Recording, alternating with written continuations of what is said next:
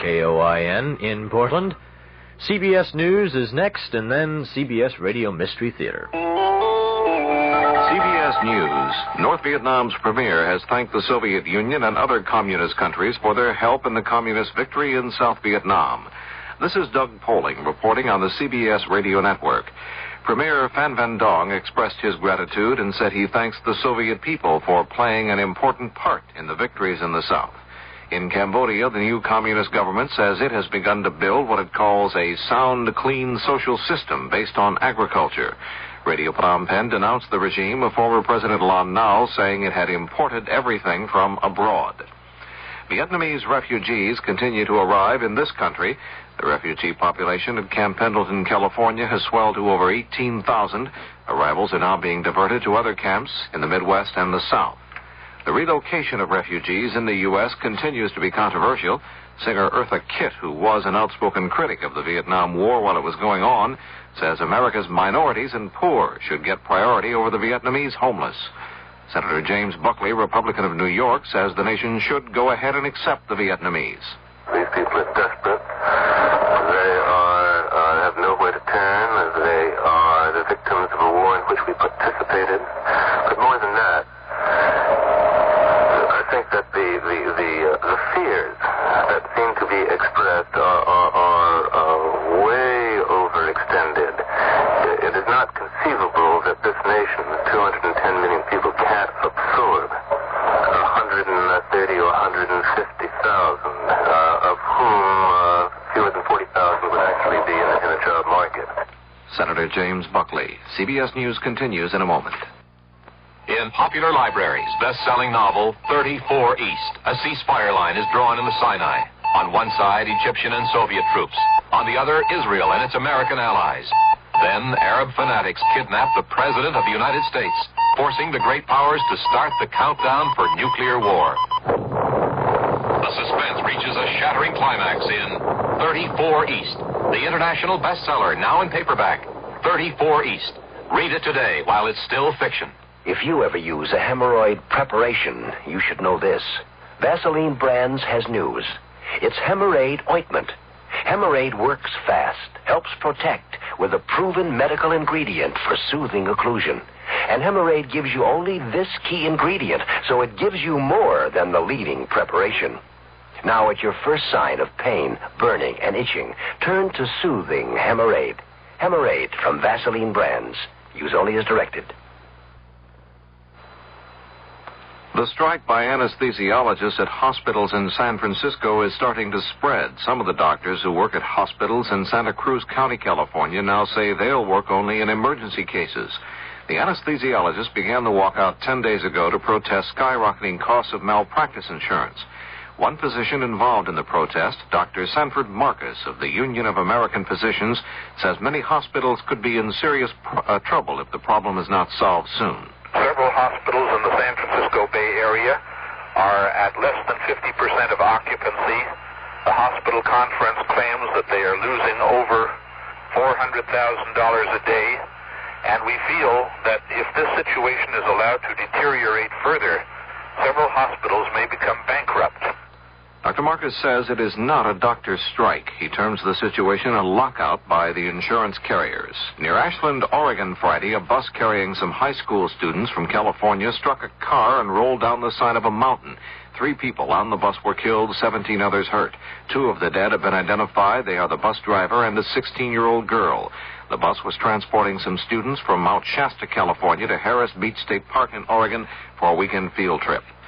President Orrin Lee Staley of the National Farmers Organization says the NFO will appeal a ruling by the Internal Revenue Service revoking the tax-exempt status of the organization.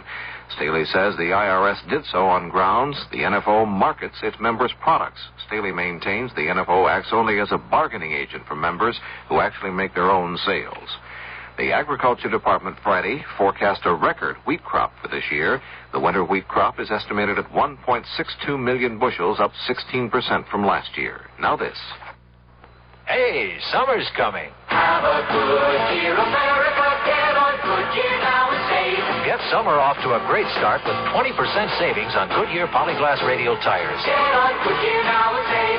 Goodyear Polyglass radials are built to last up to 30,000 miles. And now through Saturday, you get 20% off the regular price at participating dealers and Goodyear service stores. Have a Goodyear America. Get on Goodyear now and save. Have a Goodyear. Here's a riddle. Name a giant that lives in the ocean but can't breathe underwater. A giant that sings songs but has no vocal cords. Give up? It's a whale. One of the most fascinating giants that ever lived. And what's more, these giants have enormous brains and impressive intelligence. Let's use some of ours to save them from extinction.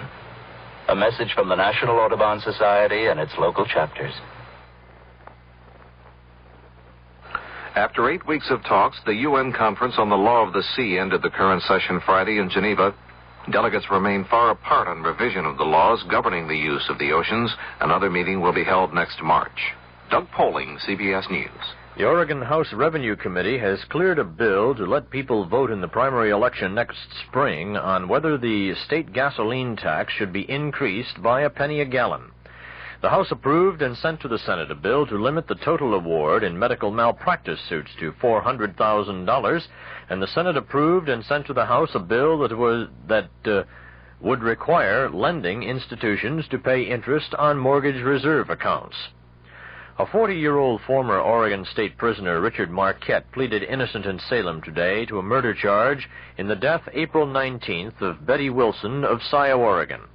Circuit Court Judge Val Sloper of Marion County set Marquette's trial for June 2nd.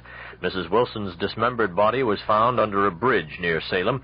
Marquette was arrested 3 days later. A report by the U.S. Soil Conservation Service and the National Weather Service predicts excellent water supplies for much of Oregon this coming summer. The snowpack ranges from 50% above average in the northern portion of the state to 4 times the normal amount in the southern portion. And all of the state except the Central Cascades got more precipitation than normal during the past month. A research group says the Public Utility Commissioner's staff is not doing its job of representing the consumer's side in a rate increase request by Pacific Northwest Bell Telephone Company. The Oregon Student Public Interest Research Group made the claim in a report. It criticizes the staff's support of the telephone company's request to charge 20 cents for each call for directory assistance and for each call from a pay telephone. The weather for the Portland metropolitan area: variable cloudiness tonight, Saturday, and Sunday. Increasing chance of afternoon and evening showers or thunder showers. A little cooler Saturday with the highs in the middle 70s, lows near 50 degrees, highs Sunday in the middle 60s, light winds tonight, and southerly at 5 to 15 miles per hour on Saturday. Chance of measurable rainfall, 20% tonight, 30% Saturday, and 60% Saturday night. Right now in downtown Portland, the temperature stands at 63 degrees. That's KOIN News to 11:08. I'm Bill Garrity. The CBS Radio Mystery Theater presents...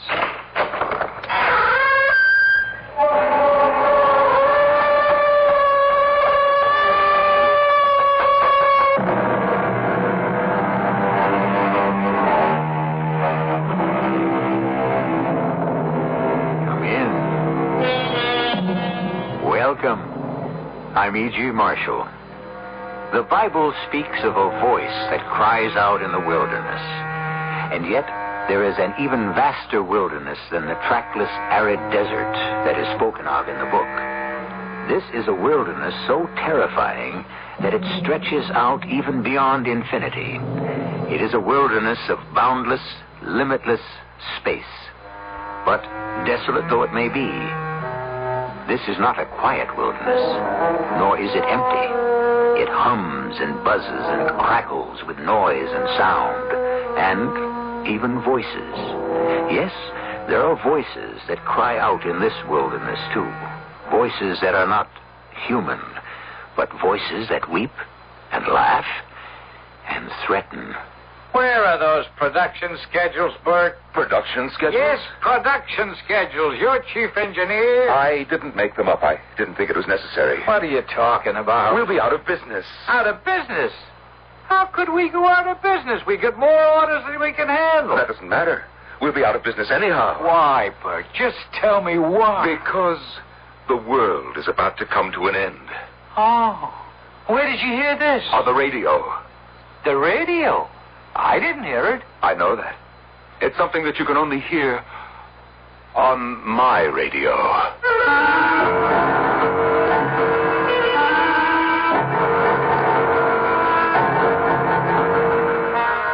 Our mystery drama, The Voices of Death, was written especially for the Mystery Theater by Sam Dan and stars Norman Rose.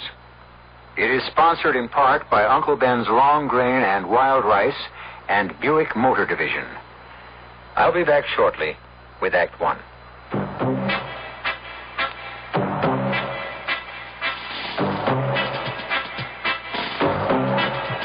When you say bud, you've said a lot of things nobody else can say. When you say bud, you've gone as far as you can go to get the very best. When you say bud, you've said the word that means you like to do it all. When you say bud, you say you care enough to only want the king of beers. There is no other one. There's only something left. Because the king of beers is leading all the rest. When you say Budweiser, you've said it all. Anheuser-Busch, St. Louis. When you dine at the Captain's Corner, you found the corner on excellent dining in downtown Portland. It's a select menu at our Captain's Corner, proudly served in a warm, friendly atmosphere. We feel quality service is just as important as a quality menu, and at the Captain's Corner, you get both. For a relaxing lunch, for that gracious dinner after 5, it's the Captain's Corner, downtown in the Century Tower building on Southwest 12th between Jefferson and Main, with free parking. The newspaper reporter was almost in tears. Mr. Coward, she cried. Haven't you anything to say to the star? Certainly, said Mr. Coward. Twinkle. Noel Coward's wit and music breezes onto the stage in the Blue Room at the Portland Civic Theater. Oh, Coward, a new musical comedy review, is now playing on Thursday, Friday, and Saturday nights at 8:30. Call 226-3048 for reservations. Do your spring thing with Oh, Coward at Portland Civic Theater.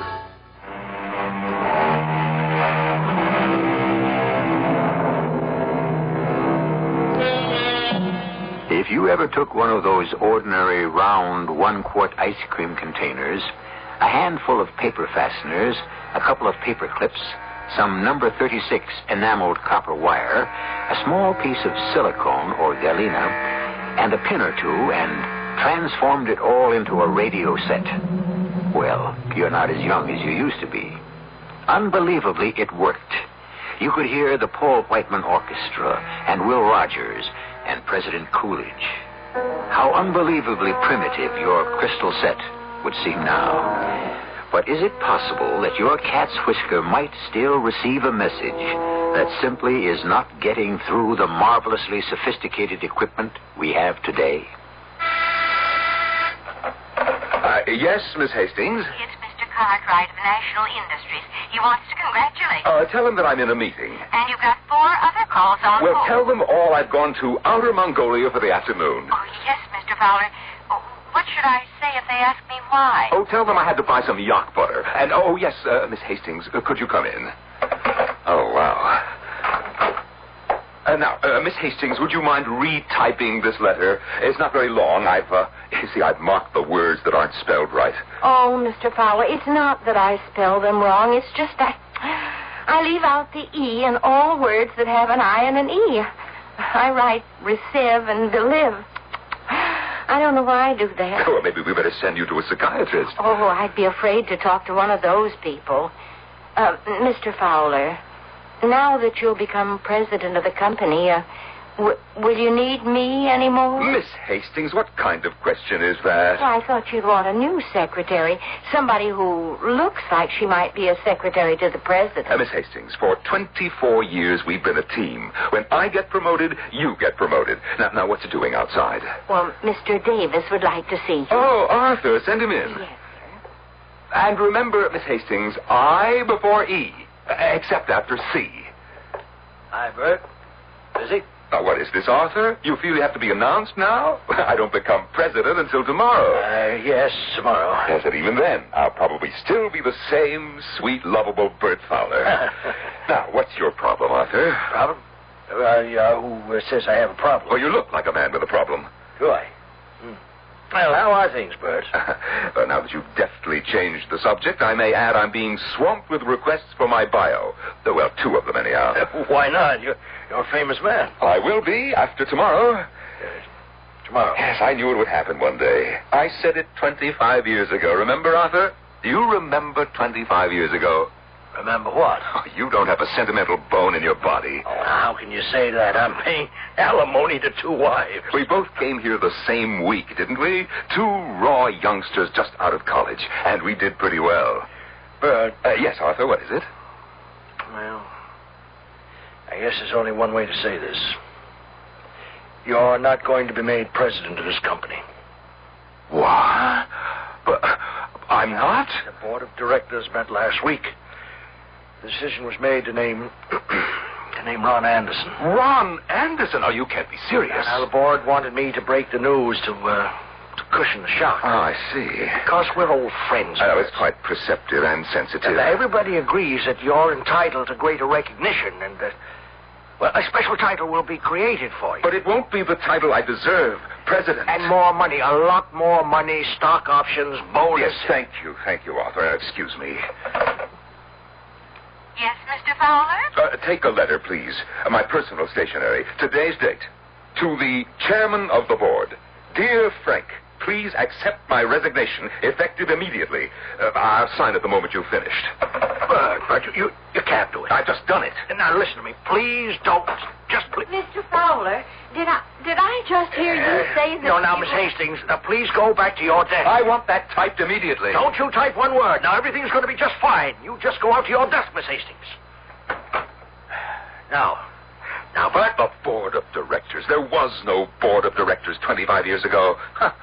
How high and mighty we've become. We now have a board of directors. Just calm down. I walked into this company 25 years ago, and it was going down for the 3rd time. This pathetic little 2x4 fly-by-night. But you have to realize... Whose ideas turned this company around? Yours. Whose designs made the difference? Yours. Nobody denies that, Bert, but times have changed, and you don't have the right image for the president of the company. Oh, really? Let's talk about images, shall we?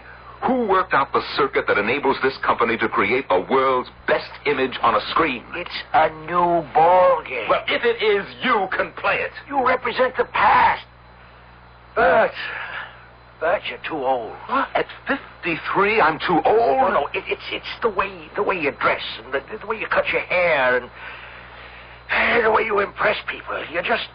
Well, I guess the only way I can put it is that you're just too World War II-ish. Whereas Ronnie Anderson... Ronnie Anderson is an idiot. No, he's not really an idiot. It's just that he talks their language. Whose language? The language of the people who pull the buying strings today. It's the accent on youth. And he sports that long hair, and he wears clothes that are called mod or whatever. And he's just that fresh, bright, vibrant image the board thinks that this company needs. But he doesn't know one end of a receiver from the other. He doesn't have to, Bert. The engineers don't run companies anymore. You know that. It's all in the hands of the marketing people. Well, if you'll excuse me, Arthur, I'd like to clear my desk and go home. Where are you going? You heard me. I said I'm going home. Are you? Tell me, Bert. Where's home? Where's home? It's here. And what's home? This company. It has been your wife, your kids. What else do you have? Will you excuse me, Arthur? You gave everything to this company. The company is all you have to show for your life.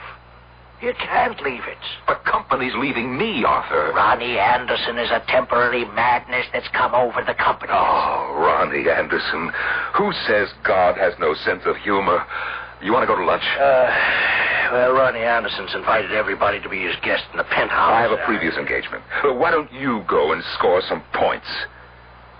That was a low blow. I'll see you later, Bert. Yeah. Yes, sir? Miss Hastings, call the garage. I want my car.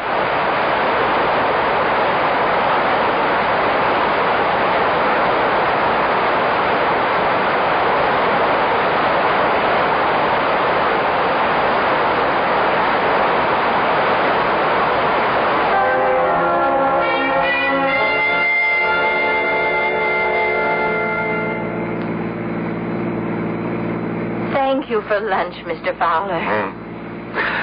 Isn't it a beautiful day? Oh, I can't remember ever doing anything like this before. Anything like what, Miss Hastings? Oh, driving out in the country during the middle of a working day. Oh, the woods are so beautiful. Yes. Now, you've been my secretary for so many years, Miss Hastings, and, well, I know so little about you.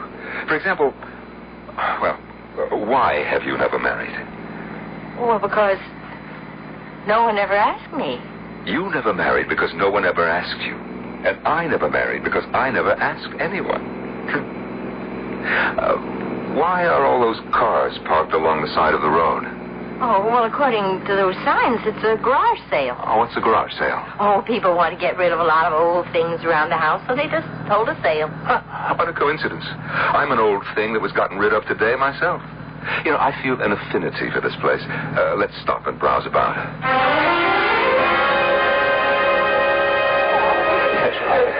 Oh, I've never seen so much junk. Oh, usually you see some old books and pictures. You see that stuff over there, Miss Hastings? It's typical of what you'd see in a home about, 50 years ago. Look, there's an old, broken-down, wind-up phonograph, a clothes dummy, a coffee grinder, and Mr. Fowler? Mr. Fowler, are you all right? No. Oh, no, it can't be. Mr. Fowler, you're so pale. But it's mine. Mr. Fowler, something's wrong. Miss Hastings, you see that thing on the table?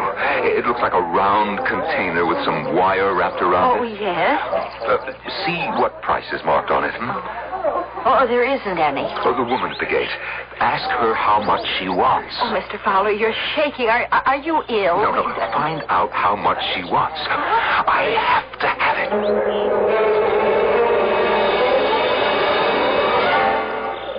$1.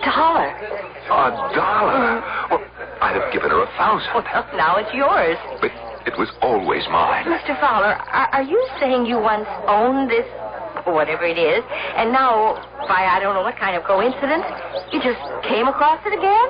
What do you think this is, Miss Hastings? I couldn't tell you. It's a radio. A radio? Well, it looks more like a carton for ice cream or sauerkraut. This was my first design. My very first design.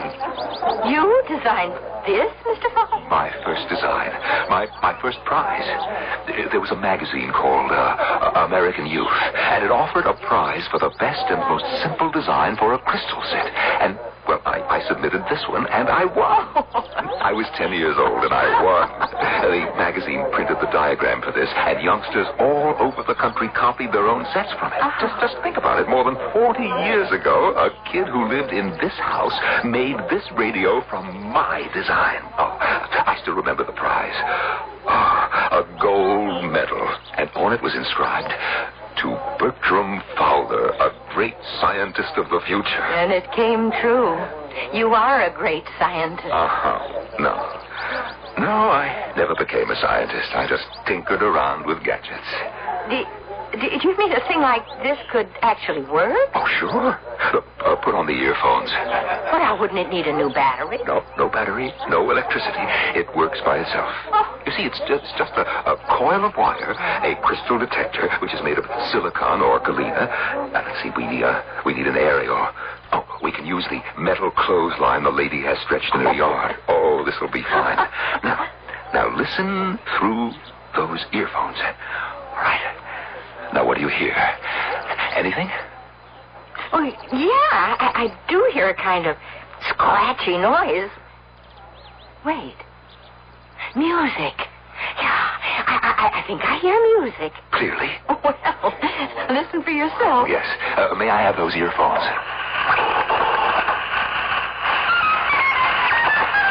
Why, that's the music of Paul Whiteman, King of Jazz. It has been brought to you from your Grand Ballroom, Ritz-Carlton Hotel in New York City. Whiteman? But it's not possible. And now for the news. President Coolidge said today that he will call for a 3-hour naval conference in Geneva, Switzerland, to be attended by Mr. Fowler, what's wrong? Oh, somebody help me. We need a doctor. Please. Oh, Mr. Fowler, don't faint.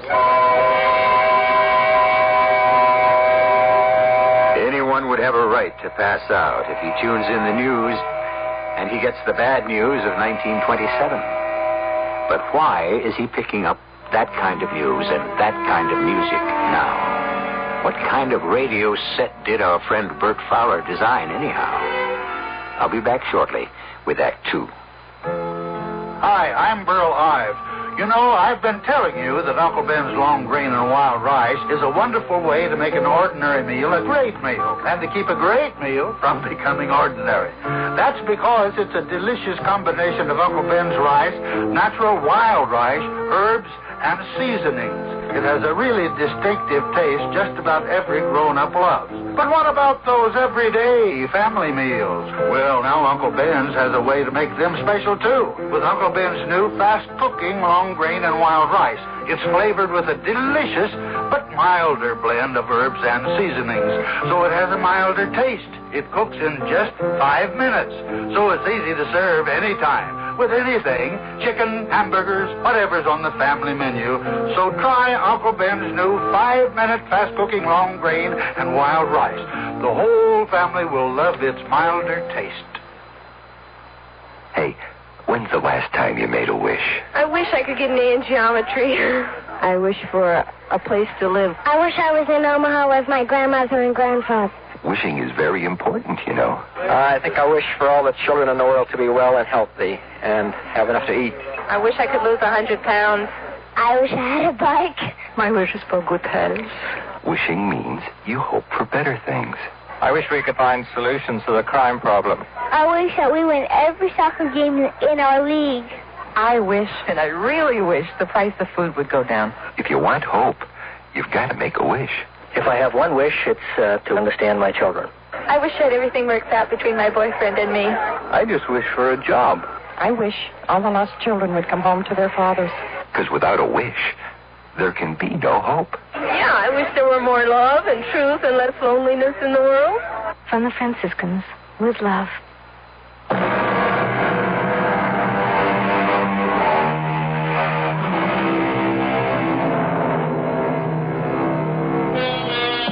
I shot an arrow into the air. It fell to earth, I know not where, said Mr. Longfellow. But the fact of the matter is, the arrow did fall, finally, to the earth. There is evidently then a significant difference between arrows and words. When you shoot or utter or discharge, however you want to put it, a word into the air, apparently it never falls to earth again. It enters the ether and stays there forever. Or does it? How else may we account for the fact that Bert Fowler is now hearing words that entered the airwaves more than 45 years ago? You say that you heard an actual Paul Whiteman broadcast. And I heard a news broadcast, which could only have been made in 1927. Why? Because it was about the conference to restrict the number of battleships. Mm-hmm. It was called by President Coolidge. You've heard of him. Yes. And you heard all this on that ice cream carton? This ice cream carton is actually a variable inductance tuning coil, a crystal detector, and... look, Doctor, I don't want to get into anything here. I know what I heard. Well, when Miss Hastings brought you here to my office, she said that you'd had a very shattering experience earlier in the day in your business affairs. Yeah, you could say that. Well, that was one shock to your system. And then you encountered this radio, which was made from a prize-winning design of yours. Now, you were only a child at the time, so that's a second shot. All right, but what does all this have to do with what I heard? Well, the present has suddenly become unbearable. And you're escaping back into a beautiful, promising past? Now, what you're saying is that for one reason or another, I imagined all this, Well, yes, that's what it comes to, Mr. Fowler. Listen, I put on these earphones. I scratched that crystal with the cat's whisker. All I got was static. Doctor, am I okay otherwise? Oh, you check out first rate. Hey, listen. Let me know if you raise any more of that 20s jazz, huh?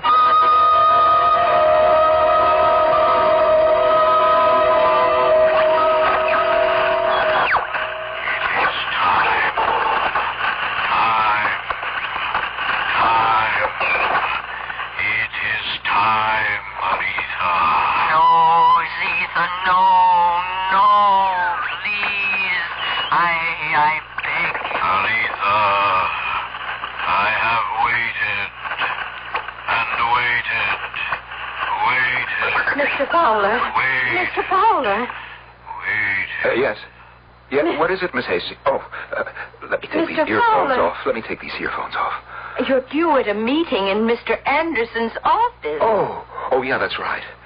You know, Miss Hastings, I'm hearing the strangest voices on this old radio of mine. What kind of voices? Well, I don't know. Oh, Mr. Fowler, I wish I could hear the voices you say you hear. They're there. They're loud and clear. Bert, we're no longer competitive. There's not a company in the world that can match our quality, Ron. Yeah, but we've got to cut costs. We can't. You mean you can't? If you know someone who can produce this quality for less money, well, I'll step aside. How about less quality? There goes the reputation of this company. Well, don't you worry about our reputation. I have to. I created it. Why didn't you resign, Bert? You know, I'd have resigned if they'd named you president. That would be the easy way out. Well, you'll simply have to find some shortcuts. If you put us back with the rest of the pack, why should people buy our product? That's my job, marketing. You turn it out, I sell it. Just like that, huh? You're not keeping up with the current market. Neither is your friend, Arthur Davis. What about Arthur? Well, I almost fired him today. Why? He has a lot to learn about publicity. That little thingamajig of yours, that crystal set, just because it won a prize almost 50 years ago, he thought it was worth sending word to the press. For that you'd fire him? Here's that old magazine. It's dead and gone, and pictures of kids in short haircuts and knickers, and this crazy-looking carton with all those clips and fasteners. And you're our executive engineer. Ron, you may have missed the point. The image is old-fashioned. The direction is backwards. Nobody cares about yesterday, Bert.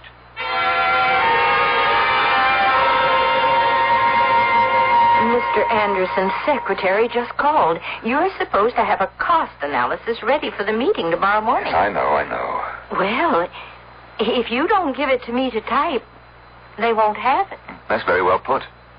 And I know you haven't even started it. That's right. Now, Mr. Fowler, don't you think that Zephyr and Aletha. Zephyr is a man's voice. It sounds like a man's voice. And Aletha, it must be a woman's voice, but who are they? Who are they? Mr. Fowler, should I call back and tell Mr. Anderson's secretary the report will be ready? Yes, you do that. Or else, well, tell her it won't be ready. Any way you feel. But, Mr. Fowler... And now, Miss Hastings, you must excuse me.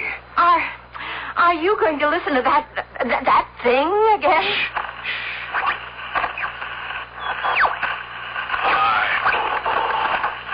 It's time, Marita. No, Zeta, give them a chance. How many chances? How many? One more. You say one more. I give one more. Then they do something even more frightful. The children of today, they are different. There's so little space, so few planets that are green. and fertile. Another chance. Another chance. Either you and I, we would use the space wisely. What space? What space? Young men and women, they will be different.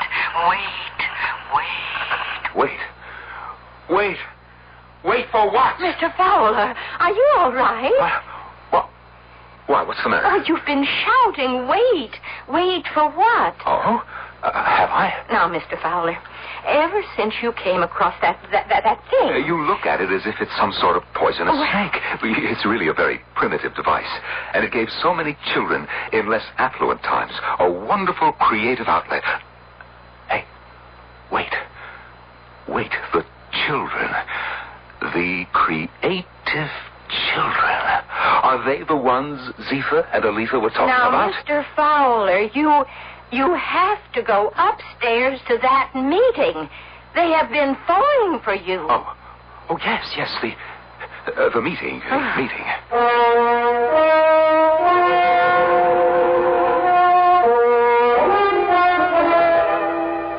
I don't see where there's a reduction in any of these costs, Bert. That's right, Ron, you don't.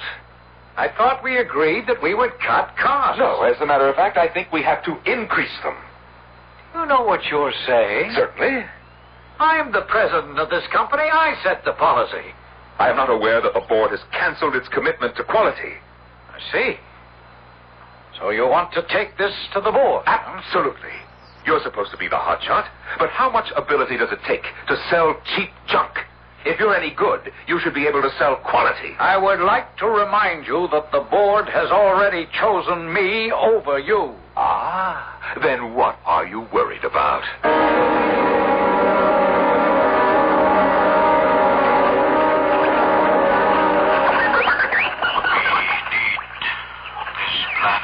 We have no right to take it. We will make better use of it. But it is theirs. It is theirs. They will destroy it. No, the children growing up today. Those children will save. These are the children who will destroy it. Give them a little more time. How much? A little more. Just a little more. We have to stop. Do you hear, Miss Hastings? We have to stop. Mr. Fowler, I don't understand you. What are you saying? We have to stop. Stop what? Stop destroying the world. Oh. Miss Hastings, tell Arthur Davis I must see him in my office right away. Arthur, I want you to contact the science editors and writers of all the newspapers, magazines, and wire services. What for, Bert? What for? I'm going to hold a press conference, that's what for. Well, what? Well, have you cleared it with Ron? No, I haven't cleared it with Ron, and I don't intend to clear it with Ron either. Now, you just get these guys to meet with me, say, Tuesday morning. You'd have to tell me why. And I would have to check it out. Arthur, I'm asking you to do this for me. Please, Bert. Ron calls the shots, you know that. Sure. Yes, sure. Okay, Arthur, I'm sorry that I asked. Look, Bert, I am on your side, but you understand my position. Oh, absolutely. And so why don't you leave before we both burst into tears? Yes, sir? Miss Hastings, call the scientific editors of all the newspapers, magazines, networks, wire services, and tell them I'm having a press conference on Tuesday morning at 10. Oh, but that's Mr. Davis's job. I know, but he needs some help.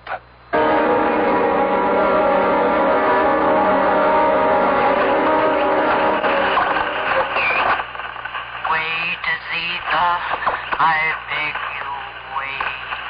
Every day, they do further damage, wreak greater havoc, sow sorrier destruction. It will be too late. Give them just a little more time. More time. Now, what I have just played back for you, ladies and gentlemen, is the tape recording of voices that were picked up on this old crystal detector. The message is clear. The world is in danger. It will be taken over by another race or kind, or call it what you will, unless... What is this guy? No, wait. No, wait, please. Don't go. Listen. Listen to me.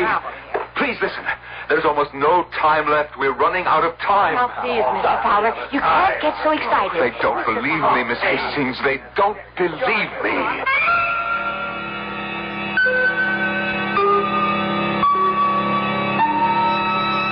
Well, do you believe him? The air of the night is filled with voices, and not all of them are heard by everyone. It is said that some men hear the rhythm of a different drummer. What about the rest of us? If we do not hear that drummer, does that mean he doesn't exist? Right now, all we're sure of is this. You exist, and I exist. And I shall return in just a few moments with Act 3. There are times when you feel like rolling, when the whole world's standing by, and you know just where you're going, and you know you're riding high.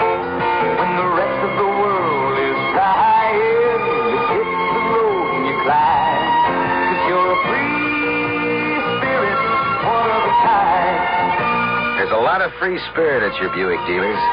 If you're thinking about a new car, he has lots of bright, shiny, free-spirited Buicks for you to choose from. If you're thinking used car, your Buick dealer has a good selection of those, too. If you want a checkup for your present Buick, or to get your car in shape for a trip, his service department has everything it takes. Free spirit at your Buick dealer. It's part of every deal. Free spirit, one of a kind.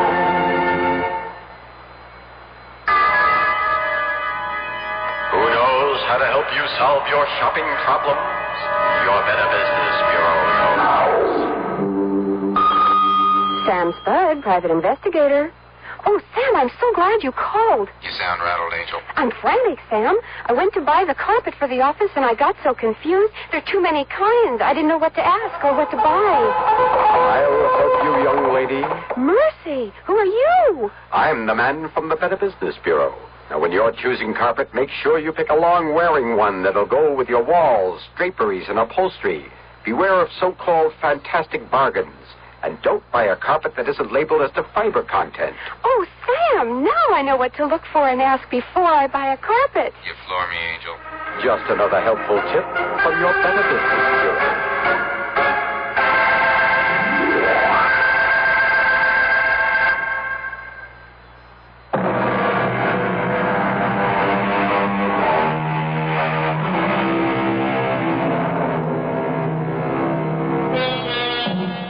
Easygoing, amiable Bert Fowler is suddenly cast, or he seems to have cast himself, in the role of a prophet of doom.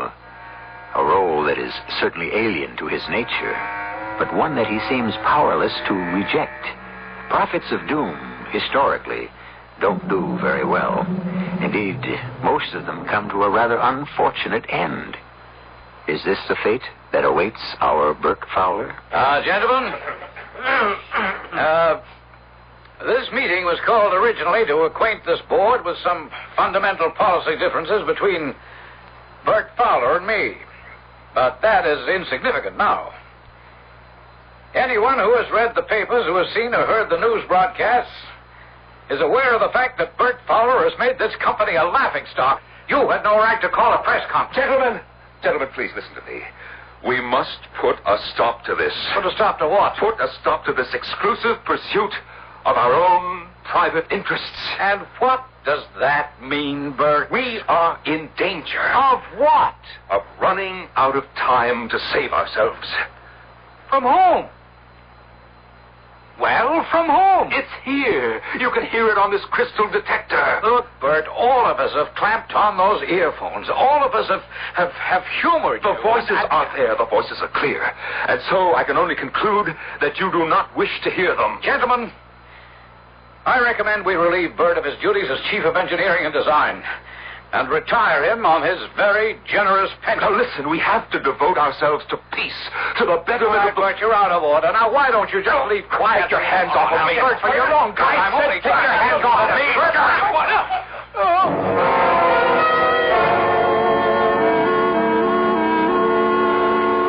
Not so good, Mr. Fowler. Oh, I don't know what came over me, Doctor. A fine crusader for peace you turned out to be.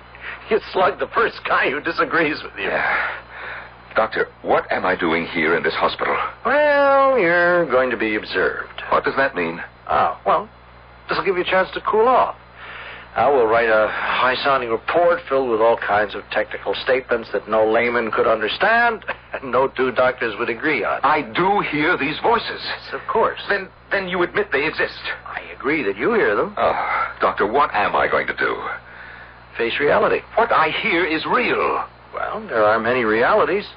And the problem is, you have to get along with the one that's popular. Now, the voices you hear are your voices, Mr. Fowler. They remind you of a happier time. No, I am not talking about the news and the music. I mean Zephyr and Aletha. Ah, well, Aletha and Zephyr. Yes, A to Z. See, that's how you see your life. It's completely fouled up. It's no wife, no kids, no real fame. You know, it's a brilliant potential that was never realized. That's how you account for it. Bert, I'm on your side. I think the whole thing is absolutely wild. According to Aletha and Zephyr, the young people of my generation should have turned things around. I guess we only made them worse. How about your generation, Doctor? Well, we make a lot of noise, but we'll get older, too. But, Doctor, if we do nothing, the world will come to an end. You want to know what I think? I think the world came to an end a long time ago.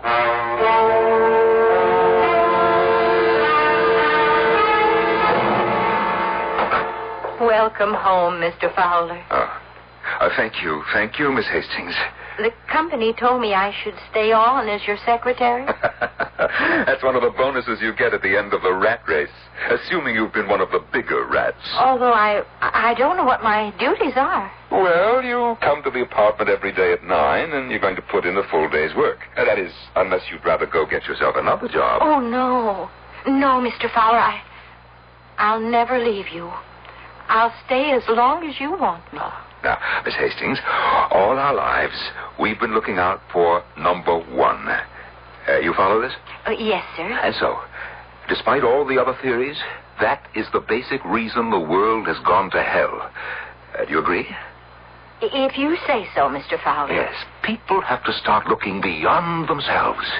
We just have to do things that will turn the world around. Yes, Mr. Fowler. Now, this is something that has to begin at the top. Once the leaders understand what their true mission has to be, we can save ourselves. Now, I've drawn up a list of important people.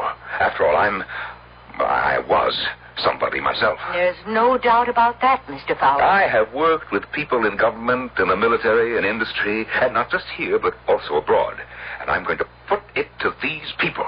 Now, here's the list, and I want you to put through some calls for me. I have Admiral Chadwick on the phone, Mr. Fowler. Oh, thank you, Miss Hastings. Hello, George. You got my letter? What do you mean, what's the punchline?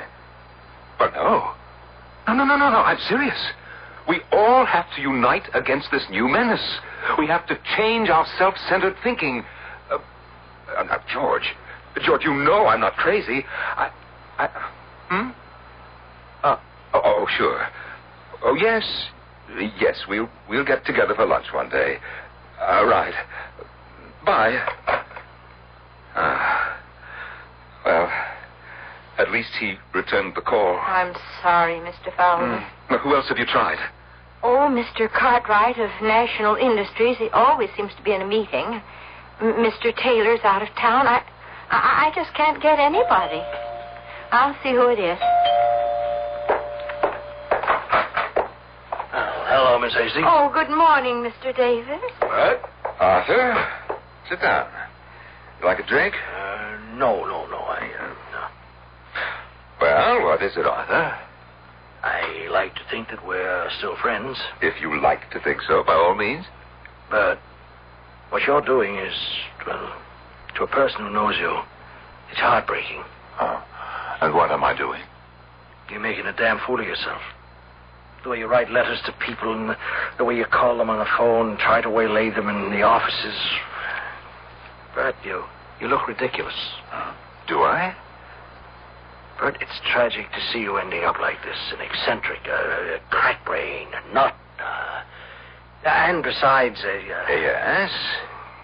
Well, there's the company. Oh, but I've retired. I'm no longer with the company. Your name will always be associated with the company. And so what you're doing is a reflection. What do you suggest I do? Oh, enjoy life. You're still comparatively young. You have plenty of money. Arthur, friend to friend, if you were me, how would you go about it? Go about what? Go about getting people to listen. Nobody wants to listen to what you have to say, Bert. I know, but how can I dramatize my message? You just answered your own question. Dramatize. Call attention to yourself somehow. Make people listen. Do something. Yes? Oh, I don't know. But something that would just explode all over the front pages. Oh, yes. Thank you, Arthur. But I want you to know we're still friends. Oh, it's heartwarming to hear that, Arthur. I wish you'd forget about those voices. But how can I forget? I hear them so clearly. Now listen, put the earphones on. I tried, but I just can't hear. Or you don't want to.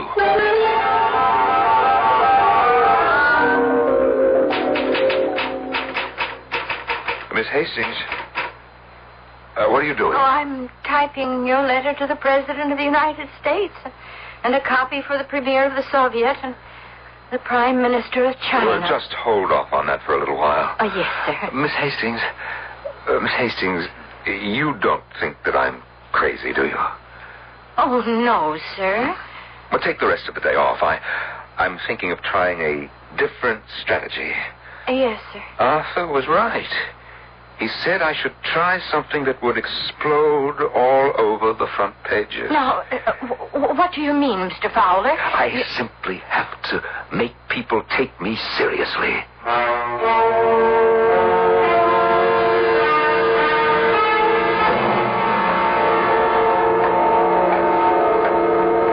Who's that? What? Bert, it's you. Yes, Ron. It's me. What are you doing here? Oh, I got lonesome for the place. I thought I'd come by for a little visit. At 10 o'clock at night? Well, you're still here, Ron. Wait. What have you got in that valise? What do you think I've got? I'm going to call a security guard. I just saw him. He's asleep. But he's outside. He won't get hurt. What have you got in that valise? Fuses. Wiring.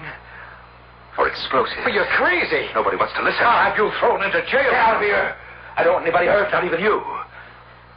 This place will go up in 30 seconds. Well, you're a maniac. Run for your life! You run! Why are you standing there? Because it's my company. I'll stay with it. You're out of your mind. Better run for your life!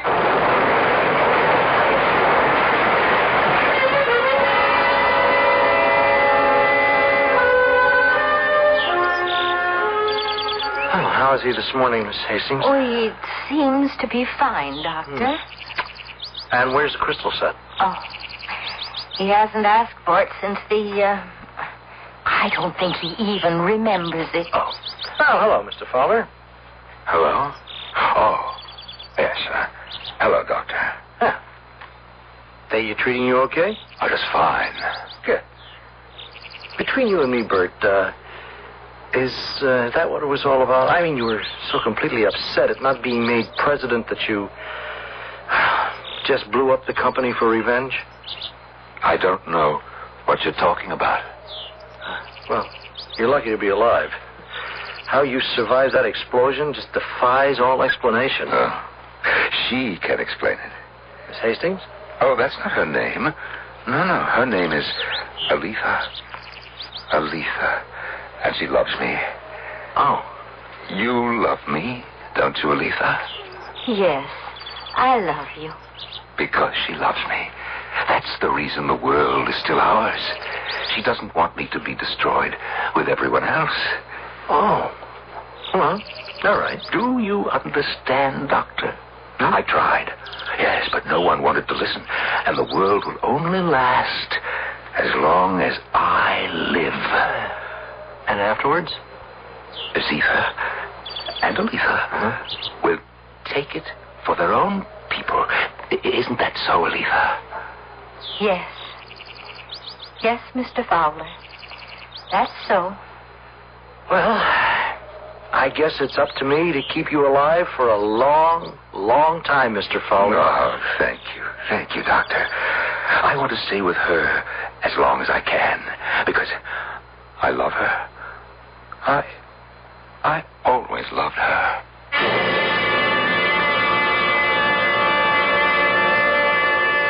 Let's hope he stays with her for a long, long time. Because if her name is Aletha, we are all only safe as long as Bert Fowler lives. Well, you must admit the end of the world could happen any time for any number of reasons. Just add Bert Fowler to the list. At any rate, I'm reasonably sure the world won't end before I come back in just a few moments. In popular libraries, best-selling novel 34 East, a ceasefire line is drawn in the Sinai. On one, Soviet troops. On the other, Israel and its Americans. Then, Arab fanatics kidnap the President of the United States, forcing the great powers to start the countdown for nuclear war. The suspense reaches a shattering climax in 34 East, the international bestseller, now in paperback. 34 East. Read it today while it's still fiction. Last year, this kid came close to being just a name on a tombstone. What saved him was Ellen Costigan. She knew what to do because we taught her life-saving. That's the whole business of the American Red Cross. Sometimes we do big life-saving jobs like sheltering 500,000 people. Sometimes they're little, like helping an old lady get to the supermarket. Life. It's worth saving. What a shot! Give us a hand. All right.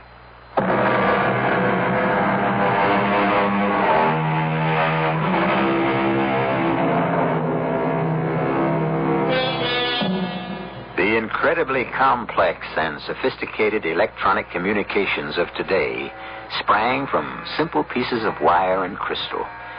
The fantastically complicated jet airplane originated in some pieces of wood, cloth, and bicycle wheels. Our age of technology has come into being within the memory of people who are still alive today. It is so new, so strange that we hardly believe it or understand it. Are we using it properly? What were we supposed to do with it? Our cast included Norman Rose, Mary Jane Higby, Earl Hammond, and Ian Martin. The entire production was under the direction of Hyman Brown. And now, a preview of our next tale. Marvin Hale Prentice, MHP. In the poetry, all of Creston's writings, the first line always starts with a word that begins with an M. The second line starts with a word that begins with an H. And the third with a P. But that could be a... That could be what?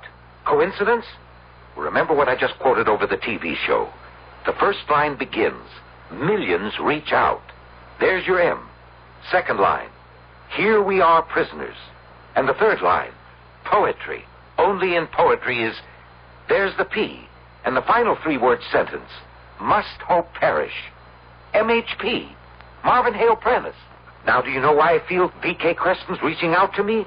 One man's thoughts reaching out across thousands of miles and touching my own?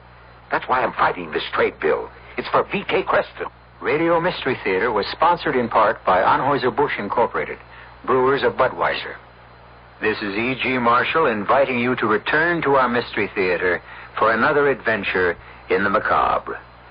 Until next time, pleasant dreams.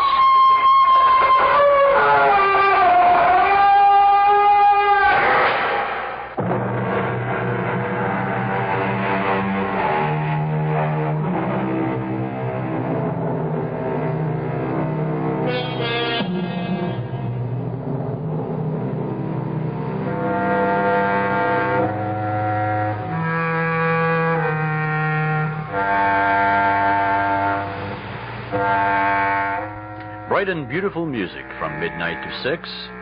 World and national news on the hour with CBS. Chuck Knopf has local news.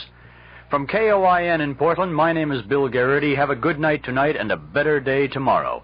And have a lovely weekend, huh? It's 12 midnight. CBS News. The numbers of Vietnamese refugees in the U.S. continue to swell, but getting them settled here is taking time. This is Doug Poling reporting on the CBS Radio Network. It's thought there are now about 113,000 refugees from Indochina in America. Temporary camps set up for them are jammed. Camp Pendleton, California, with 18,000 temporary residents, is so full, arrivals are being diverted to other parts of the country. One official says the relocation of Vietnamese into new jobs and homes around the country is going much more slowly than expected and could take up to 6 months. Leon Marion, head of the American Council of Voluntary Agencies, blames government red tape. He says only those Vietnamese with previously established American sponsors or relatives have started leaving the camps. A South Vietnamese refugee ship which survived a rocket attack while fleeing Saigon limped into Guam Friday with 700 persons aboard. The vessel had 3 holes in its sides and was still flying the South Vietnamese flag. Some of the passengers said about 7 people were killed when the rockets hit the ship. More news in a moment. If you ever use a hemorrhoid preparation, you should know this. Vaseline Brands has news. It's Hemorrhoid ointment. Hemorrhoid works fast, helps protect with a proven medical ingredient for soothing occlusion. And Hemorrhoid gives you only this key ingredient, so it gives you more than the leading preparation. Now, at your first sign of pain, burning, and itching, turn to soothing Hemorrhoid. Hemorrhoid from Vaseline Brands. Use only as directed. The first big Hollywood film of 1975 will arrive on the scene next week, and of all things, it's a cynical look at Hollywood itself. I'm Shirley Dunphy, your host for Entertainment West, heard every Saturday over most of these CBS Radio Network stations. Tomorrow I'll be talking with director John Schlesinger about his film Day of the Locust, a grim story of Hollywood and the world in 1938. And we'll hear his thoughts on why an Englishman like himself can so easily capture a slice of American life. That's Entertainment West tomorrow on the CBS Radio Network. One of the world's leading oil magnates has arrived in Latin America. George Nathanson has a report from Mexico City. The Shah of Iran arrived in Mexico City to a thunderous and typical warm Mexican welcome. Officially, the purpose of this state visit is to strengthen the bonds of friendship between the two countries. Unofficially, it is third world unity confronting the powerful industrialist nations. In the case of Iran and Mexico, oil is the key issue and the possibility of petrodollars invested in Mexico. Sunday, he travels to various industrial sites in the country where Mexico is seeking heavy investment. But if Mexico needs petrodollars, Iran and the oil-producing exporting countries need Mexico to support petroleum price and production standards. The Shah is the 4th head of state to visit Mexico this year. 5 more follow before the year is up. All the heads of state represent third world nations, indicating Mexico's intensive campaign to assume a major leading role among the developing countries. George Nathanson for CBS News in Mexico City. Some good news for the nation's economy. The government reports that retail sales rose 1.4% during April. It also reported that business inventories declined $1.9 billion during March. Assistant Commerce Secretary James Pate talked about the significance of the inventories decline. This is encouraging news, of course, because the liquidation of the excessive stock of unsold goods is absolutely essential to a recovery in the economy, a resumption in production, and a pickup in employment. Officials also say the decline in inventory should help cut down on inflation.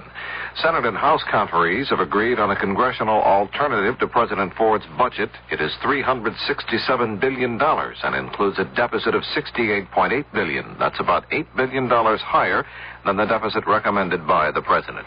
The Justice Department has recommended that the Penn Central and other financially troubled railroads in the Northeast and the Midwest be sold at auction to more prosperous railroads. A law passed by Congress last year requires the administration to submit a plan for reorganization of those railroads that are in trouble. That plan has to be submitted by law no later than July 26th. CBS News continues in a moment.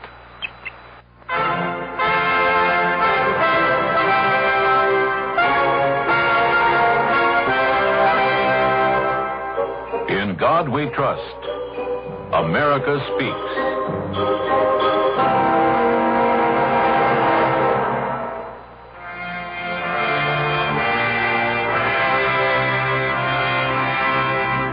From Abraham Lincoln's Creed, I believe in God, the almighty ruler of nations, our great and good and merciful Maker, our Father in heaven, who notes the fall of a sparrow and numbers the hairs on our heads.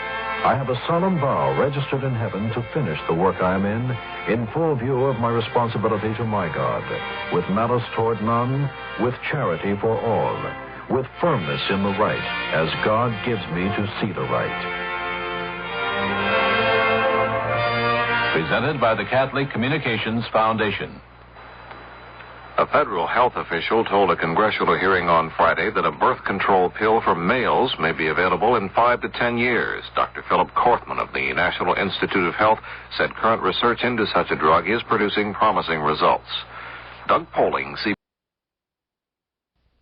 It's coming up to 11 o'clock on KOIN in Portland. CBS News is next, and then, of course, the Radio Mystery Theater. CBS News. President and Mrs. Ford are preparing to leave Washington for a 10-day trip to Europe. This is Doug Poling reporting on the CBS Radio Network. While in Helsinki, Finland, Mr. Ford will sign the treaty that came out of the 35-nation European Security Conference. Critics claim the agreement gives tacit recognition to Soviet domination of Eastern Europe. But the president insists America is giving away nothing and is getting Soviet pledges of more freedom for the nations of Eastern Europe. President Ford has another serious foreign policy matter on his hands right now. Turkey has ordered suspension of operations at U.S. bases in that country. The Turks are angry because the U.S. House of Representatives turned down the administration's request to resume arms shipments to the Ankara government. The president has now asked the House to reconsider its action. He said closing American bases in Turkey will work to the detriment of critically important U.S. security interests. House Republican leader John Rhodes was critical of his colleagues who voted to continue the embargo against Turkey. This is about the result that one can expect when 435 members of the House of Representatives try to become Secretary of State. No legislative body in the world was ever designed which could conduct foreign policy. I think it's a shame and a tragedy that two nations which have been as close as ours, our nation and Turkey have been, should have a parting of the ways over a really collateral matter. House Republican leader John Rhodes. More news in a moment. Are you an unpublished author? Do you have a book-length manuscript ready or almost ready for publication? Or do you know of anyone else who is an unpublished author? If so, Vantage Press invites you to write to a leading New York publisher for a free illustrated brochure titled To the Author in Search of a Publisher. It explains how you may have your manuscript printed and published in a matter of months. Just write to GPO Box 1414, New York, New York. Whether your subject is fiction, non-fiction, poetry, or even scientific, specialized, or controversial, this 52-page brochure shows you how to arrange for prompt publication. To get your copy, write to GPO Box 1414, New York, New York. That's GPO Box 1414, New York, New York. If this is your first book, you'll find this free brochure especially valuable and informative. Write to GPO Box 1414, New York, New York. GPO Box 1414, New York, New York. The Apollo astronauts have had to delay their return to Houston. They're confined to sick bay in Honolulu. David Dow has a report. Doctors who have been treating the 3 Apollo astronauts for lung irritation say it will likely be Monday or Tuesday before the 3 can leave the Tripler Army Medical Center and fly home to Houston. Doctors emphasize that astronauts Stafford, Slayton, and Brand are in stable condition, in good spirits, and feeling well. But they said 3 days, sometimes less, was usually a minimum amount of time to observe their condition to ensure it did not progress. We're very optimistic, said Dr. Peter Bartoloni, Chief of Medicine at Tripler Hospital, adding that there's no indication so far that the mild lung irritation will lead to a chronic condition. The doctors suspect but aren't sure that the 3 men inhaled byproducts of combustion and some nitrogen tetroxide during the descent of their spacecraft Thursday. And they want to make sure that doesn't lead to pulmonary edema, fluid in the lungs, which could take several days to develop. The physicians have ordered the astronauts to remain in bed much of the time while under observation, allowing calls to their families. David Bell, CBS News, Honolulu. 22-year-old Stephen Smith has been released unharmed after being held for 67 days by rebels in East Africa. Officials at Stanford University, where Smith is a student, announced he's been freed by rebels in Zaire. Smith and 3 other students were abducted May 19th at a camp in Tanzania. The others had already been freed. A Stanford professor involved in the negotiations for the release of the students said it was mutually agreed upon that the terms of the release remain secret.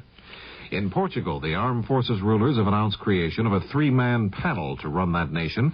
The troika will be made up of the nation's security chief, its premier, and president. Inclusion of communist-oriented Prime Minister Vasco Gonçalves is seen as a serious setback for the moderate forces in Portugal. Now this message. I'm standing at a drug counter looking at hemorrhoid medication labels. This one contains only petroleum jelly, a lubricant that soothes. This one, Preparation H, has more and does more. Preparation H not only brings prompt temporary relief in many cases from occasional pain and itch, but very importantly, Preparation H actually helps shrink swelling of hemorrhoidal tissues caused by inflammation. Yes, Preparation H goes beyond soothing, has more, and does more. Ointment or suppositories, use only as directed. Hearts wants to round up every roundworm in town and run them out before they run your dog down. Roundworms can strike your dog or cat. Get rid of them safely with the Hearts once-a-month wormer. Add it to your pet's dinner every 30 days, and then it'll round up those roundworms and keep them away for good. Get Hearts once-a-month wormer at your favorite store and help your dog to be roundworm-free evermore. The Hearts once-a-month wormer for dogs and cats. In Raleigh, North Carolina, jury selection has been completed in the murder trial of Joanne Little, a black woman accused of murdering a white jailer in her cell. The judge also refused a request by the defendant to act as her own co-counsel. Testimony in the case is to begin Monday. This is Doug Poling, CBS News. The president of the Oregon Board of Higher Education, John Moser, said today he will resign next month. The Forest Service says the Lost Lake fire south of Hood River has been contained at about 110 acres. The fire broke out yesterday near Tye Valley. Some 300 men fought the blaze. Former Oregon Governor Tom McCall says he might take the job of Secretary of the Interior if it is offered to him, but that he doesn't expect it will be. The incumbent, former Wyoming Governor Stanley Hathaway, has resigned for health reasons. A self-contained water purification plant has been purchased by Crater Lake National Park. The plant can purify 80,000 gallons of water a day. It is needed because of severe pollution in the park's main water supply. Hundreds have become ill as a result. The park has been closed, and there is no word on when it will be reopened. Oregon Attorney General Lee Johnson says nativity scenes cannot be displayed in public schools at Christmas time. He says the display and the required school attendance is a violation of the doctrine of separation of church and state. 30 off-duty prison guards were called up today after reports of unrest at the Oregon State Prison. The guards were sent home after the 2 men believed responsible for the problem were isolated. Warden Hoyt Cupp said he called the extra men as a precautionary measure. The body of a 16-year-old Warm Springs youth was found today on the Oregon State University campus. He died of head injuries after falling from a 12-foot-high concrete wall. He was identified as Bruce Berry, a participant in the school's Upward Bound program. The Legislative Emergency Board has approved a University of Oregon proposal to add 1,400 seats to MacArthur Court on the university campus. The $250,000 project will be paid for by private funds. Donors of $250 will be guaranteed the right to buy a coveted season ticket. Most University of Oregon basketball games are sellouts. Donors would get 1,000 of the seats, while 400 would be reserved for students. The weather for Portland, Vancouver, fair tonight, sunny and hot Saturday and Sunday. Lows in the upper 50s, highs 90 to 95 degrees. Northwest winds at 10 to 20 miles per hour, decreasing at night. Chance of measurable rainfall 0 through Saturday. The temperature right now in downtown Portland stands at 70 degrees. That's KOIN News to 11:08. I'm Bill Garrity. The CBS Radio Mystery Theater presents...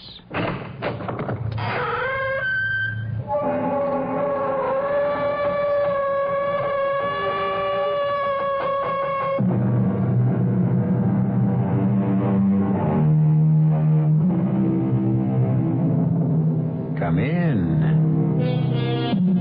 Welcome. I'm E.G. Marshall. Ancient civilizations are remembered for a variety of reasons. Egypt for her pyramids, the grandeur that was Rome, the glory that was Greece.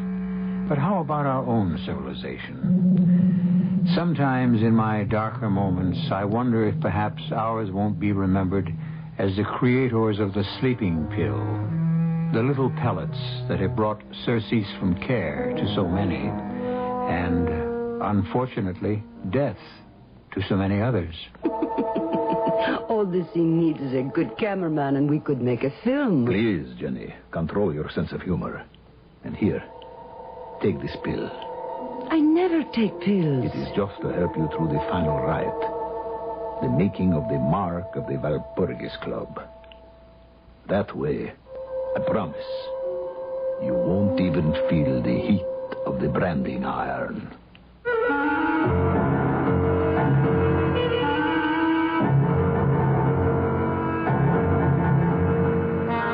Our mystery drama, Woman from Hell, was written especially for the Mystery Theater by Murray Burnett and stars Joan Lovejoy.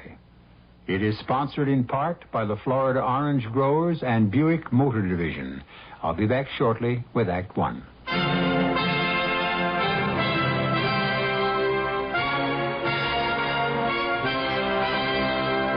In God We Trust.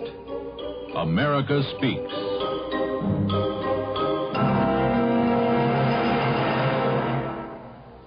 Thoughts from Helen Keller.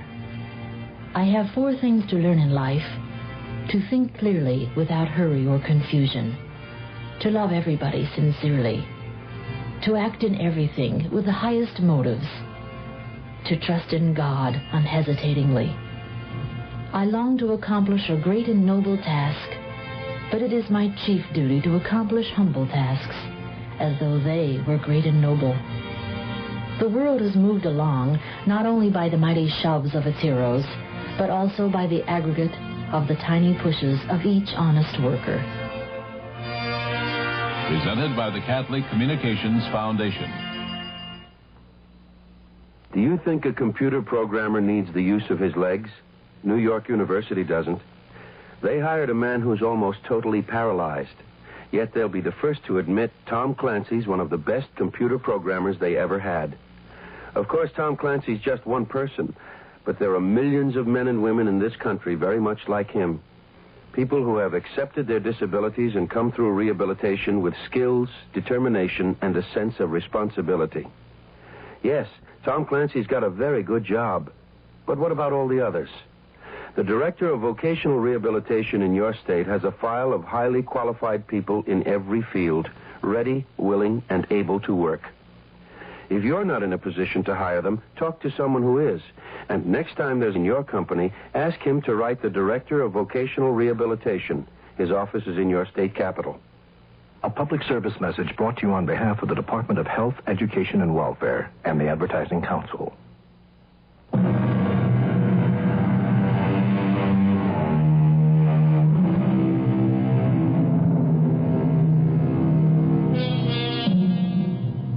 Suicides always rate a few lines of newsprint. But every newspaper headlined the shocking and totally unexpected death of the legendary superstar Jennifer Grinnell from an overdose of sleeping pills. The question on everyone's mind was, had this fantastic woman taken her own life? In Los Angeles, the medical examiner's office was off limits to reporters seeking the answer.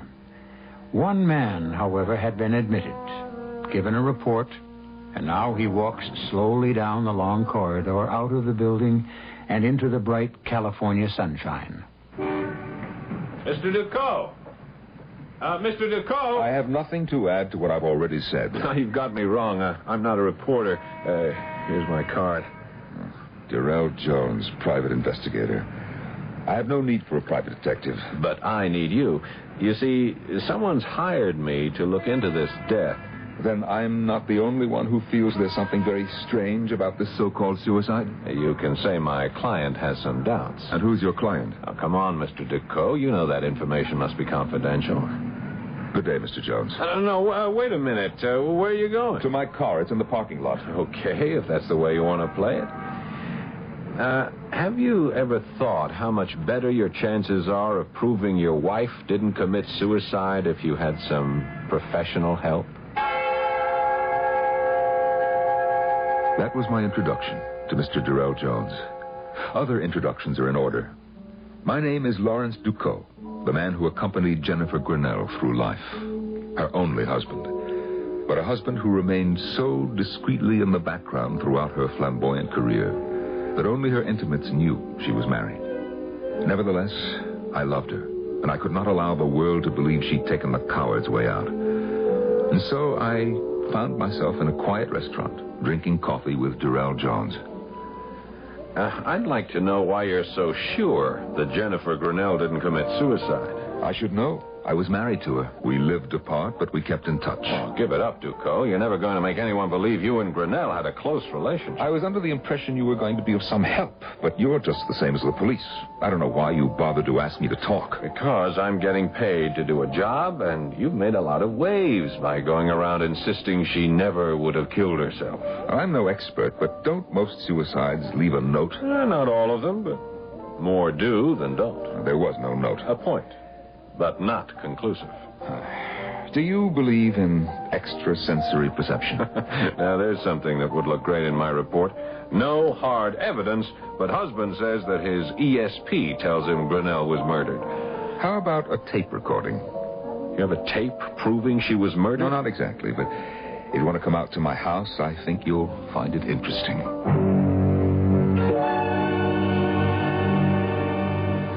Okay, where's the tape? Let me explain. I can't afford servants, so I had this telephone answering tape installed. And since Jenny and I spoke frequently, I've kept a tape recording of every phone call. Very clear. 10 days ago, I called her. Here's the call. Here are her words.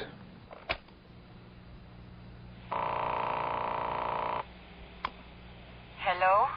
It's me, Jenny. Oh, Larry. I'm so glad you called. You're in trouble, aren't you? Yes. Money? Oh, worse. Can I help?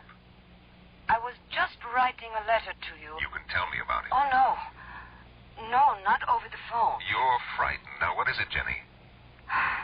The one secret I ever kept from you, my pet. Well, tell me. The letter I have just written to you, it should explain enough. Goodbye, love. You were so sweet to call. Jenny, don't hang up. Jenny. Now that you've heard that conversation, what do you think? I can understand why the police weren't interested. You don't believe that she was frightened? Sure. But of what? She didn't mention anything specific. If the police and the medical examiner say that Grinnell killed herself, I'm not about to argue with them. Well, then, why did you take the case? That's the way I earn my living. A client asks me to look into something, I look into it. That's why I'm here. But I'm not on anybody's side, and I don't like to make myself look like a fool, especially in front of the cops. I see. Now, she said something about a letter she was writing. Did you ever get it? No, she must have had second thoughts after she talked to me. I never received the letter. It was a lie. I had received the letter, but I felt that it would have been useless to show him. His mind seemed to be made up, and so was mine. Jenny had said one secret she never told me. Because I felt that Jenny's secret lay in her past, I went to the man with whom she'd had her longest and closest relationship, the spectacularly successful novelist, Bruce Brown. He was working at his latest retreat, a remotely situated house on the Greek island of Samos. You hear about our girl. How can I help? Well, first by telling me whether you think she committed suicide. Hell no. That's why I hired a private detective. By the name of Durrell Jones? That's my boy. Has he been in touch? Yes, he has. And? He thinks she did it. Does that make you change your mind? Well, it bothers me. Jones is good. Who would want Jenny dead? Bruce, she was scared. Scared? Our Jenny scared? Our Jenny. Hey, look, do I catch a whiff of jealousy after all these years? Come on, shall we stick to the subject? Right after I tell you something. If you don't mind, Bruce, I think It'll only take a minute. Now, you know when I first met Jenny, and you know how I fell for her. But what you don't know is that I proposed to her. You know what she said? Not only what she said, but how she said it. She told you? She didn't have to. I know the routine. She opened those violet eyes wide, and in her best ingenue voice said, "But I am married." Yeah, well, what you don't know is that I asked her to get a divorce. She refused. Welcome to the club. You say she was scared. What was scaring her? I received this letter, postmarked the day of her death. Shall I read it to you? No. Here, let me. Dear heart, there is no way you will make any sense out of this letter. But I do not see any other way.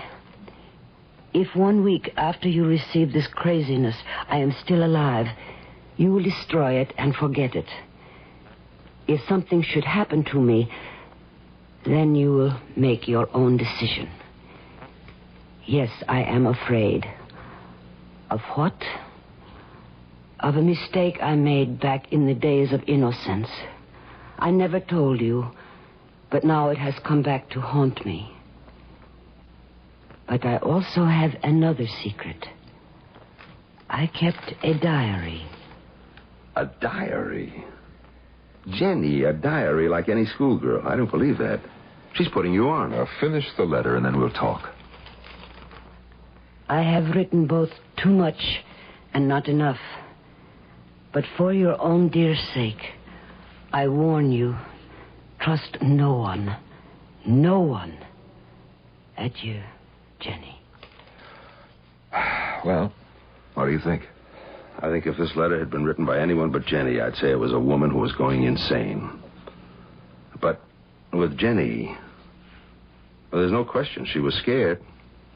And fear, well, fear is just the wrong emotion to associate with Jenny. If we think that way, we're not going to get anywhere. Well, where do we want to get? I want to get whoever killed her.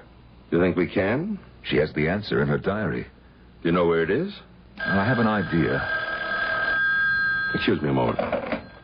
Yeah? Bruce, this is Jones. Yes, Jones. You got something on the Grinnell case? Look, I'm calling to tell you that there is no case. The dame took an overdose of sleeping pills, period.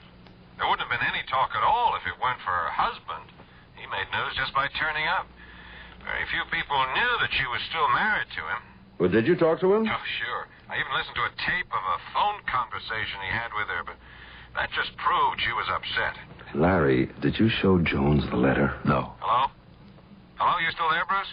Yes, I'm still here. Oh, look, I haven't got a single clue that points anywhere except to suicide. Okay, you've made your report. I want you to stay on the case. For how long? Until I tell you to quit, or until you tell me you're quitting. Okay. You're paying a hell of a price for what I think is plenty of nothing. I understand. You keep pitching, and I'll keep the money coming. Bye. Well, you heard, Larry. Yeah, I heard. He's convinced it's suicide. I'm glad you didn't tell him about Jenny's note. But I didn't because you didn't, and come to think of it, why didn't you? Because Jenny specifically wrote for me not to trust anyone. But you've already disregarded that bit of advice by telling me. What Bruce Brown said was true. But I hadn't told him everything. I hadn't told him that Jenny's favorite song was La Vie en Rose. Or that I felt Jenny was trying to tell me something about the diary and how to locate it. That's why I stood on the cobblestones outside Rene Pergamo's florist shop on the Rue Clichy just 2 days after I talked with Brown. Rene's window, with its usual bounteous and beautiful display, brought back memories. And as I stood there, Rene himself came rushing out. Monsieur Decaux, monsieur, may I express my condolences and shock at this sad news. When I heard, I could not believe. I know, Rene, thank you. Come inside. You're most welcome, mon ami, and expected. Expected? But of course. A few days ago, this little package arrived from Madame, addressed to you and marked, hold for arrival.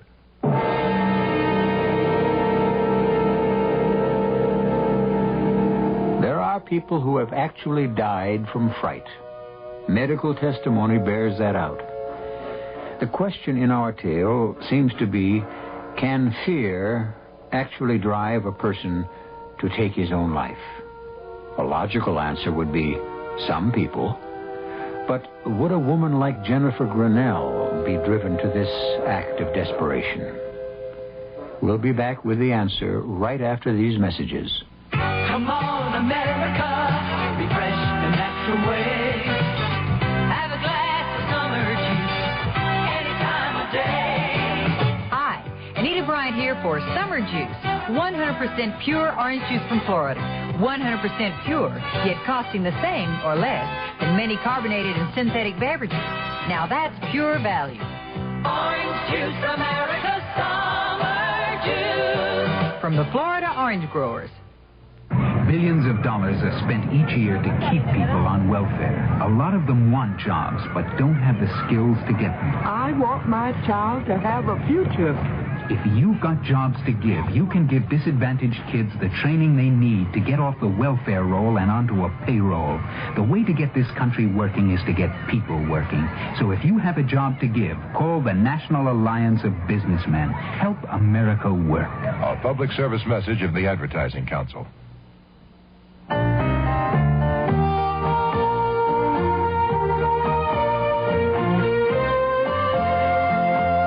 I think it was the first time I can remember really going fishing with my dad. I'm sure I'd been with him before, but the first time I really remember it was wading downstream with him in an extra big pair of wading boots as he felt his way very surely along the stream bed, and I shakily held onto the willows, and we found a spot where my dad lifted his finger to his lips and said, "Shh, we don't want to scare the fish away." And then I remember that fish, the biggest fish I'd ever seen in my life, and it was on the end of my line. And my dad, boy, was he proud. I'll never forget that as long as I live. Give your children everything. Give them your time. A thought from the Church of Jesus Christ of Latter-day Saints, the Mormons.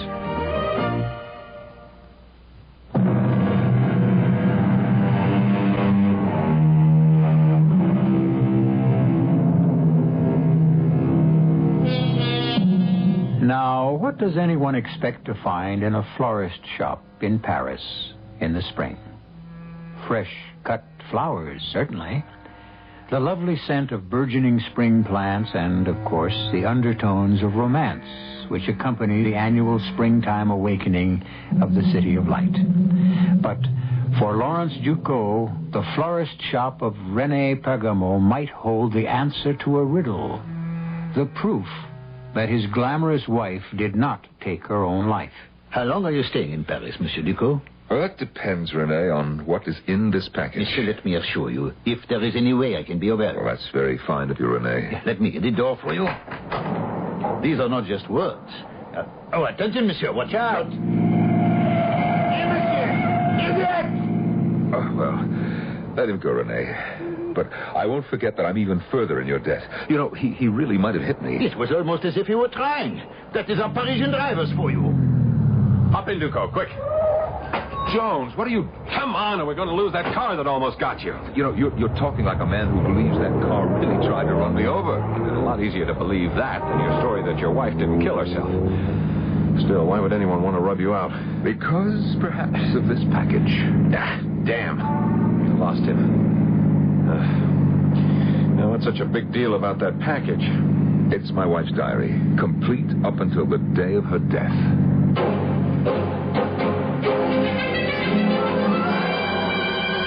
Do you intend to follow me wherever I go from now on? I think you need protection, Ducot. Well, maybe, but I can't afford your fee. Don't let the fee worry you. I'm already being paid. Oh, room service, please. Is your client paying for this, too? Of course. Oh, yes, 2 special lunches, the filet of sole and a carafe of white wine to 731, Mr. Ducot's room. Thank you. If you've really got your hands on her diary, it might change a lot of things, but somehow I never thought of Grinnell as the type who'd keep a diary. Yeah, well, for once we're in agreement, but... here it is. Do you recognize her writing? I'll take your word for it. But before you start to read it, think. No one, not even you, suspected she kept a diary.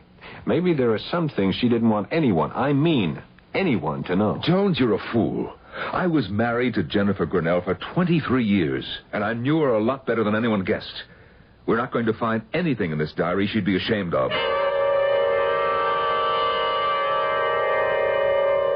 The years fell away, and memories came flooding back as I read the entries and found myself again under the spell she'd always cast for me. I could see her sitting in the small, cramped flat we'd had in Paris right after our marriage. I could smell her perfume and hear her as she wrote in the diary I never suspected she kept. And such foolishness today. Mutsi, my agent who adores me, has made an appointment for me with Anton Krasuski for the lead in Woman from Hell. I told Larry thinking we would laugh, but he thinks I should go. I told him I would, but I refused to make a fool of myself. Jenny, are you home? Larry! I will give you only one guess what we have for dinner. Did you go to see... But a small clue. It is heaven. Well, what about Krasuski? Did you like him? What did he say? Oh, he said I was a fat cow who would be fine as a milkmaid, but to play the lead in a picture as big as Woman from Hell... Oh, you're lying. Of course. I did not go. It would have only been a great waste of time. Yes? May I speak with Jennifer Grinnell? Who's calling? Who is it? Krasuski. Your waste of time, Anton Krasuski.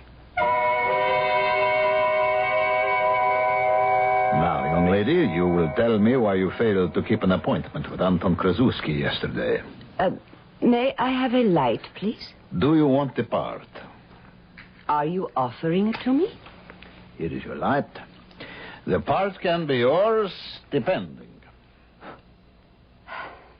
Depending? On how much you really want it. Why do you choose me, an unknown actress dreaming of a career, for the lead in the most important film of the year? Because I have seen your nightclub act. Because your insolence and your beauty are perfect for the part. Well, pardon me for being slow, but I thought there were other considerations. Only one. Join the Walpurgis Club. The Walpurgis Club. And what is that? A club of witches? Exactly. It was a desolate house in the country, lit only by firelight and candles with weird music, and people drunk, not with liquor, but with some kind of frenzied belief in the magical power of the devil. As Krasuski took me through the various rooms, he watched, and then asked perceptively... You find this amusing? That disappoints you? Not at all. But I must warn you that this is literally playing with fire. With hellfire? A most exact description. And now I would like you to see the altar. The altar is impressive. But I was more impressed with the worshippers. They believed. And people who believe as deeply as they did can be dangerous. Krasuski was most cordial today when I again visited his office. It is my belief that you were born a witch. I only wish to reawaken your slumbering destiny, as I'm sure I can make the hidden fire in your eyes burst into flame with the proper caresses. No doubt.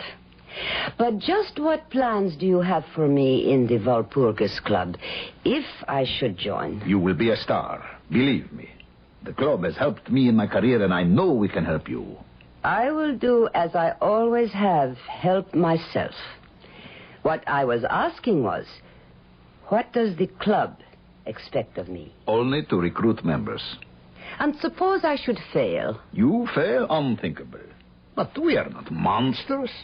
As long as you sign the membership papers and are bound by our rules, you will find us most agreeable. Oh, you know enough about me to know that I like to make my own rules. Not in this game, Shirley. Not in this game. Ever. How can I tell Larry the truth? He smugly keeps reminding me that he was right about me getting the part in Woman from Hell. How I ache to tell him about the Walpurgis Club. But I cannot. And even if I did, he would just laugh and dismiss it as a silly joke on Krasuski's part. I must admit I felt the same, but there are certain things that worry me. As, for example, today, when we were rehearsing privately the scene where I show Carreau the tortures he will suffer in hell if he allows me to seduce him. No, it is all wrong. And how many men have you seduced, Anton? You will listen to me, because when this man takes you in his arms, he is doomed for all time. If you do not believe, how do you expect the audience to believe? This is your picture. And you are the woman I chose. A woman from hell would know. She would see immediately that this is a man who likes to suffer, who enjoys being tortured, so that he will have the best of both worlds. You in this, and eternal punishment in the next. You know this, and you are amused.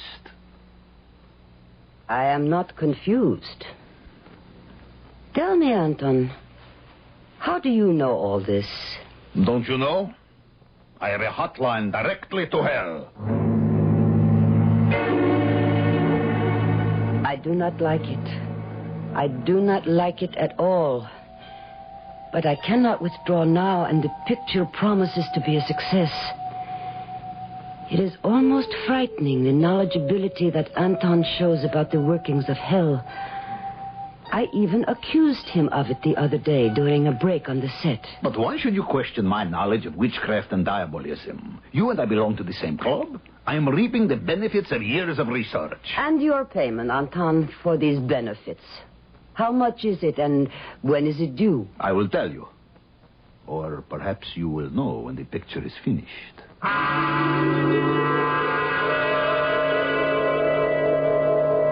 loathe fidgety men, and Anton has become extraordinarily fidgety. He has also become a bore about other men. He blames everything upon Hollywood and the Klieg-lit frenetic quality of our success. But this is nonsense, and he knows it.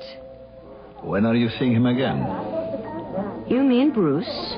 You are forgetting an obligation to the club to which we both belong. I cannot help it if I am not a good saleswoman. Isn't that an understatement? Your record is immaculate. Not one convert to the Walpurgis Club since you became a member. Remember, I warned you about the possibility of my failing. I remember. And now it is I who have to warn you. Either Bruce Brown becomes a member, or you will suffer severe consequences. They overestimate my influence on Bruce. They know just how infatuated with you Bruce is, and you have never really believed, have you, Jenny? And you won't until it is too late. However, we have a problem. We? Do you mean you, the club, or me? All of us. You remember Jacqueline Fournier? Of course. Then you may also remember that she was announced for the part that I gave you in Woman from Hell. Must we go through this ancient history? I am afraid we must. You see, she has heard rumors about the Walpurgis Club, and she threatens to do a whole expose, claiming you got the part through witchcraft. Let her. The club does not think that would be wise. Then let the club stop her. That is just what they intend to do. Fournier can be appeased. With your influence, you could get her a part in a picture and she would be happy. I do not pay blackmail. I told them what your answer would be.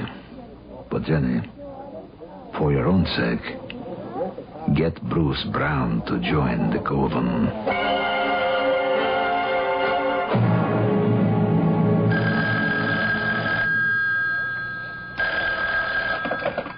Hello?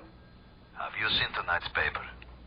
No. I thought you should know that Jacqueline Fournier met with a tragic accident. Her car ran off Mulholland Drive and crashed. She died almost instantly, which, of course, is something to be thankful for.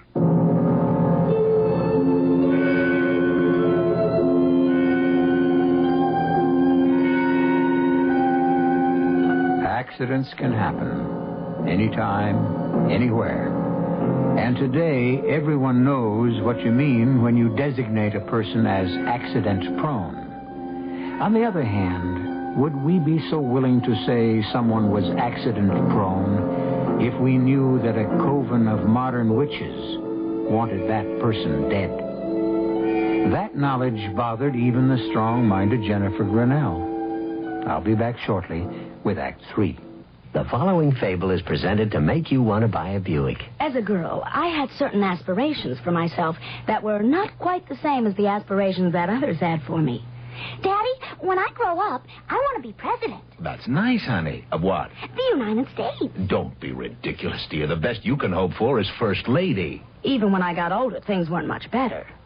Dad, I want to go to law school and have my own practice. But, dear, wouldn't you rather go to charm school and have a big wedding? But today, a woman can do anything a man can. Take the car I just bought, a Buick Century. Not cute, but sporty and good-looking. The kind of car only men are supposed to know about. When I told my father the Century was the only American-made mid-size car with a V6 engine, he was surprised. When I told him about the great deal I got on the Century, he was impressed and said I would make somebody a good wife. Then when I told him I was running for Congress, he bit off the arm of his chair. Buick, dedicated to the free spirit in just about everyone. Radio. It's been doing nice things for you for years. It wakes you up. It keeps you company in your car. It fills your life with music. It fills your mind with ideas. It informs, entertains. And radio does something else. It sells. Quickly, easily, creatively, efficiently. Consider that last word, efficiently. As a businessman, you know how all costs, including advertising, have been skyrocketing. You know what adflation means. A major advertising agency has just reported that line rates for the largest metropolitan dailies in the top 50 markets rose 12% over the past year. But what about radio? The same study revealed the cost for buying radio in the top 50 markets increased only 3%. What else can you buy today that only costs 3% more than it did a year ago? Get radio selling for you. Call this station. We'll suggest ways radio can help you fight adflation. Furnished by Radio Advertising Bureau.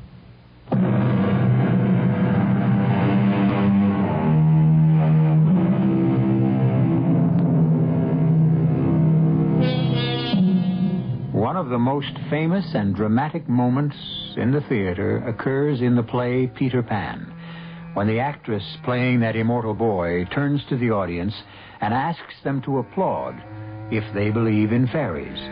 Invariably, the house breaks into a storm of applause. However, would the audience response be the same if the actress asked for applause from those who believe in witches? That was precisely the problem that faced Lawrence Duco as he tried to prove that his wife didn't commit suicide. Her diary asked him to believe in witchcraft. Now, if you want to waste some more time, we'll continue reading the diary, but my advice would be for you to burn it. Less than 2 hours ago, you were all enthused over the chances of finding the answer to Jenny's death. And now... You're not thinking, chum.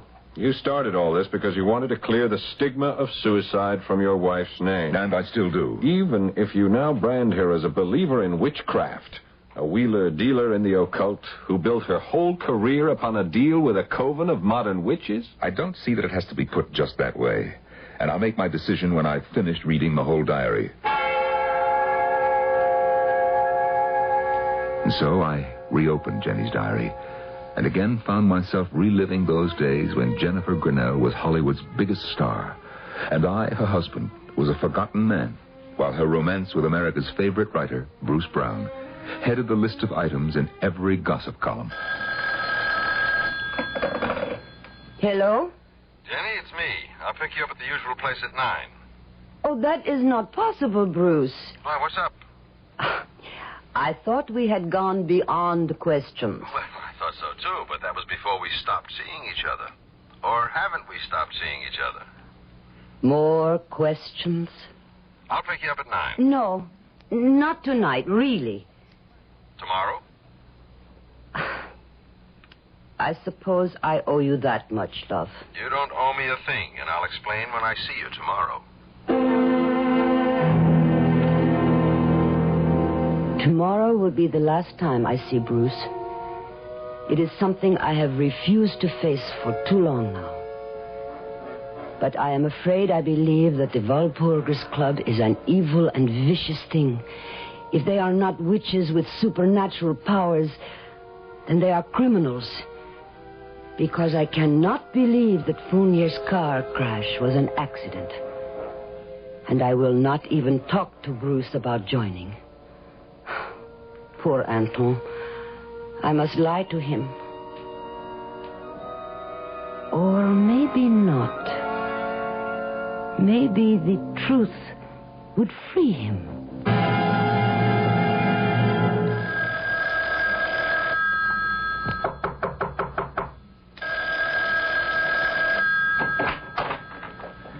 Come in, Anton. Isn't that your phone I hear ringing? Yes? Why don't you answer it? You know me better than to question me, Anton. I do what I choose. If I do not want to answer the phone, I do not. Because you know very well that was Bruce Brown calling, and you did not want to talk to him. So? You have deliberately broken off your relationship with him. And if I have? If you have done something I have never known you to do since we met. You have broken your word. So I have. And it is about time you should find the courage to break yours also. Don't talk to me of courage. You could continue to see Bruce Brown and never bring up the question of his joining the club. But that way you might get him into trouble if the club members are really witches and warlocks. So you take this coward's way out, and it ruins me. What can they do to you? For starters, they can take me off the picture. I will not allow them to do that. They have already done it. Will you answer the phone? What do they expect to gain by punishing you? First, discipline for the ranks. I was the one who recruited you, and that was an error. 2, they think perhaps out of a feeling for me, you will change your mind about trying to recruit Brown. Ridiculous. Yes, I know. But you will suffer, too. Just wait until you see the new director. At this point, I closed the diary. Jones looked at me inquiringly. Had enough, Ducot? Now I understand what Anton Krasuski was trying to tell me. You went to see him. When? As soon as I heard he'd been taken off Jenny's picture and replaced by Luigi Forelli. You seem to be pretty buddy-buddy with a lot of your wife's lovers. We had a lot in common. Would you like to hear what happened when I went to see Krasuski? Well, I'm still on the case, and my report has to be written. Go ahead. Of course, you never knew Krasuski, so you wouldn't have noticed, as I did, the changes as I approached his house. It used to be crowded and well lit. And this night it was empty and almost deserted. I crossed the driveway, rapped on the door. Larry, come in. It is very nice of you to come and see me. What happened? Why did they take you off the picture? They said they wanted a director who would be less dazzled by Jenny. Well, that's nonsense. Jenny's the star. You did 2 great pictures with her. Nevertheless, they seemed to be logical when they chose Forelli. Do you know any director who is less dazzled by Jenny than Forelli? He hates her. And she him. It almost seems as if someone wants to ruin Jenny and her career. And me, no? Here. Look inside my forearm. Wait till I roll up the sleeve. Now, tell me what you see. Are you sure you're all right? Tell me what you see. Well, a small scar. It's shaped like a horseshoe or a hoof. That's right. Now ask Jenny. Ask her to show you hers. And that's when I walked out on him. Did you ask Jenny about her scar? No, I never did. When she broke her leg and was taken off the picture, it completely slipped my mind. And then... Oh, well, you know what happened then. Oh, everybody does. Your girl couldn't get herself arrested in Hollywood.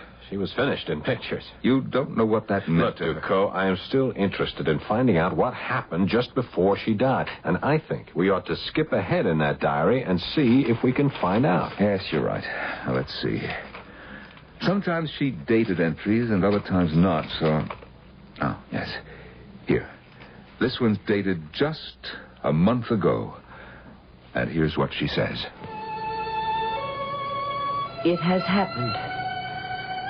I suppose I should have known that someday it would happen.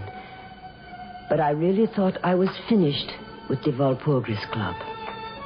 So many years had passed, and no word from them. And so it came as a surprise when I did hear, and in a way I never would have expected.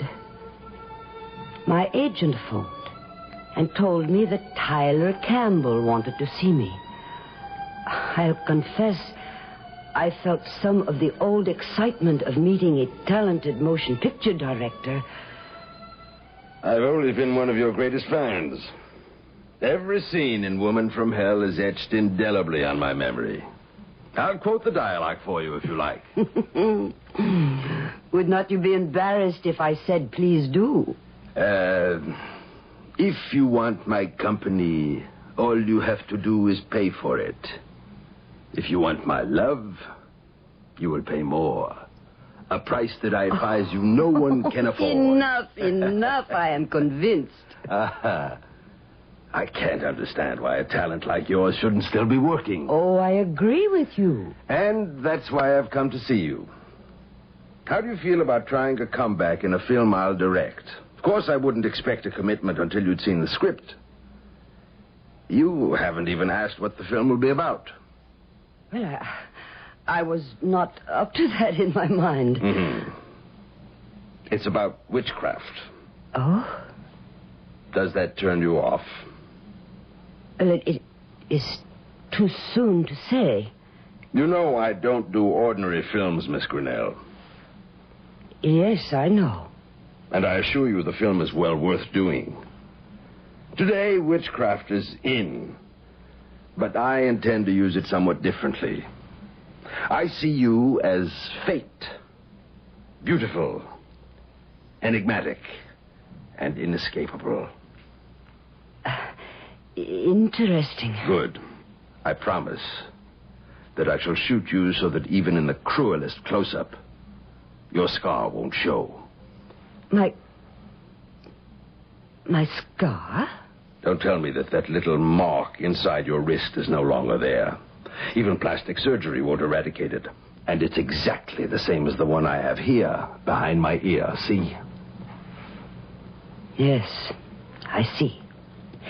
So this was all a trick. You are a member of the Walpurgis Club. In good standing, Miss Grinnell. Which is more than I can say for you. But my offer to do a picture with you is very real. I am not interested. Too fast. You make a decision before you know any of the facts. We have nothing more to say. I suggest you listen. If you think you've paid your dues in full, you're mistaken. You betrayed us. And you betrayed your oath. I am finished with you and with the club. And you will be. I promise you. Do one small favor, and you'll be a big star again. And no strings attached. How do you mean, no strings? You will be allowed to resign from the Walpurgis Club. The only member in its 300-year history to be given that privilege. I have already resigned. I have not been to a meeting What we have in mind does not necessitate your going to a meeting. You've heard of Jason Albright. Who has not? He is the 6th or 7th richest man in the world. Mm-hmm. Did you know that Jason Albright is one of your greatest fans? No. He's worshipped you for years. How nice. Jason Albright is very ill. In fact, he's terminal. Well, that is too bad. My fan club will be reduced by 1. True enough. But you can make a dying man very happy. Simply by talking with him, visiting, spending a little time with him. Are you out of your mind? Why would Albright has no heirs. His will leaves all his money to various charities. But wills can be changed. I see. Of course. Simplicity itself. Nothing for you to do except spend a little time with Albright. Be your charming self and persuade the old man that the Walpurgis Club is worthier than all of his other charities put together. Precisely. Couldn't have put it better myself. Before you answer that, I have a feeling it will be Jason all right. What? We managed to get word to him that you'd be receptive to a call. I see. Hello. Who is this? No, this is not Miss Granell. She is not at home. She will not be in for some time. No, I do not know. Goodbye. That, Miss Granell, was very foolish. I want you to think carefully. Think what a small thing we're asking of you. And then consider the alternative. We can make things very definitely unpleasant for you, Miss Granell. Think it over. How long do I have to think? We can give you only 12 hours. And then we'll be here for your answer.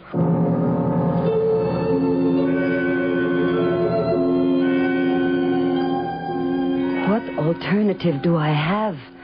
I cannot go to the police, and I will not have anything to do with the club or its scheme. So, I turn to my diary and write. And I get an inspiration. I cannot go to the police, but I can hire a private detective to protect me without telling him why I am hiring him. And I remember I had heard of a good one. I will call him this minute. There, I feel better. I have called, and he is on his way. I hope he is intelligent. And that may be too much to ask. But his name is... Don't bother, Ducot. I know my name. You were the detective Jenny called. I'll take that diary now. If you look closely at my wrist, you'll see the mark that her diary described so well. And now, of course, you understand why the cause of her death must remain a suicide.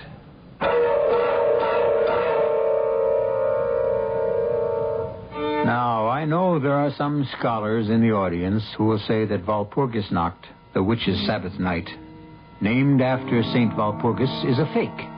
And the Walpurgis Club, therefore, must also be phony, for the simple reason that St. Walpurgis was an English woman who never committed an evil deed in her life.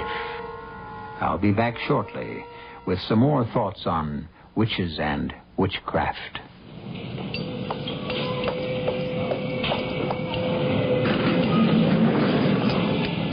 Welcome to Gurney's Department Store. What? Please announce your floor. This elevator is activated by your voice. I want the maternity shop. At 12th floor, watch the door. Are you pregnant? Yes. Are you sure you're a recording? I am a recording. Have you seen a doctor? Yes, at the beginning of my pregnancy, and I'll see him often during it. Do you plan to follow his advice? Of course. I'm not going to take any medicine unless he prescribes it. I'll get plenty of rest and do some moderate exercise. And what about your diet? I'll eat the right foods. Foods that are good for me and good for my baby. 12th floor, maternity. Thanks. A recording. I'm talking to a recording. Remember what the March of Dimes says. Be good to your baby before it is born.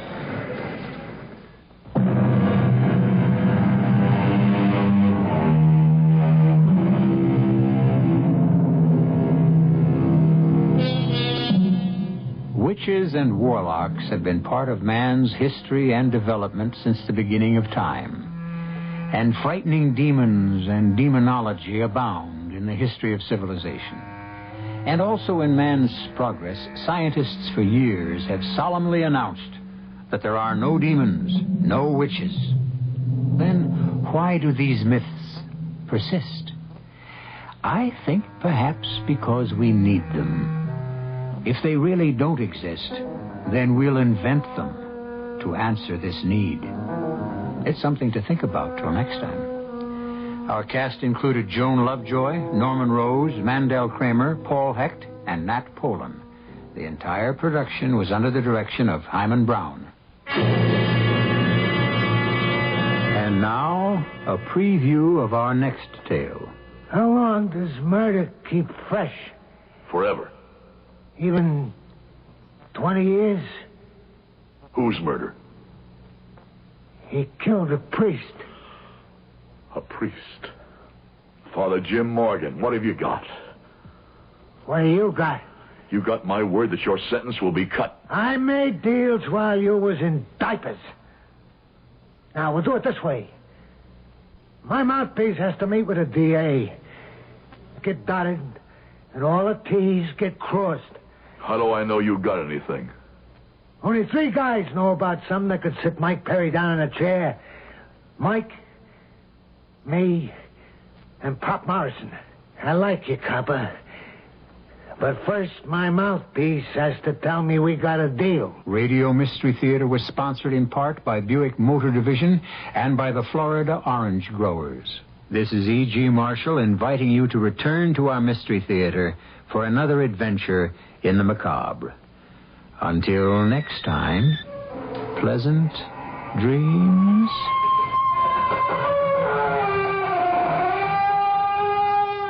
From KOIN in Portland, my name's Bill Garrity. Have a good night tonight and a better day tomorrow.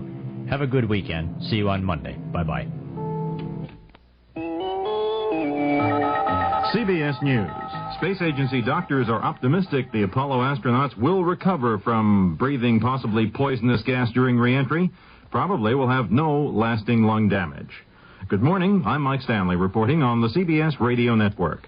Thomas Stafford, Vance Brand, and Deke Slayton probably will spend at least 3 days as patients at Tripler Army Hospital in Honolulu as doctors watch for the possible development of pulmonary edema, accumulation of fluid in the lungs. First X-rays, it was reported, showed lesions in Slayton's lungs. Condition appears to have stabilized. The astronauts, described as in good spirits and eating well, are receiving oral steroid drugs to reduce lung irritation. They're generally confined to bed, but were allowed up to telephone their wives. CBS News continues following this message. Are you an unpublished author? Do you have a book-length manuscript ready or almost ready for publication? Or do you know of anyone else who is an unpublished author? If so, Vantage Press invites you to write to a leading New York publisher for a free illustrated brochure titled To the Author in Search of a Publisher. It explains how you may have your manuscript printed and published in a matter of months. Just write to GPO Box 1414, New York, New York. Whether your subject is fiction, non-fiction, poetry, or even scientific, specialized, or controversial, this 52-page brochure shows you how to arrange for prompt publication. To get your copy, write to GPO Box 1414, New York, New York. That's GPO Box 1414, New York, New York. If this is your first book, you'll find this free brochure especially valuable and informative. Write to GPO Box 1414, New York, New York. GPO Box 1414, New York, New York. The Pentagon is withholding orders to some 7,000 U.S. servicemen in Turkey, pending clarification of just how severely American use of some 24 bases will be limited. Turkey, angered by congressional refusal to okay resumption of American arms shipments, ordered all activity to stop today by 5 p.m. Eastern Time. The situation is being watched carefully from Brussels, as we hear in this report from Michael Landers. NATO is waiting for clarification of just what the Ankara government has in mind. And alliance diplomats say what happens to the bases now is a matter for the United States and Turkey to work out, because the agreements covering the bases are between Washington and Ankara and do not involve NATO directly. There is no question that the American bases in Turkey are vital to the Atlantic Alliance along its strategic southern flank. They guard a common border between Turkey and the Soviet Union, and they provide NATO with extremely valuable intelligence about Russian military maneuvers several hundred miles inside the Soviet Union and in the Black Sea. And the loss of those bases, if they should be lost, would be a very serious blow to the alliance. Michael Landers for CBS News, Brussels. President Ford asked Congress to reconsider lifting the arms embargo to Turkey, saying at the same time he deeply regretted Turkey's decision to suspend American activities at the joint U.S.-Turkish military bases. The president, delivering his 35th veto, rejected the $7.9 billion Education Appropriation Act of 1976. Noting it increased his budget proposal by $1.5 billion, Mr. Ford said neither the federal budget nor the economy could afford it. The president has a request for Capitol Hill, as outlined by CBS News correspondent Connie Chung. President Ford reluctantly asked Congress for an additional $3 billion to continue funding the food stamp program for the remainder of this fiscal year. In a message to Congress, the president said he is forced to ask for the money over the $3.8 billion he requested in his budget because the existing law, quote, invited almost unlimited expansion of the program. The cost of the food stamp program, he said, has doubled in the past 6 months. He reminded members of Congress that they had rejected his proposal submitted earlier this year, which would have required all participants in the program to pay a proportionate share of their total income for food stamps. He noted that his proposal would have saved $1 billion in fiscal year 1976. The president said now he must request the additional $3 billion, but he also asked the legislators to change the Food Stamp Act by focusing more assistance to those in need and by tightening eligibility and participation requirements. Connie Chung, CBS News, Washington. More news in a moment. If you ever use a hemorrhoid preparation, you should know this. Vaseline Brands has news. It's Hemorrhoid Ointment. Hemorrhoid works fast, helps protect with a proven medical ingredient for soothing occlusion. And Hemorrhoid gives you only this key ingredient, so it gives you more than the leading preparation. Now, at your first sign of pain, burning, and itching, turn to soothing Hemorrhoid. Hemorrhoid from Vaseline Brands. Use only as directed. It doesn't seem like it, but it's been 25 years since Yul Brynner debuted as the King of Siam in The King and I on Broadway. Well, the King is back, shaved head and all, in a musical tale of Homer's classic Odyssey. This is Jerry Dunphy, your host for Entertainment West, heard every Saturday over most of these CBS Radio Network stations. Tomorrow I'll be talking with Brynner about the origins of his famous shaved head, his lack of vanity, and his strange definition of work. That's Entertainment West tomorrow on the CBS Radio Network. President Ford leaves today for a 10-day visit to 5 East and West European nations. The high point of the trip, a stop in Helsinki, where he'll join with leaders of 34 other nations in signing a statement of principles involving a code of conduct for the governments of Europe and North America. Mike Stanley, CBS News. 19-year-old Erman Rogers, Jr., a Navy sailor from Alabama, was placed on 5 years probation with 6 months in jail today for robbing Portland taxi driver Ronald Vrayler on April 26th. 19-year-old Jesse Holloway, a sailor from North Dakota, earlier pleaded guilty of first-degree robbery in the case and was placed on 5 years probation and given a 1-year jail sentence. The Socialist Workers' Party has appealed to Portland Mayor Neil Goldschmidt to order Police Chief Bruce Baker to make public any intelligence files on the party and its political candidates police have accumulated. John Studer, party chairman, says he's convinced the Police Bureau has files on the party, the Young Socialist Alliance, and several socialist candidates. Baker, in reply to a June 17th written request to inspect such files, says it would be, in his words, improper even to say whether the Bureau has any intelligence files on the party. A Portland woman who alleges she was denied a job as a grocery checker because she is a woman has filed a class action discrimination suit in U.S. federal court in Portland against Fred Meyer Incorporated. Phyllis Cohen charges Fred Meyer also denies equal promotional opportunity to women in its food departments and other departments. A prisoners' strike at the British Columbia Penitentiary may continue until Monday night. A prison union committee spokesman says the strike was originally to last 2 days, but the spokesman says nothing positive has taken place, so it will continue. Prison officials say the strike, which began Wednesday morning, has been without violence. The differences between the Spokane School District and its 1,500 teachers will be examined by an impasse committee next week. The state superintendent of schools has appointed the committee to work with the negotiators in the state's second-largest school district. A Northwest climbing team is on its way home after failing to scale the world's second-highest peak in Pakistan. The team, headed by Jim Whitaker of Seattle, had attempted to climb the 28,700-foot mountain known as K2, but 20 days of severe storms stopped the climbers from reaching the top. At last report, the team is waiting at Skardu, about 200 miles north of Rawapini for transportation home. Another cover-up is going on, and this time it's the tavern and bar owners who aren't happy about it. A Washington Liquor Control Board ban on topless table dancing has gone into effect. Although one court has already upheld the regulation, the tavern owners are preparing to appeal the ruling. The weather for Portland, Vancouver, and vicinity, sunny and hot today and Sunday. Highs both days 90 to 95. The lows at night will be 55 to 60. Winds northwest 10 to 20 miles per hour today. The chance of measurable rain is near zero today and tonight. I'm Pat Callahan. That's the news. Now more bright and beautiful music on KOIN and KOIN FM stereo in Portland. CBS Radio Mystery Theater presents...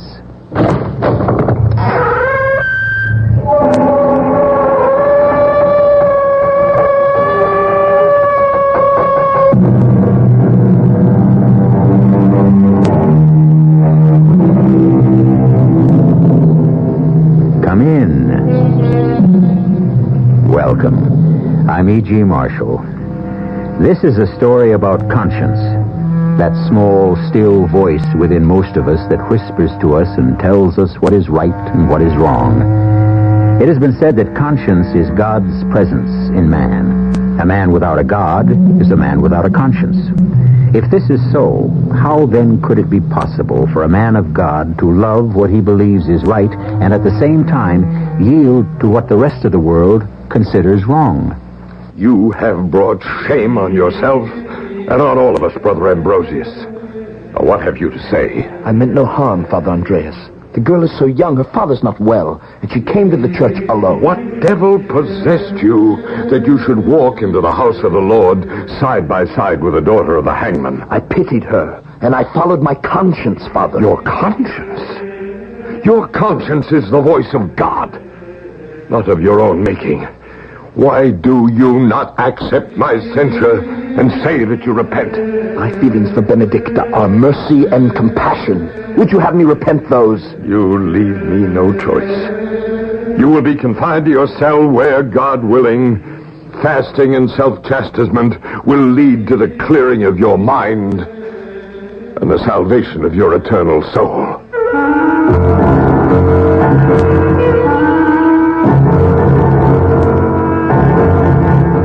Our mystery drama, The Monk and the Hangman's Daughter, was especially adapted from the Ambrose Bierce classic for the Mystery Theater by Arnold and Stella Moss.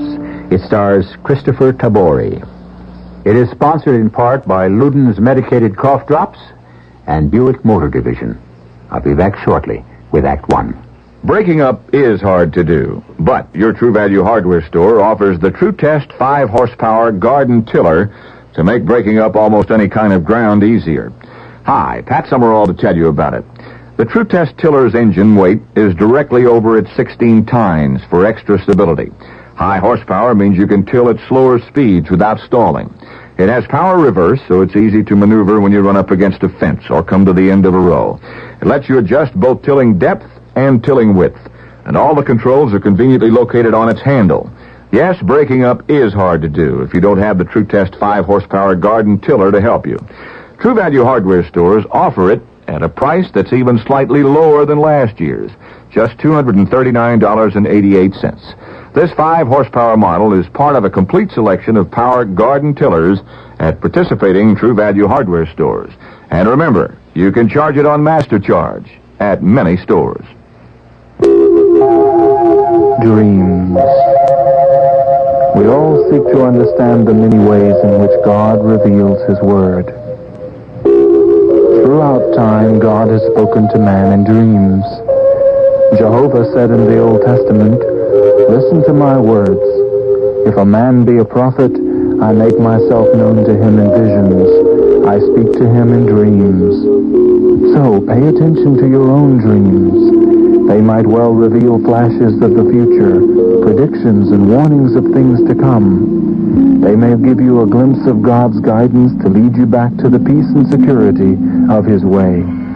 For your free booklet on dreams, write to the Foundation Church, 1147 First Avenue, New York, New York, 10021. That's The Foundation Church, 1147 First Avenue, New York, New York, 10021.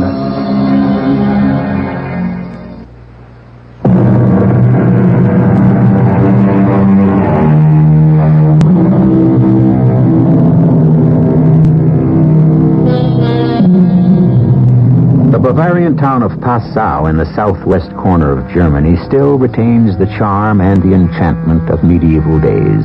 Its streets are narrow and winding. Quaint archways join one house to another as the beautiful Danube washes its riverbanks.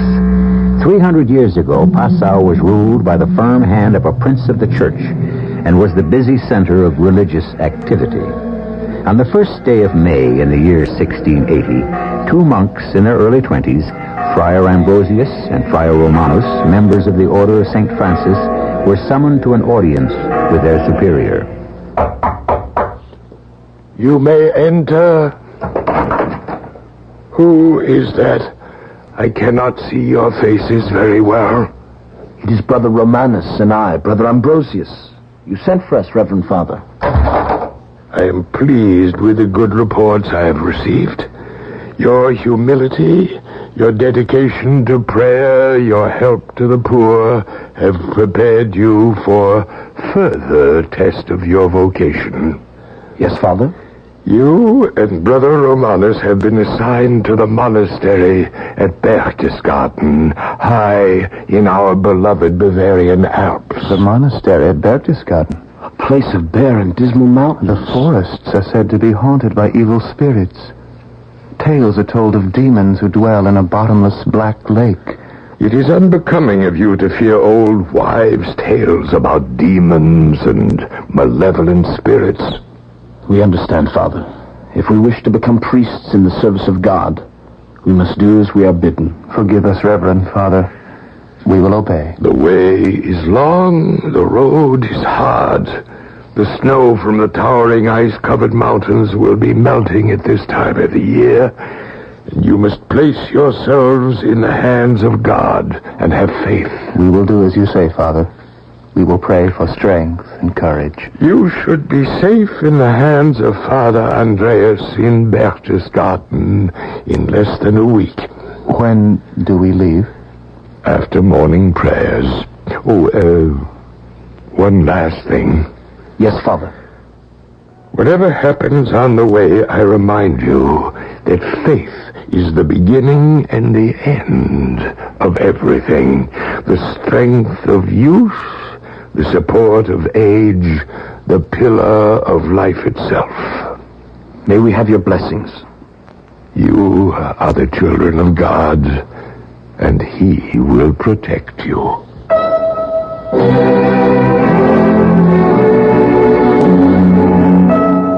Within an hour, Brother Romanus and I were on our way. The first few days of our journey made us forget the sadness of parting. Ah, how bright the colors of the countryside are. The air smells so clean. The first signs of spring. How good the earth is as God made it. Every blade of grass, every flower, each living thing, a hymn of praise to His glory. But on the fifth day, all was changed. We found ourselves high in the mountains in a freezing alpine wilderness, untouched as yet by spring. We were struggling against a blinding snowstorm. Stay as close to me as you can, Brother Romanus. Be careful where you place your feet. I can just barely see you ahead of me. The pass over the mountains cannot be much farther. We must go forward or we shall freeze to death. What's that? It sounds like falling ice and snow. Like sliding rocks. An avalanche. St. Francis, protect us. Let us pray, Romanus. Dear Lord in heaven, thou art who art our refuge.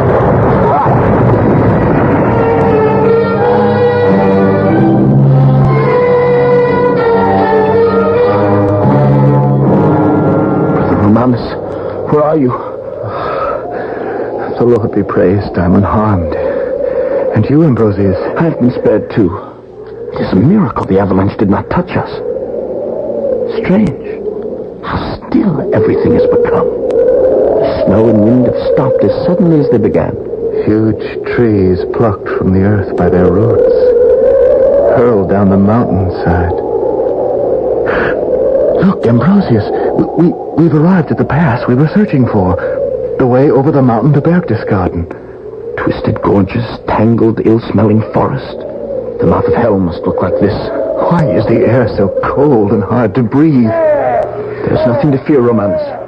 Lift up your crucifix and hold it before you as we walk. We must move on. Ambrosius, look above us. Those great, ugly birds of prey. They must have startled them from their nests. They sit like mournful sentinels. Waiting for us to take one false step to plunge us to our death. That will not happen, Romanus. You and I have a mission to fulfill. Nothing can bar our way. No bird, no beast, no devil.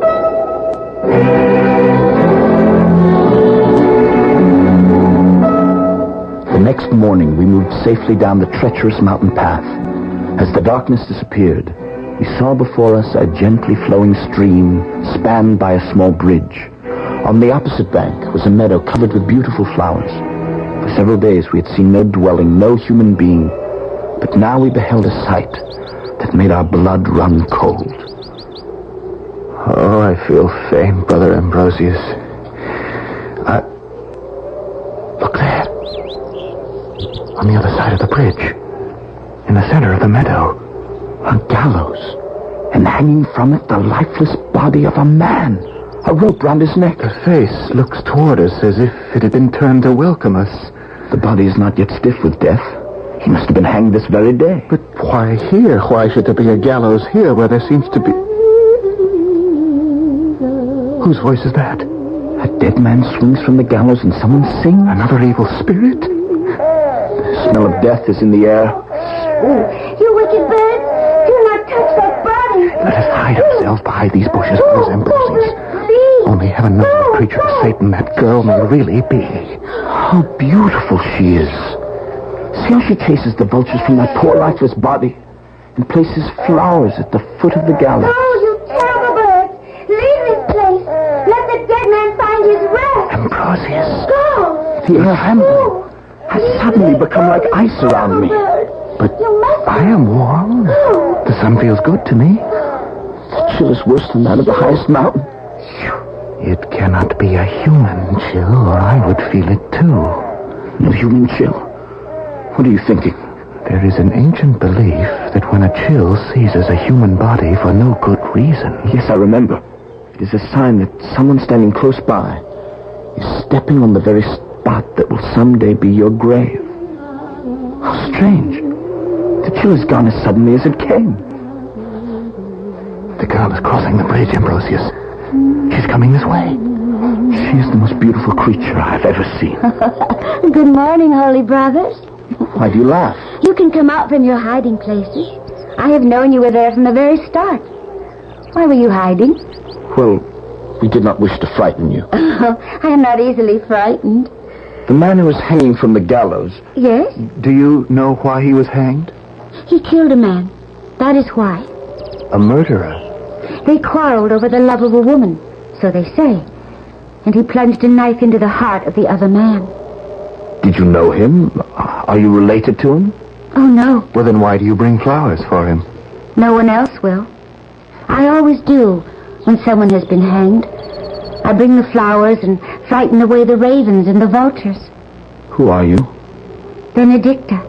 Oh, that's a beautiful name. I am Brother Ambrosius. This is Brother Romanus. You chase the vultures who wish to feed on the bodies of those who've been hanged. Why does your mother allow this? My mother is dead. You have a father? Yes. Then let us take you to him. You should not be wandering about alone. There may be dangers here for you. Oh, I could not be safer. You see that clearing through the trees? If you look closely, you will see a hut.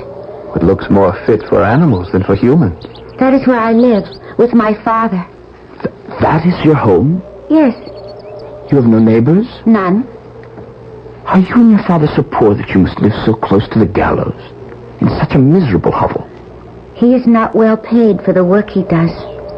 As you see from our robes, we are in the service of St. Francis. God has placed us here in Berchtesgaden to help others.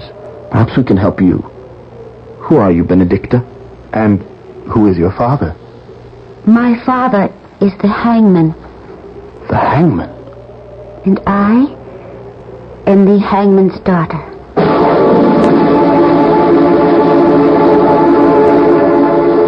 The sins of the father shall be visited upon the child.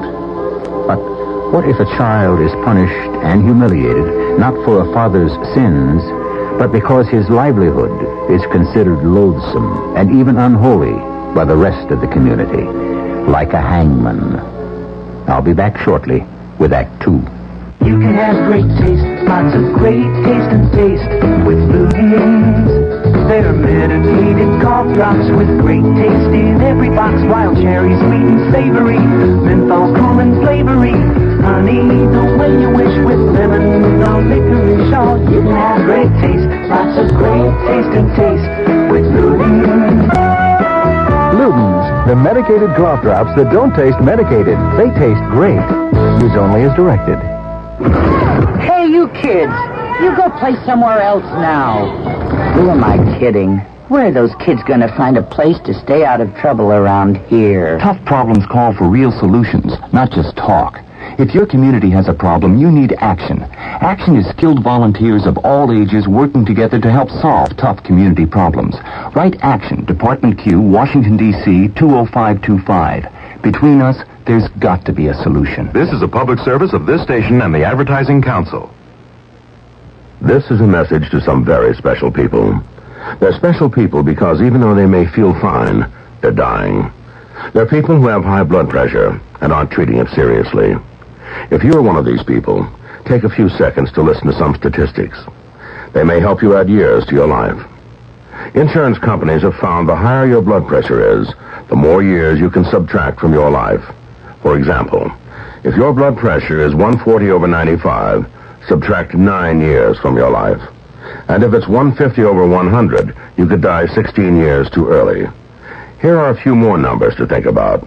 If you don't treat your high blood pressure, chances are 3 times greater that you'll have a stroke, and almost 5 times greater that you'll suffer from congestive heart failure. But you can lead a longer and healthier life if you treat your high blood pressure seriously. See your doctor. Get back on your treatment. Treat your high blood pressure and live. A public service message of this station and the Advertising Council.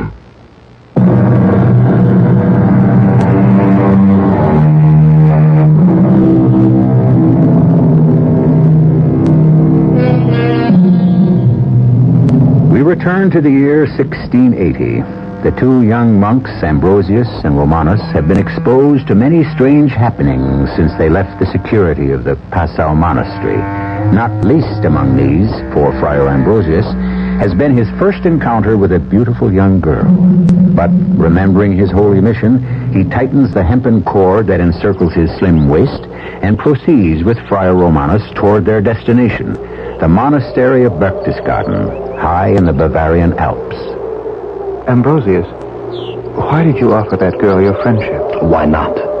Was the daughter of the hangman, you know as well as I that she's considered impure and unchristian. But she's so young, Romanus. Innocent and beautiful. In the eyes of the church, the hangman and all his family are an abomination. Why else are they made to sit apart from all the others in the darkest corner of the church? Why should Benedicta deserve such a fate? That is not for us to decide. A hangman, after all, is only a tool of the law. He must do as he is told. And we must do the same. It is not for us to question. Put Benedicta out of your thoughts before she takes possession of your soul. Come, brother. Father Andreas awaits us.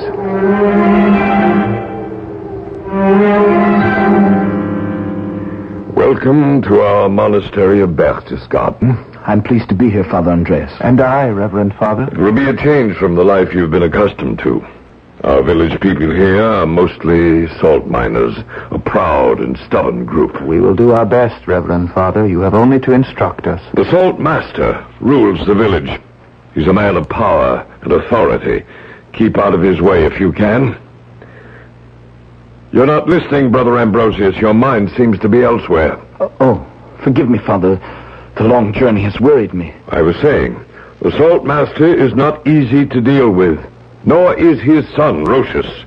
A young man not much older than you, Handsome, willful, undisciplined, he too exercises much power. He also creates problems.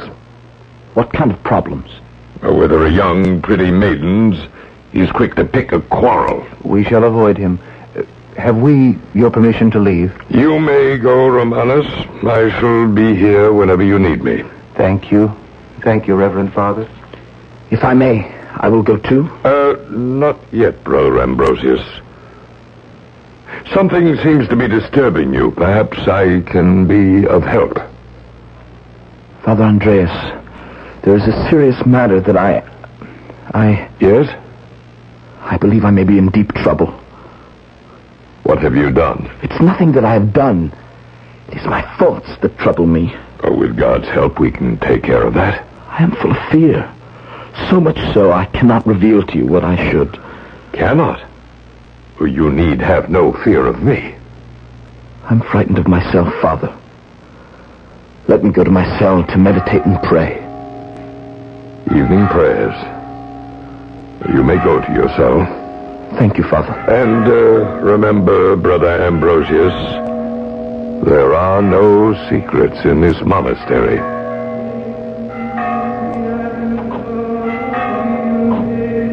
My spirit remained in turmoil. I could not find the strength to confess to Father Andreas. Why can I not wipe out all thoughts of Benedicta from my mind?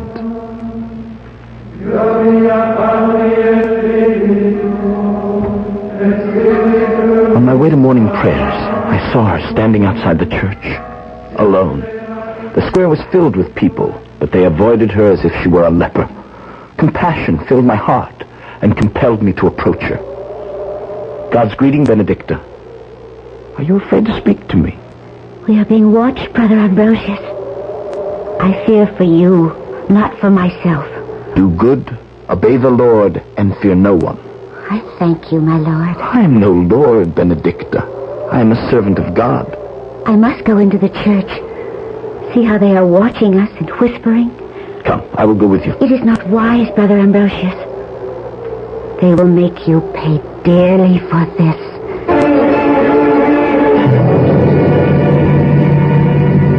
You have brought shame on yourself, Brother Ambrosius, and on all of us.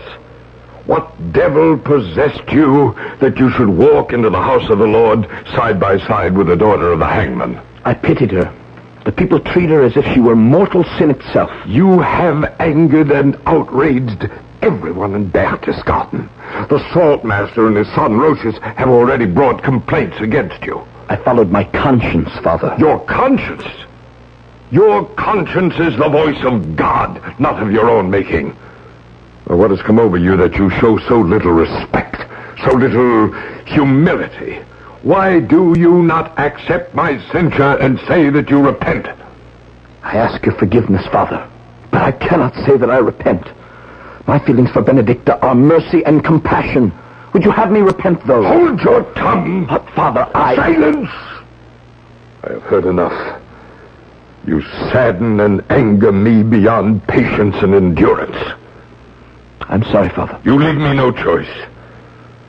I must commit you to a long period of strict atonement and hard penance. If it be your will. You will be confined to your cell, where silence, fasting, and self-chastisement will bring you to your senses.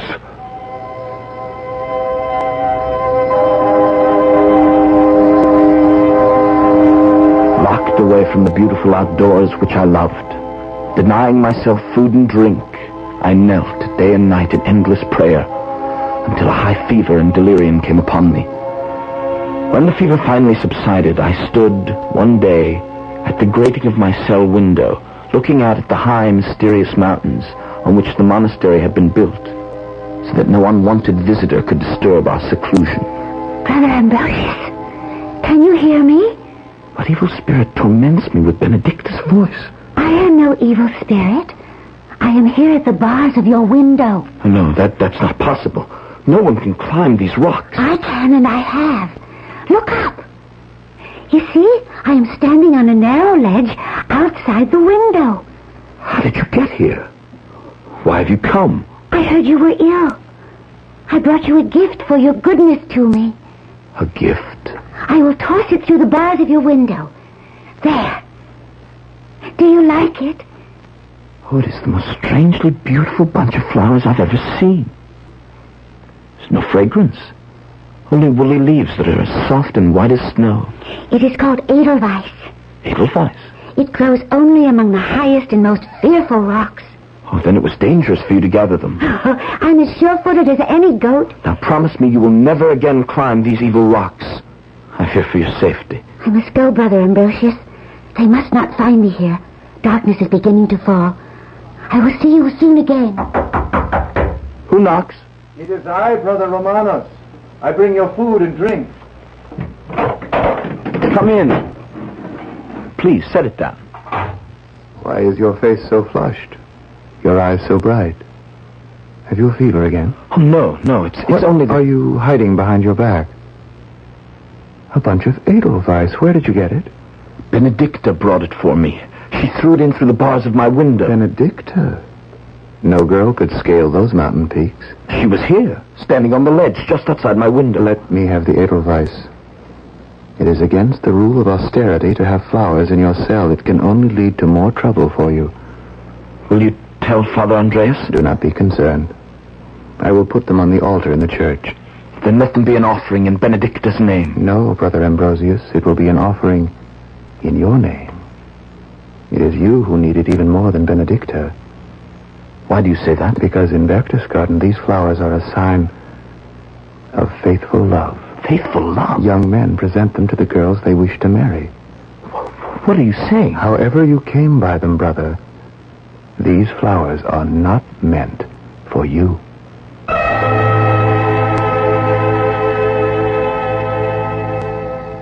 Weeks later, I was released from my solitary cell in order to help at a great festival that the monastery was celebrating. The entire village gathered in the square to watch the holy procession. At the feast, I served platters piled high with steaming food and poured endless goblets of the brown and bitter drink that they all loved. As I did so, a handsome young man approached me. A wild-looking girl clung to his arm. Are you the monk, Ambrosius?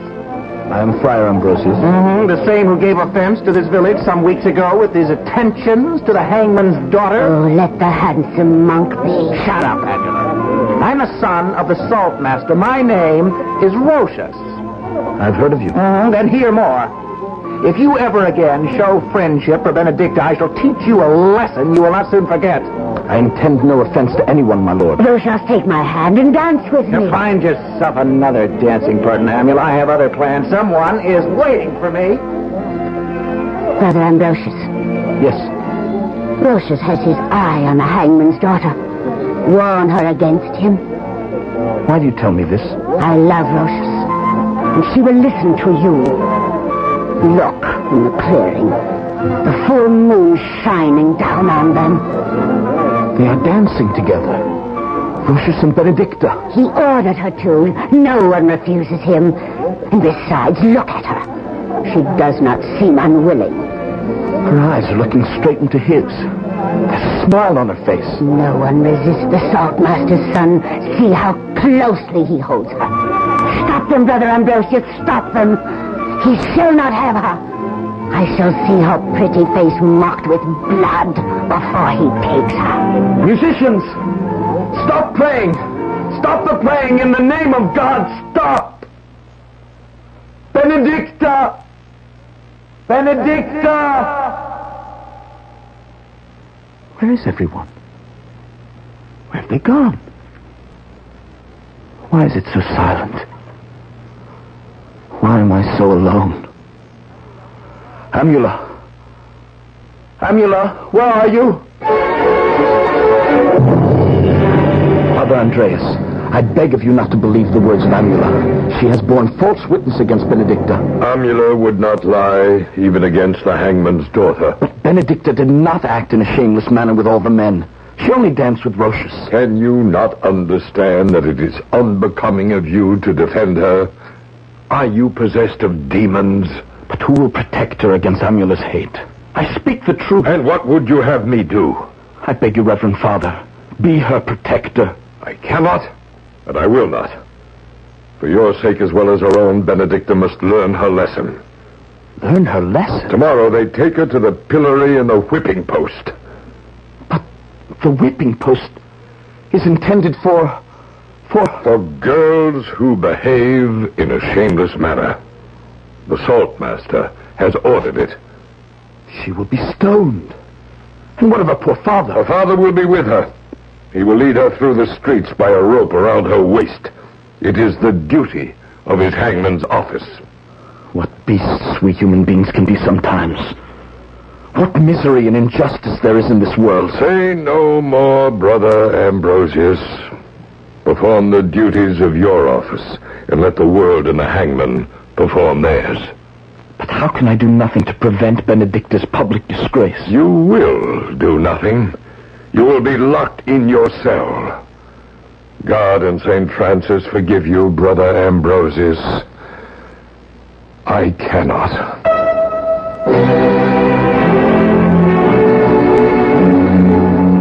Dear God in heaven, heed my prayer. Bless Benedicta in a time of trouble. Give her strength that she may bear the trials that are put upon her.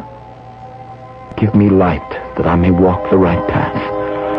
For I am filled with a tumult of emotions and confusion. Can Father Andreas be right? Do I love Benedicta as a man loves a woman? Forgive me if I sin, but I cannot put Benedicta out of my mind. Try as I will, I cannot. James Montgomery once wrote, "Prayer is the soul's sincere desire, uttered or unexpressed, the motion of a hidden fire that trembles in the breast." So it was with young Friar Ambrosius, long, long ago. He prayed and fasted and prayed, until one day he believed he had an answer.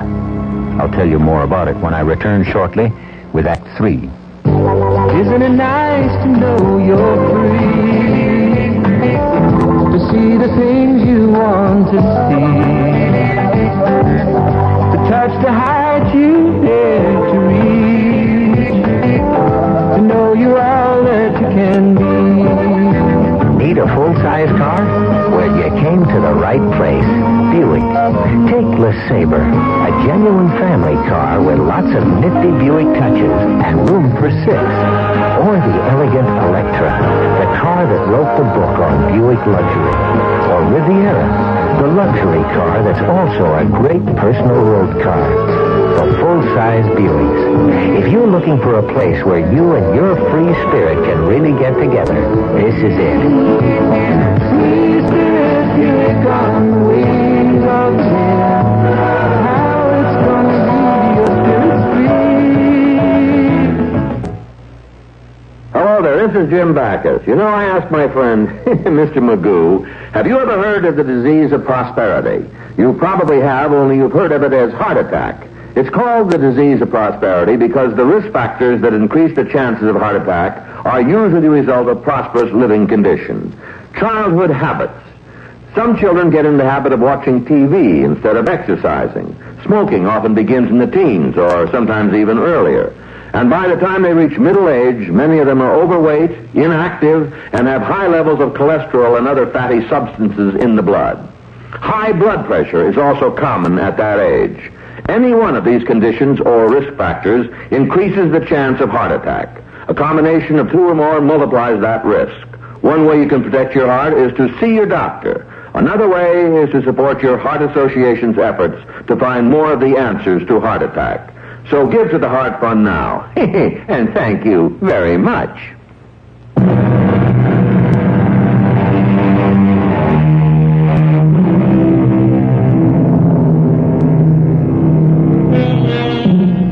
Tormented by Benedicta's public disgrace and weakened by the long rigors of solitary prayer and fasting, there was a recurrence of illness and fever in Ambrosius.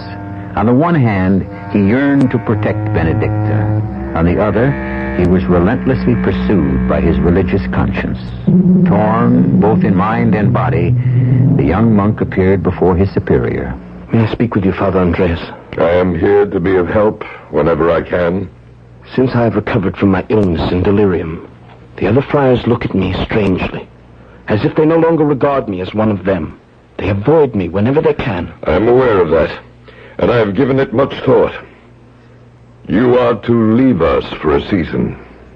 Leave the monastery? To dwell in greatest solitude among the highest mountains. There God will restore both your physical and spiritual strength. I submit to your will, your reverence. Do you wish to discuss the tales that are told of the evil spirits that inhabit those high peaks? If it is God's will, I will escape their spells and enchantments and come back to the monastery as you would have me. Someone will show me the way? Yes, and then leave you. As you say, Father. And, Ambrosius, my son. Yes, your reverence. Whatever demons or devils men may encounter in high mountains, remember, there are none so evil as those we find within ourselves.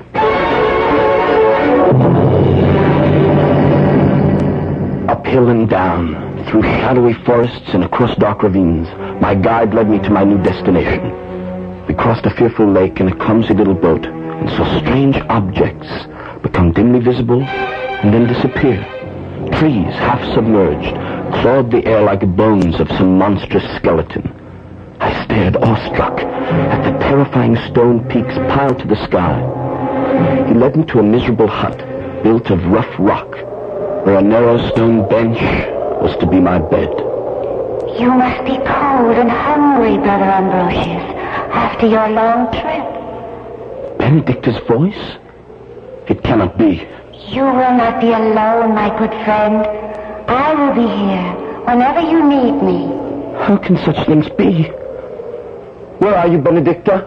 Warm yourself by the fire.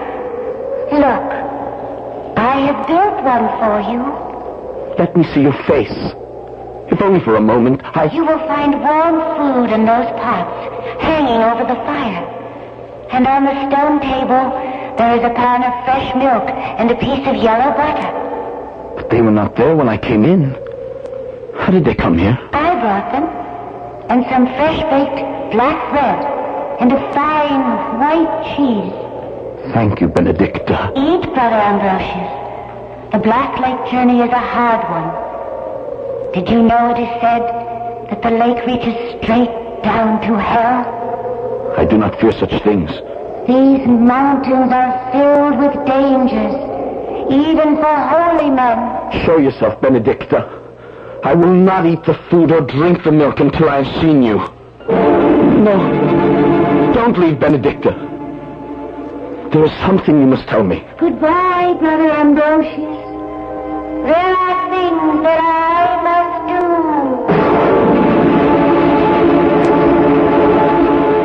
The next morning, I felt as one in a dream. A fire burned brightly in the fireplace. Bread, butter, small cakes, and fresh milk were again on the stone table.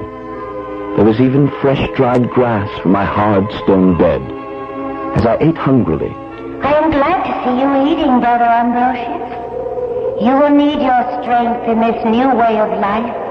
the sound of a voice is welcome in these lonely mountains. But it is not enough, Benedicta. It must suffice. Why? If only you would tell me why. I cannot. It is not for you to question. Look, I have brought you a short-pointed spade and a hempen bag. When you have finished eating, I will show you where the roots grow that you must dig for Father Andreas. I am grateful for your help. Meanwhile, here are some roots I gathered for you to taste. You should know the flavor as well as how they look. Bite into them, Brother Ambrosius.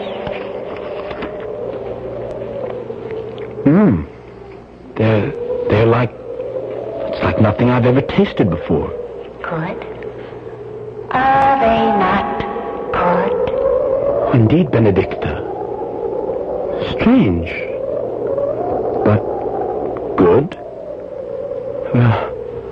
Very, very good.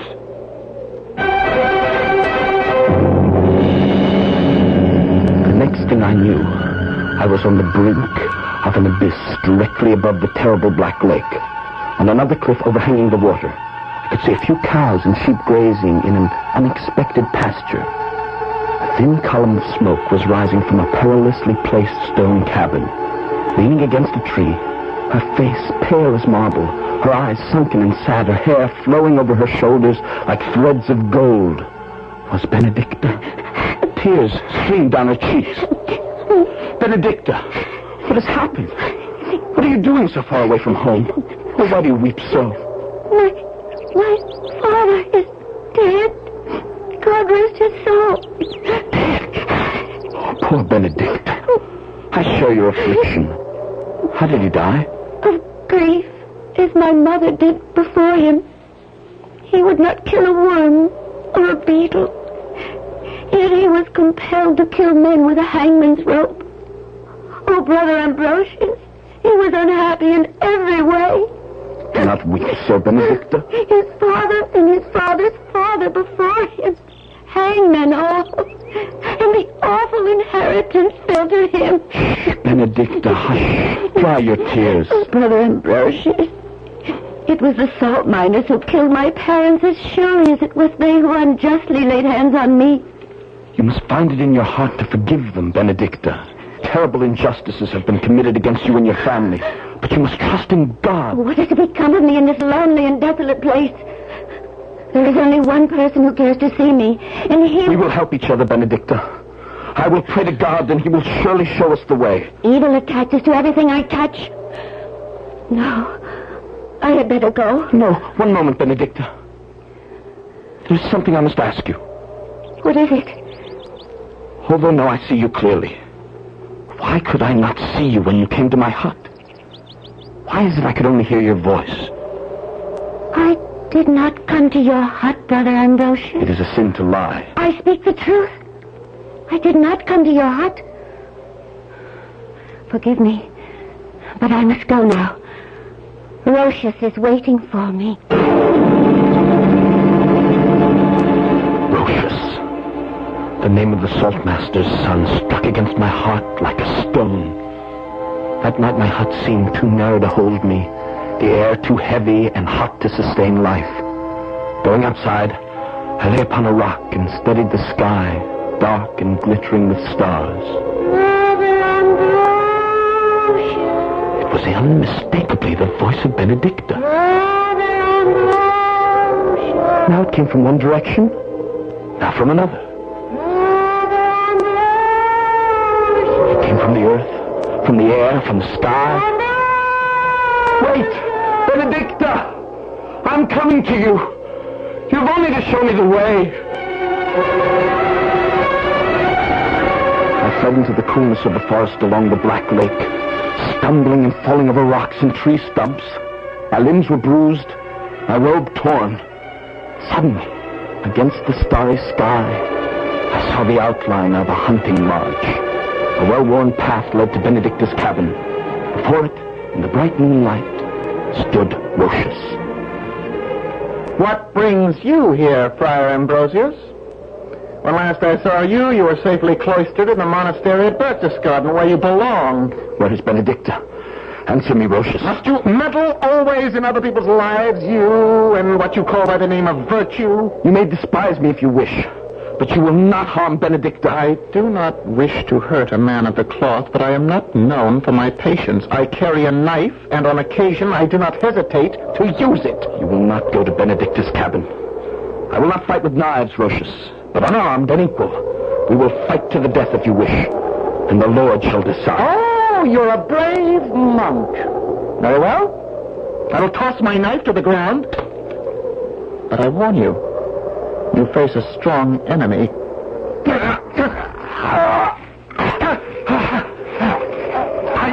I know the edges of these precipices far better than you. I shall make you a grave in that hell that is at the bottom of the Black Lake.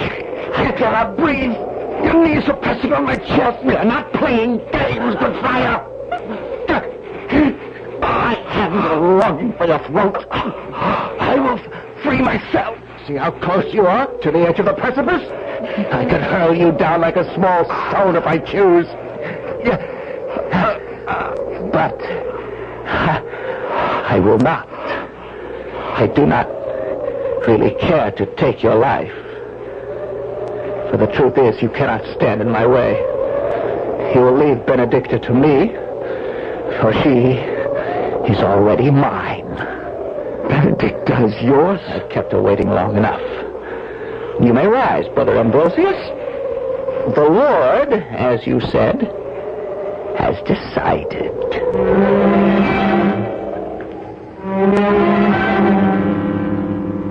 Why did the Lord allow Rochus to overcome me? Why move him to spare my life? Some power impelled me to look down at my feet. There lay the answer. The knife that Rochus had flung to the ground. I saw plainly as in a vision the act which I had been preserved to do. Later that night, I went to Benedicta's cabin. I could hear her singing, as when I first saw her standing beneath the gallows. Open the door, Benedicta. It is I, Brother Ambrosius. Why have you come at such a late hour? Let me in, Benedicta. My errand is brief. You look distressed, Brother Ambrosius. Can I bring you food or drink? Your face is full of happiness. And only a short time ago I left you in sorrow and despair. Why have you come here? Oh, you are pale and shake with cold. I'm here because God sent me. Tell me why you were singing, Benedicta. Tell me why you look so radiant. Is it because you are the mistress of Rochus? I sing because tonight I am happy. Happy? I am sorry to hurt you, but I'm not ashamed. Rochus has been here. He's gone to Berchtesgaden to persuade his father to remove the curse of the hangman from my life. Oh, foolish Benedicta. There's not much time left. Kneel before me, that I may forgive your sins. You frighten me. I've never seen you like this. You need not be afraid. I here and now give you absolution without repentance. Huh? I free your soul from the taint of sin, because, Benedicta, you will atone with your blood and your life. You have drawn a knife. Do you recognize it? It belongs to Rochus. What do you mean to do? Rochus! Rochus, help me! Help me! My blood is on your hands, Brother Rochus. I love you, Benedicta.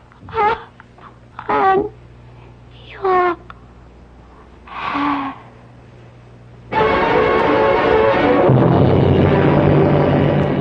What terrible thing have you done, Ambrosius? I cannot wash the blood from my hands, Father Andreas, nor the stains from my garments. I've tried, but I cannot. Whosoever slays a fellow being, he shall be slain.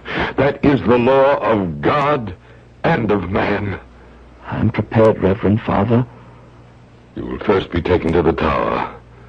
Then tomorrow at sunrise, you will be led to the gallows and hanged by the neck until dead. The ways of the Lord are mysterious. When I saw Benedicta for the first time, an icy chill shook me from head to toe. Ice filled my veins. She was standing beneath the gallows, and Brother Romano said that she was standing on my grave. Do you have a last request, my son? Yes, Father. What is it? The vultures. After I am hanged, perhaps someone could chase them away from my poor dead body.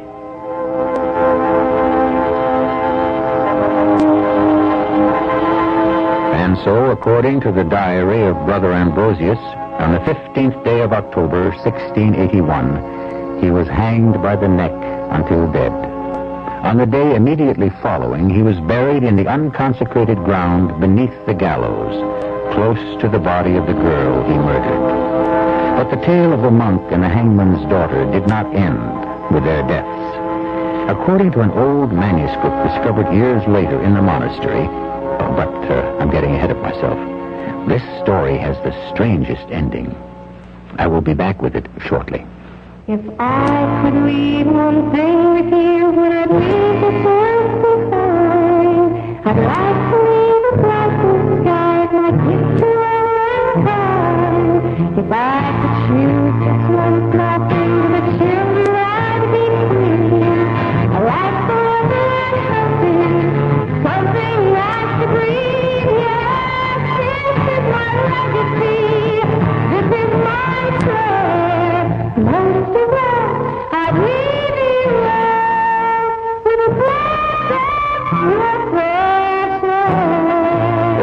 evolution is a man-made product that grew up in a machine age, the result of a means to an end. But the end must change if we're to continue breathing. We can clean up the air, perhaps even in your time, but we need your help. Won't you? Join with your lung association in the fight against air pollution. It's a matter of life and growth.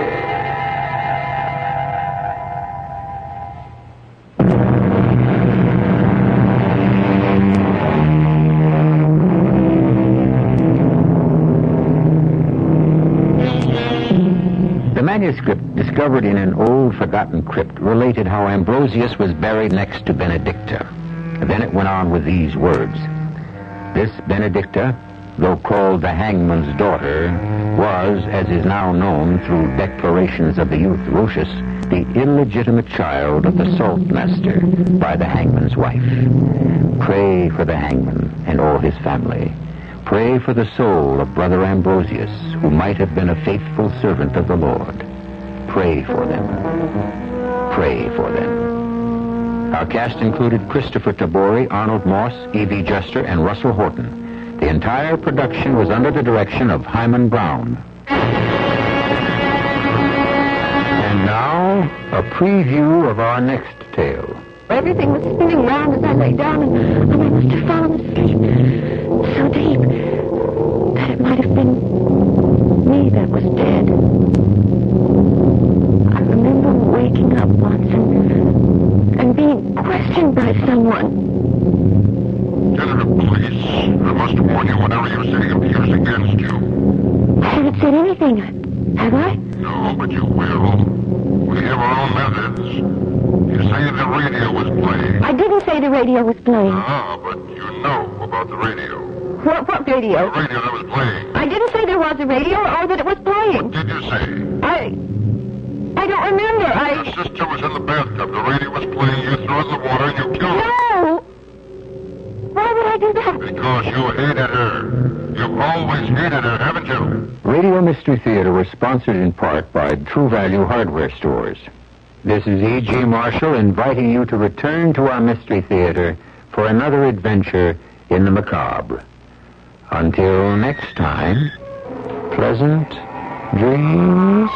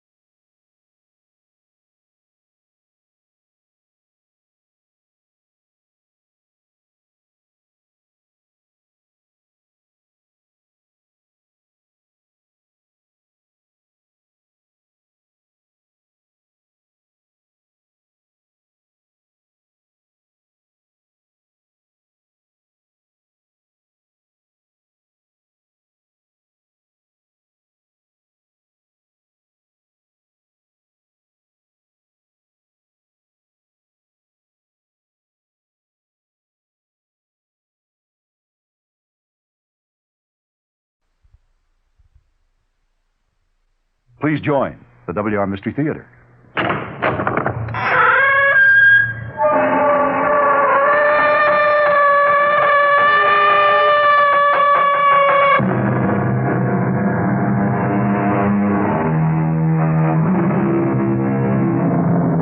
Come in. Welcome. I'm E.G. Marshall, the man who delivers your daily supply of chills and goosebumps. On Mystery Theater, where almost nothing is impossible and the improbable is commonplace, we often deal with things to come.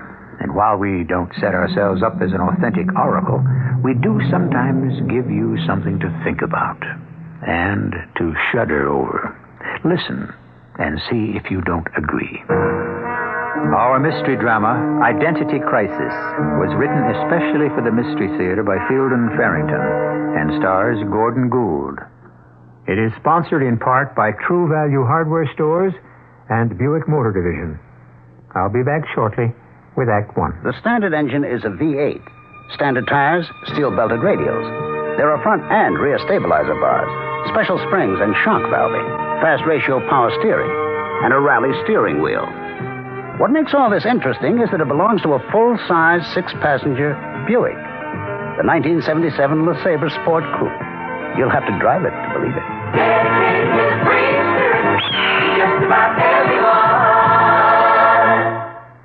And now, a Christmas story from the folks at Flemington Fur. Once upon a time, there was a lovely princess who looked forward each year to Christmas when one of the handsome princes who sought her hand would give her a gift. One Christmas, a very practical prince gave her a microwave muffin warmer with a stereo tape deck. Somewhat useful, very expensive, but not what a princess dreams of.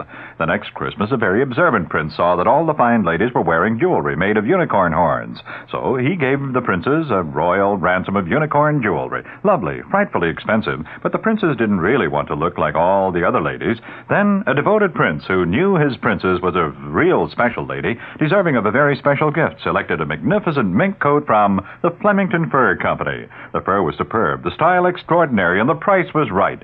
That Christmas, the princess at last received the gift she had longed for, her own exquisite Flemington fur, and they lived happily ever after. The Flemington Fur Company in Flemington, New Jersey, open Sunday and every day until 6 p.m.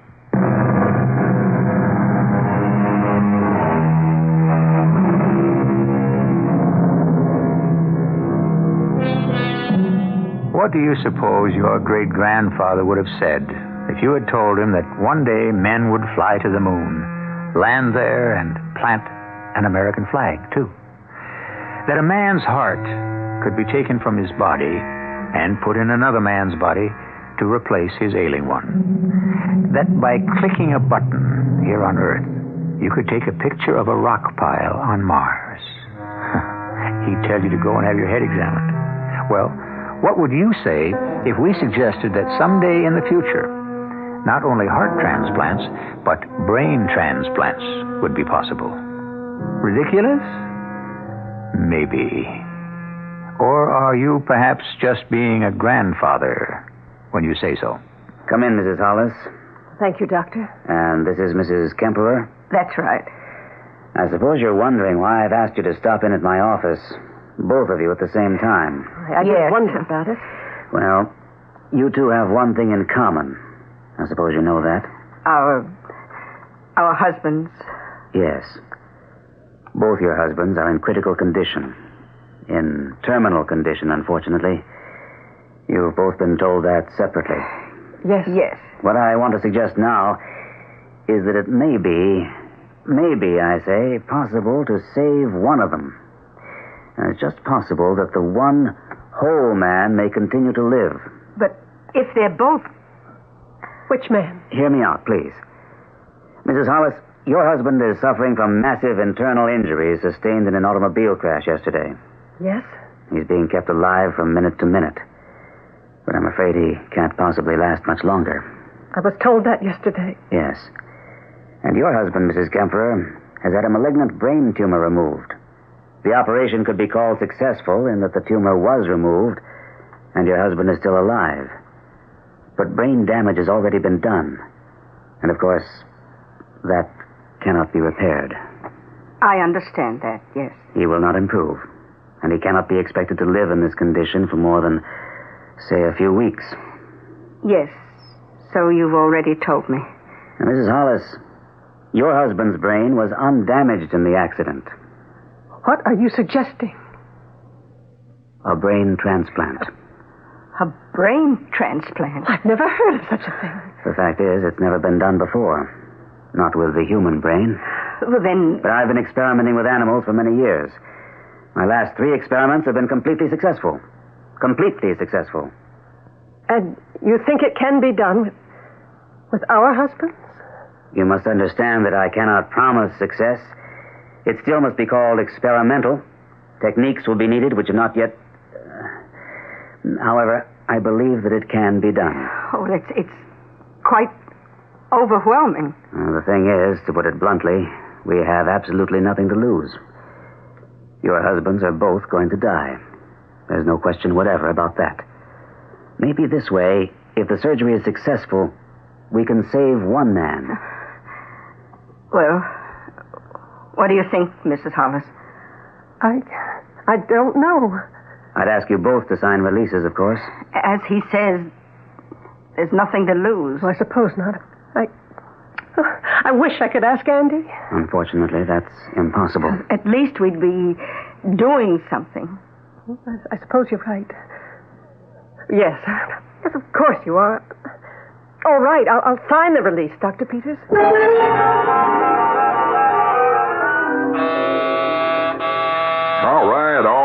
All right. Keep your shirt on. I'm coming. Oh, Paul, can I come in, please? Sure. Come on in. What's got you so upset? Well, there's this doctor, Dr. Peters. Yeah. He's a brain surgeon, and according to the guy on the radio, just about the best there is, and he's going to do a brain transplant job. Brain transplant? That's right. That can't be done. This Dr. Peters, he thinks he can do it, and he's going to try. Maybe he's doing it right now. Well, that's interesting, but... Do you want to know whose brain is getting transplanted? Okay. Andy Hollis's brain, that's who. State Senator Andrew H. Hollis. You're kidding. No, I'm not. He was in this auto accident yesterday afternoon. Did you hear about that? No. Was he badly hurt? I guess he must have been. He was busted up pretty good. And they got this other fellow there in the hospital. I can't remember his name. He's dying from brain cancer. And they're going to transplant Hollis's brain into the other fellow's head. Well, maybe Hollis will die before they get a chance to operate. I told you, the radio guy said they were going to try any minute. Yeah. I gotta think about this. You think that Hollis, well, you know, when they get the switch made and everything, you think he'll shoot his mouth off? I don't know. Now just shut up and let me think.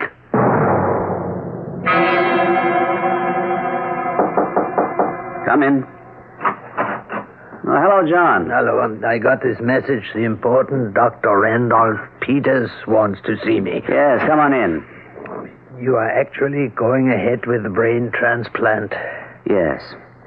Don't you approve? Well, surely, why wouldn't I? I don't know enough about it to disapprove anyway. Dr. Muller, the eminent psychiatrist, has just admitted there's something he doesn't know much about. That's practically newsworthy. Well, give me a half hour to bone up. I'm going to need your help, John. I think we're going to overlap a little here. Yeah, I've been thinking about that. If that transplanted brain works at all, it will have gone through something pretty damn traumatic. It frightens me a little. More than a little.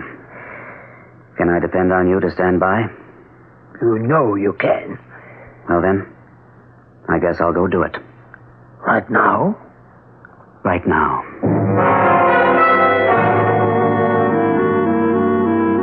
I think we've got a serious problem, Carl. Yeah? On the kind of Hollis? Well, you don't have to be a doctor to know that Hollis is going to be in pretty rough shape. You know, his brain is after his operation. My guess is he's going to be delirious for a while. He's going to be babbling, and if he babbles about the wrong things, well, we could be in a lot of trouble. I guess so. Turnpike repaving job. Good Lord, if they ever start checking on everything we've contracted for since Hollis has been chairman of the State Senate Public Works Committee. Oh, boy, we will have had it, Carl. Yeah, like the Cedar River Bridge. Morrison and Dunlap could be finished, all washed up. Yeah. But why would he want to talk? He's no cleaner than we are, is he? But they haven't been playing games with our brains. There's no way of knowing what his brain may spill. So, what can we do about it? Maybe the operation won't be a success, huh? No, and maybe it will. So? I don't know.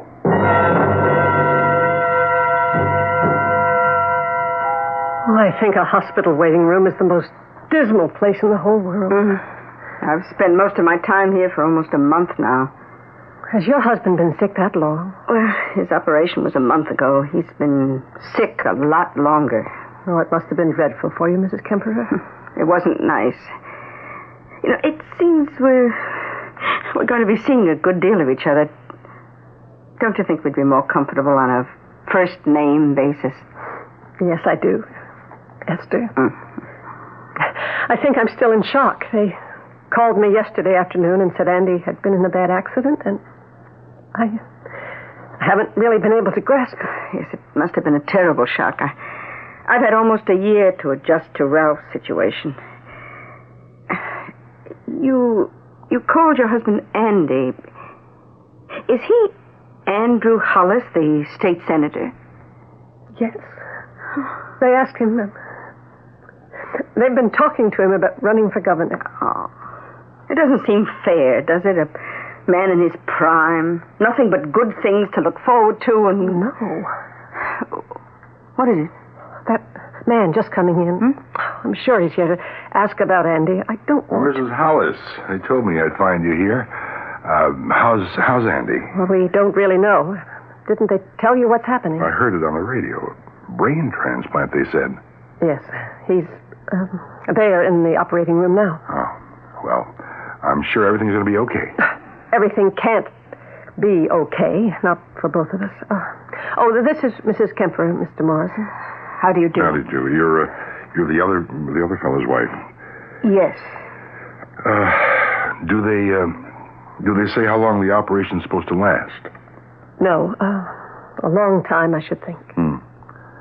Well, I guess I'll just wander around and, be nosy. If there's anything I can do, Mrs. Hollis, anything at all. Well, thank you. I think not. Well, then, I expect I'll be seeing you later on. I can't stand that man. Is he a friend of your husband's? Oh, a business acquaintance. A contractor or something like that. In politics, you have to be nice to all kinds of people. I've always wished Andy didn't have anything to do with Paul Morrison. I think he's a thief.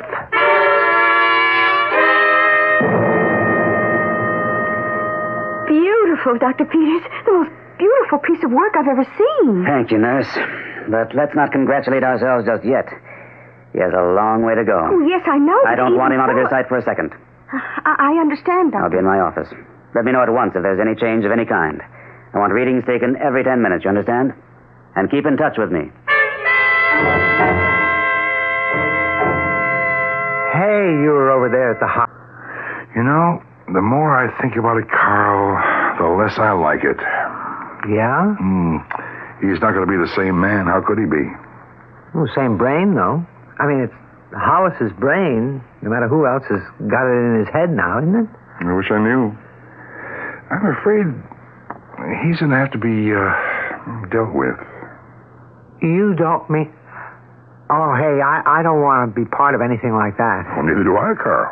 I suppose nobody ever really wants to kill anybody. Now, look, rigging bids and kicking back to Hollis, that's one thing, but this other... No, I don't want any part of it. That was all right when the money was rolling in like for nothing, wasn't it, huh? But this thing, Paul, this thing you're talking about, it's too much. I can't get mixed up in it. I mean, I can't. You'll be okay, Carl. You just have to get used to the idea, that's all. It's a business deal. Just a business deal. Don't think of it as murder. Oh, isn't that Dr. Peters? Yes, Jane. I think he's seen us. I guess The operation's finished. Oh, I've been looking for you two. Have you both been right here the whole time? How... Is he all right, Doctor? The operation appears to have been successful. He's in the special recovery room we set up for him. But he isn't conscious, of course. Won't be for a good long while. Can we see him? Not just yet, I'm afraid. Later on. Maybe toward evening. We don't want to complicate things. Dr. Peters. Yes? I haven't mentioned this to Jane, but I imagine she's been wondering, too. When he's better and, when he can talk about everything, which one is he going to be? This is the first operation of its kind, you understand. We're all waiting to see what will happen. Yes, but who will he be? I can't really say.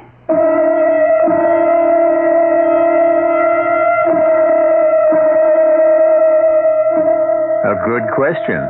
Who will he be? You have the brain of Andrew H. Hollis in the body of Ralph Kemperer. And by which name do you call him? More important, to Jane Hollis and Esther Kemperer at least, whose husband is he going to be? Which aspect is dominant, the physical or the mental? By which of the two forces is identity established?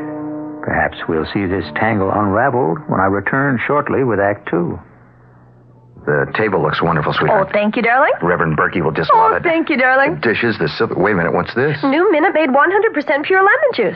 Why? Because they use only fresh lemons. Why are... Because we're having lobster, and lobster needs lemon. No, why aren't we... Because the leading lemon juice is reconstituted. It has chemical preservatives. Oh. Minute Maid lemon juice is pure lemon juice, and it's frozen for freshness. Oh. Here, just taste Minute Maid. No, I don't have to. Oh, come on, you can taste the difference. Oh, boy. Sure, it tastes like lemon. Minute Maid has the juice of 6 fresh lemons in this plastic squeeze bottle. What? Oh, at the door.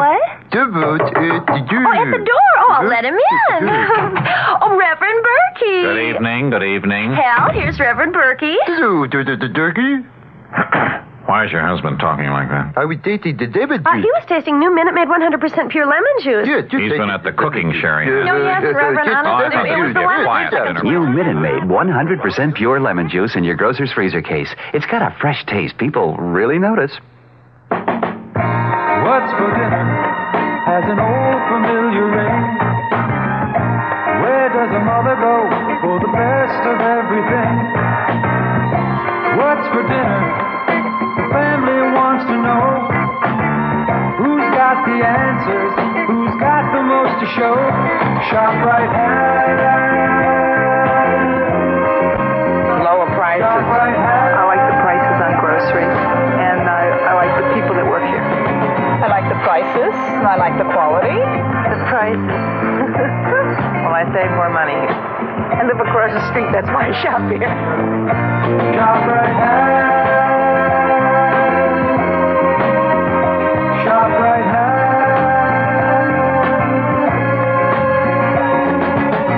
Hey, Mom, what's for dinner? ShopRite has the answer. ShopRite has great eating at the meat department this week. ShopRite split or quartered frying chickens, 43 cents a pound. Italian-style sausage, pork, and veal, 89 cents a pound. My husband and I work together, and we both belong to the International Ladies Garment Workers Union. We know what it means to have our union, especially when you've got a family. We want to make our own way, and the ILG helps us. We've got a contract. We know where we stand. We've got something we can build a future on. That's our union. And that's what our label stands for. Look for the union label when you are buying Lacoste dress or blouse. Remember somewhere our union's sewing, our wages going to feed the kids and run the house. We work hard, but who's complaining? Thanks to the ILG, we're paying our way. So always look for the union label. It says we're able to make it in the USA.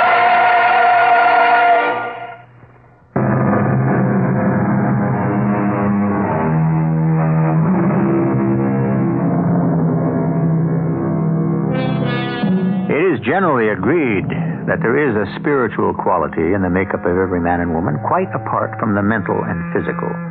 Call it soul, essence, basic element, whatever. Now, should surgery, as has happened here, place the brain of one man with its millions of memories, its education, and its convictions into the body of another man, will the essence of which we've been speaking, the soul, weigh heavily enough to determine identity? What are we going to do, Esther? I don't know. I've been thinking about it, Jane. If Dr. Peters doesn't know... Whichever one he is, he'll be a stranger. To both of us. It's worse. It might almost have been better if... We'll just have to wait and see, Jane. What else can we do?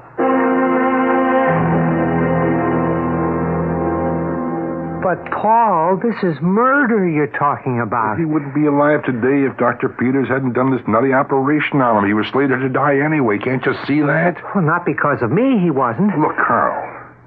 Carl, I've got 3 kids. You've got 2, right? Right. And I don't want them to grow up knowing that their old man was a murderer. So you want them to grow up with their old man in jail for the other stuff? Bribery, conspiracy, you name it, Carl. They'll pin it on us if Hollis shoots off his mouth. But we don't know that he's going to. He may not say one damn word. Maybe he can't talk, for Pete's sake. Look, there's got to be some way so we don't have to kill him. All right. All right, you tell me what it is. I haven't had a chance to think about it yet. Well, you can think until your head drops off, Carl, and you won't come up with anything but what I've come up with. It's my way or nothing. We've got to kill him. I don't know if I could. You can. Well, we got plenty of time. He won't be out of the hospital for a good long time. At least there's no rush, We don't have any time at all. What do you mean? We can't afford to wait. We'll have to go into the hospital after him.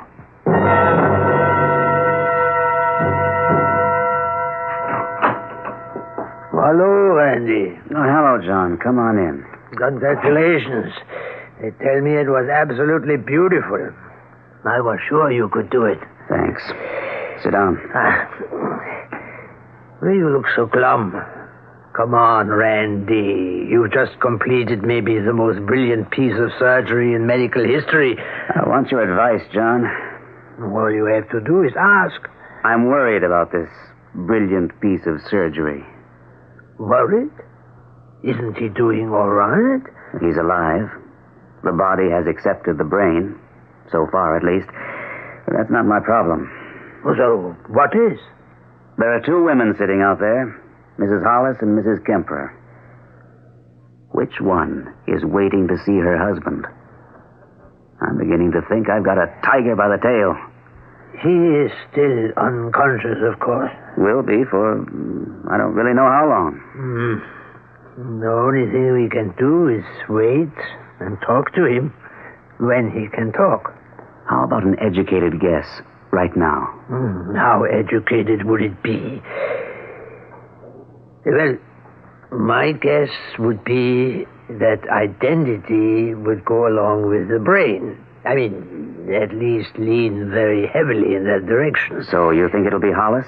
It's only a guess. You can't discount the body, certainly. There's a whole nervous system in there of which the brain is only a part. The most important part, granted, but still only a part. But if the body doesn't reject the brain? Physically, you mean? Well, and I'm guessing, of course. All that does is place the brain and the rest of the body in contention. Anything could happen. The body is long accustomed to taking commands from the brain. How is it going to respond now? And the brain, when it doesn't get the responses it expects, if it doesn't, well, who knows? Who's to say it won't break down completely? Well, that was a chance I knew I'd have to take. It's the identity problem that's got me worried right now. Yeah, I have only one suggestion. Wait until he can talk to you, and then ask him who he is.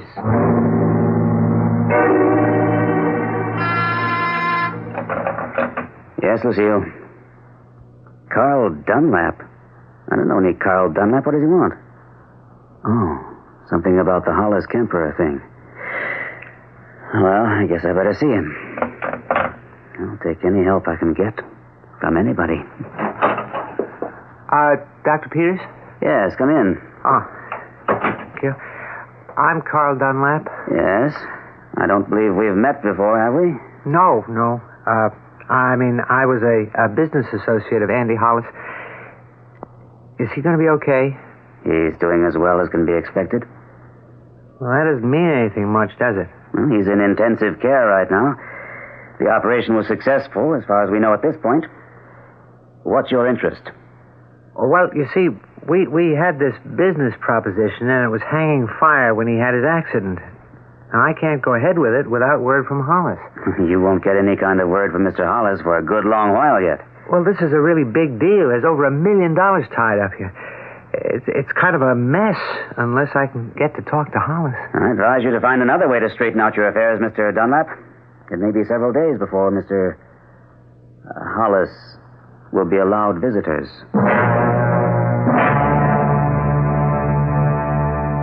You were right, Paul. I couldn't get in to see him. Well, you agree with me now that there's only one way we can go? Well, we don't know that he's going to talk, Paul. We don't know that he won't. Look, I don't want to gamble, Carl. No, I guess I don't either. Good. Then it's settled. Now, all right, now here's where we do it. The easiest thing in the world is to impersonate a doctor. You put on a lab coat, hang a stethoscope around your neck, and you're a medic, right? I guess so, as long as nobody asks you for a pill. That's good enough for walking down the hospital corridor. Well, we don't have lab coats. Well, it's easy enough to get. We go someplace and buy them. I'll take care of that. You've got a gun, haven't you? Yes. So have you. Do you have a silencer for it? No. Now, listen, that's Paul. all right. That's all right. I can pick up one. So once we get inside the hospital... Now, wait a minute, Paul. You've got a gun, too, haven't you? Why my gun? Because you're going to do it, Carl. Oh, no. No, I'll go along with the idea, even if I don't like it, but you don't get me to shoot him myself. No, Paul. Sorry. That's the way it has to be. Well, why? You're the one who wants him out of the way so bad. Why should I do the shooting? Because if I do it the way you're running around so scared, you might just get an attack of conscience or something and start talking.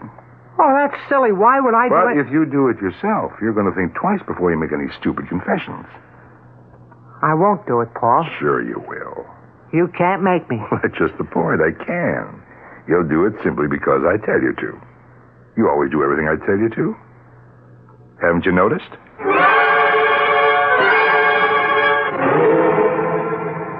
They sent a couple of containers of coffee back from the nurse's station. They've been so nice. Oh, I hope you like milk and sugar in yours. I didn't know. Oh, that'll be fine, Jane. Just so there's some coffee in there. Oh, it's going to be a mess. Isn't it, Esther? For us? I'm afraid so, yes. What we need here is a Solomon. I suppose when he wakes up, when he regains consciousness, he'll know who he is. It's strange. At first I was feeling so grateful to your husband, to you, for donating his brain to Ralph. Now I'm beginning to wonder if it isn't the other way around. Your husband donating his body to Andy? I guess that's what it will amount to. Oh, Lord, I'm so confused. And another thing I've been wondering, where are we going to stand legally? I hadn't even thought about that. To tell you the truth, I'm not even sure how I want it to come out.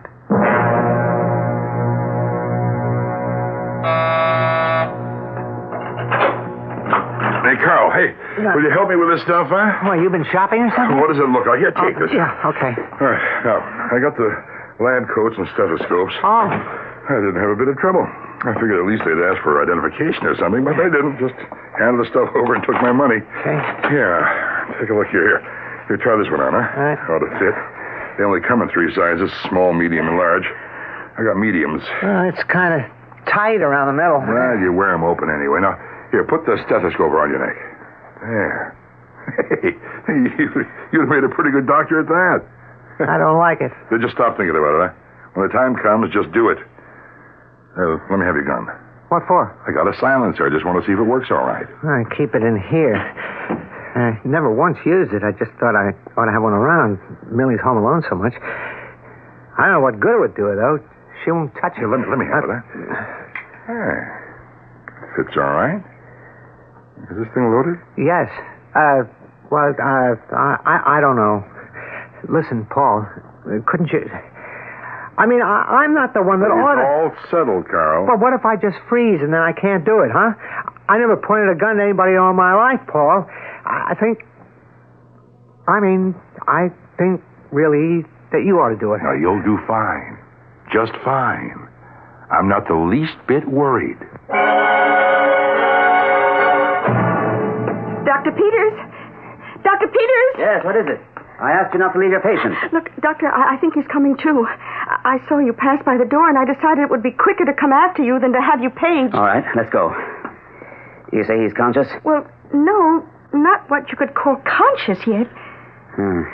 He seems to have gone back to sleep. Just a minute ago, he was... No, I can't. He can articulate. That's all right, then. Please, I can't. Somebody help me. What can we do for you? Help me. Born Indianapolis. You were born in Indianapolis. Is that what you're trying to say? Yes, but born Boston, too. Somebody help me. Who am I?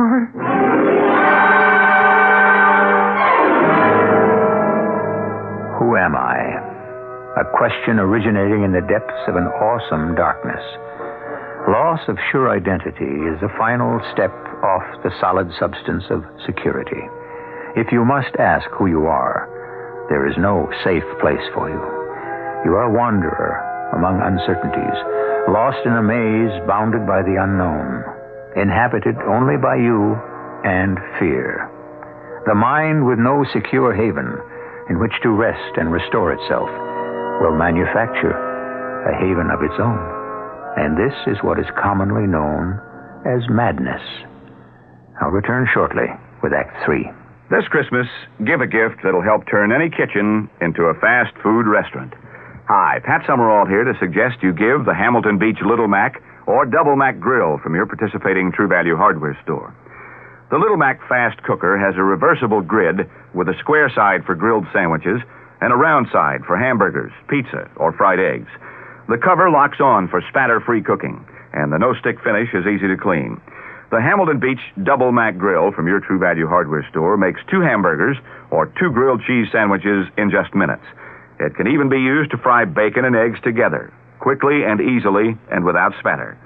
This Christmas, give the gift that'll help turn any kitchen into a fast food restaurant. The Hamilton Beach Little Mac or Double Mac Fast Cooker from your participating True Value hardware store. Remember, True Value, that's more than just a name. It's their way of doing business. And remember, too, tell them Pat Summerall sent you.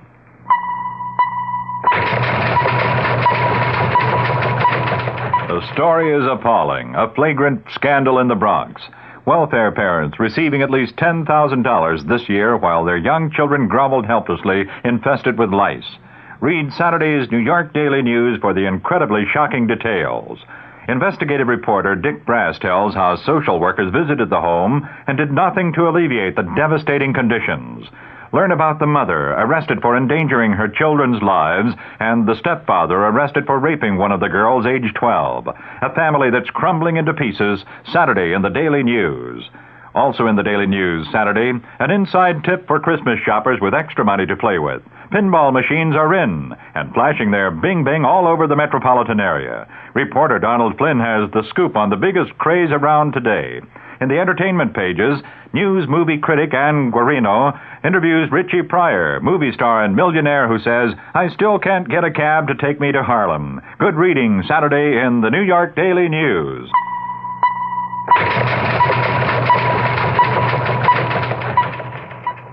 I wish somebody would tell me which wine goes with what. There is a wine, Gancia. Gancia Asti Spumante, that makes any meal sparkle.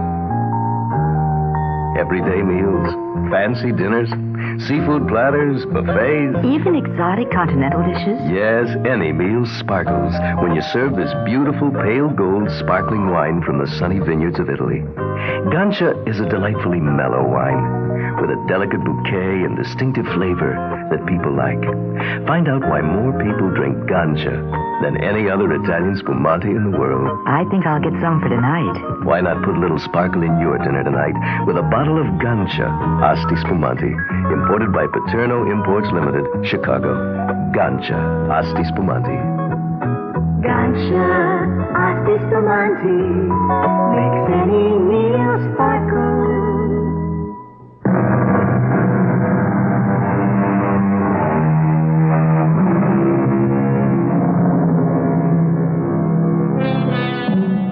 Who can say with authority what the brain is to the body, or the body to the brain? Which is master and which is servant? To be sure, we tend to characterize the brain as the thinking and therefore the guiding mechanism, but it is not the entire being. It represents, by any physical measurement we know how to apply, only a small percentage of the total entity.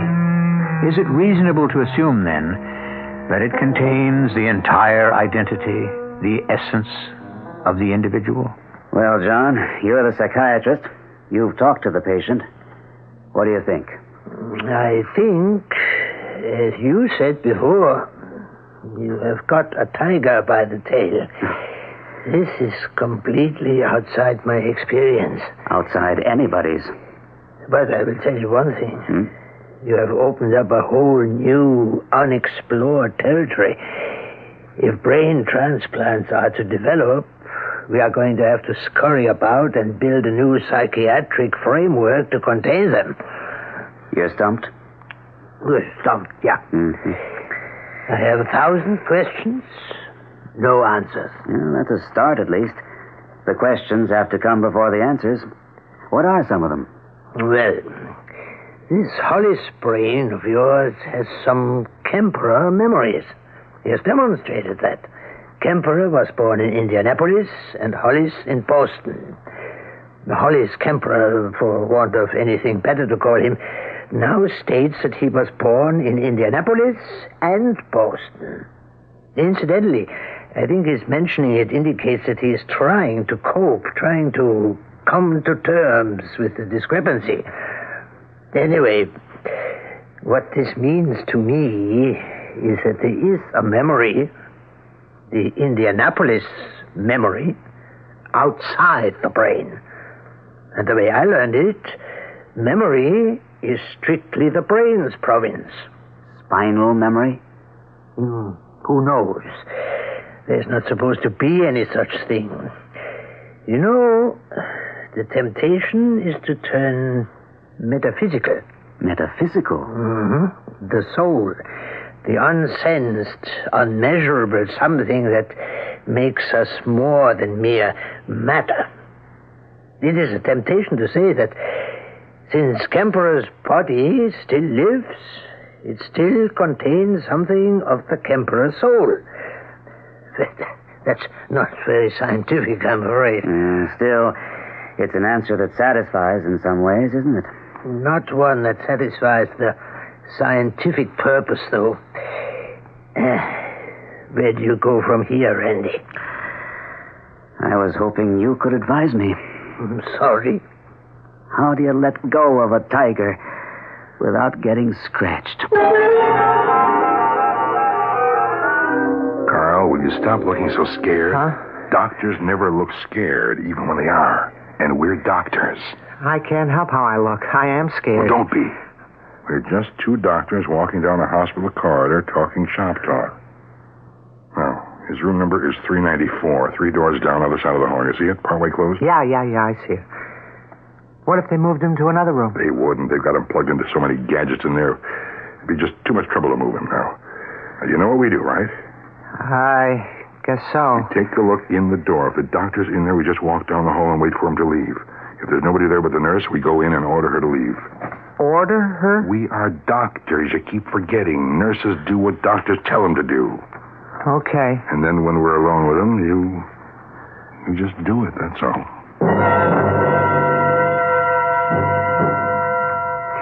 I tried to get in to see him, Jane. I didn't have any luck, but I tried. Well, Dr. Peters wouldn't let you in? The nurse wouldn't. She stopped me at the door. She was nice enough, but she was firm. Is he still all right? Well, the nurse said he was sort of half-conscious for a little while. Esther? Yes? Look, those two doctors just passing down the hall. Did you get a good look at them? Not very. Well, what about them? One of them was... I'd swear one of them was Paul Morrison. The man who was here asking about Andy earlier. The one you didn't like? Yes, that one. But is he a doctor? No. That's just the point. He isn't. So what is he doing in a white coat? You think he's up to something? I don't know what he could be up to, but I don't like it. Damn, I forgot about her. Forgot about who? His wife, Jane Hollis. She was in the waiting room just now as we walked past it. Did she see you? Does she know you? Oh, she knows me all right. I'm not sure whether she saw me or not. Well, let's get out of here, Paul. If she saw you, we'd better just get out of here. For Pete's sake, will you stop it, will you? You panic at the least little thing, now here. We'll just stop and lean against the wall and talk. We're in consultation, okay? And if she doesn't do anything about it, well, she didn't see me. This is crazy. Here's this big hospital, busy as Grand Central Station, and we're going to walk into a man's room and shoot him dead. People all over the place, but does that stop us? No, we just walk in there and shoot a man dead. And walk right out again. The best way to get lost is in a crowd of people. Insane. Oh, there she goes. The Hollis woman? Yes, with the other one. They're just strolling along, going the other way. I guess she didn't see me. So you want to go ahead with it? Of course we're going to go ahead with it. Come on. Just sort of stroll along, so if he sees us, he'll think we're just stretching our legs. Well, did you get another look at him? No. I was afraid to look down that way. But I know it was him. I'm sure of it. Oh, so what are we going to do? I just want to see if I can find Dr. Peters and tell him about it. Okay. Here it is, room 394. Will you wipe that scared look off your face? I'm doing the best I can, Paul. All right. Just let me check. I don't see anybody but the nurse in there. The doctor doesn't seem to be around. Paul, I wish you shut up and let me do the talking. Nurse. Oh, you startled me. Is this Dr. Peters' patient? Yes, Doctor. Dr. Peters has called us in for a consultation. We expect him any minute. Will you please leave us alone with the patient? Oh, Dr. Peters instructed me to stay with the patient. Well, we'll be with him. You needn't worry. I don't like to go against Dr. Peters' instructions. We will take the responsibility. We expect Dr. Peters momentarily. Meantime, we can save time by examining the patient while we're waiting for him. I could stay and assist you. I mean, if there's anything you want to know... Nurse, I've asked you to leave us. Yes, Doctor.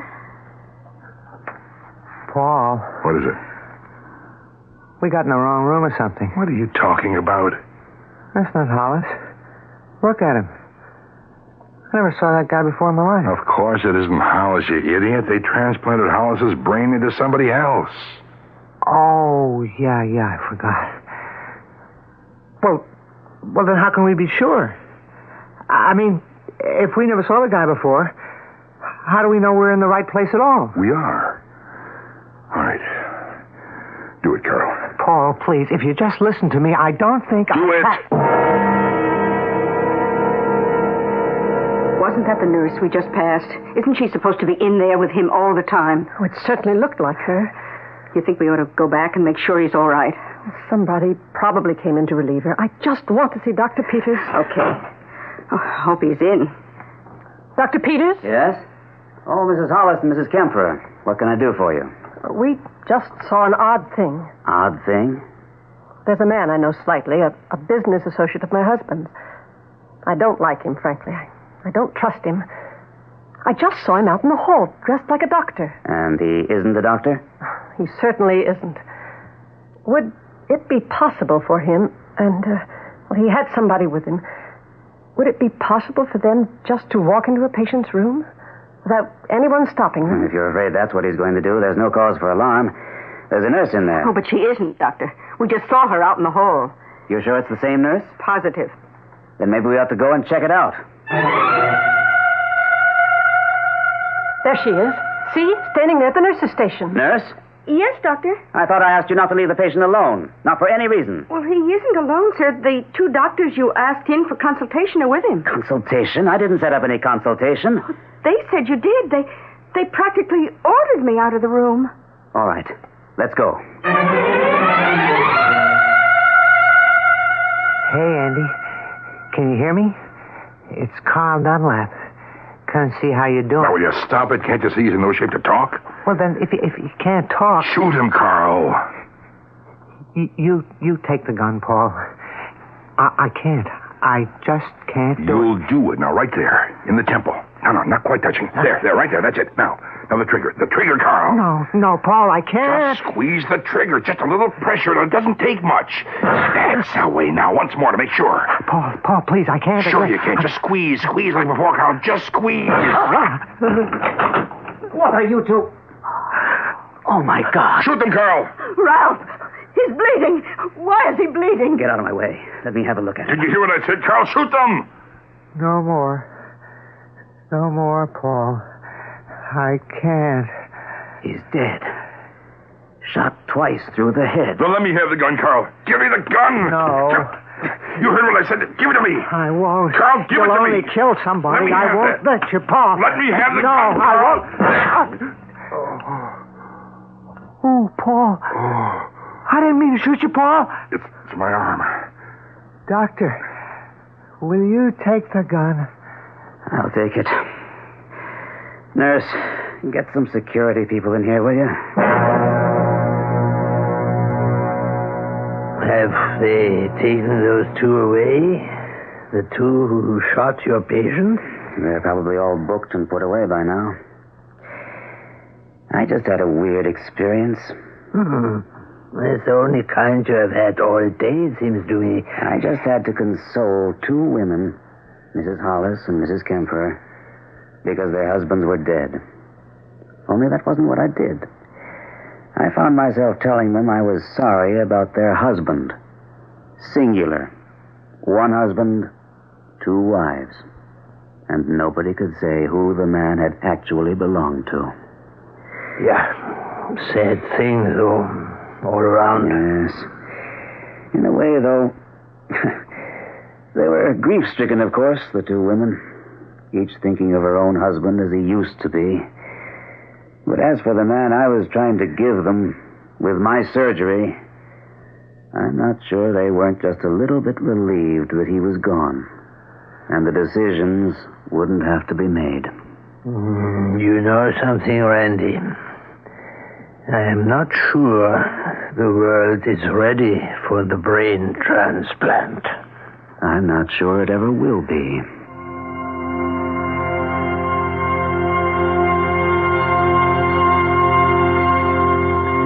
Perhaps we should be just as glad that the brain transplant isn't ready for the world. As things stand now, one more spiritual dilemma might be just that one too many. I'll be back in a few minutes. The 1977 Buick Regal. It comes with Buick's terrific V6 engine. It carries 6 people and lots of Buick comfort. It's lean, it's maneuverable in city traffic. It's the most luxurious mid-sized car Buick builds. Yeah, this new Regal is pretty much everything a car should be, except for one thing. It isn't yours yet, but it can be.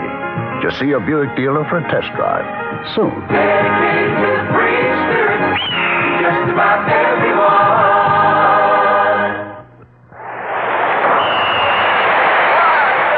Here's Dennis Potvin of the New York Islanders. Folks, I'm a hockey player first and a football watcher second. And I'll tell you where you can watch some great college football on TWA. Right now, they're showing films of the players most likely to make All-American this year. You'll also see the 1976 candidates for the Heisman Trophy, scoring points for this great prize. It's a terrific show, and it's only on TWA, where every seat is on the 50-yard line. Fly TWA to the West Coast. And in addition to the football action, you'll see first-rate movies on every TWA nonstop to Los Angeles and San Francisco. And TWA is the only airline that gives you a choice of movies. So if you like being entertained, take a seat on TWA. We give you a lot more. To TWA, being the best isn't everything. It's the only thing. Here's important news for you. Dependable Dean has launched a revolutionary new price policy lowering all carpet prices to rock bottom.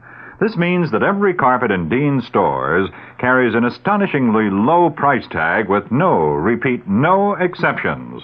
The carpet you want is right here at Dean's at the lowest possible price.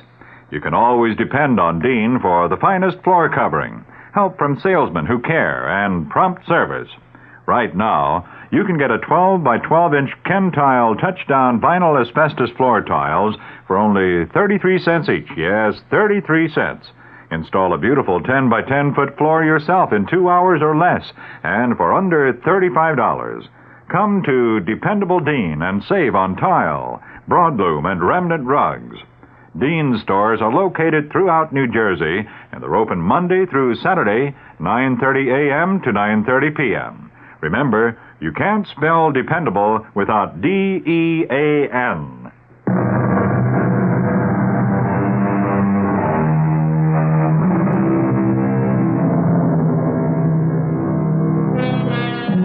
With the human mind striving as it always must toward the accomplishment tomorrow of today's impossibility, it's not surprising, perhaps, that among the blessed miracles performed, some heinous enormities are also perpetrated. It may be that the transplanting of a fine mind from a sick body to a healthy one would be a good thing. But wouldn't it present the kind of problem our story has dealt with? How could it not? Our cast included Gordon Gould, Ann Williams, Bryna Rayburn, Robert Dryden, and Joe Silver. The entire production was under the direction of Hyman Brown. Radio Mystery Theater was sponsored in part by Contact, the 12-hour cold capsule. This is E.G. Marshall inviting you to return to our Mystery Theater for another adventure in the macabre. Until next time, pleasant dreams.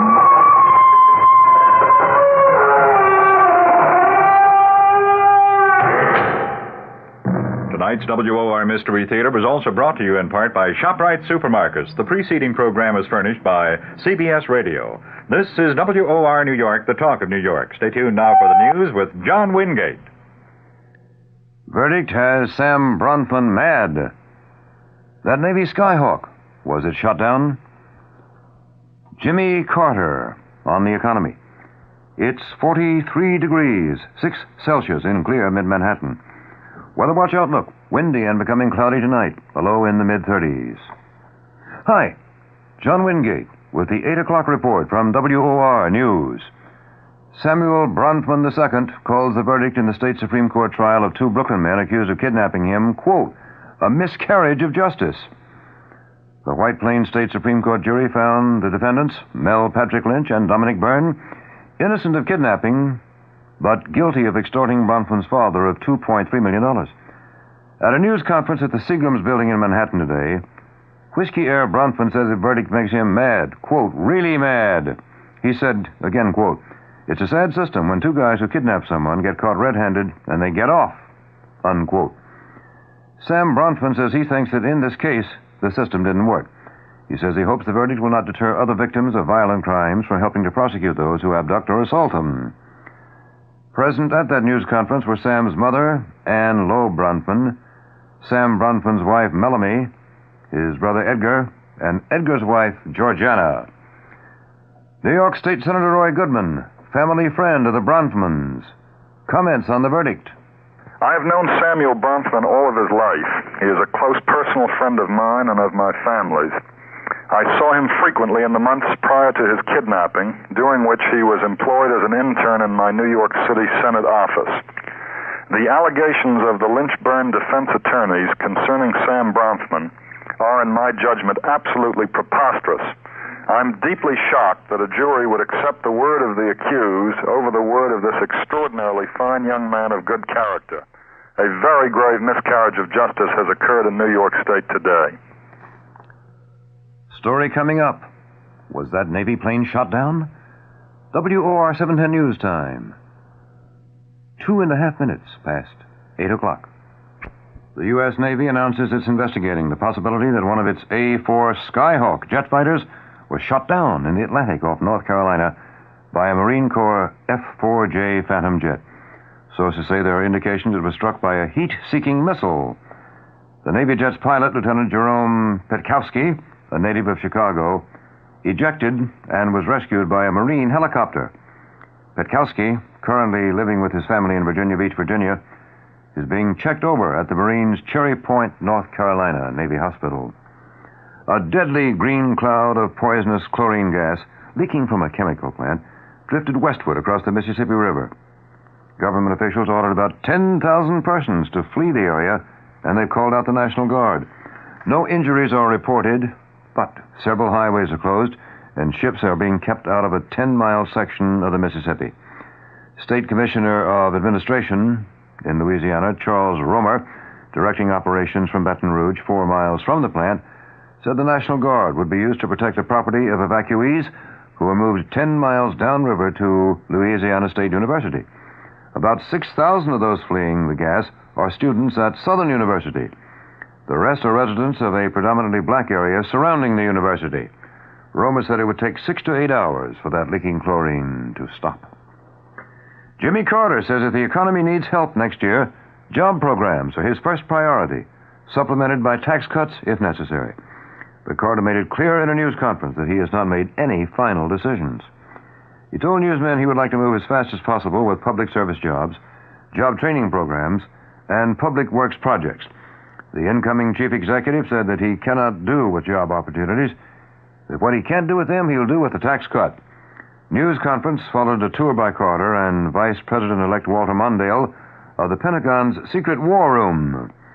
The two men were greeted by 2 small groups of demonstrators chanting, quote, "Disarm now," unquote, and quote, "A future for our kids, Jimmy," quote, unquote.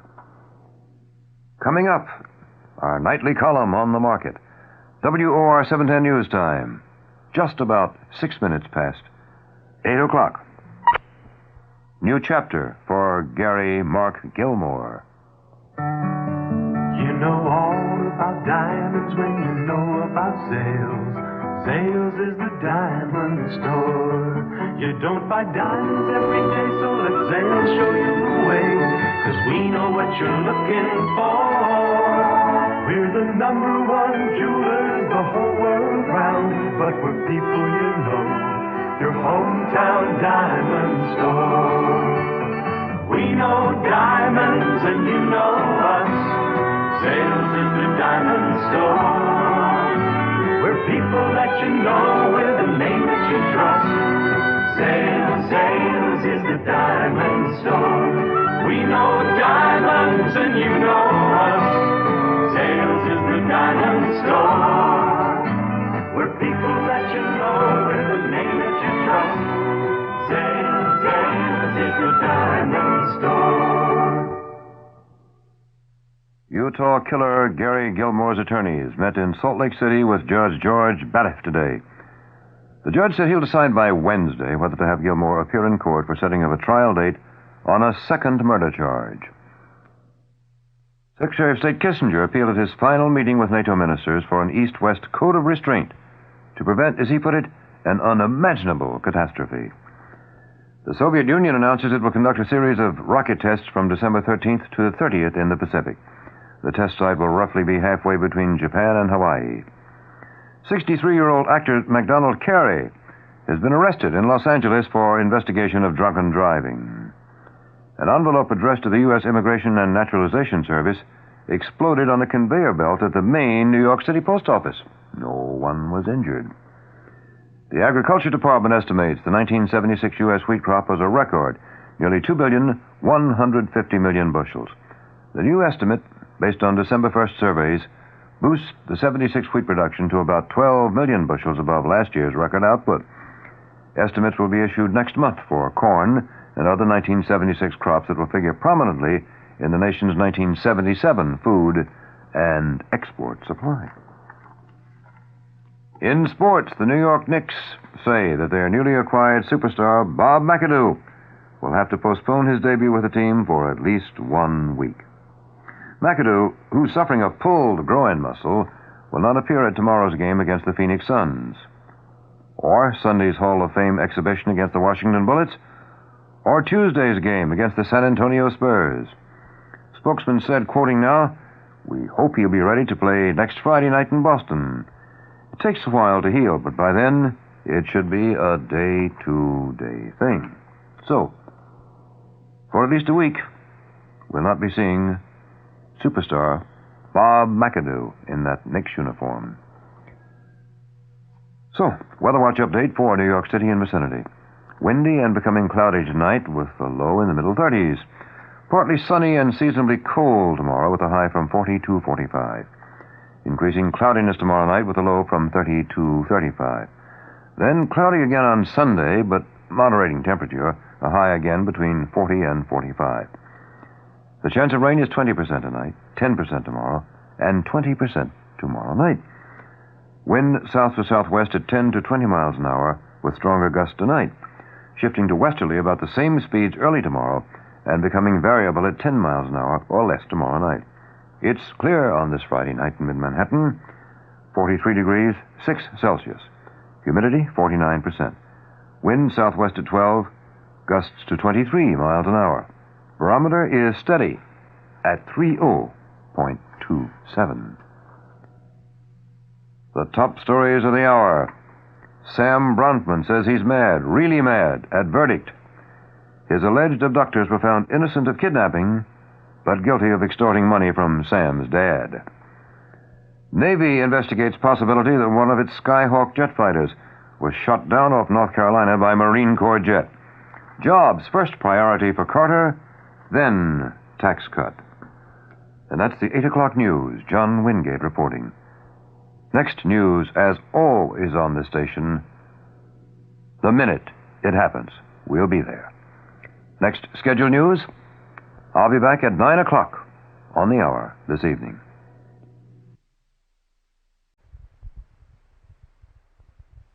We invite you now to stay tuned for the Mystery Theater.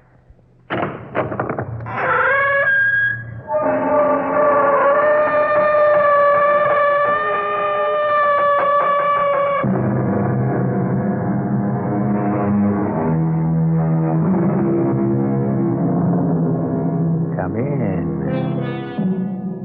Welcome. I'm E.G. Marshall. I am a parcel of vain striving, by a mere chance held together. Sometimes, perhaps in the silence of the night, when there is a moment for quiet reflection, pause to ask, what is this burning package of desire known as the body? What is this seething mass of chaotic thought known as the mind? Think about it. Some of the answers you get will frighten, amuse, and astound you. Our mystery drama, The Smoking Pistol, was written especially for the Mystery Theater by Sam Dan and stars Howard Da Silva. It is sponsored in part by Buick Motor Division and Anheuser-Busch Incorporated, brewers of Budweiser. I'll be back shortly with Act One. Budweiser presents Beer Talk. A lot of people like their beer ice cold, but too cold can be too bad for the flavor of great beer. Take Budweiser. It's brewed and beechwood aged to taste best at about 40 degrees. Of course, if you're on a picnic and the bud's on ice and nobody brought a thermometer, go right ahead. It's nothing to get hot about. Anheuser-Busch headquarters, St. Louis, Missouri. I'm E.G. Marshall, host of Mystery Theater. It's Christmas time, and you are Santa Claus, the spirit of Christmas. And with your generosity, the reality of Christmas will be brought to thousands of needy children in the WOR listening area. Your contribution means gifts of toys and clothing for each of them under Christmas trees in hundreds of hospitals and institutions. You light up those little faces on Christmas morning because you have taken the time now to send your check to the WOR Children's Christmas Fund. The nicest thing about your contribution is that 100% of it, the entire amount, is used to buy gifts for the children. Send your check today to the WOR Children's Christmas Fund, Box 710, Times Square Station, New York, 10036. Thank you. Ah, Madame Rochas, je vous adore. Ah, Madame Rochas, pour moi, vous êtes toutes les femmes. In France, romance is a national passion. So is Madame Rochas. Madame Rochas, perfume and eau de cologne. There's never been a more romantic fragrance or a more beautiful interpretation of what it means to be a woman. But why wait for him to make a gift of it? Discover Madame Rochas for yourself.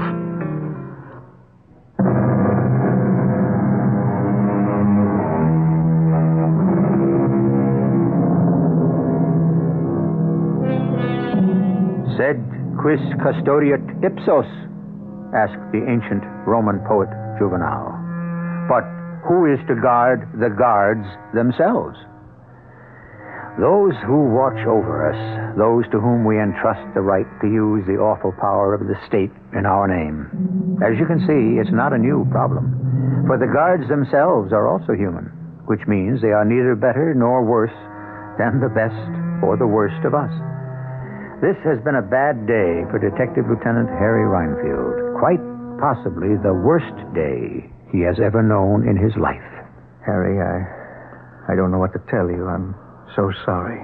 I saw him, Jim. I just saw him. I got hot coffee here. He was laying there. Let me pour you a cup. Huh? He didn't even look dead. What's he doing in the morgue, I said. Here. Drink this, Harry. Drink it. What's this 21-year-old kid doing, laying on a slab in the morgue? He don't even look dead. You want to go home, Harry? But then you look close and there it is. Maybe you should come home with me, Harry. Just a little black hole. Stay with Belle and me tonight, Harry, and get some sleep. And it's my fault. No, it isn't. He was crazy to be a cop. Why do you want to be a cop, I asked him. Go to college, I told him. He went to college. Yeah, the day he graduated, he joined the cops. What did he need it for? I gave the department 25 years. Shouldn't that be enough for one family? He could have made something out of himself. He made something out of himself? Yeah. Well, here's how it is right now.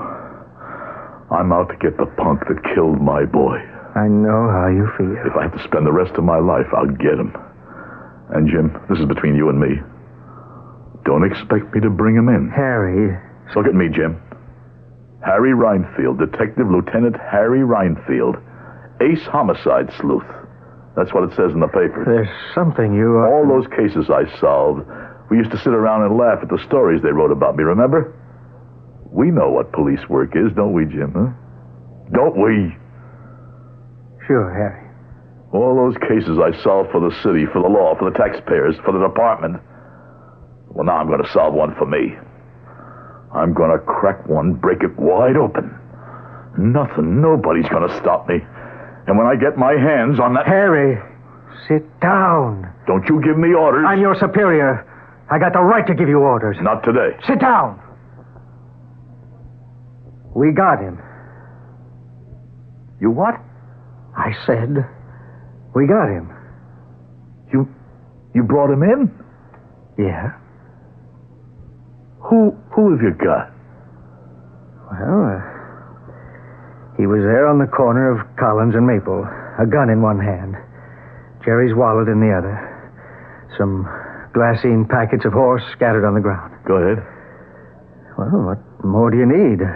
What more does the DA have to produce for first degree? It was a drug bust, and the punk had a gun, and... Yeah? Yeah, what's the punk's name? Mason. George Mason. Has he got a sheet? Oh, some little stuff, break and entry, assault. Where is he? Down in the holding pen.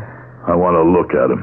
Harry, would that be such a good idea? I want to see the punk that killed my son. Maybe you shouldn't, Harry. Not now. Not the way you feel now. I said I'm going down to the tank.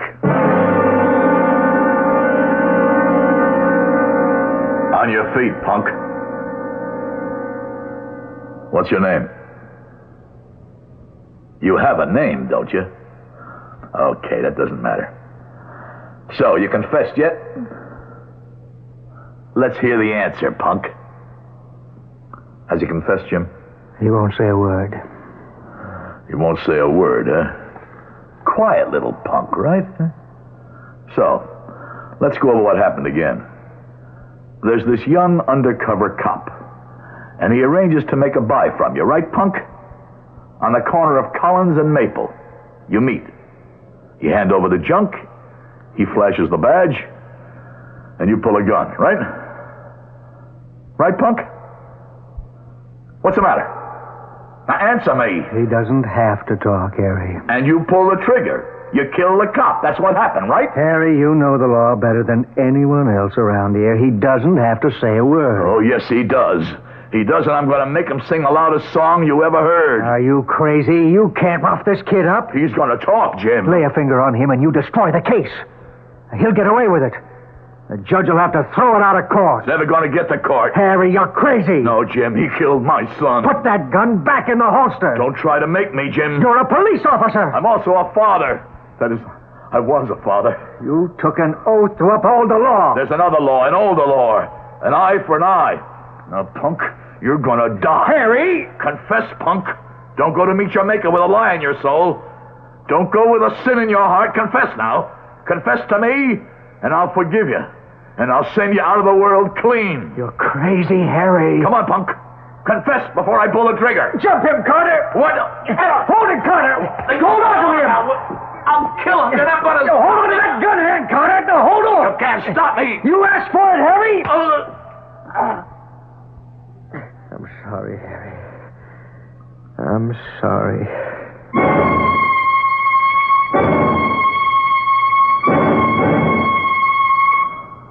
Here, Harry. Drink this. What happened? Well, we had to subdue you, as the saying goes. Subdue? Yeah. I've been on the other side of that subdue from time to time, you know. Yeah, well, now you know how the other half lives.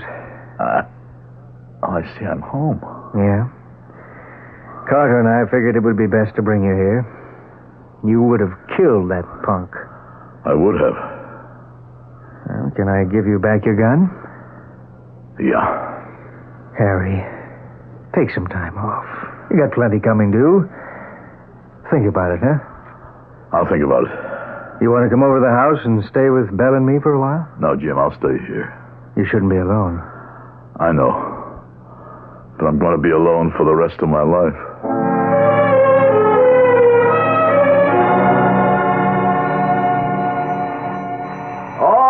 All right, I hear you.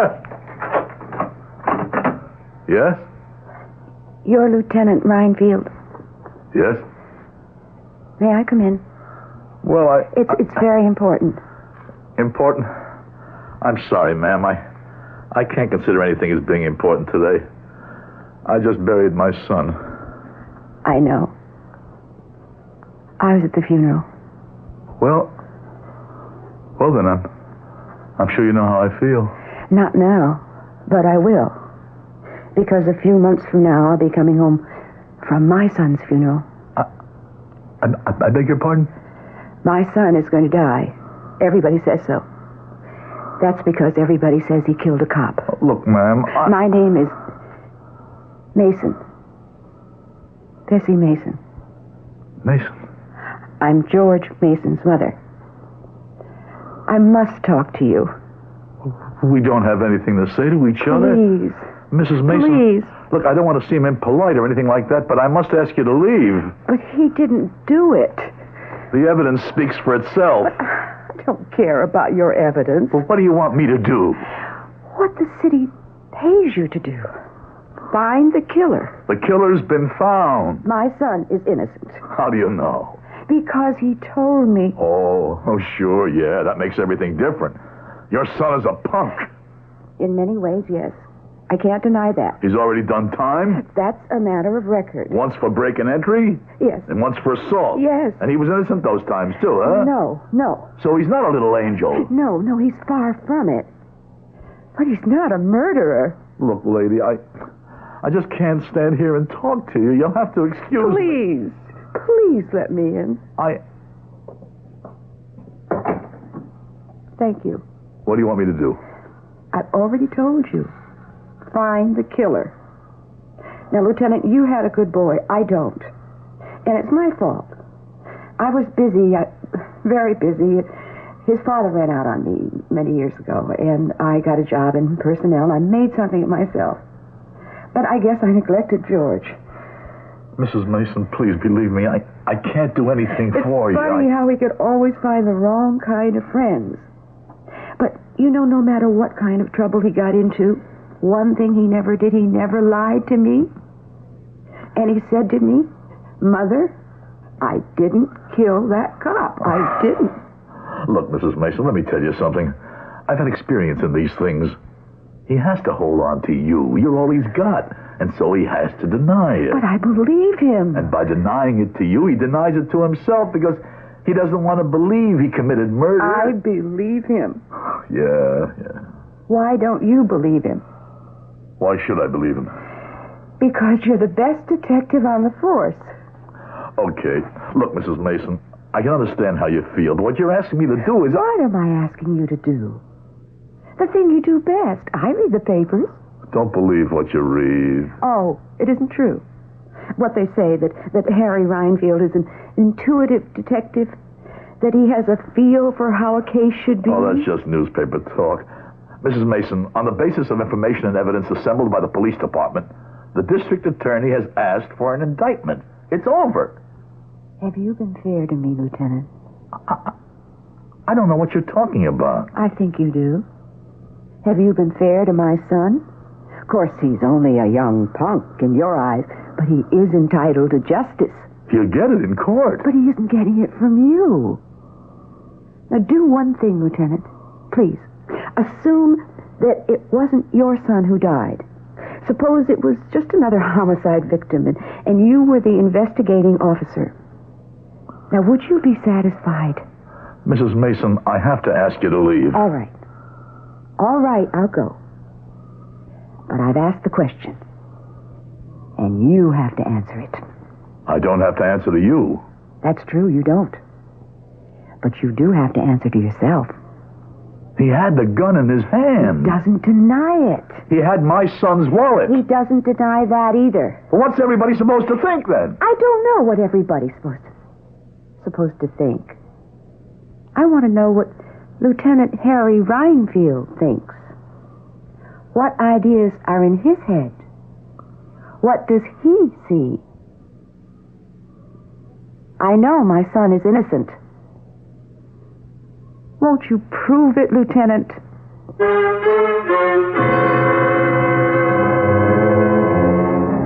In a recent, highly celebrated public proceeding, a definition of guilt was requested. And it was said that if a murder has been committed, and you see a man near the corpse with a smoking pistol in his hand, it would be reasonable to assume he's the killer. The smoking pistol. That does it. Or does it? I'll continue in just a few moments. When you feel it coming on, and you've got no time for it, catch it before it catches you. Give your code to contact Real Medicine for real colds. Here in my hand is a little capsule. It's tiny, yet it contains enough cold medicine to help relieve cold symptoms caused by every known virus. Every known virus. It's Contact. The same 12-hour Contact you can buy. This year, Contact with its tiny time pills will touch more lives, help more colds than any other cold medicine, tablet or liquid. Think about that the next time you're sick. Sneezing, dripping, all clogged up. Then let us help you with real medicine, like Contact. It works all day, all night. We're number one in the whole world. Take only as directed. Give your code to contact Real Medicine for real colds. There are many differences between skiing a mountain and skiing an Alp. As the Red Baron of Lufthansa German Airlines, I'd like to tell you about a few. In my Austrian Alps, you'll find the world's top ski instructors.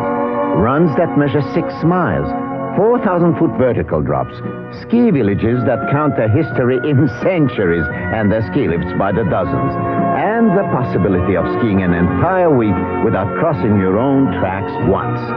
Those are some of the differences. One thing, though, isn't that different. The price.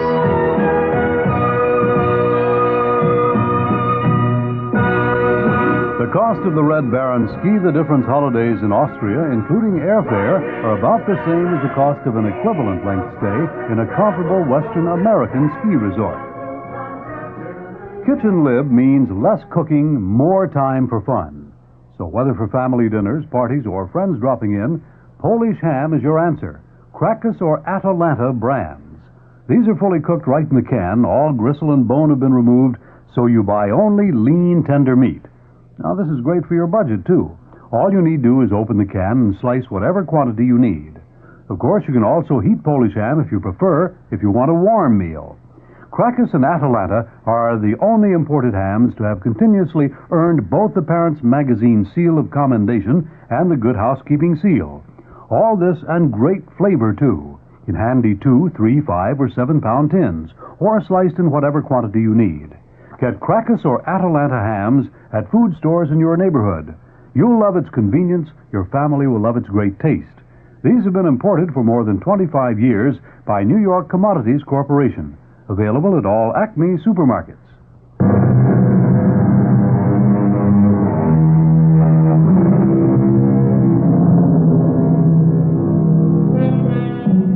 The victim, a young undercover cop named Jerry Reinfield. The suspect, with a smoking pistol in his hand, young George Mason. The detective, the victim's father, Lieutenant Harry Reinfield. The case is open and shut. That is, it should be. But the suspect's mother, Bessie Mason, believes her son is innocent. Well, faith can move mountains, or so we've been told. Mrs. Mason, I must ask you to leave. All right. I'll go. Because I know the kind of man you are, Lieutenant. You swore you wouldn't rest until you found your son's murderer. He's been found. Are you sure? Are you sure?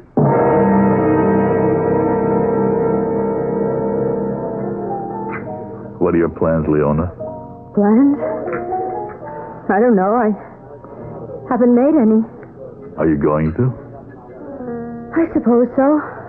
One day. Thanks for taking me to dinner, Dad. Thanks for calling me Dad. I guess today it would have been official. Yeah. I'm sorry, Leona.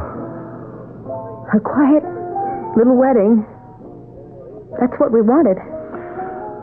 You'd have made a good wife for a cop. Oh, how do you know? You've known me such a short time. Whirlwind courtship, that was Jerry. Love at first sight. It's the only kind there is. Jerry. He met me at a party on a Friday night. He proposed to me on Saturday morning. I said yes Saturday afternoon. Saturday night, he tried to talk me out of it. Why? He suddenly realized, he said, how dangerous a cop's life can be. He didn't want me to be a cop's wife. Especially his wife. Doing undercover work, he'd made a lot of enemies. Yeah, I know. After some pretty good arrests, there were threats made on his life. Yeah, we all get those. He tried to talk me out of it, but by then it was too late. I was in love with him, too. I know how you feel, Leona. But you're only 22. Life has to go on. I suppose it does. Although I wonder why. You think so now, but time will pass. You'll find another guy. I know. That's why it's so awful. That night, he was supposed to come over for dinner. And he said, I'm going to be late. I have to meet a fellow all the way across town, corner of Collins and Maple. Collins and Maple. And I said to him, Jerry, this is confidential. How can you tell me? And he gave me that smile of his and said, You mean I can't trust you, honey? I used to tell his mother everything, too. You're not supposed to, you know. I was so scared. It's such a dreadful neighborhood, and he laughed and said, if you're out to make a drug bust, you don't usually go to the high-rent district. One consolation. At least they got the killer. Yeah, we got the killer.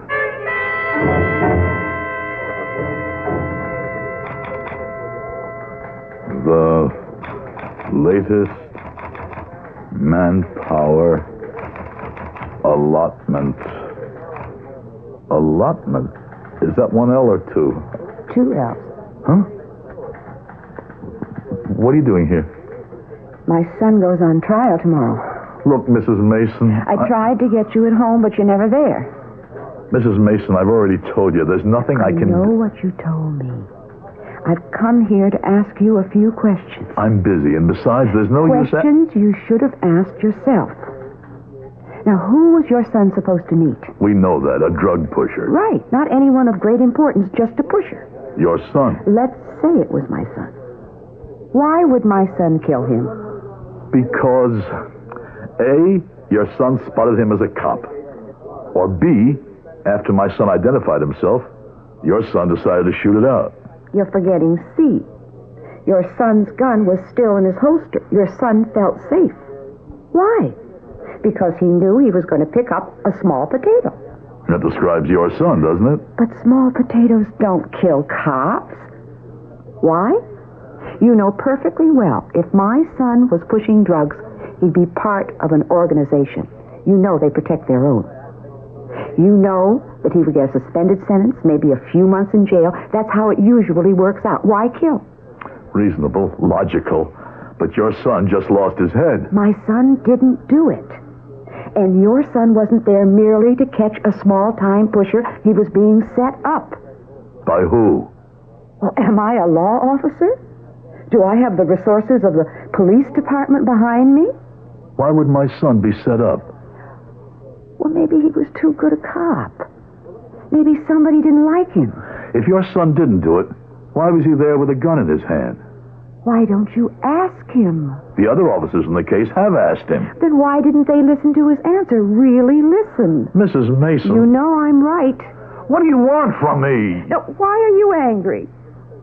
I'm just a mother, and not a very good one. Now, all I know is my son tells me he's innocent, and I want to believe it. I want to believe it. No, look, no. It's all right. I'm sorry I bothered you. Please excuse me.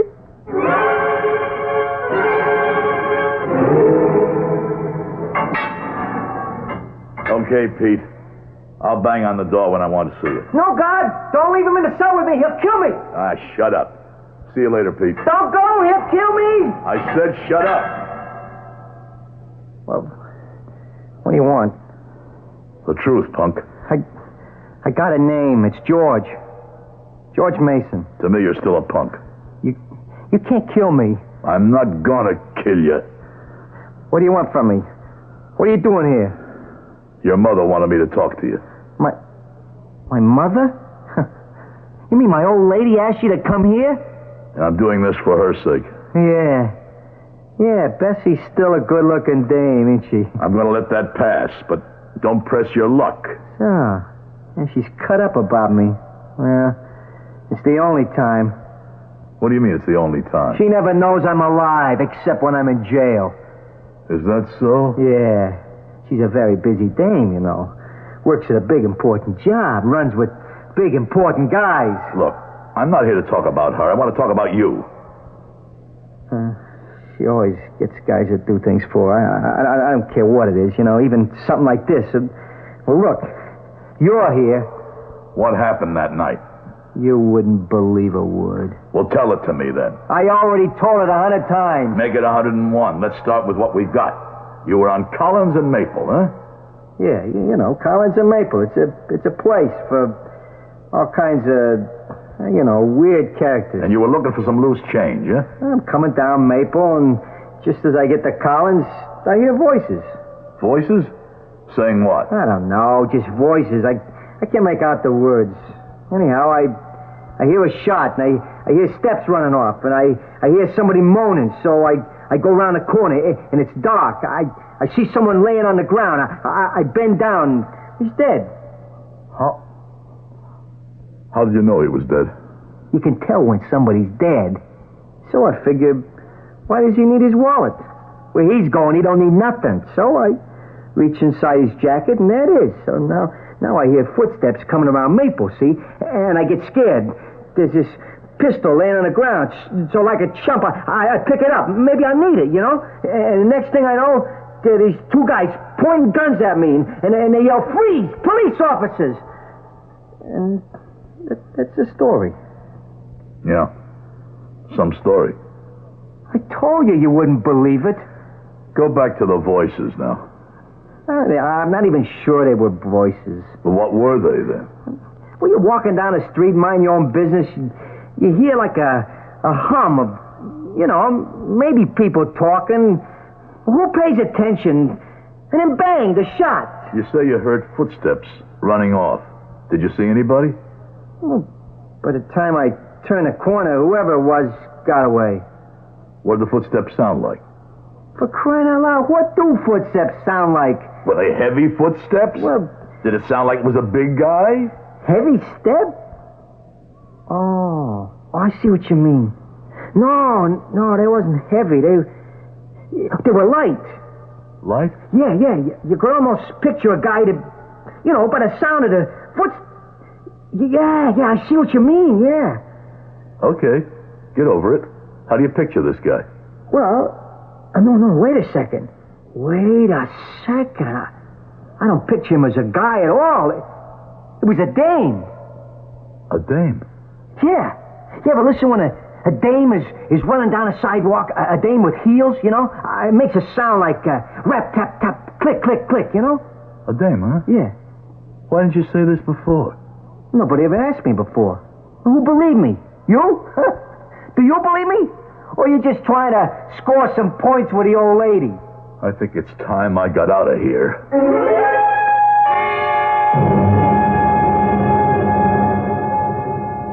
Harry, we were all through this. We went over it with his partners, Carter and Fordyce. He said to them, "I'm making a contact at Collins and Maple, 9 o'clock. They were there to back him up. They had to keep out of sight. They saw him go around the corner, then they heard the shot. When they got to him, he was on the ground, and the punk, this George Mason, was standing there with the gun in his hand." And they didn't see anybody else? Didn't hear anybody else? You want to ask him again, he'll get the same answer. The punk says he heard someone running away. Oh, sure. What's the matter with you, Harry? Sure, we're reacting to your son's death. Suddenly this concern for the killer. Who says he's the killer? Harry, you're talking to me. He was standing there with the smoking pistol. Now, we're satisfied he did it. So is the DA. In a matter of weeks, so will 9 judges and a jury. Yeah, well, maybe I'm not satisfied. It can be a problem if your attitude becomes known, Harry. Well, once he's acquitted, that's the ball game. I'm not sure of anything anymore. Ever since Ruth died, your son has been your whole life. I know that. And now, suddenly he's gone, and you've got nothing and nobody. Well, that has nothing to do with it. This Mrs. Mason is a very good-looking woman. And that has nothing to do with it. You sure about that? You're lonely, Harry. She means nothing at all to me. Nothing. I got a hunch about this case. Harry, the two of them, the punk and his mother, they could be working this together, playing you for a sucker. Yeah, maybe. Well, you admit it's possible. Oh, anything's possible. Everything's possible. All right. What are you going to do? I'm going to nail it down. How? I don't know yet. I've got a hunch. And as far as it goes, it's crazy. But I'm going to run it down. All the way down.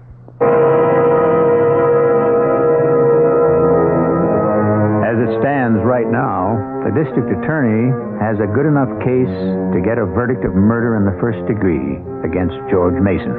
for the murder of Officer Jerry Reinfield. He had the smoking pistol in his hand. Why shouldn't Lieutenant Harry Reinfield be satisfied with that and let the law take its course? Why? I'm sure we'll find out in Act 3. Ever taken a close look at a glass of Budweiser? The Budweiser brewmasters have. In fact, they've been looking closely at Beechwood Age Budweiser since it was first brewed back in 1876. And you know something?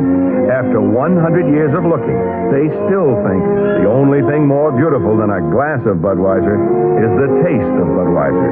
A taste that speaks for itself, loud and clear. Anheuser-Busch, headquarters, St. Louis, Missouri. The 1977 Buick Regal.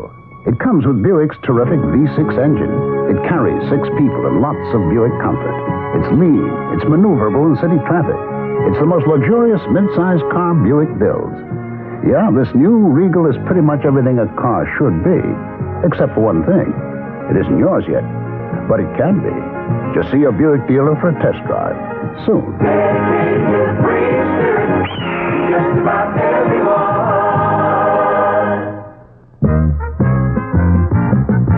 Another open, another show, another way just to let you know that Dry Dock Country is sure to grow. Another open and another show at 85th Street and Lexington, with gifts or favors for everyone. This very day is the time to go. Another open and another show. Come into the new Dry Dock at 85th Street and Lexington Avenue and open a savings account anytime before January 12th. There are favors for everyone and valuable gifts for new depositors. All deposits for gifts must remain 14 months. Don't forget, before January 12th. Another opening, another show. A Dry Dock opening's the place to go. For gifts and favors, come say hello. A Dry Dock opening and another show. In White Plains and Katona, too. Dry Dock Savings Bank, member FDIC. Here's something to cheer about. It's the great value you get at Cheers Steakhouse. Right now, Cheers is featuring a planked sliced steak dinner that's almost unbelievable. For $7.50, you get French onion soup, unlimited quantities of Cheers' famous salad with delicious house dressing, the highest quality planked sliced steak served with Duchess potatoes, garden fresh vegetables, grilled tomato, and crispy onion rings. For dessert, make your own ice cream sundae or experience Cheers' homemade cheesecake. Linger over an after-dinner cordial in a delicious Swiss chocolate cup. Complimentary champagne, too. You get all this at Cheers for only $7.50 per person, served for 2 or more. Other entrees reasonably priced. Cheers Steakhouse has a 20-year reputation for superb food and gracious service. Parking is free after 5 p.m., and now Cheers is open Saturday from 5 to 11 p.m. Cheers Steakhouse, 120 West 41st Street. For reservations, call 244-8810.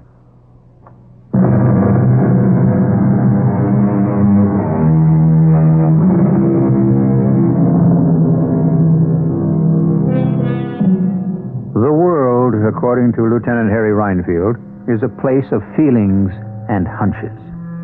Yes, people do pay lip service to something known as facts, but there's nothing factual about the truly important things in our lives.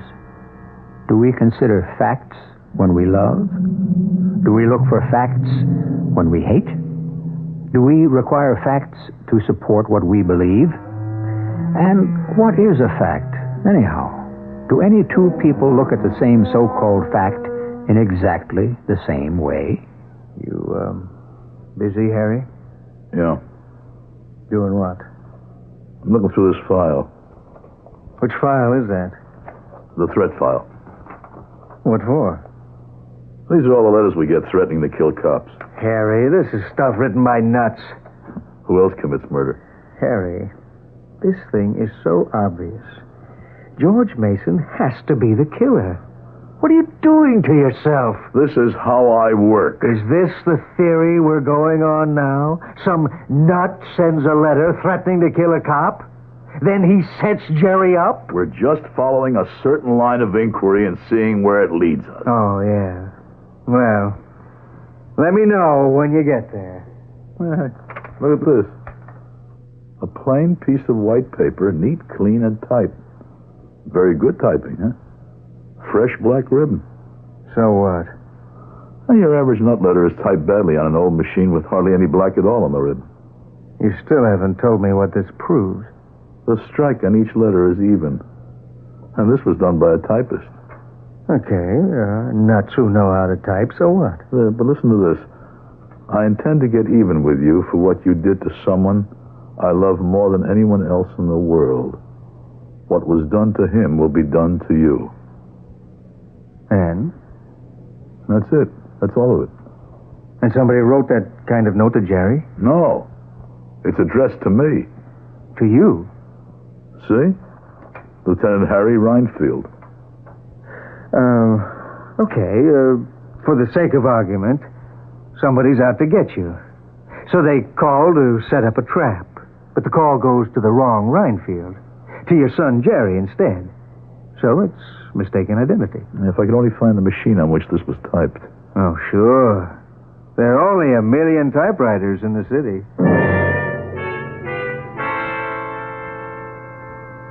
Look, Lieutenant, I told you. I couldn't make out what them voices were saying. Now just relax. You're not giving me any help. The voices now. They were low? I could hardly hear them. Well, what did you hear? Now, just be quiet. Don't say a word. Now, you're walking down the street at night. It's dark. Deserted. You approach the corner. You're aware of voices. I told you, Be quiet. Shh. Why do you say you heard voices? Because... Come on, tell me. Because... Why do you say voices? Why not noise from a truck or why not a dog barking? Because they were human voices. I mean, people. They were saying words. What words? I don't remember.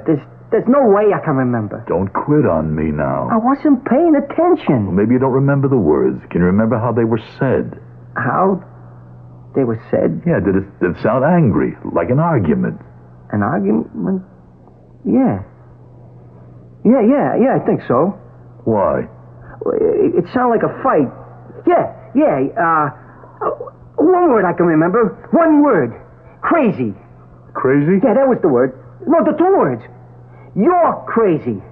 And then the shot. And the dame ran away. I mean, I heard what had to be a dame's footsteps running away. You heard him say, you're crazy, right? Yeah. Now that I concentrate, that's what I heard. But don't ask me to remember anything else. That was all I heard. It's enough.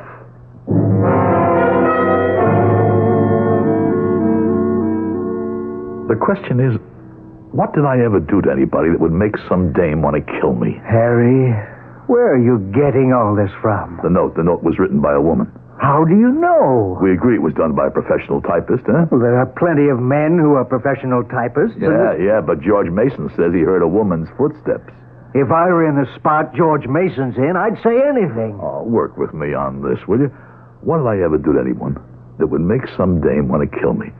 Now, this note was received on April the 18th, which means that whatever it was, it happened before that date. Now, what did I do? It beats me. You were the one who said it could have been mistaken identity. Someone's out to get me. They call me to set me up, except they get Jerry by mistake. So this dame meets Jerry and says, Lieutenant Reinfield, I'm going to kill you. Or something like that. And she has the gun, and Jerry says, you're crazy. Well, that's what George Mason heard. The question is, whose husband or whose boyfriend did I kill? You didn't kill anybody, Harry. Yeah, I know that. In all the years on the force, I never had to fire a single shot. But whose husband or boyfriend did I send up for life, or who died on account of me? You better forget that letter and the file and let justice take its course.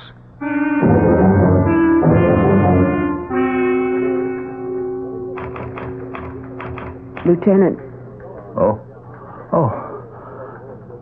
Hello, Mrs. Mason. I've just come from the courtroom.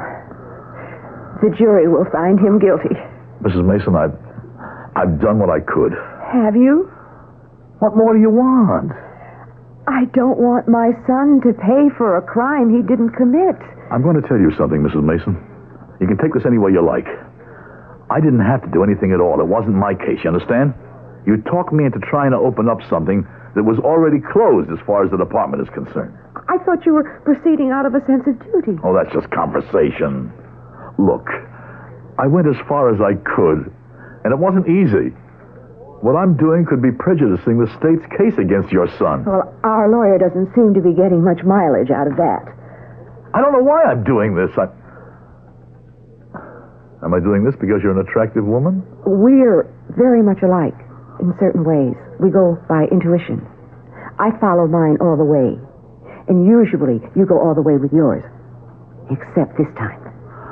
I don't know what you're talking about. Now, don't fence with me. Are you protecting somebody?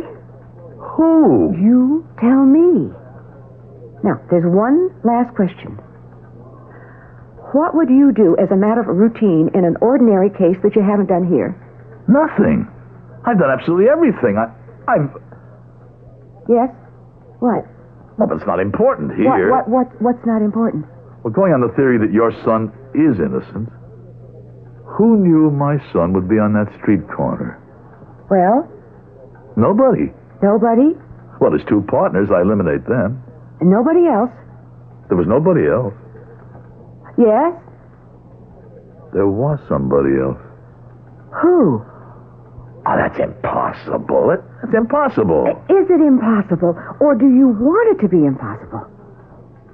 Mrs. Mason, I need your help. Here, read this note. I intend to get even with you for what you did to someone I love more than anyone else in this world. What was done to him will be done to you. Now, why do I believe that Jerry was killed by mistake? Maybe that was how the killer wanted to get back at me. Who's the killer? The one who typed this note. Now, if the person who knew where Jerry was going to be that night also had the machine on which this was typed, I've broken the case. Are you still willing to help?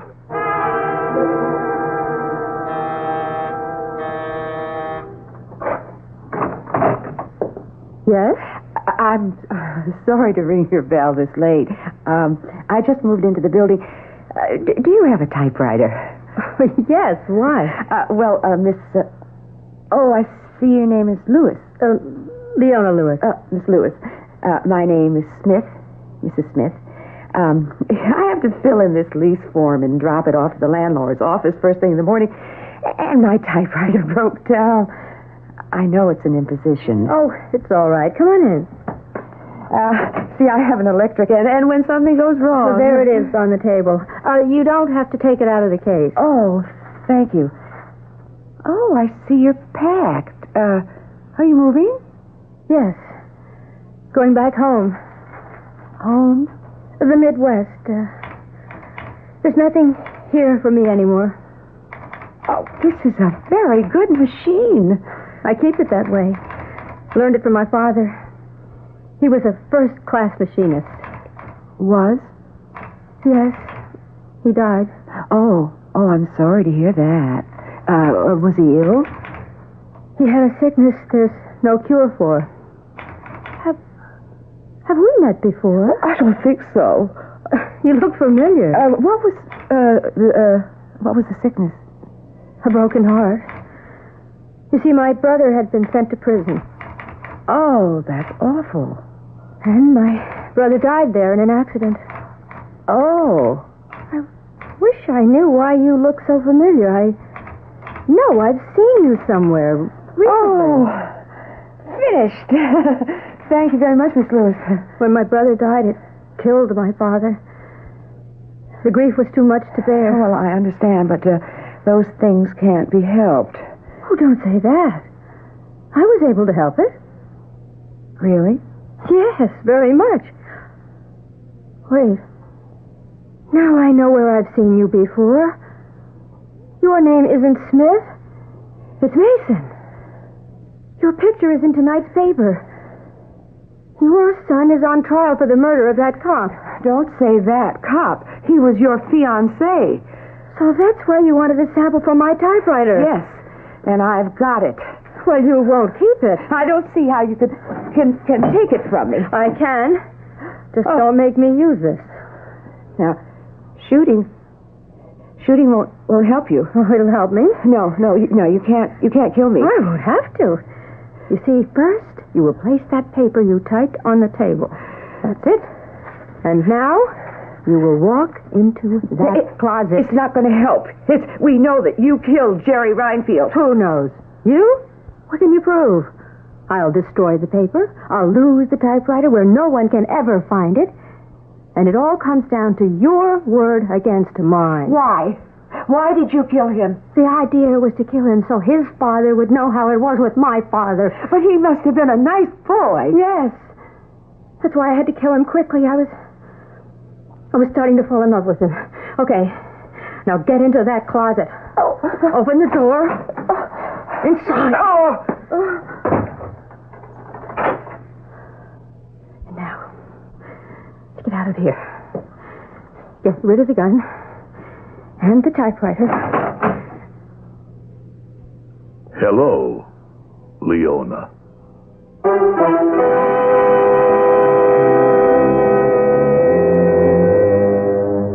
Hello, Leona, says Lieutenant Harry Reinfield. Of course, goodbye, Leona, might be more appropriate. I can inform you that Leona Lewis was found mentally disturbed and is serving an indeterminate sentence. I shall return shortly. I guess I'm lucky. My family's always been healthy. Oh, a touch of constipation now and then. But we've got X-Lax for that. When you need a laxative, shouldn't your first choice be the one more families buy than any other? That's today's X-Lax. Families like the chocolated taste. You'll like the way X-Lax works, gently overnight for relief in the morning. Next time, make gentle chocolated X-Lax your first choice for occasional use only as directed. We've always been healthy, and X-Lax is part of that. What's for dinner has an old familiar ring. Where does a mother go for the best of everything? What's for dinner? The family wants to know. Who's got the answers? Who's got the most to show? ShopRite has. ShopRite has. To save you time during this busy holiday season, ShopRite is featuring quick, easy, and satisfying meals. Fresh, lean ground chuck, good so many ways, just 79 cents a pound. ShopRite hamburger rolls, 10-ounce packages, 3 for $1. ShopRite king-size beef franks, another year-round favorite, 89 cents for a 1-pound package. ShopRite mixers, 28-ounce bottles, 5 for 99 cents. And for all your holiday needs, toys, trimmings, and wrappings too, shop ShopRite, the holiday place. In Italy, we celebrate many traditional holidays and feasts. There is Capodanno, to bring in the new year, Festa di San Giuseppe, in honor of St. Joseph, and Carnevale, what you call Mardi Gras. And then there is my favorite Italian tradition, Corvo. Corvo is not a holiday. Corvo is a wine, and it has been an Italian tradition since 1824. That is when the Duke of Salaparuta began producing Corvo on his estate near Palermo. Today, Corvo Red and Corvo White wines are enjoyed up and down the entire Italian peninsula. And now, Corvo wines are available in America, too, in fine Italian restaurants. So the next time you go out for an Italian dinner, enjoy it in traditional Italian style with Corvo. Ask for Corvo at the store where you buy wine, too. Corvo, the wine that's been an Italian tradition since 1824. Imported by Paterno Imports, Chicago, Illinois.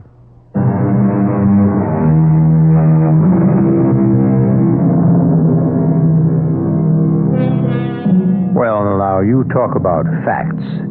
And yet, wasn't it Supreme Court Justice Oliver Wendell Holmes himself who said, "The decision will depend on a judgment or intuition more subtle than any articulate major premise"? Yes, it was.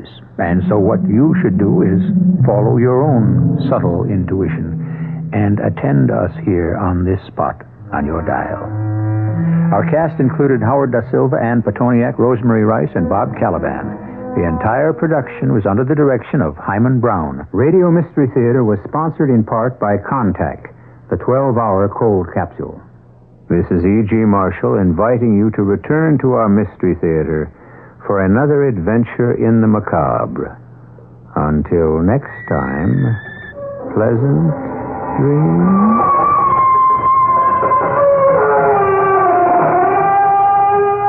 Tonight's WOR Mystery Theater was also brought to you in part by ShopRite Supermarkets, where you get a lot more for a little less. Preceding program is furnished by CBS Radio. This is WOR New York, an RKO General Station. It's 8 o'clock. Here's John Wingate with the news. For New York City, bus and subway service cutbacks. Telephone company nixed on rate increase. Carter names 2. It's 30 degrees. That's -1 Celsius in clear mid-Manhattan. Weather watch outlook, clear and breezy, but not so cold as last night. Low in the upper 20s. Hi, John Wingate with the 8 o'clock report from WOR News. This includes the nightly column, The Financial Review. The New York Transit Authority has announced it plans a series of bus and subway service cutbacks beginning January 1. The TA will try to trim $30 million in expenses over the next 18 months. The savings are required by the Emergency Financial Control Board to balance the budget. The TA will lay off 181 former City and Housing Authority policemen who have been working as change booth clerks. Subway service reductions will include elimination of the IRT Bowling Green South Ferry shuttle in Manhattan, the BMT Franklin Avenue shuttle in Brooklyn, and independent double A service in Manhattan. Services will be trimmed during late night hours on the double G, N, and B trains. Instead of operating 10-car trains during non-rush hours, train lengths will be reduced during off periods to 4, 6, or 8 cars to save money on power and car maintenance. There will also be increased headways between buses, ranging from an extra 5 to 20 minutes during non-rush hours on most routes in the 5 boroughs. The State Public Service Commission has thrown out New York Telephone Company's request for a $393 million rate hike, telling the phone company to back up its figures better. The Commission ruled that documents filed by the phone company last month did not contain enough information to judge the case properly. The phone company had filed a pile of documents 1 foot thick. The PSC ordered the phone company either to cancel its request for a rate increase or to agree to postpone further action until it supplies additional information. Yet another investigation underway involving the flu vaccination program. WOR's Ed Nash has that story. Several states, including New Jersey, have started an investigation to determine if swine flu shots can cause Guillain-Barré syndrome. This syndrome affects the nervous system. It can cause partial but temporary paralysis. 6 cases were found in New Jersey last month, and 4 of these involved persons who had received flu immunization. About 25 cases in various states are under investigation by health departments and the Federal Disease Control Center. The New Jersey Health Department has notified all doctors in the state that the investigation is underway. The department is seeking information on all cases that were diagnosed during the past 2 months or any that may occur during the next 3 months, whether or not the patient had been immunized. This is Ed Nash, WOR News. Convicted killer Gary Gilmore ordered his attorneys today not to fight his execution. They, in turn, asked Utah's 4th District Court to dismiss a petition which sought to have Gilmore's death sentence tossed out on the grounds it was not imposed quickly enough.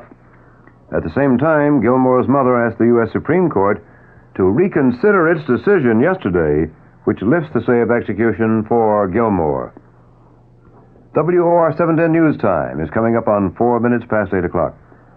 Have you heard, I wonder, about the wonderful New Life at the Cupola, a very attractive senior citizens facility in Paramus, New Jersey?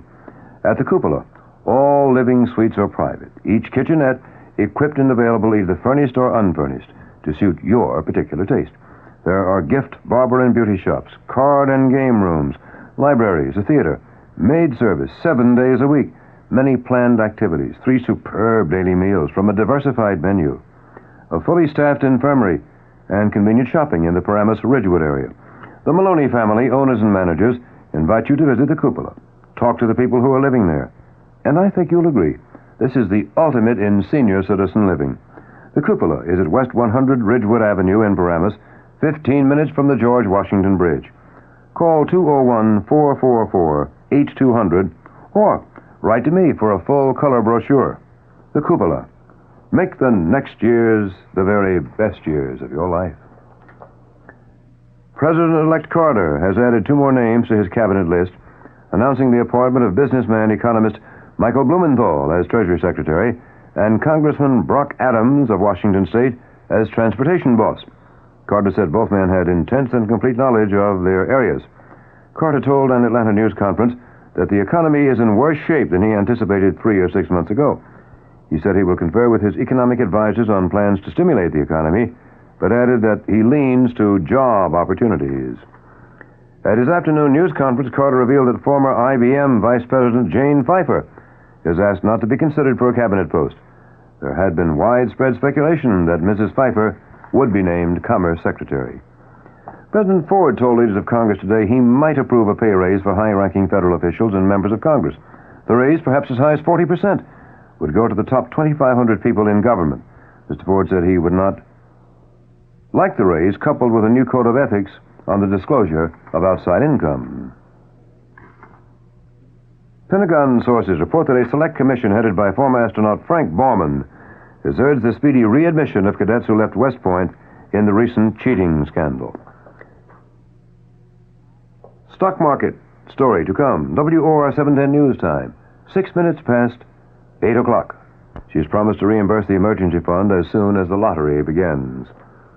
Bing Crosby will sing White Christmas on the steps of City Hall tomorrow as Mayor Beam lights the city's official Christmas tree. Crosby's wife, Catherine, will also take part in the public ceremony tomorrow afternoon at 4:30. An inmate sentenced to a cleanup detail at a Brooklyn criminal court mopped his way to freedom this morning.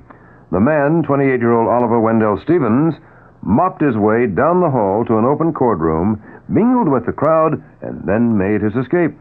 Stevens had only a month and a half to go on his 6-month sentence for petty larceny and bail jumping. One prison spokesman said he may just have wanted to go home for the holidays. A state Supreme Court jury in Albany has begun deliberations in the corruption and larceny trial of Assemblyman Alan Hochberg, chairman of the Assembly Ethics Committee. Earlier today, the jury received a 2-hour charge from Judge William Krangle. Hochberg is accused of trying to buy off a primary challenge in his Bronx Assembly district by offering a job and political support to his potential opponent. The Metropolitan Taxicab Board of Trade announced today that it will seek a 13% fare increase for New York City taxi rides. Spokesman for the organization of 54 taxi fleets said it will ask that the initial charge for a cab ride be raised from the present 65 to 75 cents, and the subsequent charge be 10 cents for each 1/7 of a mile instead of the percent 10 cents for 1/6 of a mile. Spokesman said the hikes would raise the cost of the average 2.4-mile cab ride from the present $2.30 to $2.60. The fare increase requests follow a tentative agreement between the cab owners and the taxi drivers. We'll have moderating weather to come. And, of course, the night's headlines. WOR 710 News Time. 12 minutes past 8 p.m. My name is René Charbot, and here in France, my vintage Charbot champagne is so highly regarded. It costs about as much as Piper, Moet, or Mumm. But prices change when champagne leaves France. For the Piper, Moet, or Mumm to get to America, they go through large importers who mark up the price substantially, then to distributors who add at least another 20%, and finally to your store. But Charbot is shipped directly from my vineyards to my export director, Monsieur Portier, in New York. He then distributes them to fine wine shops where Charbot vintage champagne is sold for only $8.99, about $5 less a bottle than Piper, Moet, or Mumm. Try Charbot and pay only for fine champagne, not for its journey across the Atlantic. Charbot, the imported champagne without the importer's profit. Imported by Patrick G. Portier, New York, New York. Now the Weather Watch update for New York City and vicinity. Clear and breezy, but not so cold as last night. Low in the upper 20s. Partly sunny with moderating temperatures tomorrow. Highs from 45 to 50. Becoming cloudy tomorrow night with a chance of rain late at night or Thursday. Low tomorrow night, 35 to 40, and the high Thursday, 40 to 45. The chance of rain is 10% tonight and tomorrow, increasing to 40% by late tomorrow night. Winds southwest to 10 to 20 miles an hour with some higher gusts tonight. In mid-Manhattan, it's clear, 30 degrees Fahrenheit, -1 Celsius. Humidity, 47%. Wind is southwest at 12, gusting to 30 miles an hour. We've still got those winds. Barometer, 30.25, and it is falling. The top stories of the hour. New York City Transit Authority announces it plans a series of bus and subway service cutbacks starting January 1st. Authority says it must trim fat from budget. President-elect Carter names businessman economist Michael Blumenthal as Treasury boss, and Congressman Brock Adams from Washington State to head transportation. That's the 8 o'clock news. John Wingate reporting. Next news on this station, always. The moment it happens, we get there. Next scheduled news, I'll be back at 9 o'clock tonight.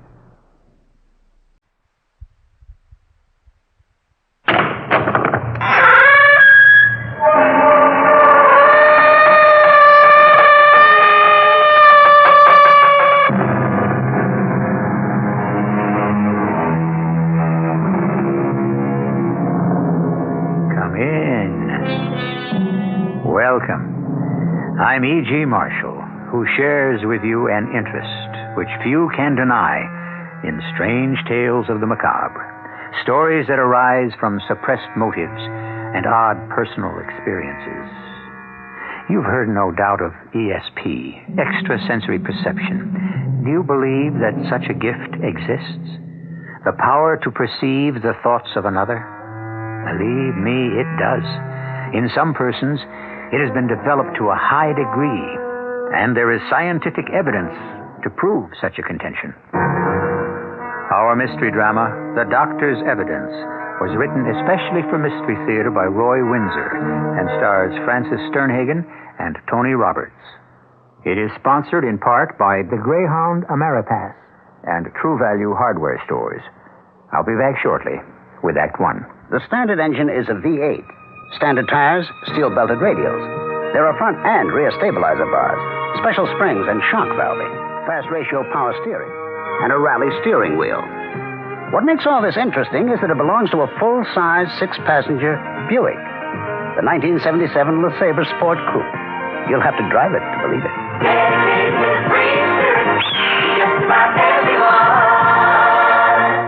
Try Tatiana, the unique floral fragrance by Diane von Furstenberg. Now available in special gift packaging at the Diane von Furstenberg Cosmetic Counter and all fine stores. Stop the music. This is Santa Claus. Can I get personal with you for a moment? The Livingston Mall has permitted me to get down to the bare facts of Christmas shopping. Now that ought to get your attention. I'm pleased to announce that I'm adding a bear to my roster of reindeer help. Not just any bear, but Yogi Bear. Yogi will be joining me this month for an extended visit to New Jersey's Livingston Mall. You'll find me in my library not far from Yogi, Augie Doggy, Fred Flintstone, and the whole Jellystone gang. And don't forget the mall's 120 quality stores under one roof, ready to fill all your holiday shopping needs. So come on out and say hello to old Santa and my pal Yogi Bear at the Livingston Mall. We're just minutes away from exit 4A, Route 280. Now, if the reindeer union will go along with that bear...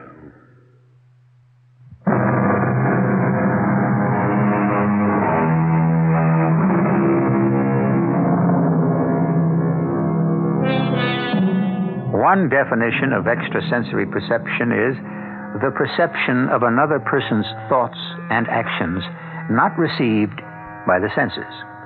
At one time or another, most of us have had the experience of knowing what another person was thinking. A strange experience, the kind which psychical research has been studying at least since 1882, when the Society for Psychical Research was founded. Share with me this strange story of Ellen Robertshaw, who had this supernormal faculty. After an automobile accident, it seemed to increase, as Ken, her husband, explains to his secretary, Kay. Ellen had the gift, or whatever you want to call it. It's ghastly. Falling to her death. Can you imagine what thoughts went through that poor woman's head? Could she have anticipated her death? I have no idea, Kay. No, that would be magic. Do you believe in ESP, clairvoyance? Well, they're not the same things. ESP is telepathy. I'm told it's a scientific fact. But you do believe in telepathy and that Ellen had the faculty? I really don't know. You surprise me. How so? You're a hard-headed, practical businessman. This occult bit seems out of character. Oh, now it's a cult. No, don't assume I believe in telepathy. I'm still a skeptic. All the same, Ellen surprised me several times in the past few years by seeming to read my thoughts. That could have been uncomfortable. Well, sometimes, yes, but, that's all behind us now. So it is. When's the funeral? Well, I haven't thought about it. I'll have to talk over the arrangements with her son. Bruce, is that right? Yes, he's at the hospital now. He is? I thought he lived in Philadelphia. Oh, he does, but he's here. He arrived at the building just after Ellen fell. Before me. Should I attend the services? I don't think so, Kay. Ellen suspected you and me. She probably said so to her son. I see. Okay. I can't help loving you. That's nice to hear. All the same, you could have divorced, Ellen. I never liked our furtive relationship. I felt so hypocritical. Marked. The other woman. Well, you won't be any longer. We'll be married, Kay. Say, in 6 months. It's what I've always wanted. 6 months. Well, why do you say it that way? It's hard to explain. It's almost as if we'd been waiting for your wife to die. Say she hadn't, Ken. Then what would have happened? How long could I have continued to be your office wife? Darling, I would have divorced Ellen. But you didn't. Well, believe me, I'm sorry she died a violent death, but it's a fact. I'm free now. So are you. I wonder. What's the matter with you, Kay? Well, you say she was telepathic. Could she have anticipated her own death? Oh, how the devil would I know? You mean, did she intimate to me that she was going to die? Of course not. When I left for work this morning, she seemed to be all right. Still weak, but alert. Stretched out on the living room couch. What is all this, Kay? Why is her son, Bruce, what's his last name? Bruce Ellis. He's a lawyer in Philadelphia. What about him? Why did he appear in New York just after his mother fell to her death? Because he was in the city, and naturally, he'd come to say hello to us. Well, to her, he never liked or approved of me. Could Ellen have transferred her thoughts to him? Well, what if she did? Are you suggesting that he arrived here because she indicated she was going to die? Isn't that possible? Oh, I don't know. And anyway, so what? Maybe she knew when and how she was going to die. But she didn't say anything to you. Not a word. Why? Curiosity, that's all. For some reason, her death haunts me.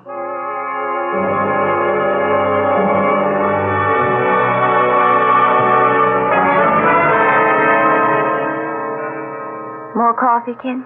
No, thanks. I have to get home. You're depressed. Of course I am. You and your mumbo-jumbo about telepathy. How do you know she had the faculty, if that's what you call it? I still don't know, but a doctor, a dry old stiff named Max Croft, was pretty convincing. That was about 2 months ago. I was visiting Ellen in the hospital after work, and Dr. Croft was there with her. Ken, how kind of you to come by. Well, of course I'd come by, my dear. Haven't I every night since they brought you in here? Hello, Dr. Croft. Good evening, Mr. Robertshaw. Ellen's made very good progress. No after effects from the concussion, and I'll have the cast off her arm in a month. Oh, that's good news. No complications? Only slight psychic trauma, but that'll fade away. I had a premonition about the accident. I knew it was going to happen. When it did, I even knew who ran into my car. Oh, I see. So did the police. They found the two cars smashed up. I mean before that. Isn't that, ESP? No, it's clairvoyance. Not the same thing at all. Well, whatever you say. I don't understand either one or happen to believe in them. What about my 2-year-old grandson? I told you about that, Max. Was I correct? Well, it would seem so, Ellen. I know that you were worried about the little boy. More than worried. Frightened. I knew he had more than a common cold. He had a dangerous virus. Well, how in heaven's name could you know that, Ellen? I don't know. But ever since being hospitalized, I seem to have acquired whatever you want to call it. Telepathy is the name of the faculty. You believe in that stuff, Dr. Croft? Oh, without question. And you know what happened, Ken. Mm-hmm. Your son challenged the doctor, and sure enough, the little boy did have a dangerous virus. And you claim that you put that thought in your son's head, huh? I think so. Huh. That's fantasy. The doctor spotted the virus. Not at first. The sickness was diagnosed as a common cold. Well, have it your own way. I'm glad you're feeling good, dear. It's lonely home without you. Well, I'll say goodnight. Give my regards to Kay. Yes, I'll do that. Good night, Doctor. I'll be leaving too, Ellen. Have a good rest. I'll be by in the morning. Thank you. And Ken, ask Kay to stop by some afternoon. I'd like to see her. You got a moment, Dr. Croft? Well, of course. Has Ellen's mind been affected? Well, no, indeed. But that junk about ESP, clairvoyance, that doesn't sound rational to me. Were you kidding her, or do you believe in such things? Second sight, that kind of thing? Well, you've asked me a very involved question. Those terms are not interchangeable. We assign all manifestations of supernormal knowledge derived from another person's mind to telepathy. Your wife appears to have had such a manifestation from her son Bruce. He was concerned about his little boy. His mother, your wife, shared that concern and telephoned him. Then he harried the pediatrician. You can derive knowledge from another person's mind? Well, some persons can. I myself, for example, cannot. The evidence for supernormal cognition is very extensive, and it's impressive. Ellen seems always to have had the faculty, however slight. The accident seems to have increased her power. And, clairvoyance, it's not the same thing, eh? No. A clairvoyant does not derive supernormal knowledge from the mind of another. He just derives it, and that's all. Haven't you ever sat in a room with another person and discovered that both of you were thinking about the same thing? I'm afraid I'll have to pass, Doctor. Well, I've taken up your time. Oh, perfectly all right. Psychical research is an intriguing subject. Your wife does have the telepathic faculty, and I suspect she also has an ability with clairvoyance. May I ask a question? Certainly. But I'm curious to know what your wife meant when she said, "Give my regards to Kay." My secretary, Kay Tyler. I'm meeting her for dinner at 6:30. Ellen knew that? I suppose I mentioned it to her when I spoke with her this afternoon. I see. Well, enjoy yourself. Good night, Mr. Robert Shaw. What you've just told me is pretty spooky stuff, Ken. I don't think so. Something happened to Ellen. Ever since she got home from the hospital, she's talked weirdly. Did you tell her that you were having dinner with me? Well, I must have. But you don't know. And now this, dead from a fall from the 8th floor. And it was only a week ago I called on her. Remember how uncomfortable the visit became? Yes, vividly. Kay, how nice to see you. Ken's told me how quickly you were recovering, but I had to see for myself. Dr. Croft says I'm almost completely well. Oh, see, the cast is off her arm. Will you have some tea and toast or something stronger? No, thank you. I just stopped by to pay my respects. I have a date, so I have to go home and change. But thank you. A date? I'm glad to hear that. You're such a lovely-looking young woman and so bright. I'm surprised some man hasn't insisted that you marry him. I enjoy my freedom and my independence. Those are precious rights. But they don't have to be given up in marriage, and marriage does offer many benefits. Darling, I wish you wouldn't urge Kay to get married. She's my secretary. I don't know what I'd do if she left me. I know that, Ken, but you're being selfish. Please stop by whenever you're in the neighborhood. Ken often talks about you. If I didn't know him, I think I might be jealous. I'd better be running along, Mrs. Robertshaw. Take care of yourself. See her to the door, darling. Yes, of course. It was good of you to stop by, Kay. Never again, Ken. She's got claws. Oh, good night, Ken. That was, nice of her, wasn't it, Ellen? Very. I hope you won't mislead her, Ken. Pardon me? Mislead her. At the moment, she's infatuated with her boss, you. Oh? I'm not aware of it. Ken, how transparent you are. She loves you, and you're in love with her. It's the oldest story in the world. You're going through the middle-age death dance. If you give yourself half a chance, you'll recover. What is this, more telepathy? Oh, I don't need telepathy to know what's going on. Heavens, it's as plain as the blush on your cheek. Just don't hurt her, Ken. She really is a fine young woman. I wouldn't think of hurting her. You might. In fact, I think that you will. Is that intuition or more of that telepathic twaddle? A little of both. My instinct tells me that you might break her heart. My telepathic faculty warns me that you will. And what else do you foresee? You know, Ken. And I'm very sorry for the three of us.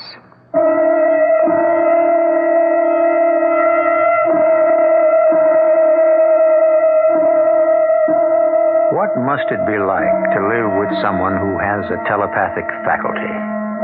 From what I've read, this supernormal knowledge can be aroused by a very strong emotion.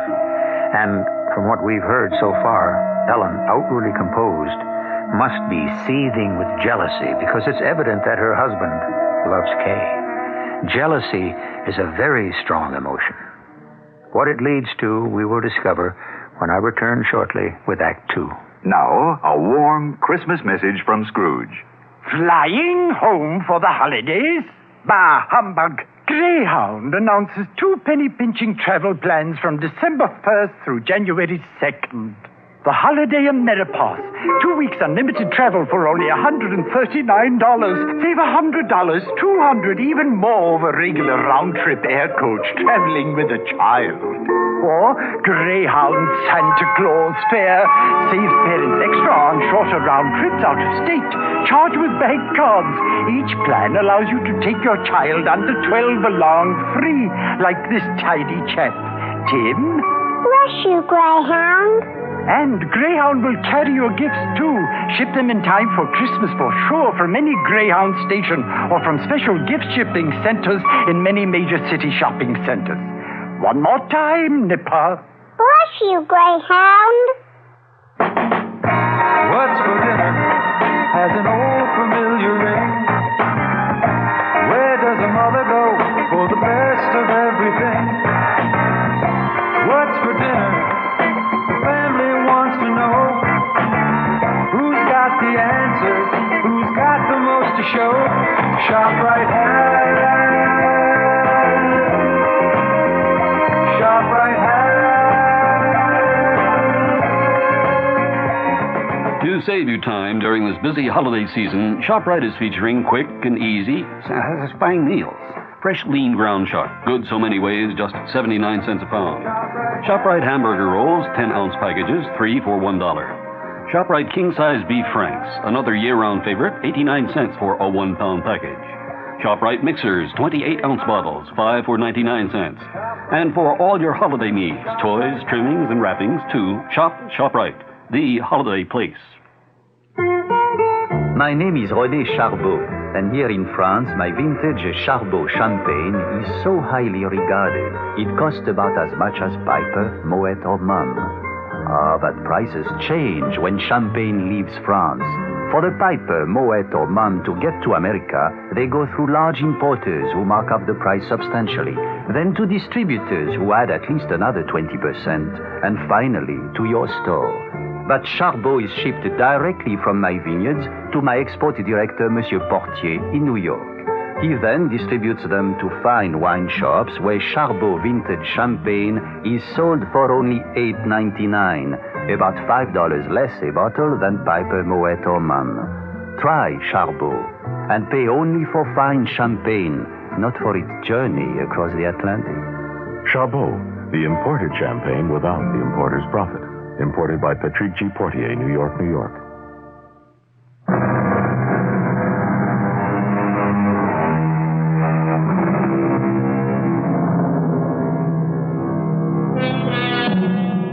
The philosopher Descartes wrote, "That God has foreordained everything is self-evident."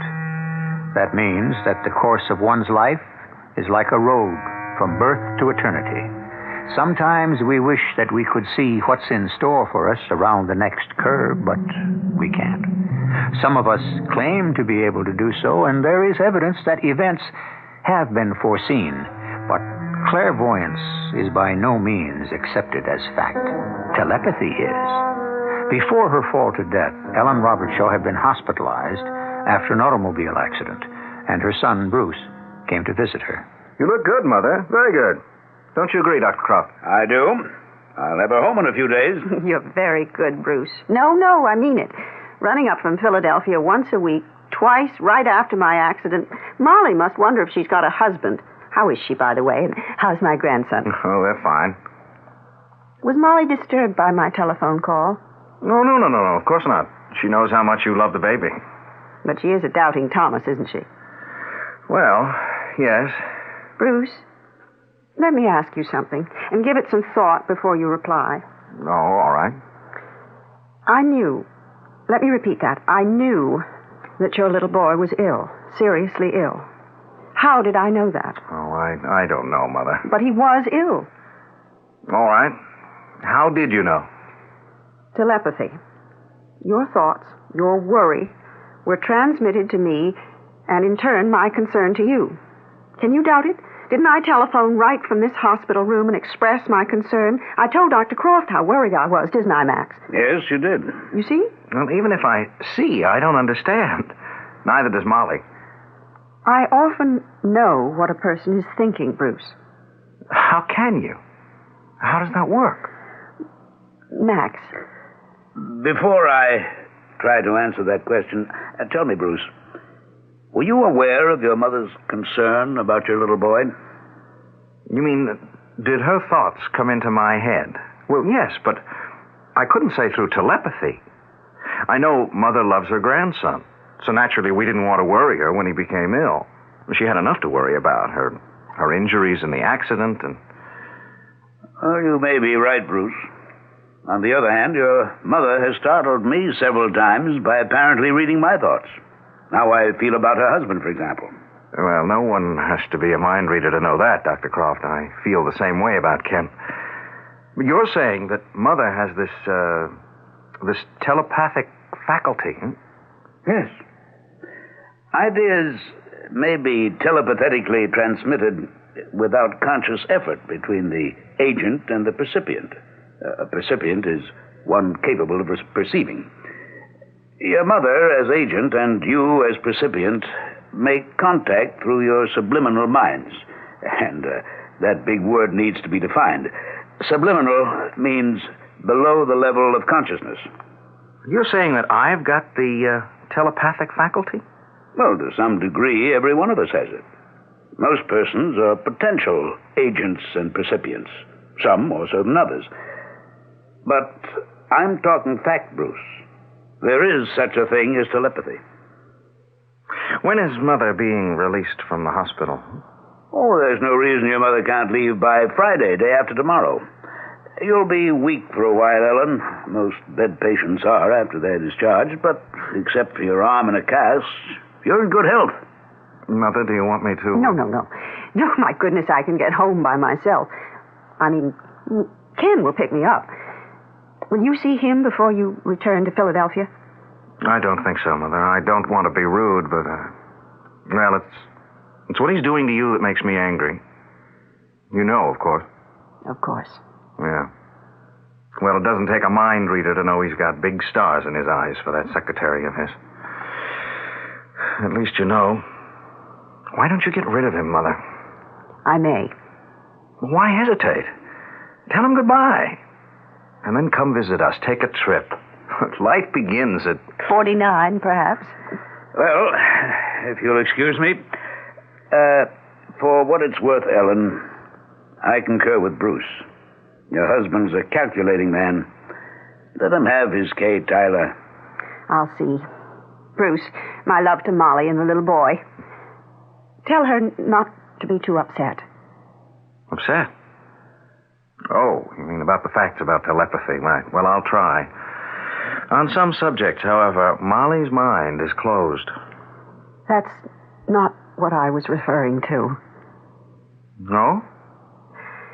You'll find out when you return to Philadelphia. What are you talking about, Mother? I can't say. Or maybe I'd rather not. I could be wrong. A decision can be changed. Maybe it will be. I hope so. But I have my doubts.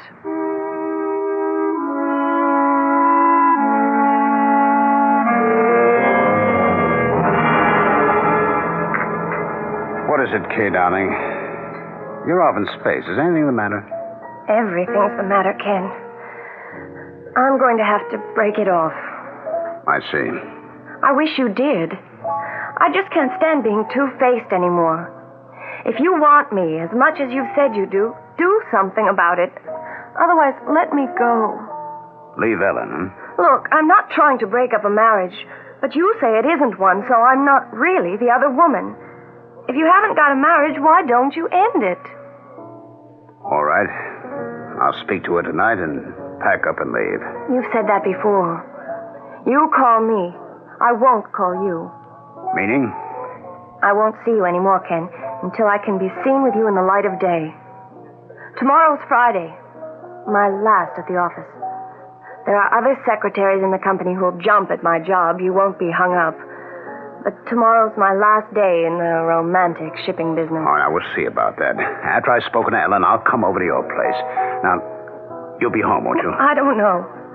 I'd like to believe you, but... I'll be by. Now, stop acting like a silly schoolgirl and come on, eat your lunch.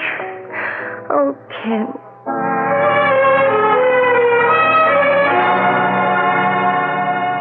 Hello? Is that you, Dr. Croft? Yes, Bruce. I'm telephoning from Philadelphia. Is my mother all right? Why, yes, she's been home over a week now. I'd say she's completely recovered. Oh, you're no longer calling on her? Why, no. What is it, I've had the Bruce? feeling all day long that something's wrong. I see. It may seem foolish, but... Not at all. It's, let me see, 2 o'clock. I'll pay her a visit within the hour and report back to you. Oh, I'd appreciate that, Dr. Not at all. I've tried to reach Mother by telephone, and there's no answer. That's odd. What about the maid? I don't know. Earlier in the day, Mother spoke to my wife and told Molly, don't be upset. Strange. Yes, I thought so. I have no idea what she meant by it. Don't be upset, that's all she said. She wouldn't explain it to Molly. Of course, I am upset. Well, I understand. Let me stop by and pay her a visit, Bruce. I'll telephone you from her place. Ellen, you're white as chalk. Take my arm, my dear. I heard your voice, and I managed to struggle to the door. I'm all right now. Now, you sit down. Here, let me take your pulse. I don't know what came over me. And I do. Your pulse is very rapid. What's frightened you, Ellen? I really can't see. Now, lie back on the couch and try to relax. Now, what is it? Something's upset you. Tell me. There's nothing you can do about it. There's nothing I can do about it, Max. But it's all right. Well, I take it you're alone here. Yes. I gave the maid the afternoon off. She's gone down to Richmond. Her sister had a baby, and they're going home from the hospital tomorrow. Have you been awake most of the afternoon? Why? Well, Bruce telephoned you here, but he got no answer. Oh, dear. Now I've upset both Molly and him. How How thoughtless of me. Why did you tell Molly not to be upset? About what? Well, foolishness. Why didn't you answer the telephone, Ellen? I tried, but I'm still pretty weak. I didn't reach the phone in time. Is that the truth? Well, of course. Well, you should be strong again, Ellen. I don't quite believe there's anything physically wrong with you. Mentally, well, that's another matter. There's nothing wrong with my mind. I'm not saying there is. But the mind, yours especially, can play funny tricks. Fear can affect the body in strange ways. I suspect that fear made it hard for you to move to the telephone when it rang. Now, tell me the truth, Ellen. Isn't that what happened? Yes. I just couldn't move. Then I heard your voice through the door, and my fear vanished. All right. Now, tell me what you're afraid of. I'm your doctor. I'm also your old friend. Bruce knows. I see. Telepathy? He's afraid for me, and I'm afraid for myself. You're afraid of what? Ken is despondent, Max. And he may do something he'll regret. Well, has he threatened you? No. But he wants to be free. Well, give him his freedom. He isn't worth the powder That's what I intend to do, if I'm in time. Another riddle. What do you mean by that? I should have proposed a divorce sooner. Now it may be too late.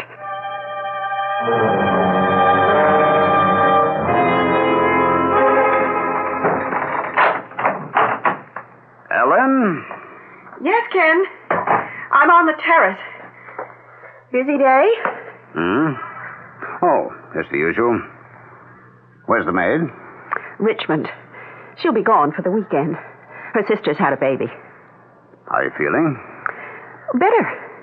At least I was when Dr. Croft left me. Oh, why was he here?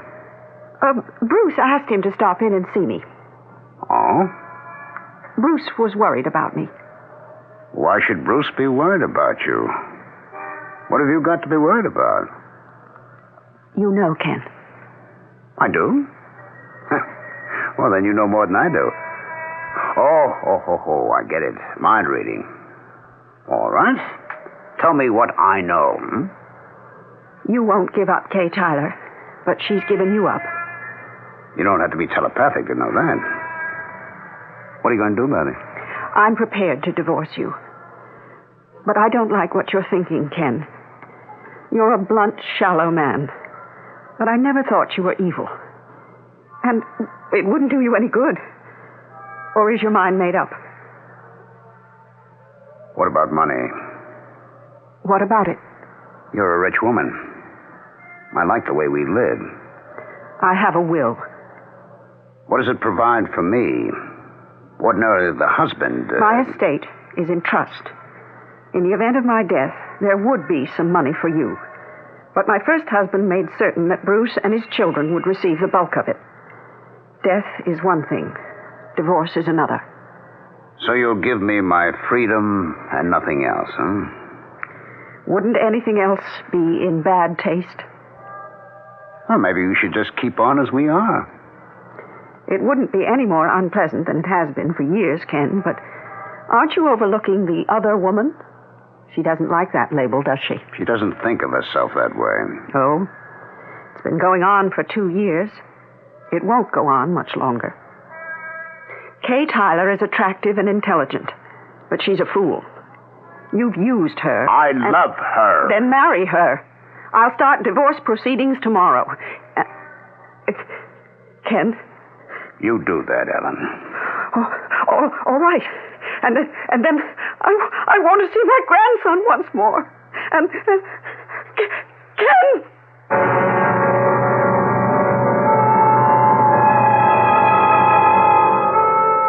We have heard, of course, that Ellen Robertshaw died from an accidental fall from her 8th floor terrace.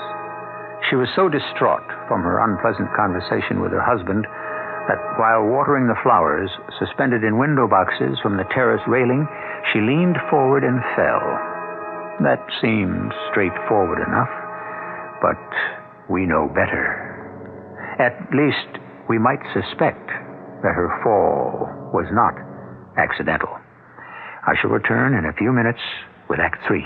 Just in time for Christmas, True Value hardware stores offer an expensive-looking watch at an inexpensive price. Hi, Pat Summerall to tell you about the Time-Band Ladies Watch from Fairchild, the first low-priced digital watch that doesn't look inexpensive. It's stylishly slim, elegantly contoured, and has the dependable 5-function performance of expensive electronic digitals. It shows hours, minutes, month, day, and seconds on command. Has a quartz crystal that makes it capable of accuracy to within 1 minute a year. A calendar that automatically adjusts to the proper number of days in each month, so you only have to adjust it on leap year. And the Time-Band Ladies Watch from your True Value hardware store is entirely solid state, so there are no moving parts to wear out, oil, or maintain. Get the expensive-looking Fairchild Time-Band Ladies Watch for as low as $29.95 at participating True Value hardware stores. Remember, True Value, more than just a name, their way of doing business. This is Bob Fitzsimmons. I want to tell you about making a hidden camera TV commercial about white wine. We went to Niagara Falls, where there were thousands of people from all over America, to get a cross-section. And for 2 days, I invited people to taste 3 glasses of great white wines, the most famous and popular imported wine, an equally famous California white wine, and Manischewitz Table White. We videotaped 41 people. They couldn't see the labels. Well, which do you like best? I like this one better. That one. Let's see which one you picked. Manischewitz. It's more pleasant. I liked it better, definitely. I normally drink these 2 wines, too. I like the Manischewitz the best. I like the taste. Superb, soft, dry wine. That's a good description. Of all the people we videotaped, more like Manischewitz Table White better than the California wine and the leading imported wine. I did, too. In fact, almost as many chose this totally different Manischewitz White as the other 2 wines combined. Soft, dry Manischewitz Table White. I'll bet 2 to 1 you'll like it best, too. Manischewitz Wine Company, New York. There is no mystery to the fabulous flavor of real imported Polish ham. They're fully cooked, always easy to prepare. So say goodbye to cooking over a hot stove when you'd rather be out having fun. How do you do it? Just slice Polish ham for delicious sandwiches. Pile it on salads, cube it for casseroles. Any way you serve it, Krakus or Atalanta always make delightful, ready-to-eat, enjoyable meals. They're conveniently packed in 2, 3, 5, and 7-pound tins. Or ask for any quantity you need, sliced from the large 12-pound size. Keep an extra can of Krakus or Atalanta ham in your kitchen. You'll love the convenience. Your family and guests will love its great taste. Polish hams have been imported for more than 25 years by New York Commodities Corporation. Available at all Acme supermarkets.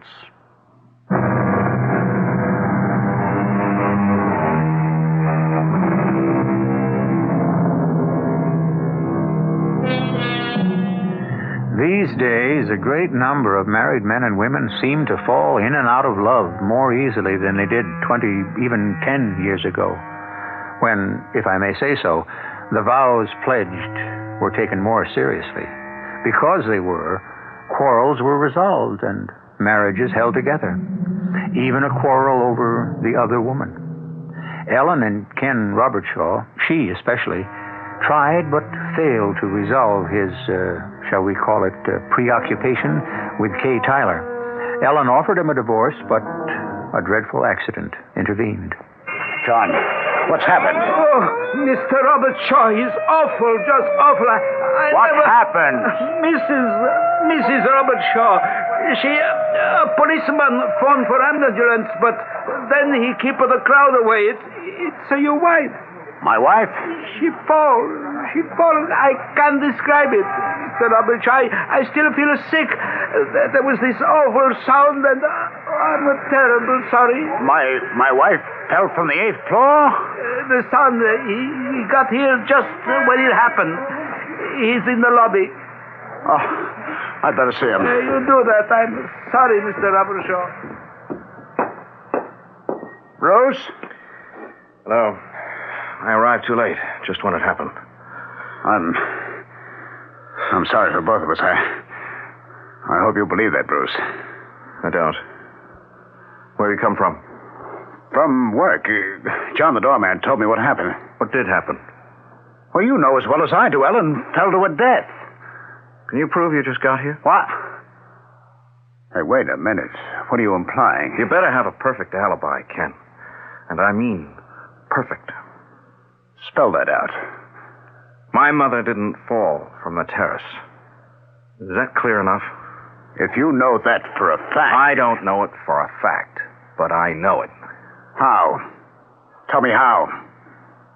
I'd really like to know. I've known since lunchtime that my mother was in danger. I don't like what you're saying, Bruce. You're a lawyer, so, be careful. You won't get away with it. You've lost me. Get away with what? Your mother fell to her death.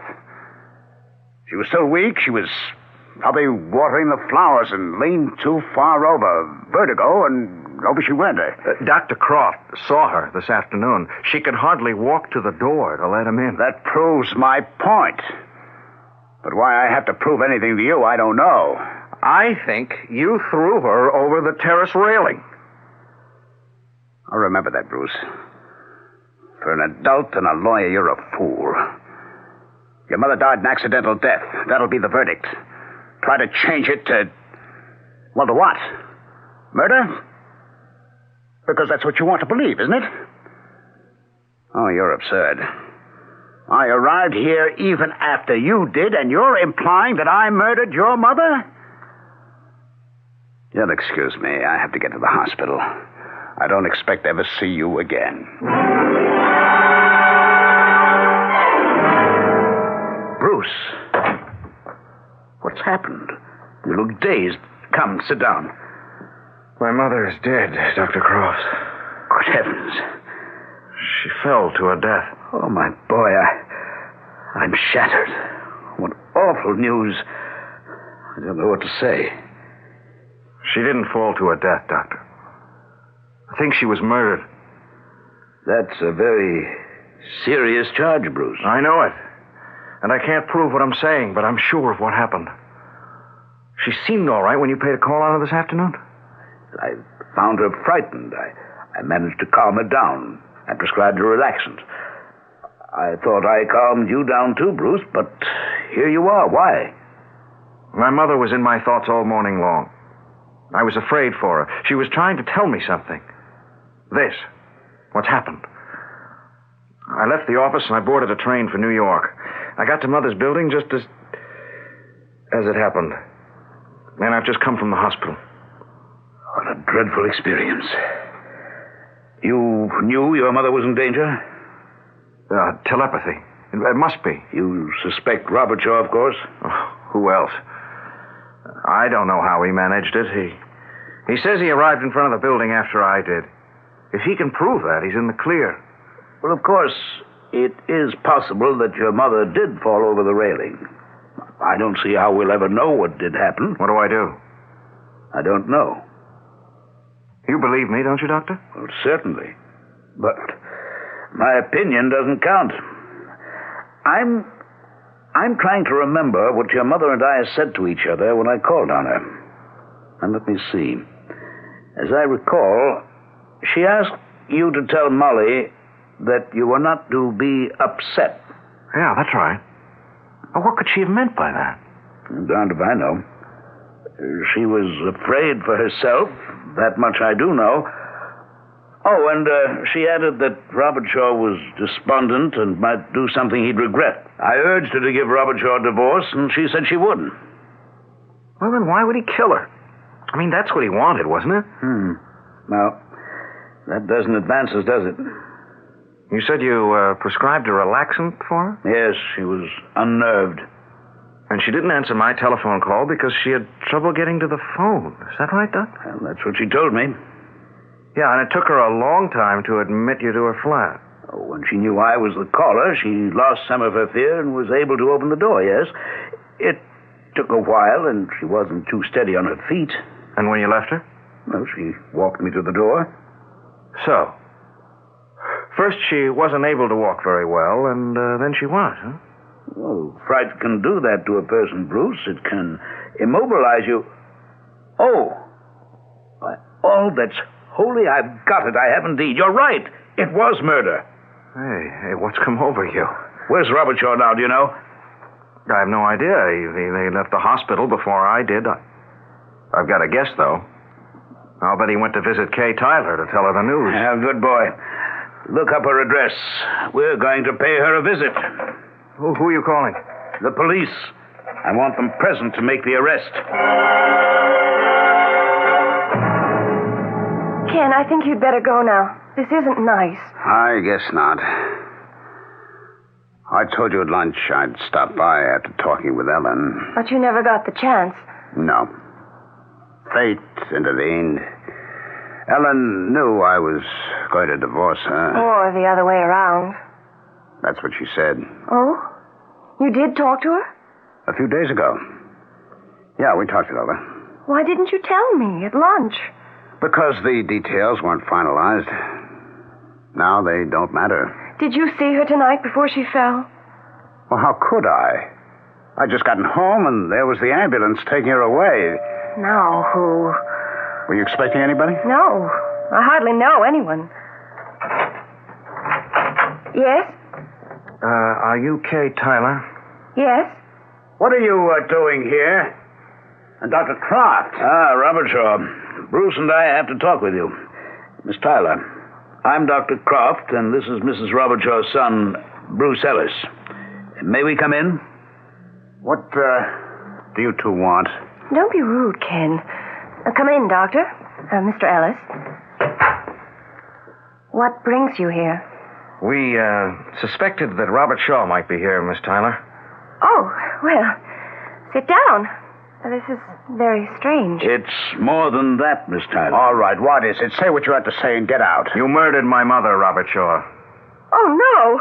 You're a fool, and this is slander. I warned you before. This is not an idle accusation. I can prove what Bruce has just said. Oh, you're both fools. Ellen died an accidental death. That's the police verdict. She fell from the terrace. Now, she couldn't have fallen. But, Ken, Mr. Robert Shaw arrived on the scene after the accident. He learned about it from the doorman. Yes, so he says, but that's not the truth. Shall I reconstruct what happened? He came home early, slipped into the apartment, threw my mother from the terrace, returned to the lobby, and lost himself in the crowd. Then he approached the doorman and asked what had happened. That's a lot of slipping in and slipping out and mingling, Bruce. It doesn't sound plausible to me. It's fantasy. These two dislike me. How can you accuse Ken without proof? Ellen Robert Shaw could not have fallen to her death because she couldn't walk. What are you saying, you crazy old fool? Old, yes, a fool, no. I repeat, Mrs. Robert Shaw could not walk. When I paid her a visit this afternoon, she had great difficulty reaching the door to let me in. Fear had somehow immobilized her. The cause of her fear was you. She told me as much. You came home early, as Bruce has said, and you talked to her. Remember, Ellen was telepathic. She knew that you were thinking of murder. What's that got to do with her ability to walk? Her fear of you in your presence caused hysterical paralysis. How do you know? My conclusion is altogether medical. What is hysterical paralysis? The psychic inhibition of motor function, meaning that hysteria temporarily paralyzed her, making it impossible for her to walk. There was evidence of it when I paid a call on her, and that's because she was afraid of Robert Shaw. She said as much. In his presence, her fears would mount. They immobilized her, and she was practically inert when he threw her from the terrace. Ken, is this true?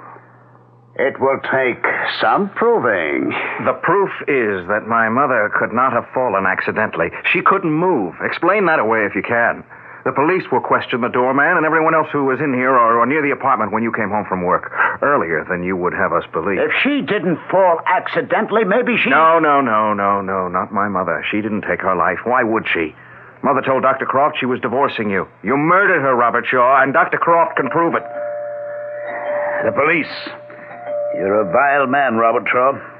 I hope you spend the rest of your life behind bars.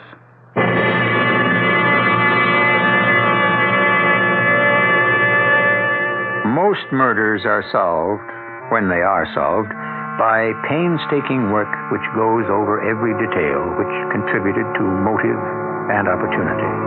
But the apprehending of Ken Robertshaw depended, strangely enough, on a woman's supernormal faculty of telepathy. And that is what, in the end, was his undoing. I'll return shortly. The 1977 Buick Regal. It comes with Buick's terrific V6 engine. It carries 6 people and lots of Buick comfort. It's lean. It's maneuverable in city traffic. It's the most luxurious mid-sized car Buick builds. Yeah, this new Regal is pretty much everything a car should be, except for one thing. It isn't yours yet, but it can be. Just see your Buick dealer for a test drive soon. Just about everyone. How does your laxative work? Many brand name laxatives contain ingredients that expand in your stomach. That's how they work. We know a medicine that works differently.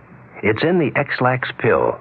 Overnight, the X-Lax pill gently stimulates your system's own regular rhythm. Stimulates your system for relief in the morning. No surprises, just relief in the morning. That's the X-Lax pill. Try it tonight with confidence. For occasional use only as directed. X-Lax pills.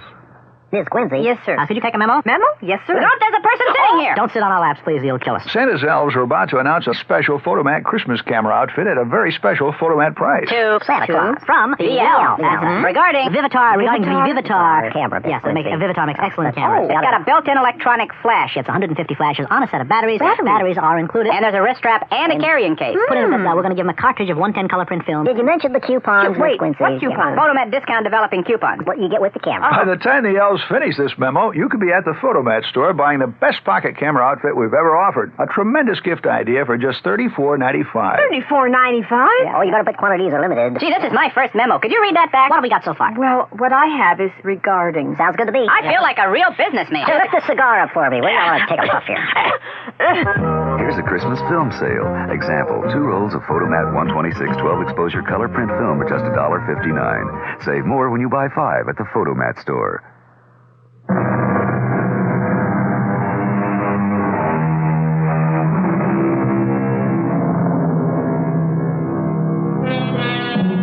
Greedy folks have long arms.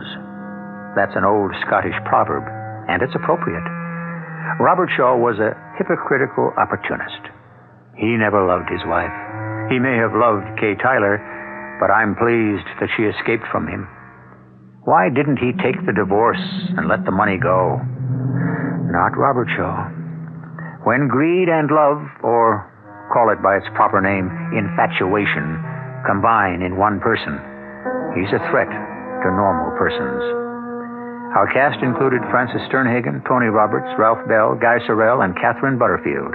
The entire production was under the direction of Hyman Brown. Radio Mystery Theater was sponsored in part by Buick Motor Division and Contact, the 12-hour cold capsule. This is E.G. Marshall inviting you to return to our Mystery Theater for another adventure in the macabre. Until next time, pleasant dreams.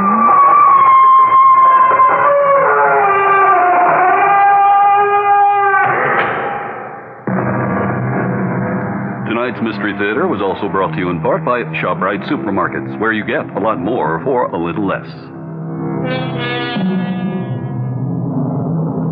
The preceding program was furnished by CBS Radio. We've been telling you that 100% of your contribution to the WOR Children's Christmas Fund goes to buy gifts for the children. But have you wondered just what sort of gifts your contribution will buy? Well, for example, a $10 donation will buy a hooded sweatshirt, a pair of jeans, a western shirt, and a knit hat for a boy 7 to 12 years old, and that can mean a lot to a kid who doesn't have much. Help us make Christmas happen. Send your gift to the WOR Children's Christmas Fund, Box 710, Times Square Station, New York, 10036. Your dial is set for news with John Wingate. WOR New York and RKO General Station. New details on swine shot halt. Carter names 4. Beam changes court procedure to try to get New York cops back on the street. It's 41 degrees, 6 Celsius in mid-Manhattan. Weather watch outlook, cloudy, periods of rain and fog tonight, low in the low 30s.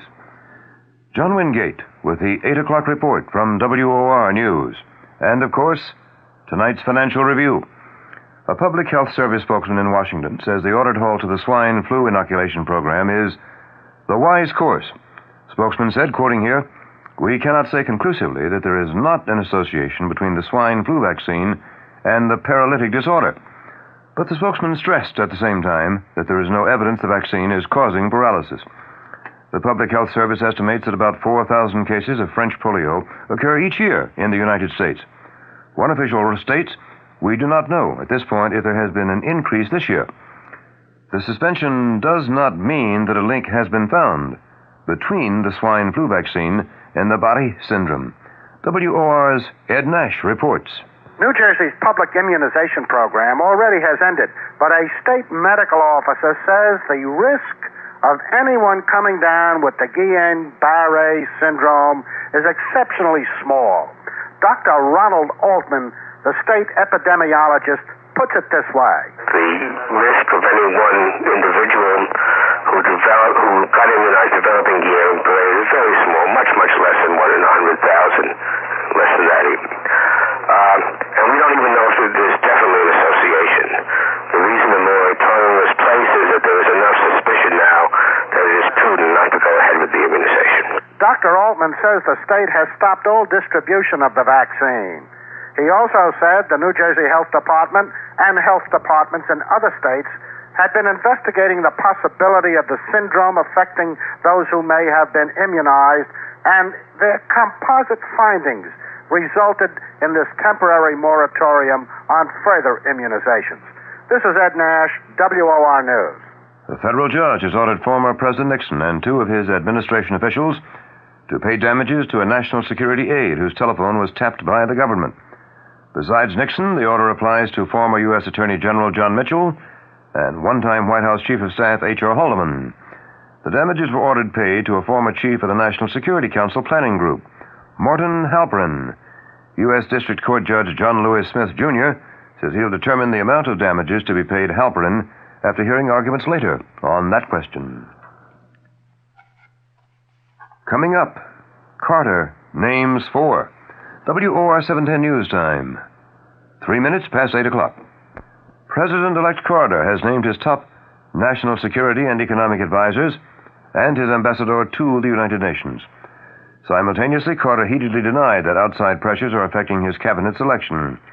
The Georgian called news accounts of internal discord and external pressure, quote, absolutely and terribly inaccurate, end quote.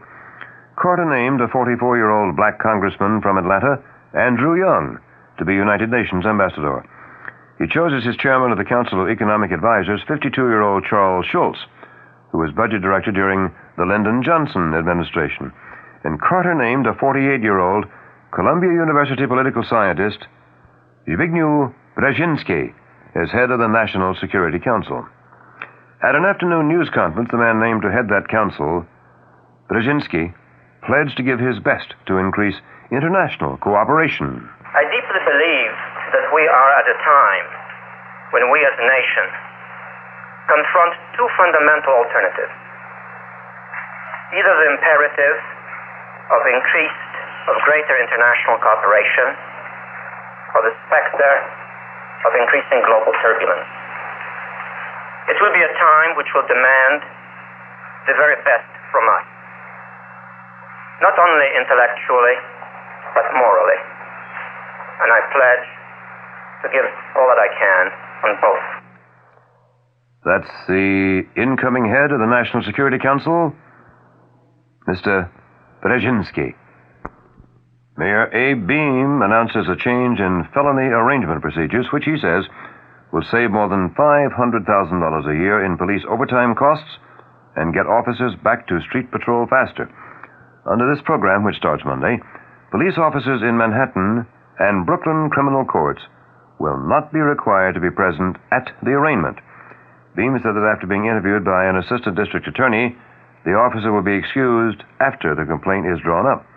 The police now spend an average of 4 hours in court after the complaint is written up. A 20-year-old woman fired from her job as a store Santa Claus in Omaha, Nebraska, charges discrimination. But the store manager who fired Melody Moore comments, quote, "You just can't afford to disillusion a child." Miss Moore had played Santa 6 times before being called on to turn in her red suit and white beard. But she says a store representative told her parents had complained that a woman ruined the image of Santa Claus. And here we come to the Weather Watch update for New York City and vicinity, with your weekend coming up starting tomorrow. Cloudy with periods of rain and fog tonight. Low in the low 30s. Partly cloudy tomorrow and tomorrow night. Highs tomorrow, Friday, in the low 40s. Then the low tomorrow night should be in the low 30s. The chance of rain is way up there. It's 60% tonight. Then 20% tomorrow, and 20% tomorrow night.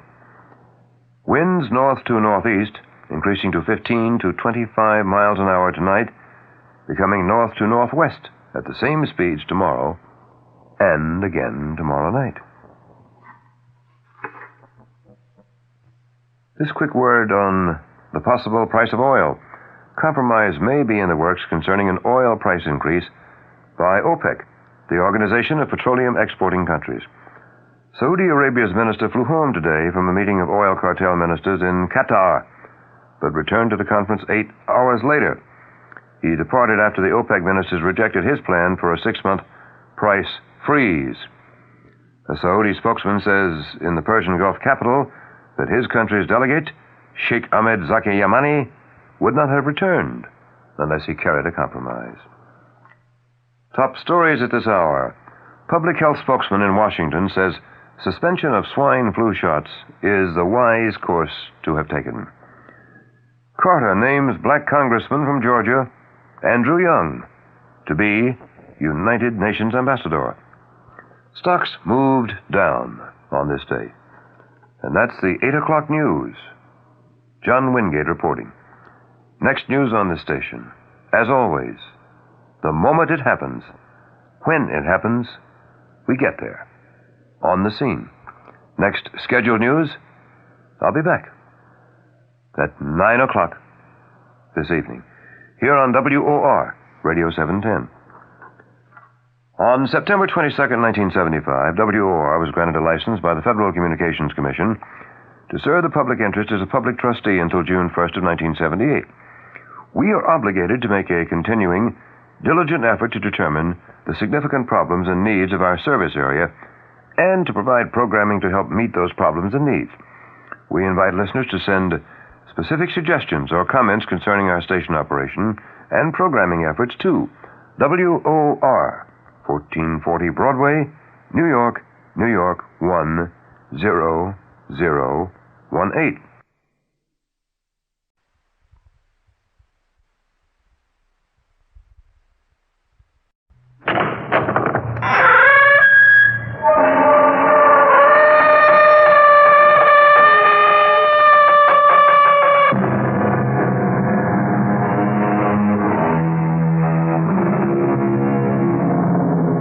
Come in. Welcome. I'm E.G. Marshall. It's a little game many people play on a train or a bus. You look at a complete stranger seated across the aisle. Your mind begins to speculate. Who is he or she? And you go through the standard answers. Rich person, poor person, beggar person, thief, doctor, lawyer, Indian, chief. It's a harmless diversion, and it passes the time. But is it possible to look at someone's face and say, murderer, and be right? Our mystery drama, A Quiet Evening at Home, was written especially for the Mystery Theater by Sam Dan and stars Tammy Grimes. It is sponsored in part by Buick Motor Division and True Value Hardware Stores. I'll be back shortly with Act One. This Christmas, True Value Hardware Stores offer convertibles for people who don't know how to drive. Hi, Pat Summerall here to explain. Right now, your nearby True Value Hardware store features a selection of convertible West Point bicycles, designed specifically for kids who can't ride bikes yet. These quality West Point beginners bikes feature a removable center bar that detaches in minutes so both boys and girls can ride them. They have reflectorized pedals, dependable coaster brakes, removable training wheels, and touring handlebars.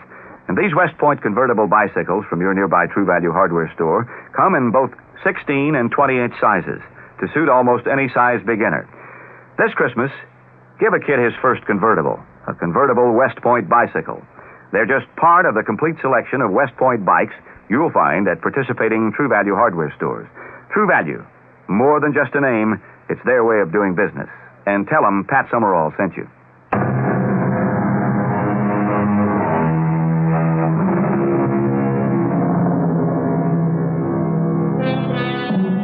Alicia Merriweather, or as she is listed in the society columns, Mrs. Albert Emmons Merriweather III, is having breakfast in her luxurious penthouse apartment in an eastern city. Her maid has the day off, and her cook is on vacation. And so Mrs. Merriweather is quite alone, and has been compelled to brew her own coffee and burn her own toast, even as you and I. But Mrs. Merriweather doesn't mind. She's a good sport, and not bad-looking either. As a matter of... Oh, there goes the telephone. And she'll have to answer it herself. Hello? My dear? Yes. Oh, I was so alarmed. Alarmed? Why, Albert, dear? Well, the session broke up rather late last night, and I returned to the hotel and I telephoned you. And the phone rang and rang without an answer. I couldn't imagine where you might be. I was here. I'd gone to sleep early. Well, that's what I thought. Just a nice, quiet evening at home. I do hope you aren't bored. Oh, I loved it. How was the convention? Oh, it's rather a drag. Well, try to have a good time. Darling, I may be compelled to remain here the rest of the week. I'm sorry. Just be a dear and get everything done and hurry home.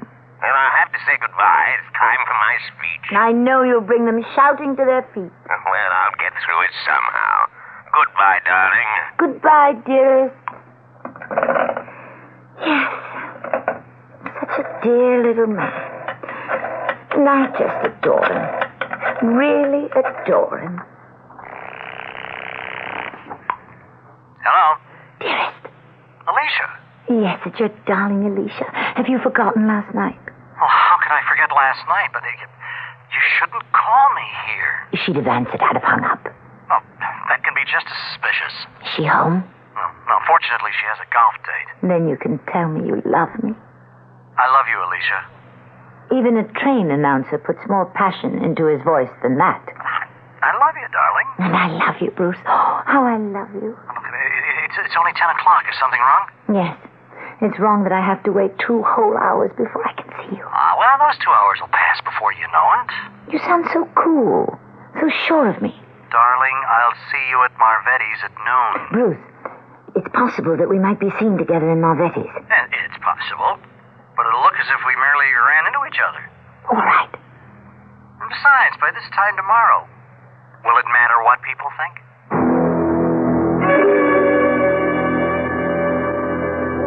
Alicia. Sit down, Bruce. I've already ordered your drink. Oh, and without ice. I see you remembered. I have so much to learn about you, and so much to remember. Are you sure you want to go through with this? Yes. And you? Well, you know, when you think of how short life really is, can you waste even a moment without the one you love? Have you really thought about it? What's to think about? She's a very wealthy woman. Well, your Albert's a very wealthy man. You have no money of your own. Neither do you. Yes, but... Are you trying to talk me out of it? Oh, no. It's just that you've become used to the ease, the luxury of life with her. Well, I'll tell you what you can never get used to. The knowing glances and the self-righteous smirking of people who consider you a kept man. Bruce. Yeah, you marry a woman who's 10 years older and wealthy, and what's the world supposed to believe? And it's true. I married her for her money, for her position, and for her influence. Surely you must have loved her a little bit. Well, I loved her as much as you loved Albert Emmons Merriweather III. I tried to love Albert. I tried to be a good wife to him. But I just can't live this kind of lie any longer. Neither can I. Oh, darling, it's wonderful that we found each other and fell in love. And we can save each other. You won't be sorry. I'll be with you. How could I be sorry? Neither of us have any money of our own. Well, I have a degree in engineering. You know, I can get a job. I can even teach in high school. Math. What? Well, what's funny? Oh, you are. Bruce Tyler, former millionaire sportsman teaching mathematics. And I can see you in a ready-made corduroy jacket with leather patches on the elbows. Patches I myself sewed on. And that beautiful socialite, Mrs. Albert Emmons Merriweather, living in some dusty suburb, doing her own laundry? But I won't be Mrs. Merriweather. I'll be Mrs. Bruce Tyler. Let's finish lunch. There's a lot to do. And we'll each take one suitcase. And meet at the station and catch the 10:30. Well, no, that's rather late now that I think of it. I mean, for you to go to the station alone. I'm not afraid. Well, I'll get there early. Still, we could drive to New York. No. Your first instinct was right. If you took a car, it would be her car. Let's each leave with nothing that belongs to them. Darling, you won't be sorry? How can I be sorry? I'll have you. Will you be sorry? Never. This is the happiest day of my life.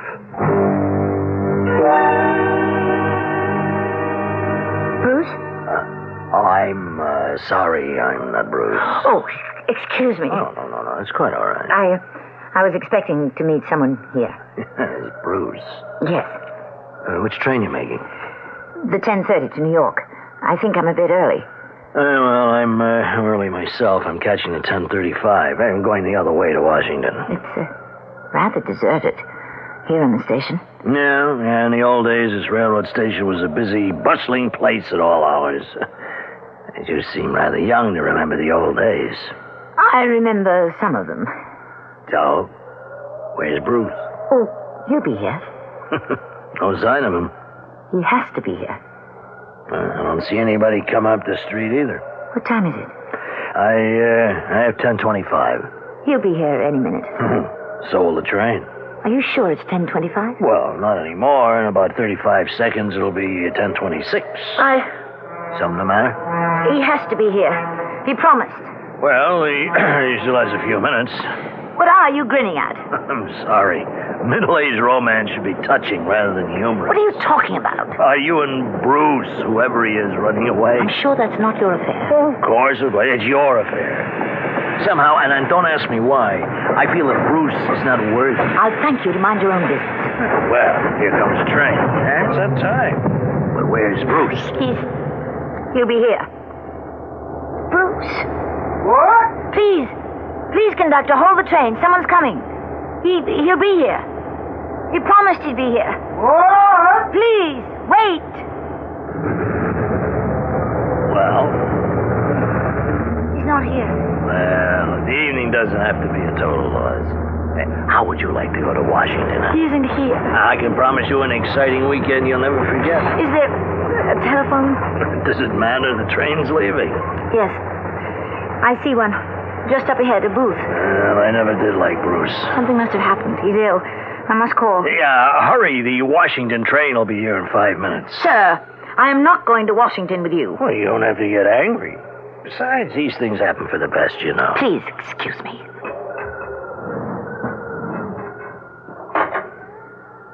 Oh, damn. Sir? Sir, could you... How can I help? I don't have any change. You simply weren't prepared for anything. Now, the next time... Do you have a dime? Yeah, sure, of course. Here you are. Thank you.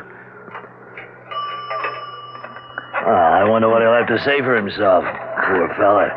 Lost his nerve at the last minute, I'll wager.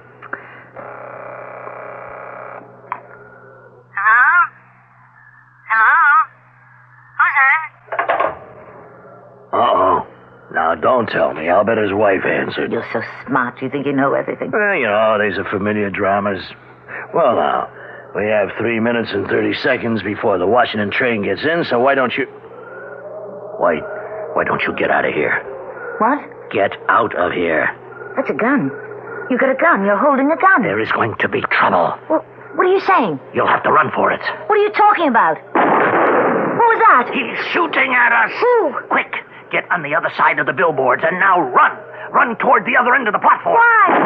That's why. Now, if there's only one of them, I got a chance. Now run. But you'll be killed. Does that mean you have to be killed, too? I'm frightened. You don't have time for that. He's working his way in. Why does anyone want to kill you? Run as fast as you can down to the end of the platform. That man. He just stuck behind a post.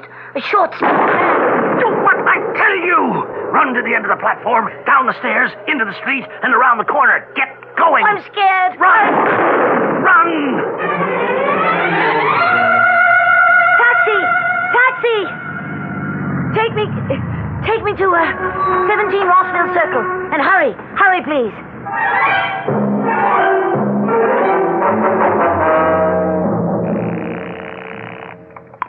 Hello? Bruce! I'm afraid you must have the wrong number. Bruce, is she standing there? Is that why? I'm sorry, there's no one here by that name. Bruce!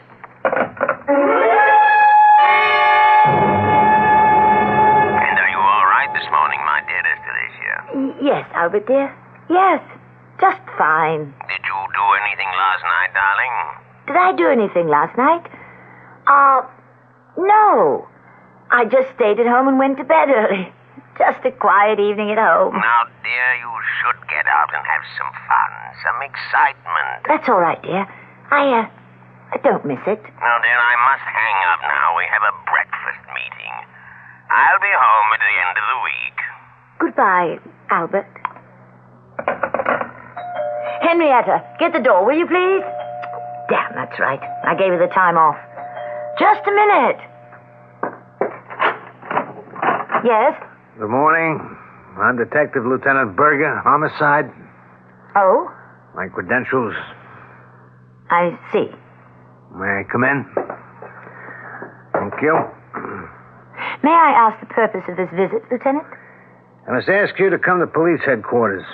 Police headquarters? Why? What for? There's been a murder. How does that concern me?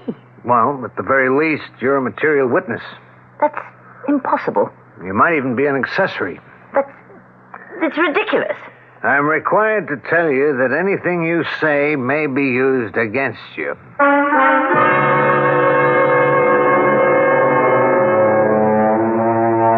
Material witness, accessory. What's this? We were there. All she wanted to do was run away with her lover. Evidently, that can turn out to be a hazardous pastime. And in this case, it doesn't become very much safer in Act 2, which I shall bring you in just a few moments. Good news from Dr. Atkins. His new weight loss diet banishes hunger and brings on what he calls super energy. Dr. Atkins' diet appears for the first time in the current Family Circle magazine, even before publication of the book. Here's a most undiet-like way to lose weight. You eat all you want of staples such as meats, fish, salads, cheeses. There's no fatigue, but rather that extra energy.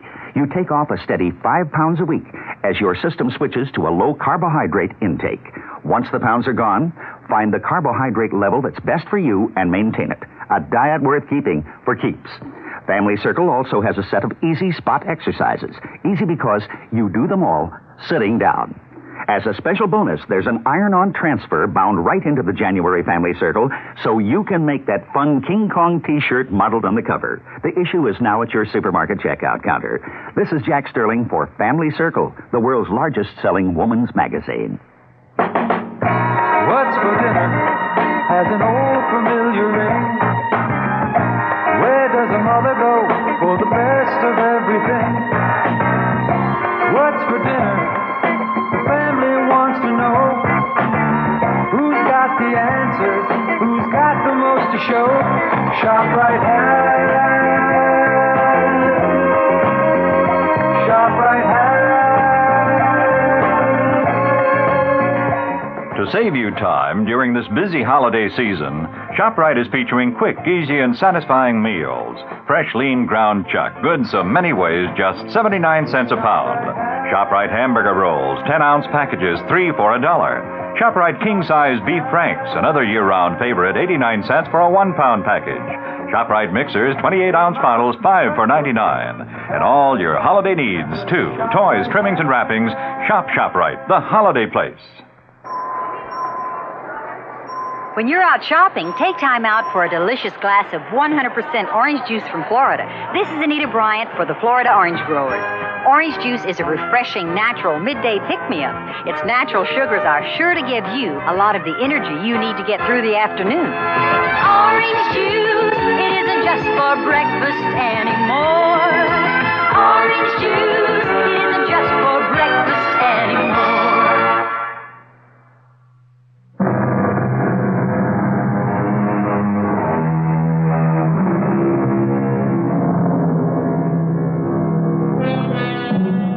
Life is filled with little surprises. All that Alicia Merriweather wanted to do was run away with Bruce Pennington. They were to meet at the railway station late last night. Well, train time came, but Bruce failed to appear. Another gentleman, however, did show up, but he was murdered. And now, a police detective is saying to Mrs. Merriweather, Mrs. Merriweather, at about 10:30 last night, a man named Cleveland Rogers was shot to death at the North Side Railroad Station. Yes? A cab driver named Barney McCool was cruising about a block away. He heard the shots, but he supposed at the time that they were backfires from a car or a truck. Do you follow this? Well, And then he saw you. Me? He described you most accurately. He saw you running from the railroad station. You got into his cab, and when he heard about the murder, naturally he reported it to the police. Is he sure it was me? The address is recorded on his trip sheet. Is anyone else living here who resembles you? No, but... Do you deny you were at the railroad station? What were you doing there at that hour? Do you deny that you knew Mr. Rogers? Well, you don't have to talk to me, but you'll have to talk to somebody. I'd advise you to call your attorney.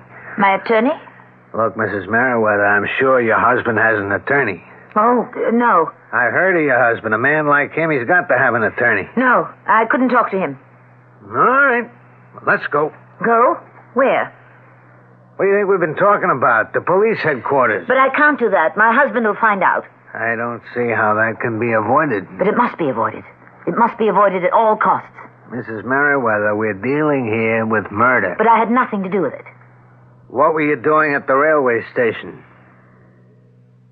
Now, why do you refuse to answer that question? Because I can't. If you won't say why you were at the station, we will have to conclude it's for a reason you don't want known.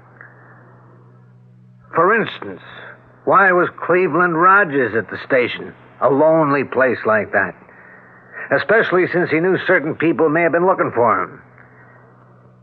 Mrs. Merriweather, were you the decoy? What are you saying?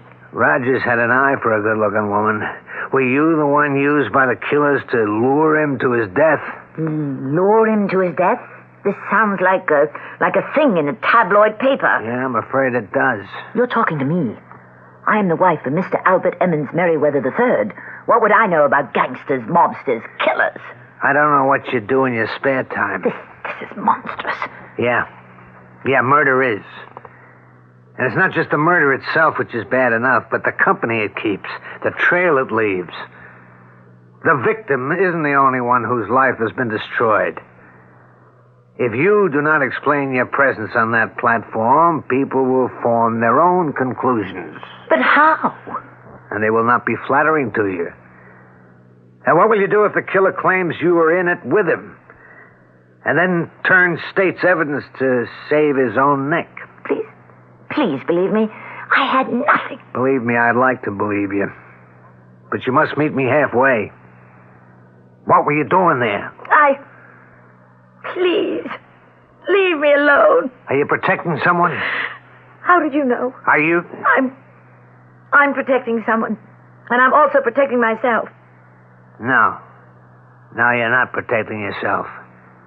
You're destroying yourself. Now. For this somebody else. Were you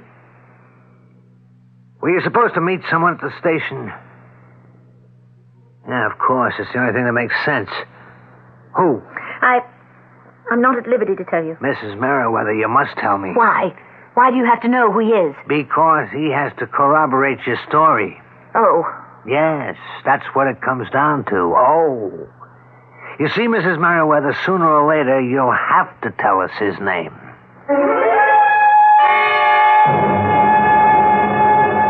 Mr. Pennington, do you know a Mrs. Alicia Merriweather? Yes, I believe I do. Al Merriweather's wife.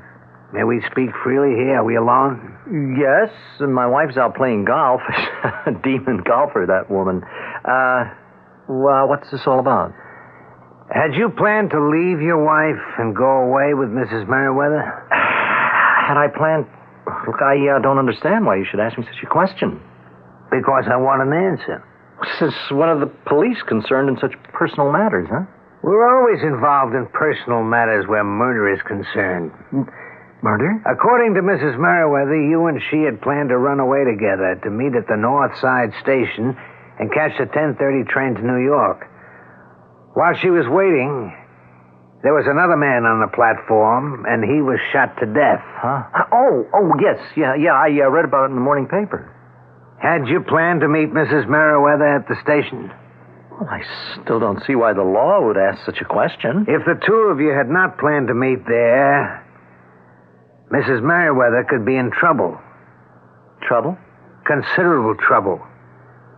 Because how could she account for her presence at the station? Oh. Huh. You still haven't answered my question. Your question? Had you and Mrs. Merriweather planned to meet at the station last night? Why, no, of course not. She says you did. Does she? Yes. How do you account for it? Well, I can't account for it. Well, on the other hand, maybe I can. Is that so? How? She always had kind of a crush on me, and she's a very romantic woman, and so perhaps she let herself imagine. Let me get this straight here. What you're saying is you made no arrangements to meet Mrs. Merriweather at the railway station last night. Well, of course not. Oh, this is the first I've ever heard of it. But it's true. It's true. I'm sorry, Mrs. Merriweather. We'll see about that. Mrs. Merriweather. We agreed to meet. Something happened. He must have been ill.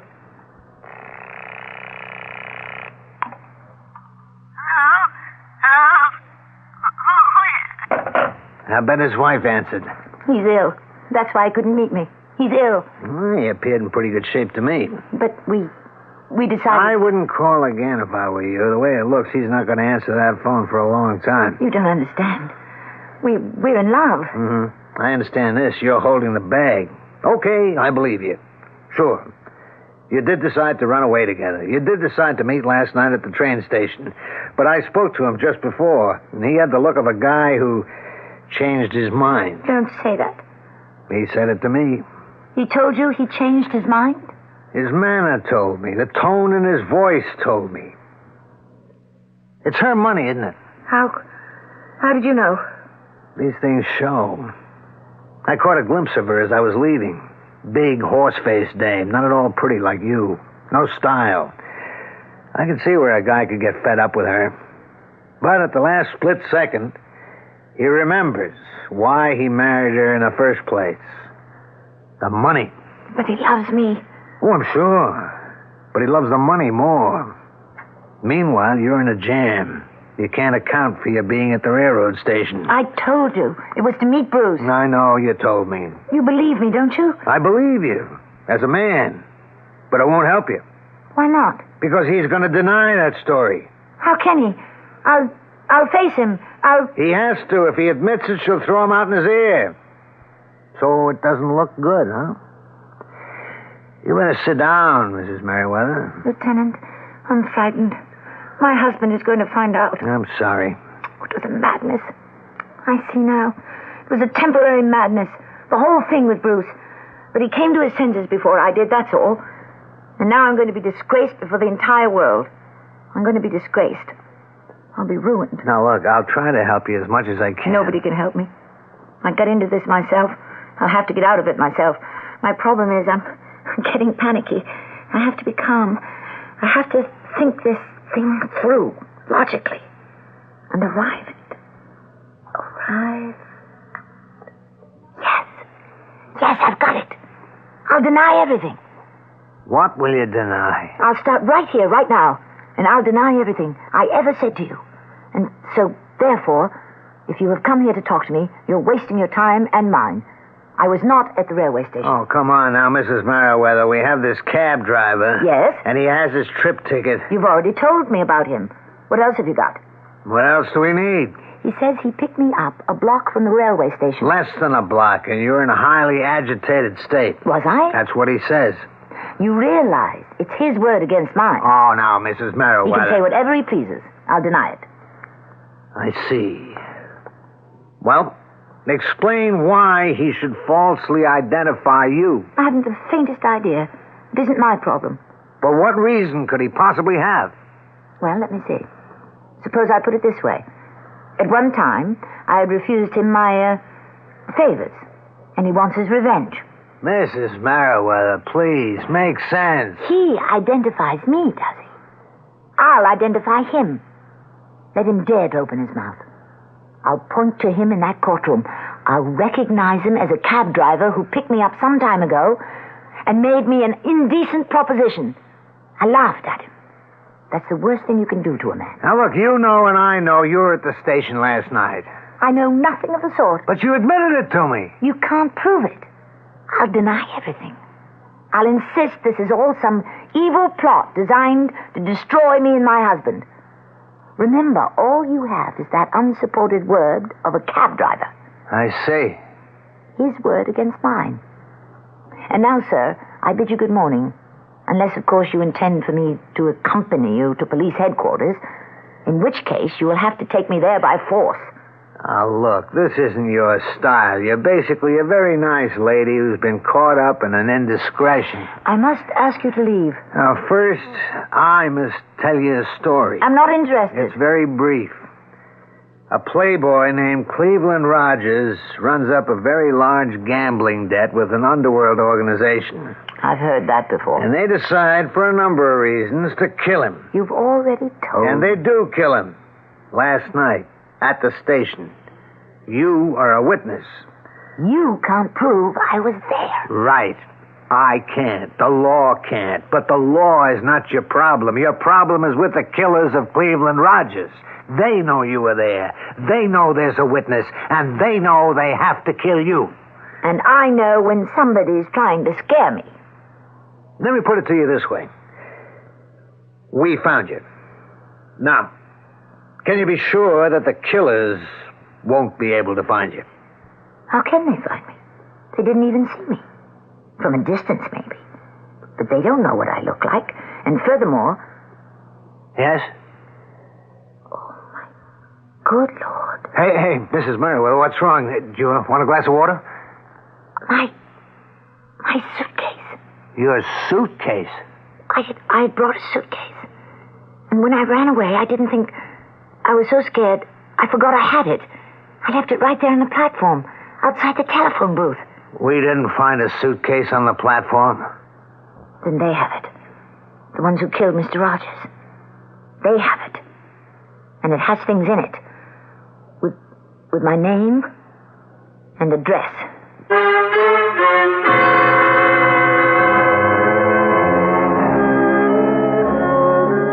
She doesn't do things by halves, does she?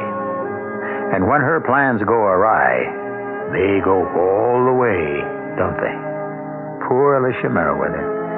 All she wanted was some love, some romance, a dashing husband instead of a dull one. Is that so terrible? Who are we to judge? Well, let's see how things develop in Act 3. It is a magic moment. You are at your Buick dealer's, about to drive home in your brand new Buick LeSabre. It's lean and trimmed, classic lines. It looks quite unlike any full-size Buick you can remember. You get in. A heady new car smell surrounds you. Your LeSabre feels the way it looks, tight. You turn the wheel a little. No wasted motion in this car. Big brushed metallic gauges look back at you. That V6 engine is doing great. You rub your hand on the seat. 6 people could be really comfortable in here. You swing into your driveway. Your wife, the kids, the dog, everyone but the parakeet descends in the car and gets in. Off you go to nowhere in particular. Life and your new LeSabre are great. Maybe the dog shouldn't sit on the seats.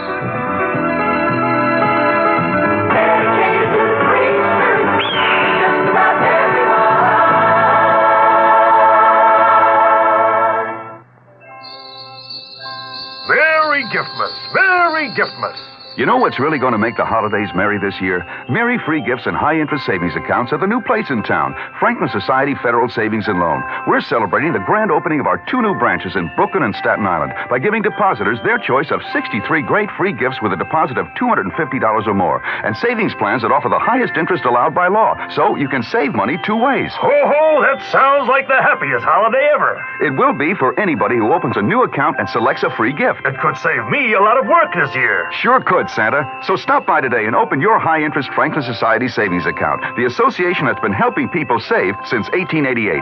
Merry Giftmas, Santa. Yes, Merry Giftmas to you. 1888. Ah, that was a great year. I remember the snow. Our new convenient offices are located in Brooklyn at 8515 Bay Parkway near 86th Street, and on Staten Island at 2375 Richmond Avenue in the Heartland Village Shopping Center, insured by FSLIC. You know all about diamonds when you know about sales. Sales is the diamond store. You don't buy diamonds every day, so let sales show you the way. 'Cause we know what you're looking for. We're the #1 jewelers the whole world round. But we're people you know, your hometown diamond store. We know diamonds and you know us. Sales is the diamond store. We're people that you know with a name that you trust. Sales is the diamond store. We know diamonds and you know us. Sales is the diamond store. We're people that you know with a name that you trust. Sales is the diamond store.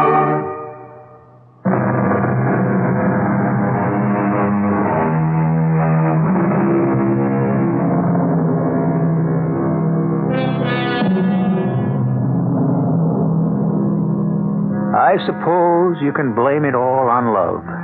The fact is, everybody wants love. The problem is, some people look for it after they're married. Mrs. Alicia Merriweather, bored with an unexciting husband, thought she could do better by running away with someone else, with results that you are already aware of. He knows who I am. That man knows who I am. Which man? The man who killed Mr. Rogers. Then you saw the killer? I heard the shot. I looked down toward the other end of the station. He was running towards us. A short, stocky man. Short? He didn't know Mr. Rogers had a gun. Mr. Rogers let him get close, and then he fired. He missed, and the man ducked behind a post. But I saw his face. His face. It was such an evil face. Now, what do you mean, evil? You look at that face, and you saw evil. You felt evil. You knew there was evil. But what did it look like? It was... He had a round, small eyes, thin lips, a horrible scar across his cheek. A scar? For a moment, a terrible thought flashed through my mind. I was committing evil in leaving my husband, and now I was being punished. Yeah, it figures. Honeycomb Sweet. I thought he had come to punish me. Donald Sweet, known as Honeycomb. Some name for a hitman, huh? Lieutenant, why should he want to kill me? You're a witness to a murder. His murder. Who says I'm going to testify? I mean, is there some way I can assure him he's safe as far as I'm concerned? Is there? Now, look, Mrs. Merriweather, you're becoming hysterical. Certainly, and with good reason. Could I place an ad in the paper? To the gentleman who committed murder on the night of April 11th on the North Side station platform, I will not testify against you. Signed, the witness. Let me get you a glass of water. I can't become involved. I can't. Now, please, get control of yourself. It's all over for me. All over. If this evil man doesn't kill me, Albert will divorce me. The story will come out. It will, won't it? Well, some of it, yeah. And I deserve it. Why? Why did I ever... What did I ever see in Bruce Pennington? Calm yourself, please. Weakling, a coward, a foolish insipid. He didn't mean a word of what he said to me. And the last minute, his true nature... Mrs. Merriweather, you must try to think rationally. What do you suppose I'm doing? Yes, Albert. Calm, patient, kindly. Oh, Albert. Now that it's too late, I realize how much I love you. Mrs. Merriweather, about the murder... Do you realize I've ruined my life? Completely? Albert was quiet so much of the time. But that's because he was thoughtful. Bruce talked all the time. And I see now it was the chatter of a parrot. Your life is in danger. It doesn't matter. What am I going to live for? Mrs. Merriweather, we have to go downtown. Why? You're not safe here. We'll have to place you under protective custody. Does this mean I'm under arrest?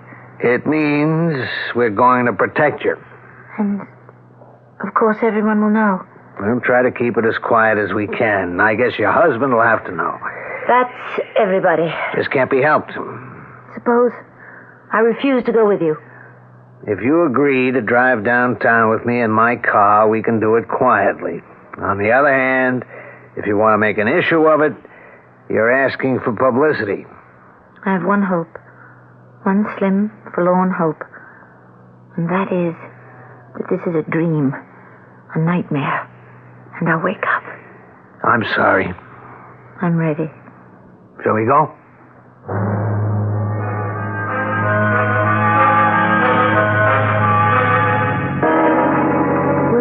Will there be reporters?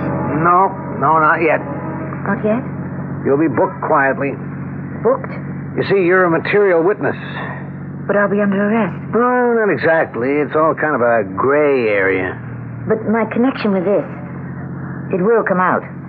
Yes, if we go to trial. Of course, Mr. Merriweather will have to know. Yes.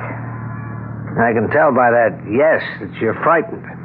How unbelievably perceptive you are, Lieutenant. Tell him everything.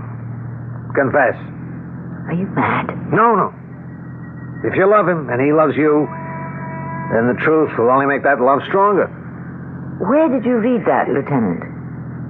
I happen to believe it. Oh. Lieutenant, could you stop here for a moment? In front of that drugstore? Well, There are a few things I have to pick up. All right. I won't be a minute.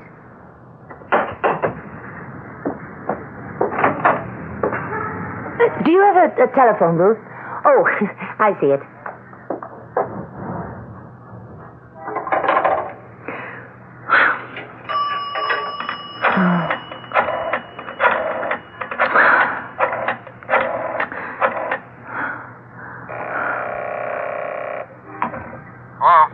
Hello, Bruce. Don't hang up. Alicia. You're alone? Yes. You're not as alone as I am. Alicia, I'm sorry. The truth is, I'm just not worthy of you. That's true. I didn't have the courage to go through with it. I'm in trouble, Bruce. I know. My life is in danger. Alicia, if there's anything I can do, I mean, in a quiet, discreet way. I just called to say goodbye. Goodbye? It's enough that I destroyed my own life. I won't ruin Albert's. Where are you going? Oh, I'm supposed to go to police headquarters. Well, you'll be safe there. Instead, I'll just sneak out of here the back way. But where will you go? As far as my money takes me, and hope that no one ever finds me. Goodbye, Bruce. Alicia. Yes? Good luck. Thank you. Do you have a rear entrance? Oh, never mind. I see it.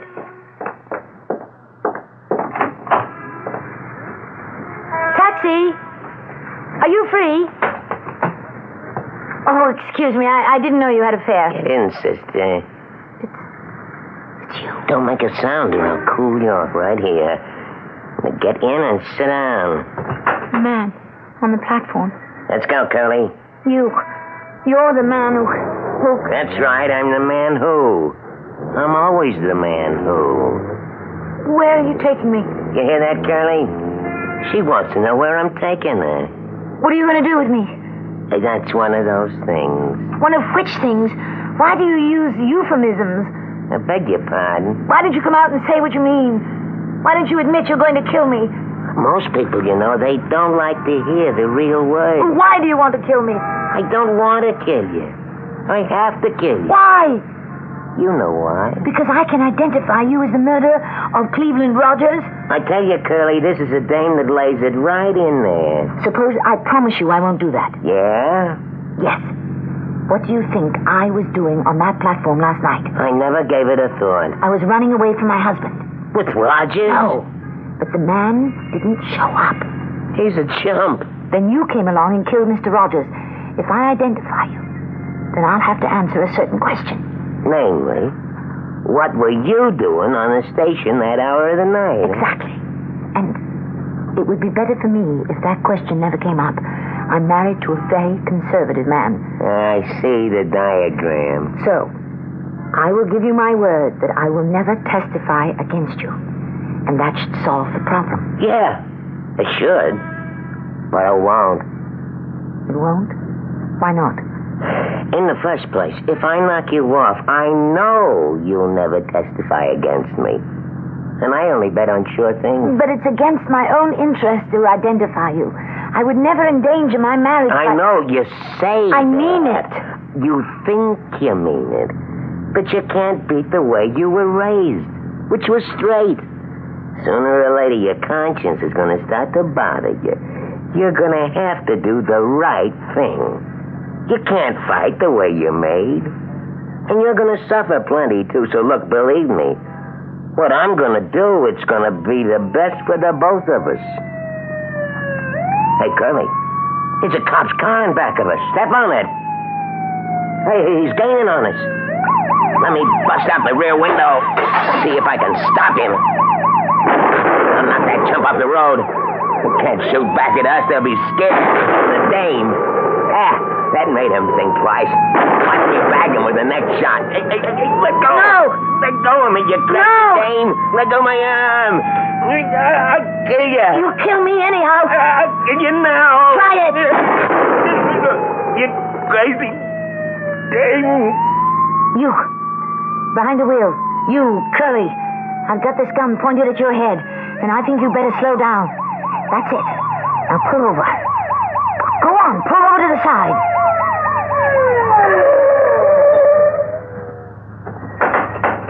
Mrs. Merriweather, you okay? Here. Please take this gun. I think I'm going to faint.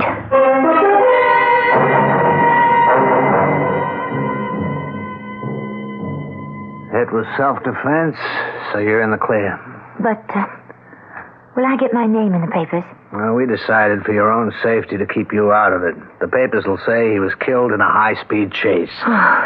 So, Mrs. Merriweather, I think you're out of it. Thank you, Lieutenant. Thank you for everything. You never did tell me how you happened to come along at the right time. There was nothing to it. I watched you come out of the phone booth and head for the rear exit.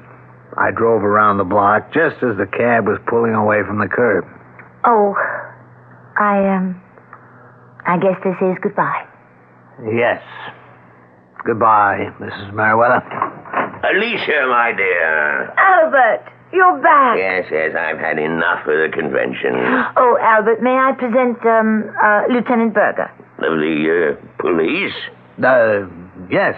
I'm selling tickets for the police department dance. Oh, well, let's buy some, by all means. I already have. Oh, thank you so much. And good night. No, don't bother. I can let myself out. You know, when I heard he was a police officer, for a moment I was afraid something might have happened. Why, Albert, darling, what could possibly happen? Tell me, how did you spend your time tonight, eh? Oh, it was just another quiet evening at home.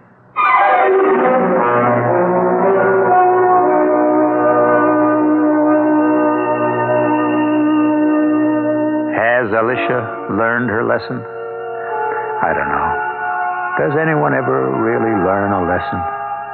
You think she'll be happy with Albert now? Or will she have her head turned by the next handsome guy who happens along? Another thought.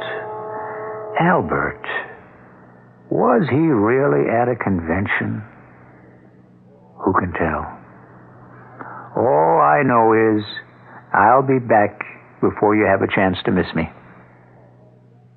The table looks wonderful, Oh, sweetheart. thank you, darling. Reverend Berkey will just love Oh, it. thank you, darling. The dishes, the silver... Wait a minute, what's this? New Minute Maid 100% pure lemon juice. Why? Because they use only fresh lemons. Why are... Because we're having lobster, and lobster needs lemon. No, why are... Oh, because the leading lemon juice is reconstituted. It has chemical preservatives. Oh. Minute Maid lemon juice is pure lemon juice, and it's frozen for freshness. Oh. Here, just taste Minute Maid. No, I don't have to. Oh, come on, you can taste the difference. Oh, boy. Sure, it tastes like lemon. Minute Maid has the juice of 6 fresh lemons in this plastic squeeze bottle. What? Oh, at the door. Oh, I'll let him in. Oh, Reverend Berkey. Good evening, good evening. Hal, here's Reverend Berkey. Why is your husband talking like that? I was tasting the David He was tasting new Minute Maid 100% pure lemon juice. He's been at the cooking, Sherry. No, yes, Reverend, honestly, it was the lemon. New Minute Maid 100% pure lemon juice in your grocer's freezer case. It's got a fresh taste. People really notice. Here's a free minute from Pippin, Broadway's musical comedy sensation, directed by Bob Fosse.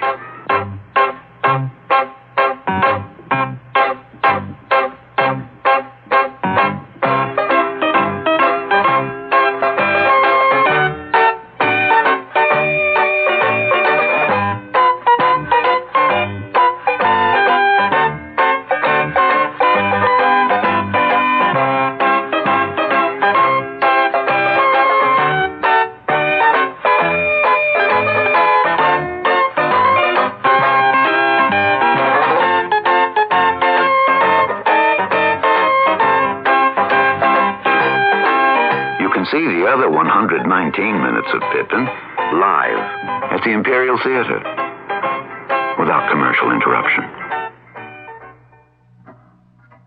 If you're disappointed with the quality and flavor of most pre-cooked convenience foods, here's the selection that's always satisfying and delicious. Crackers and Atalanta brands of Polish ham. They're as good to eat as they're convenient to serve. And on especially those busy holidays when you have a hungry family or guests to feed, convenience means so much. Whether you warm Polish hams in the oven or slice and serve them straight from the can, you're always assured of tasty, tender, boneless, fat-free meat.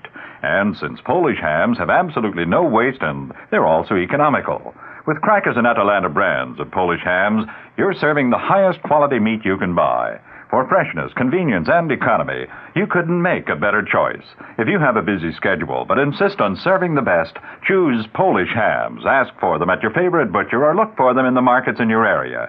Crackers and Atalanta brands have been imported for more than 25 years by New York Commodities Corporation, New York. Available at all ShopRite supermarkets.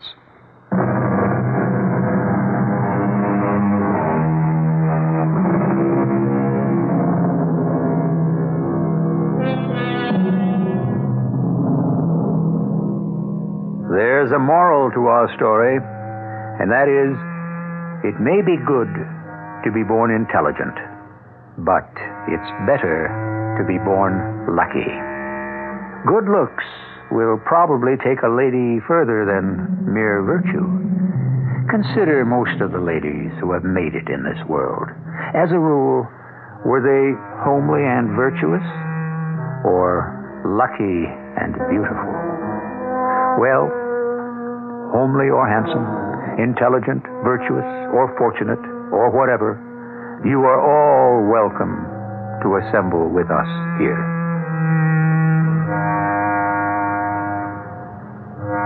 Our cast included Tammy Grimes, Robert Dryden, Leon Janney, and Earl Hammond.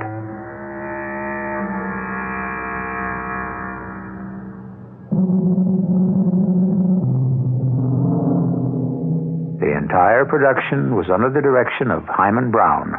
Radio Mystery Theater was sponsored in part by True Value Hardware Stores and Buick Motor Division. This is E.G. Marshall inviting you to return to our Mystery Theater for another adventure in the macabre.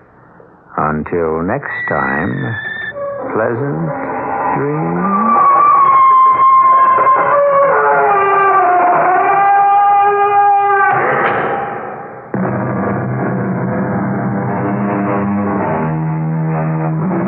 Tonight's WOR Mystery Theater was also brought to you in part by ShopRite Supermarkets, where you get a lot more for a little less. The preceding program was furnished by CBS Radio.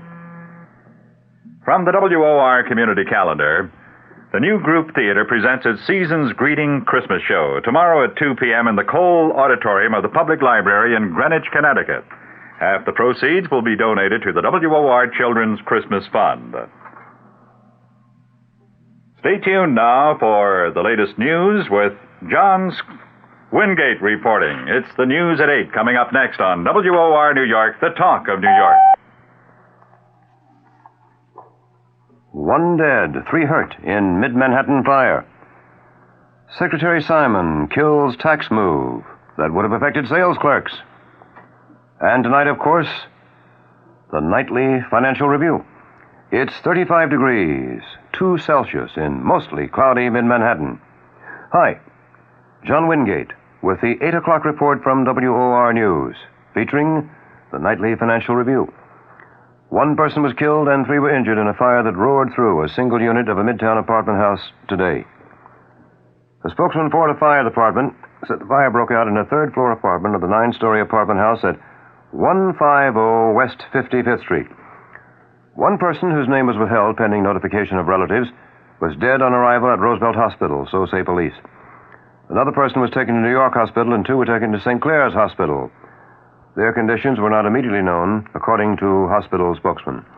The fire department spokesman said the fire did heavy damage to the 3rd-floor apartment before it was declared under control 1.5 hours later. Former Republican Congressman James Hastings of New York was convicted by a federal court jury of mail fraud and filing false payroll documents with the House in a congressional kickback scheme.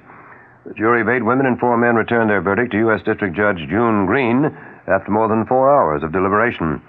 Hastings was found guilty on 28 of 35 counts of the indictment, including 20 for mail fraud and 8 for filing the false payroll information.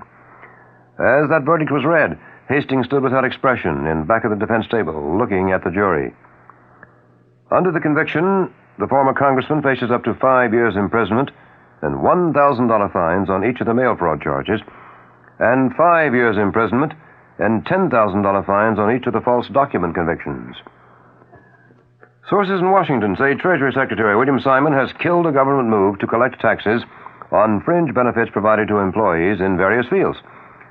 Now, these fringe benefits, such as free travel for airline workers and discounts for sales clerks, represent about $100 million in potential taxes. But the reported government move generated massive protest from employees who receive such benefits. Simon had announced that Treasury withdrew a plan to exempt from taxation only those benefits which cost an employer nothing and which are available to all employees. But the sources say Simon privately killed about a dozen planned revenue rulings which would have required certain people to pay taxes on benefits that are now tax-free. WOR 710 News Time.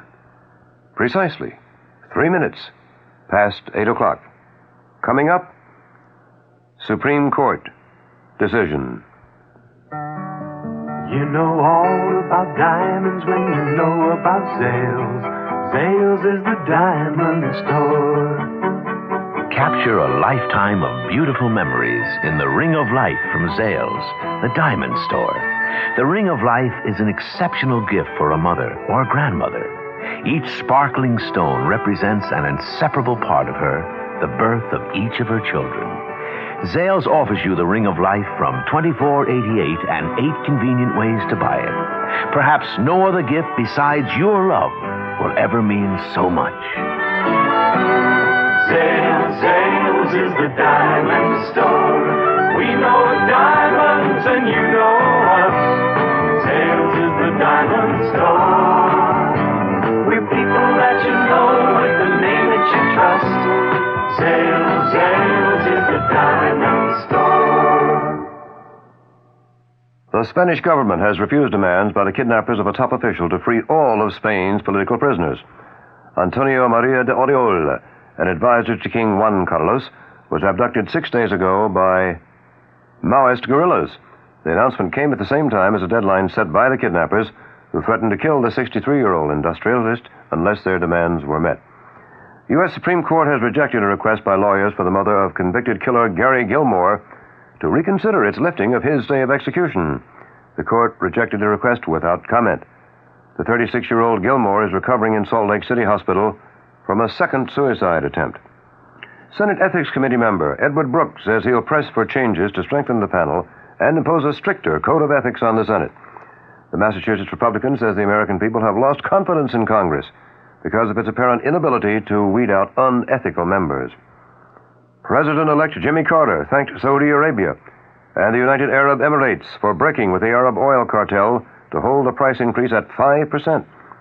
President Ford sharply criticized the other 11 members of the Organization of Petroleum Exporting Countries for what he called irresponsibility in their price boost of 10%. Meantime, economists say the split-level price hike will force gasoline and heating oil prices in the U.S. upward by 1 to 2 cents a gallon. Coming up, today on Wall Street. WOR 710 News Time is coming up on 6 minutes past 8 o'clock. The Nassau County Health spokesman says there are 4 confirmed cases of Guillain-Barré syndrome in the county, but none of the victims received swine flu shots. Federal health authorities yesterday ordered an indefinite suspension of the swine flu inoculation program after receiving reports from throughout the nation of incidents of the little-understood disease, that's the Guillain-Barré syndrome, including, across the nation, 4 deaths.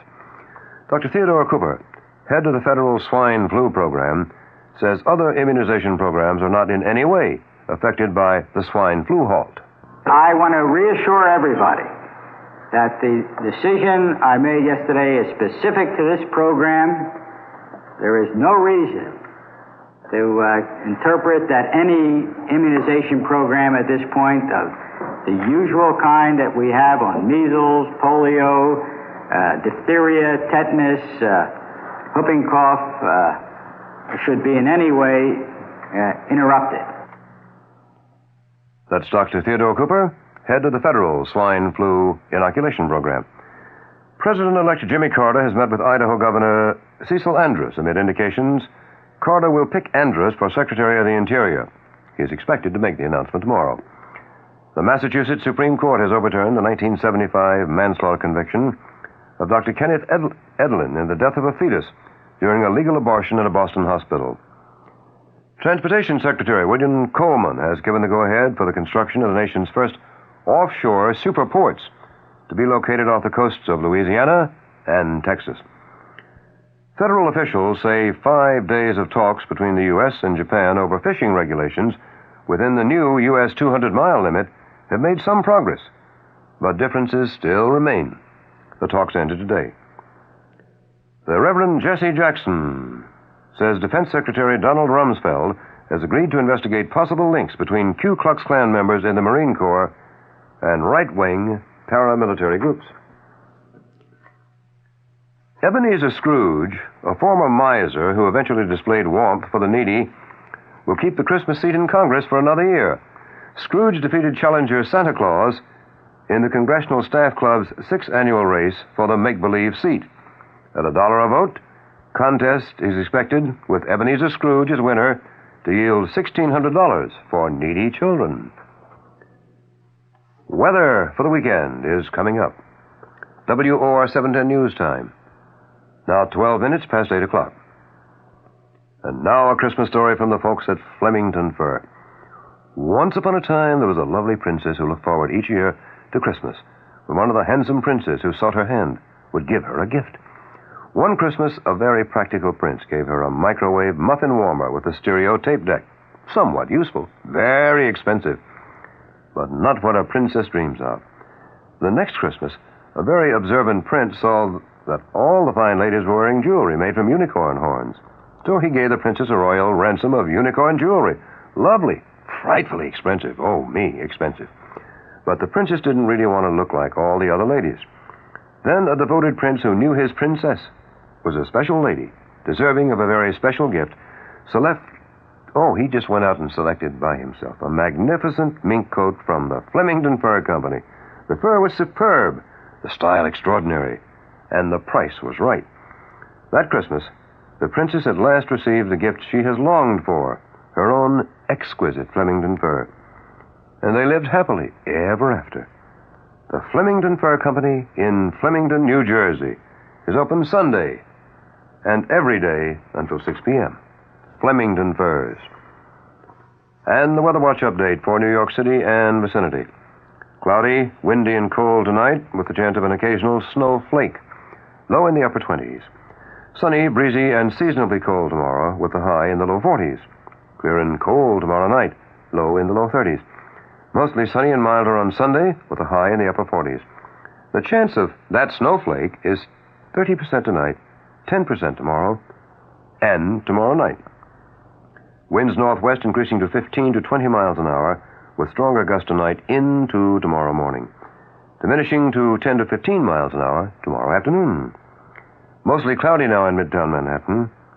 It's 35 degrees, that's 2 Celsius. Humidity 70%. Wind northwest at 16, gusting to 27 miles an hour. Barometer 29.60, and that barometer is rising. The top of the news at 8.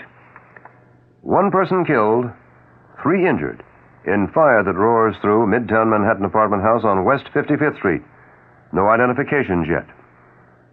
Say Treasury Secretary Simon kills government move to collect taxes on fringe benefits given workers in certain fields, such as free travel for airline workers and discounts for sales clerks. And that's the 8 o'clock news. John Wingate reporting. Next news, as always on this station, the moment it happens. When it happens, you get there.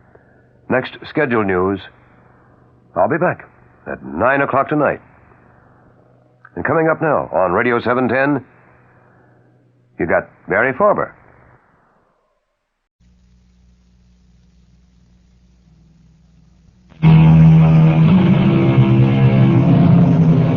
Welcome. Come in. I'm Tammy Grimes. Death is a dream, said a Greek philosopher. Life is a dream, said a Spanish playwright. Death, life. Wherever you go, you get conflicting opinions. Which one of those gentlemen is right? The answer could be either, neither, or both. And before another hour passes, we shall make a convincing case for each of these possibilities.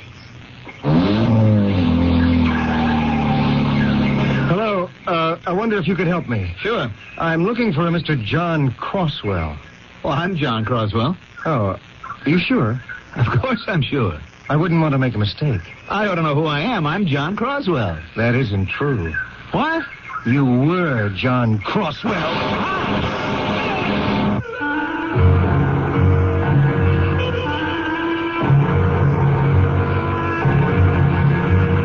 Our mystery drama, How Do You Like Those Apples?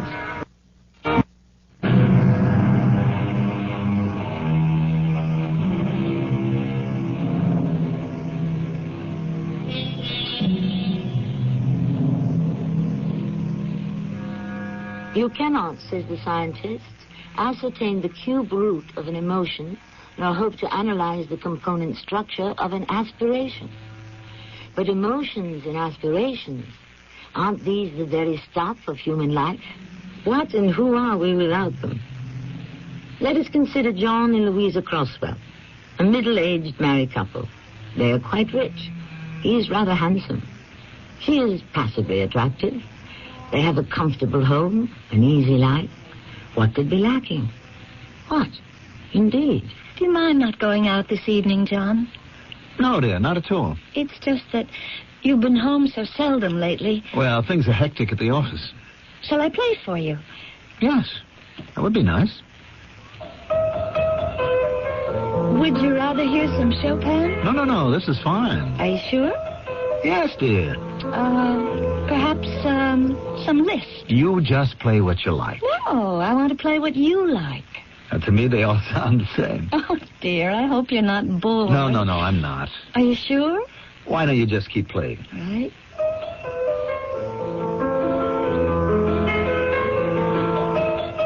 I keep forgetting.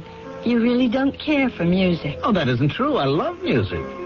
I like to watch you play the piano, to see how your hands dance up and down the keyboard, how your body sways with the rhythm. Do you expect me to believe that? Louisa, have I ever lied to you? Now, who do you suppose that might be? Now, please don't stop. Hello? John Croswell. Yes? I'm Jean Daly, a friend friend of Tom McDonald's? Oh. A very good friend. Well, then you should be a very good friend of mine. Well, I just got in. Uh-huh. Tom said, call John. He'd love to show you the town. Tonight? Well, if it's past your bedtime, I'm sorry I disturbed you. Where are you staying? The Maxwell Regency. Oh, that's less than 20 minutes away. The champagne will be waiting. That's good enough for starters. Bye. What is it, dear? A friend of Tom McDonald's just flew into town. Now, naturally, Tom said, look up John Croswell. Well, why didn't you invite him over here? Well, I thought of that, but it isn't really a social thing. Oh, no? They're pitching an ad campaign at a major client first thing in the morning. Oh. Naturally, Tom said, hey, if you really want to know how it flies, run it past old John Croswell. Oh. So, I'll just run down there for a bit and see what they've got. Oh, that's very sweet of you. Well, call it self-interest. Tom McDonald's very important to me. So this is really a command performance. Yes. Yes, I suppose it is. I'm sorry I have to leave you alone again tonight, but you understand. Yes, dear. I, understand.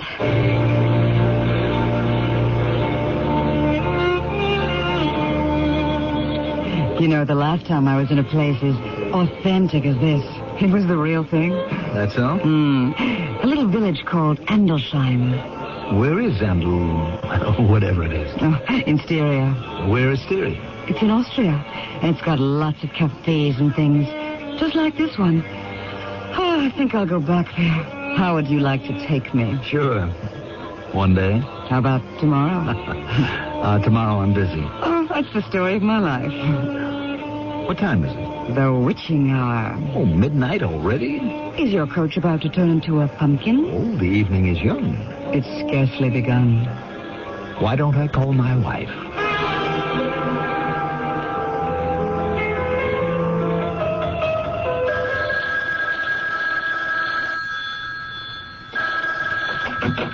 Darling, Yes?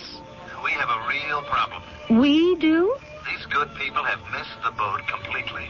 Oh? The entire premise on which their presentation is based. Yes? It won't fly. That's too bad. They walk in with it tomorrow, it'll be a massacre. Oh, I'm sorry to hear that. Look, these are Tom's friends. Now, I can't allow them to be led to the slaughter. Well, what is there you can do?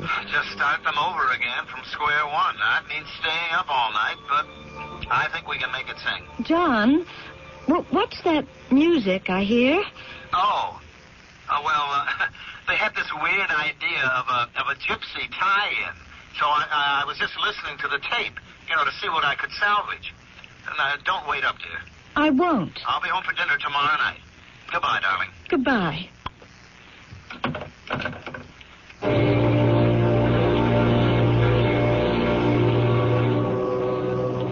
Well, that's taken care of. I told her I had to work. And she believed you? Sure.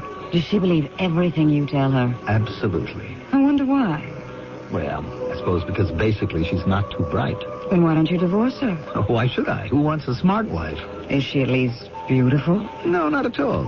And what has she got? Money? Gentlemen, shall I tell your fortune? Oh, I happen to know my fortune. Ah, you do. My wife is my fortune. Well, then shall I tell your fate? Why not? Sit down, Grandma. My name is Daria.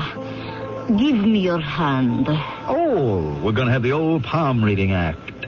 Here it is written. Well, go ahead. Fire away. Yes? I see nothing. How can you see nothing? Nothing is revealed. Please excuse me. Where are you going? Hey! How do you? What are you laughing at? Oh, step one. What do you mean? Oh, it's a hustle, a racket. How? Well, it depends on how gullible you are. Oh, what is she doing? Oh, she's setting you up. How do you know? Look, I've made a study of these things. Well, but what's the swindle? Well, it's already working. I don't understand. Well, to begin with, you're curious. Not really. Then why are we talking about it? Well, because... Why are you so nervous? Am I? The idea is to pique your curiosity, start you thinking, make you worry. But why? Oh, so you'll seek her out after a while, try to get her to talk, press her for details. And that's when the money begins to change hands. Does she imagine that educated, sophisticated people fall for that That nonsense? You can catch any fish in the ocean with the right bait. Well, here's a fish that never bites. Then you can keep swimming forever. I mean, who does that silly old woman think she is? Why are we still talking about her? Why don't we get out of here? I thought you liked the place. It gives me the creeps. You shouldn't let that old lady You think I'm some superstitious fool? Of course not. You know, I really don't care for that tone in your voice. Excuse me. Now, cut it out, will you? Look, I'd like to remind you, you're not talking to your wife. I know I'm not talking to my wife. Do you also make scenes with her in public places? Now, just a minute. Probably not, because you don't take her anywhere. On the other hand, why should she go? You're good looking, but you're not really much fun. I think I'll go to bed and curl up with a good book. Wait a minute, what did you do? Nothing. Or everything. Look, your wife chooses to put up with it. I don't have to. Good night.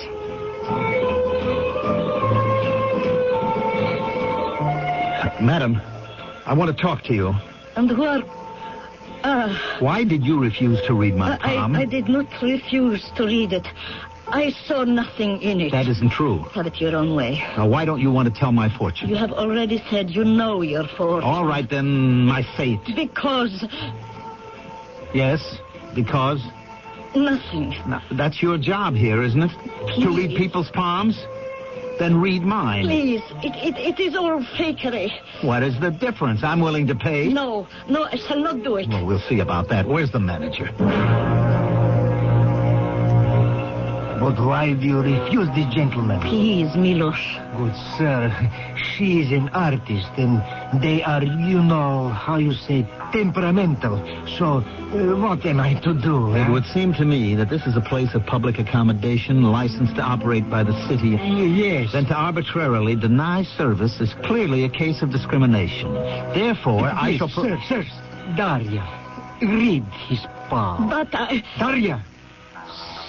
Честный, врачия, дуй полицай. Milos, Duvara. Честный. No, Milos. Duvara. Ada? Ada. Sir, please, sit. All will be in order, eh? Your hand, if you please. Tell me what you see. You are... educated, a civilized man. Why are you so impressed with this mumbo-jumbo? Why? Well, surely you know it is a fake. Well, I always thought it was fake. And now you do not. No, I don't know. What did you see in my hand? Nothing. I tell you nothing. I look and I see you, and then I see... nothing. It is the nothing every one of us becomes when we are taken away by death. What are you saying? You know what I am saying. I don't believe you. Why should you? I am a gypsy thief. What I say to people is all lies, is illusion. You say I'm going to die? All of us shall die. Are you immortal? I'm going to die. That's what you meant when you said you see nothing. Yes. Nothing. You don't see me in my place in the world, is that it? Yes. Which means that you will still be alive when I'm dead. And you're an old woman. I'll die before you will? I'll be dead within the next few years, or even sooner? Is that what it means? Yes. I don't believe it. I don't believe you.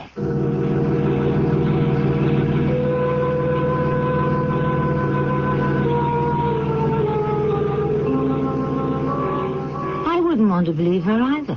Poor John Croswell. Here he is in the peak of health, the prime of life, and this haggard old crone says that she will outlive him, which means he can die at any time, and long before his allotted span. Well, I can assure you that he will not die within the next few minutes, if only because we simply must have him back for the second act.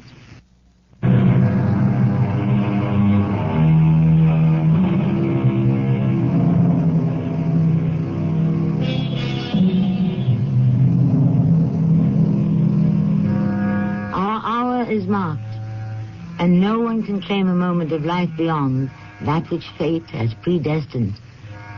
So said no less a personage than Napoleon Bonaparte. A pity he could not have foreseen his own final hour. He might have arranged many matters differently. But in that case, another sort of history and life would have been in store for each of us, and we might all now be here under other conditions. At any rate, the central character of our own story has just received a rather disturbing intimation of his mortality, and he doesn't like it at all. I don't believe you. Of course not. Why should you believe an old gypsy thief? Why did you tell me a thing like this? Why? It's not even in good taste. Well, that's something you wouldn't understand. What I can't understand is what's in it for you. How can you make any money out of it? Money? Money! Don't play the wide-eyed innocent with me. Please, sir, please, sit down. I must respectfully request. There must not be. See, you pay this wretched woman to say these vicious things to your customers? Please, we must not become excited. What did she tell you? Go ahead, ask her. Daria, cause di chesti. Morisa. Morisa? Ada, Milosh. Sir, you must excuse her. She is very old. That still doesn't give her the right. The mind in very old people, it goes here, it goes there. What kind of a place is this, anyhow? It is a place in which you are, it is obvious, not happy. So I must ask you to leave, please. There is no check. You are my guest. You must go. You couldn't pay me to stay here one more minute in this phony joint. Good night. Ada, Morisa, Dalia. Ada, Morisa, Milosh. Ada.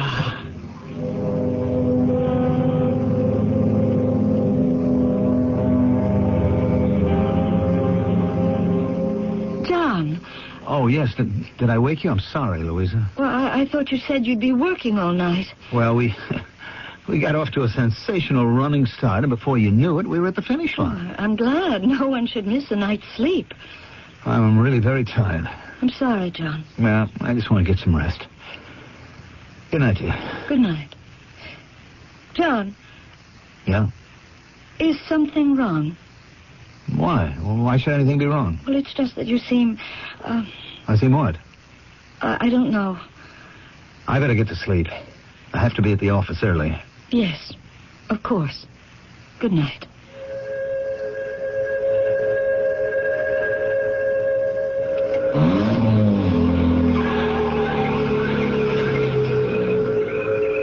John Crosswell? What do you want? Your life. My life? Hey, what are you doing? No!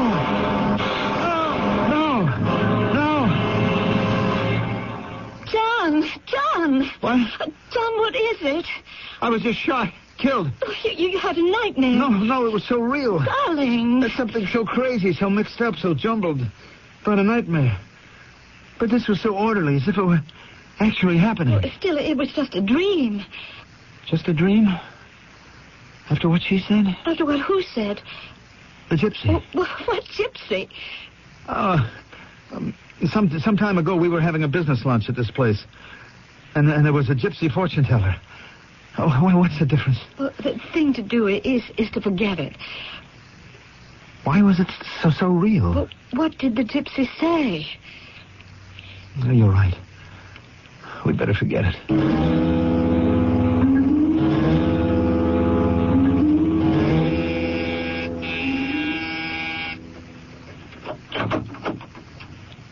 Oh, it's you. May I come in? I don't think so. Please, I have to talk to you. I have to leave. I have a date. Look, I have to ask you. What did you think of that fortune teller last night? Why? She said I was going to die. So? Did you believe her? Did you believe her? Well, last night I had a dream that a man shot and killed me. Well? Why did I have such a dream? Oh, I don't know. I mean, could it have anything to do with what she said? Maybe. But how? You're the one who said it was just a hustle, a swindle. Well, maybe it isn't. You're the one who said she was trying to just set me up for some money. But how? What could she gain by it? Oh, I don't know. What happened? I thought we were doing fine last night. You don't have a future. You're the kind of guy who will never leave his wife.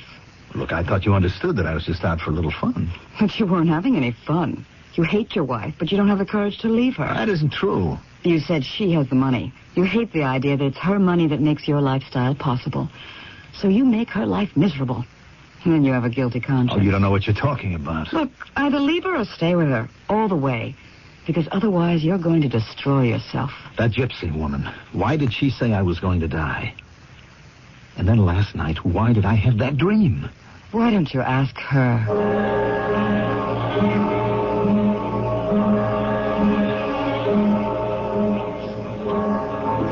Sir, have you a reservation? No, but I am so sorry. Without reservation, we must ask you to... Oh, there she is. I have to talk to her. But, sir... I must.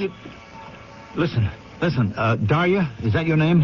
What is it you desire from me? Last night, you said I was going to die. Yes. And then last night I had a dream. A man shot me. Now, what does that mean? It means you are troubled. Well, does it also mean I'm going to be shot? I cannot say. You know something. What do you know? Go to see one of your doctors. They will cure you. Of what? Of that which is killing you. Well, then you admit something is killing me. Yes. Tell me what? I do not know. That's not good enough. From the look on your face, from the anger in your voice, perhaps it is hate. Hate? Yes. There is a poison in you. It eats away. What is going to happen to me? You know, you're a lot of help. How much do I owe you? Nothing. Good night. Darya, il Morisa. Ada.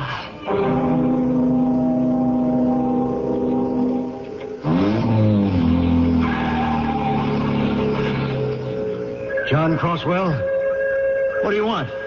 Your life. No! No!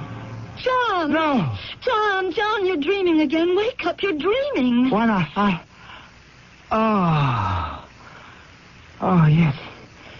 That dream. For weeks now, it's been the same dream. I know it's been the same dream. I'm only trying to help. Help? How can you help? Well, perhaps you should see a doctor. Oh, now you're saying I'm crazy. No, of course not. You're just disturbed. That's the same thing. John, why should you have such a dream and constantly... Oh, there's a brilliant question. Please, darling, maybe... Maybe what? I don't know. All right, tell me the dream. I have told you the dream 100 times. Well, maybe you can tell it to me again. I am up at the country place. Yes. I'm picking some apples, the first of the season. And a car comes up. A man gets out. He has a gun. He says, John Crosswell. I say, what do you want? He says, your life. And he shoots me dead. When he says he wants your life, do you ask him why? I never have the chance. Who is this man? How do I know? You've never seen him before? Never. What's the use of this? What does he look like? I know. He's about 40. He's tall. He's thin, dark hair. Is he well dressed? Oh, he looks more or less like a college professor. He has that kind of tweedy corduroy appearance. And you've never seen him before? I've already told you, honestly, Louise. When you were at college, did you ever have an encounter with... You have this annoying habit of... Look, I cannot account for this man. I don't have the slightest idea of who he is or why he wants to kill me. And there's no point trying to cook a whole psychiatric stew out of it. Now, let's see if we can go back to sleep. Yes, John, dear. Good night. Good night. John, you say he comes up in a car. I told you. Please, darling, I'm only trying You're trying to what? To help, I suppose. Besides, I can't sleep now. Well, if you can't sleep, then why don't you go play the piano or something? I have to get up in the morning. What kind of a car does he drive up in? How do I know what kind it is? But you said you see everything so clearly. It's a two-door. A sports car. What kind? Oh, now, please. Just tell me the make. It's a Ramara. And did you happen to notice the license number? Yes, I did. UN 3536. Maybe we should find out who he is. Of all the... will you please go to sleep?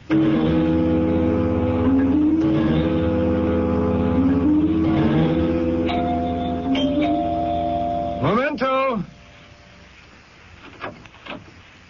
Beatrice.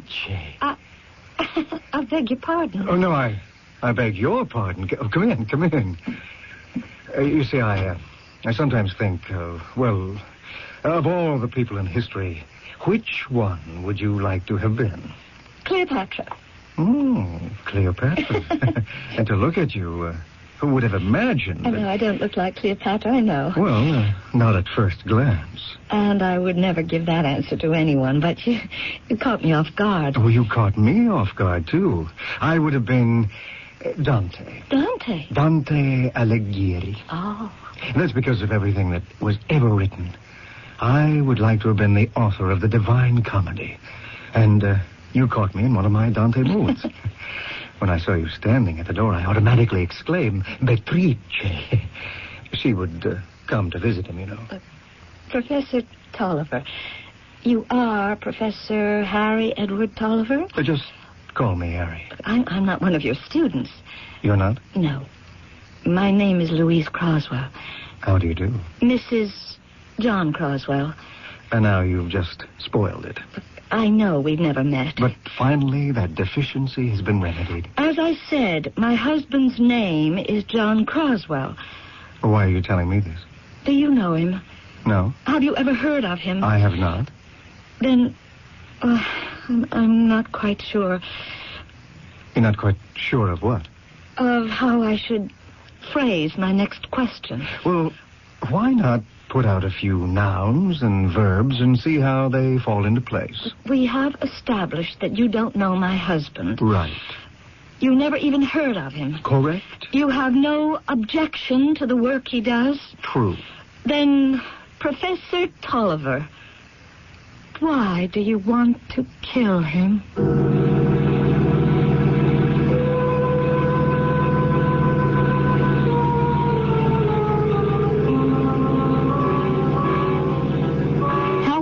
To be relaxing in your living room, minding your own business, luxuriating in your private fantasies, and have a perfect stranger throw a pitch like that one at you.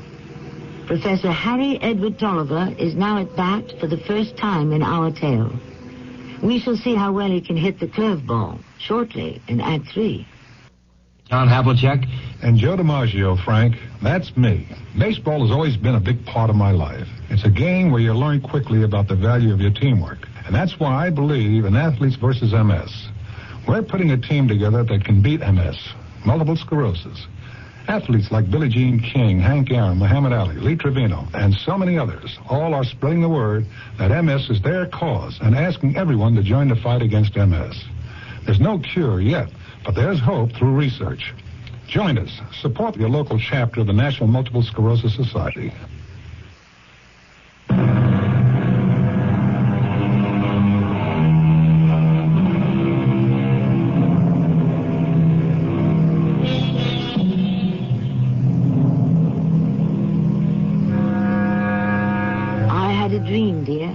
You had one too. So goes the old song. Yes, all of us dream. But what do we dream about?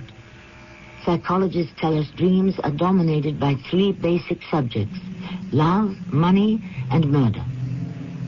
Things can become fairly complicated, because most, if not all, murders are committed for either love or money or both. So you see, one way or another, we always wind up with the same old-time tested, tried and true motivation.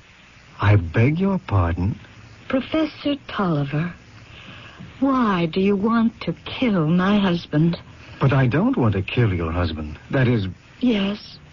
Well, looking at you, I can see where any number of men would want to get him out of the way. Please, Professor, I know this sounds ludicrous. You see, my husband has been having a series of nightmares. He dreams he's in our apple orchard upstate. Oh, what sort of apples do you grow there? Macintosh, mostly. Ah. Also some Ida Reds and Gravensteins. Delicious. But they have such a short season. That's true. Look, please let me say this. He dreams that a man drives up. This man gets out of his car and shoots him. Why? He doesn't know. And what, if anything, has this to do with me? Well, the dream is very clear. He describes the man, and you fit the description perfectly. I do? Yes, he describes the car. It is an imported Ramara, and the license plate is UN 3536. Well, that's my registration. How do you account for it? I came here to ask, how do you account for it? I asked a friend who's in the automobile insurance business to see if he could find the owner of...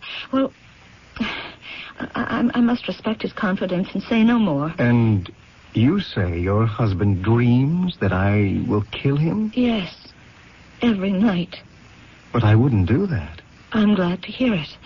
Look, will you do something for me? Anything. Could you come with me? I would go with you to the ends of the earth. No, not that far. Just to my house. Oh, that's even better.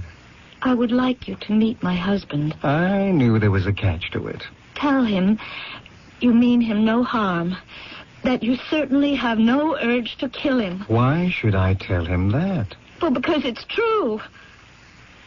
Well, it is, isn't it? Of course. Well, then why can't you tell him?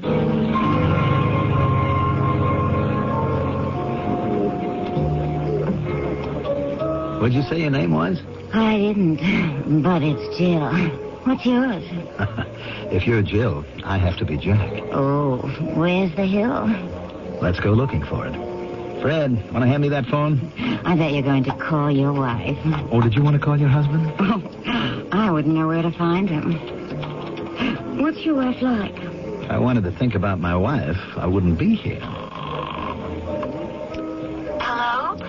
Louise, darling. John. Louise, this client from Minneapolis came in unexpectedly, and we have to take him to dinner. Oh, John, listen. So I just don't know how long... John, darling, he's here. Unfortunately, these things really can't be controlled. John, he's here. Who's here? Professor Harry Edward Tolliver. Who's he? He's the man in your dreams. Huh? The one who kills you. Louise, are you quite... The tall, thin, dark-haired man who drives a Ramara license plate, number UN3536. Louise, do you have any idea what you're talking about? He's here, John. I found him. Come quickly. Do you know what you're saying? That man wants to kill me. No, he doesn't. He wants to tell you that himself. Harry Edward Tolliver? I never heard of him. And he never heard of you either. Well, the client will just have to excuse me. I'll be right there. Oh, I gather tonight it's the hills of home, as the old song says. But maybe we can have a rain check. Oh, sure.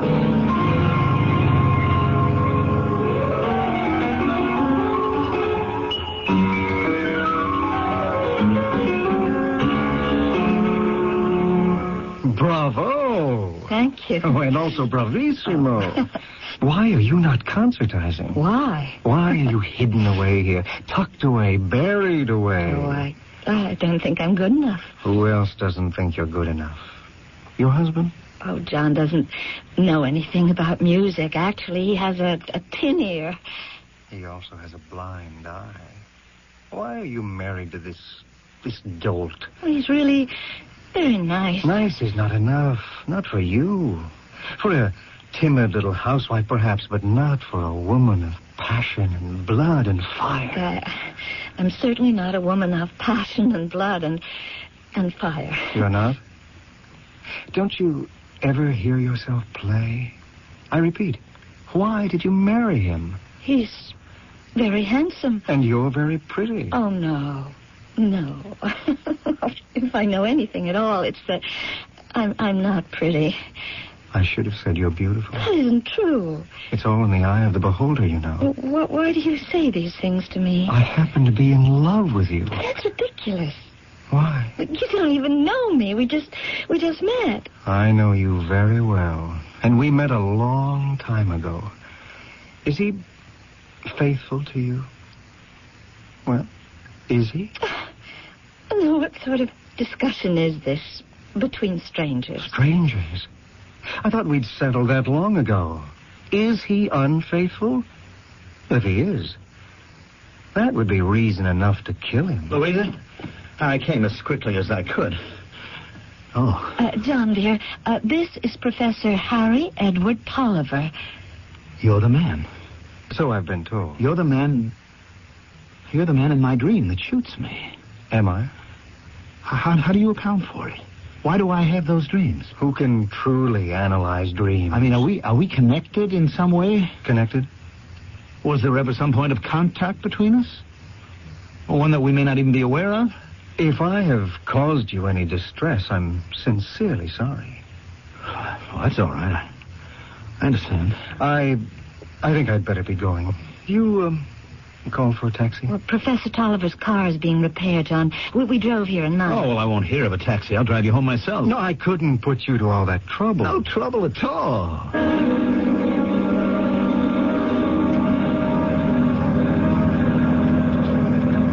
You know, that dream, I suppose we'll just have to chalk it up as another one of the unsolved mysteries of life. Perhaps. But I'm glad we met. Well, it's good of you to drive me home. It's a long trip. Brother, you came in handy. I did? As an excuse to get out of the house. Listen, let's stop off at Tumbleweeds. It's a great little bar. It swings. I don't think so. Well, let me just sweeten the pot. There's a surefire little lady there. Her name is Jill, and I will bet you that she has a friend. Do you mean you have a wife like Louise? And you go looking around for... Al, the day you stop looking is the day you might just as well be dead. But you're married to Louise. Don't remind me. She's the most beautiful... Hey, what have you been drinking or smoking? I mean, you're talking about Louise, who is without a doubt the dullest... Shut up. What? Stop the car. I'll walk. Hey, what got into you? You don't deserve to live.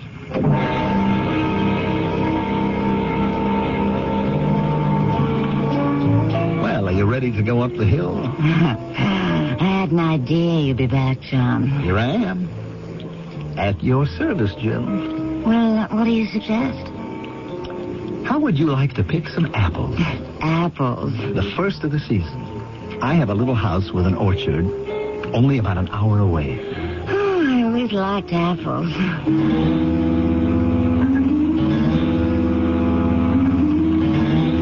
How do you like it? Oh, it looks cozy. First thing I have to do is call my wife. Are you going to tell her you're up at the old country house with a new girlfriend? I will rely on the inspiration of the moment. Hello?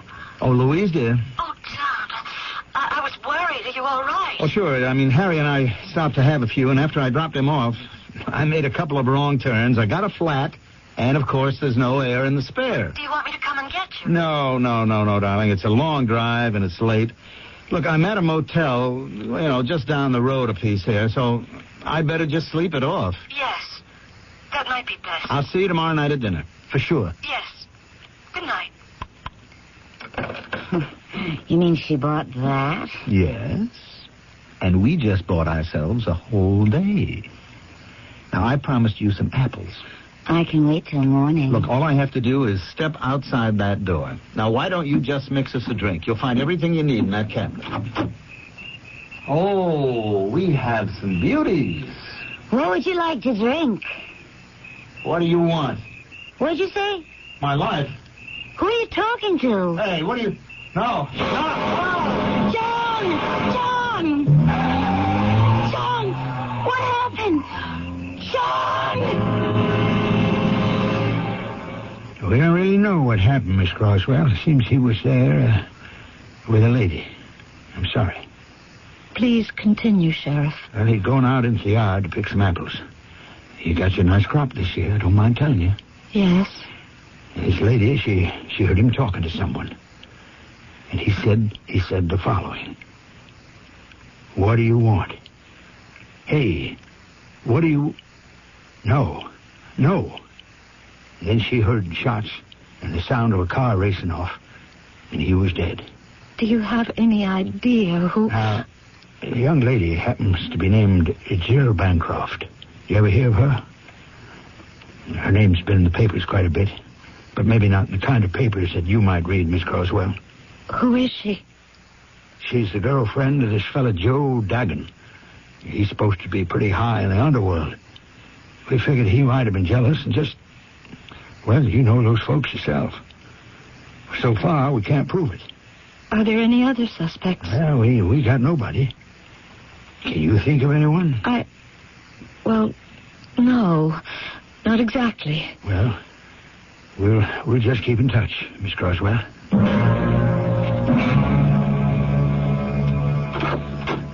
Louise, I just heard about it on the radio. Did you kill him? Why would I kill him? That's no answer. What can I say? He had these dreams where you shot him.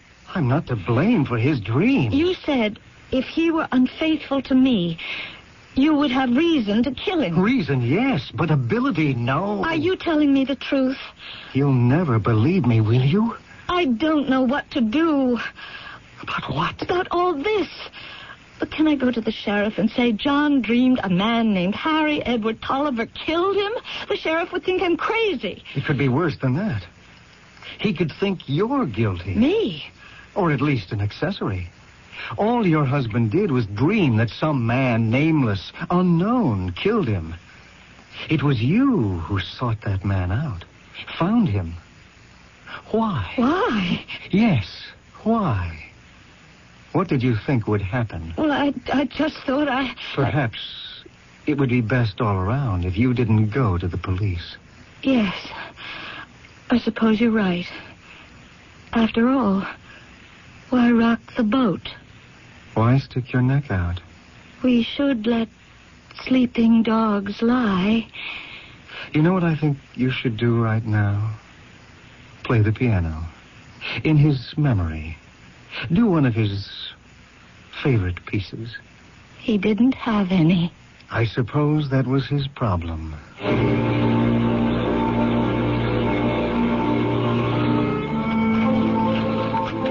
Daria. Ada. No spada. Pictura. Oh. So, il morisa. Ada. Ada. Poor fellow. How did you know, Daria? Daria knows. Daria knows. Ada.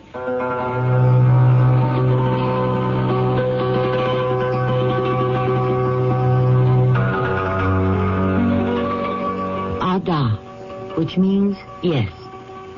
But what have we here? A case of murder, which shall go unpunished. I don't know. Nor is it really our problem. We tell stories. It's up to the police to solve crimes. If they find the killer, he will stand trial and justice will be done. And who is the killer? The professor or Jill's jealous underworld lover? We might compare notes when I return shortly. Excuse me, I own that shoe store across the street. Want to buy it? Well, I'll be honest. I have great shoes, but no customers, so I'm ready to sell the whole thing at any price you name it. $12. Sold. Ooh. Well, now that you own a shoe store, what'll you do with it? Well, advertise. I tried. A lot of newspaper ads, then TV and magazines. I'll probably go radio. Radio? Yeah, according to the latest studies, everyday radio reaches more people than newspaper, TV, or magazines. How did you What's know? more, radio targets customers. I'll match up the right stations for my dressier lines and different stations for young casual. Since radio costs a lot less than newspapers or TV, I'll get good efficiency. Listen, I'd like to buy my store back from you. Well, at a fair profit. Okay. How much do you... $156,000. That's a pretty fair profit. Take it or leave it. I'll take it. Radio. It costs less, targets your best customers, and it sells. Radio. Red hot because it works. For more facts on radio, call this station of the Radio Advertising Bureau. They brought you this message.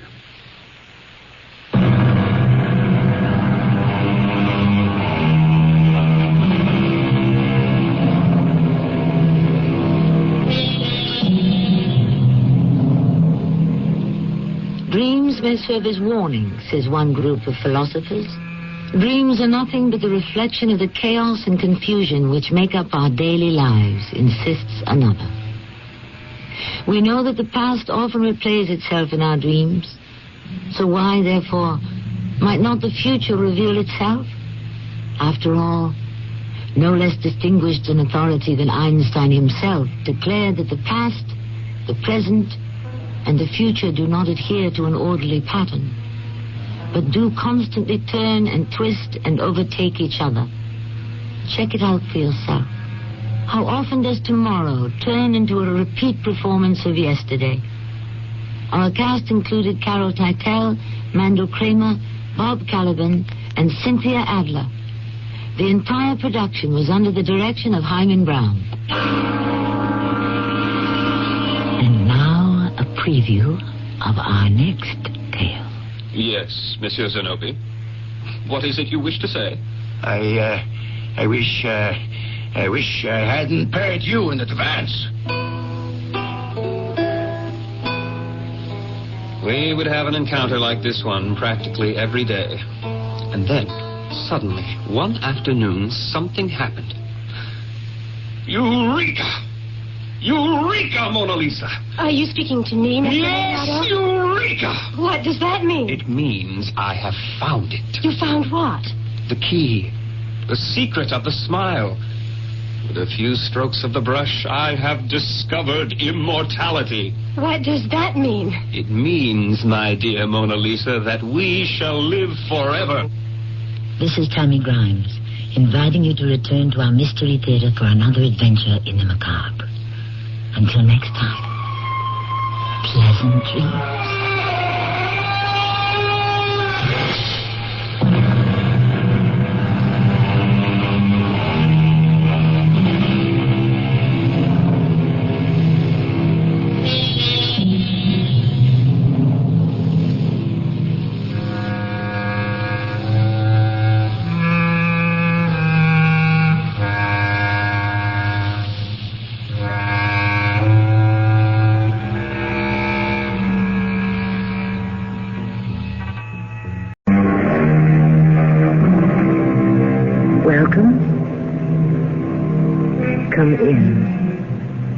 I'm Tammy Grimes.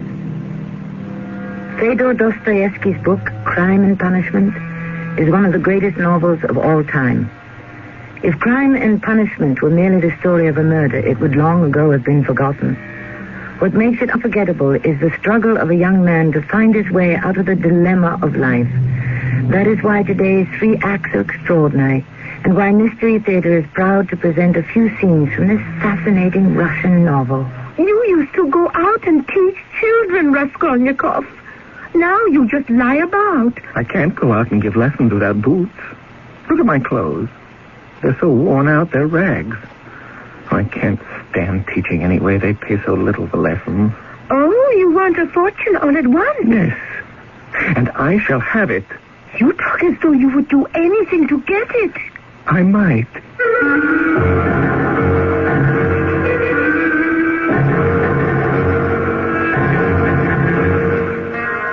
Our drama, Scenes from a Murder, derived from Dostoevsky's Crime and Punishment, was adapted for the Mystery Theater by G. Frederick Lewis and stars Russell Horton. I shall return shortly. Exceptionally dark eyes and dark brown hair. His name is Raskolnikov. He has embarked upon a visit, the purpose of which is known only to himself.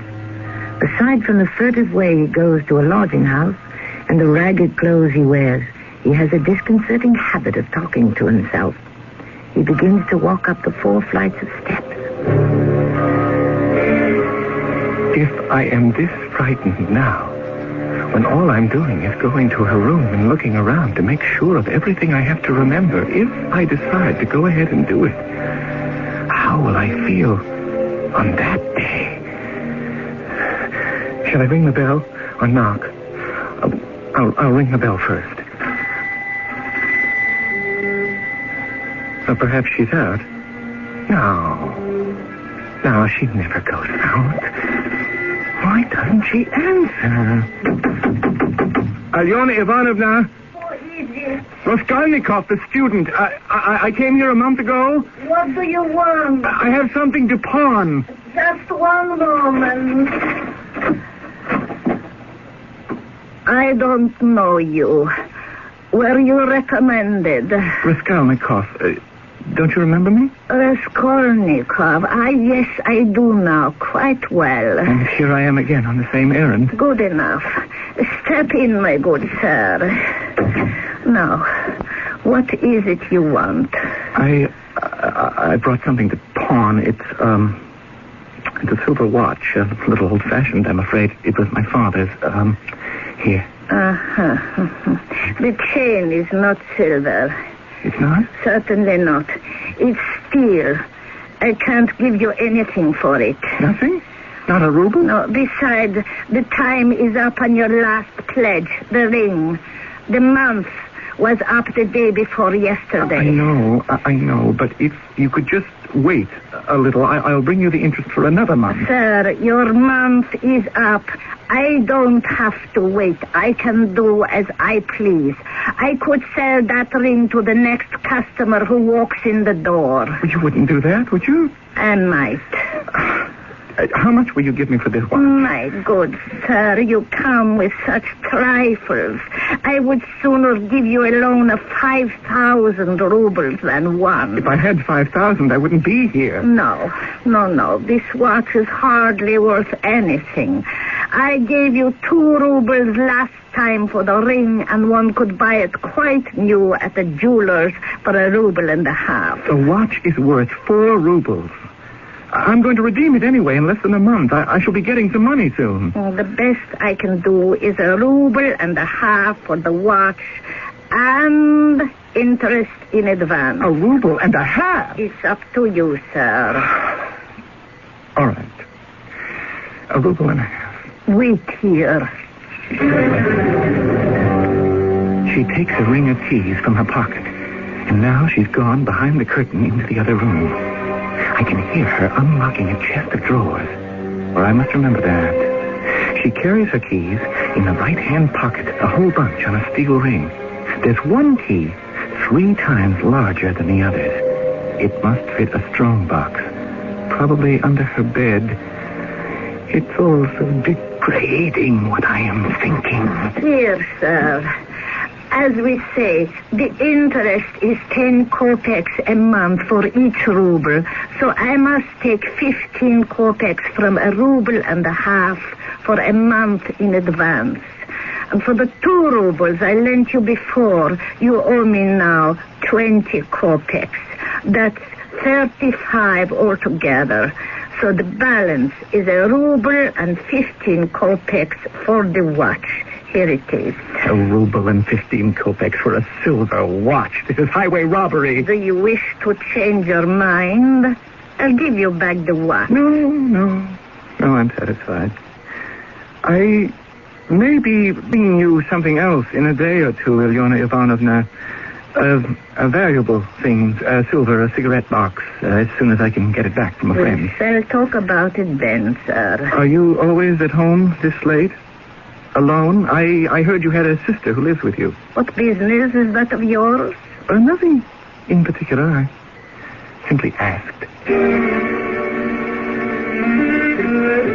How loathsome it all is.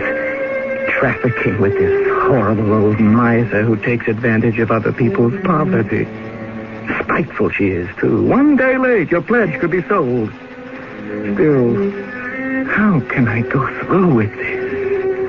What made me think I could do such a loathsome thing? Get up, Raskolnikov. It's past 9 o'clock. I brought you some tea. Wake up. I'm awake. You must be starving to death. I brought you some cabbage soup as well. Soup?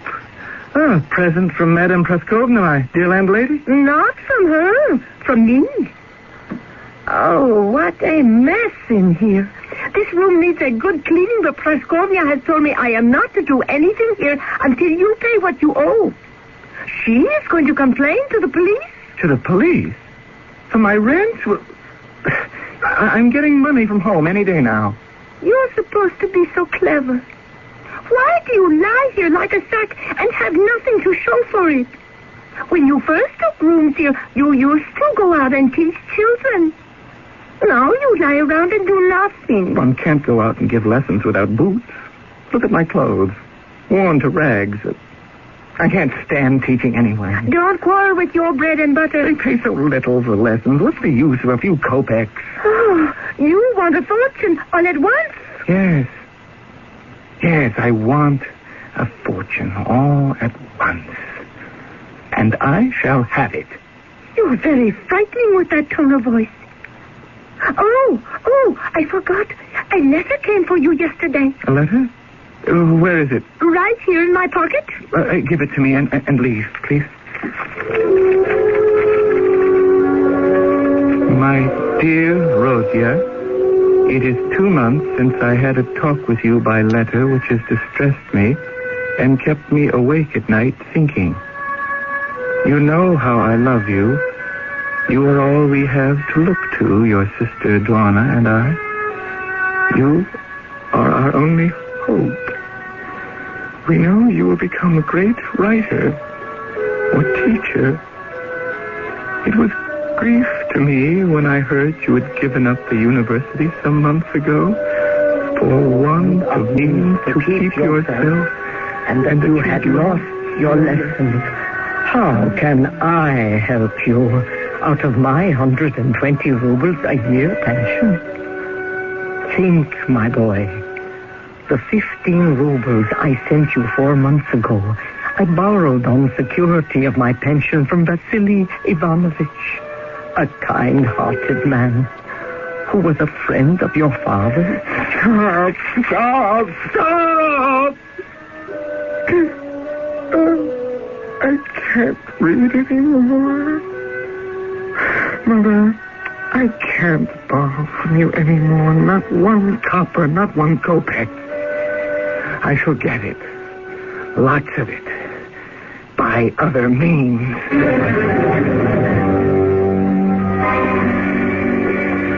4th floor. The old Harpiaglione is on the 4th floor. The act. I have it. If she cries out, will anyone below hear something? No. Probably not.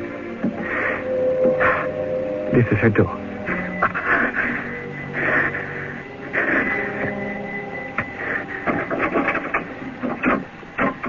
Yes. Good evening, Alyona Ivanovna. May I come in? I have something for you. I don't remember you. I'm back with a cigarette case, as I said I would be. I don't usually receive clients so late, unless I have made the arrangement myself. It's after 7. All right. I'll take this valuable cigarette case somewhere else then. No. No, now that you're here, you might as well stay. As I said, I've brought it. Perhaps we better get further into the room, closer to the light. I don't think I know you. Do I? Of course you know me. Do you want to look at the cigarette case or don't you? If you don't, I'll go somewhere else. I'm in a hurry. Yes, I'll look at it. Give it here. My friend who borrowed it wrapped it up with so much paper and string. I came here directly. I didn't bother to untie it. Oh, such a lot of string around it. It doesn't seem to have the weight of silver. Oh. Your friend, why did he tie it up like this? Where are you going? Why do you keep moving behind me? Nothing at all. It's so warm in here. I'm just loosening my coat. I cannot get this untied. Where are you? Would you please stop going behind me? The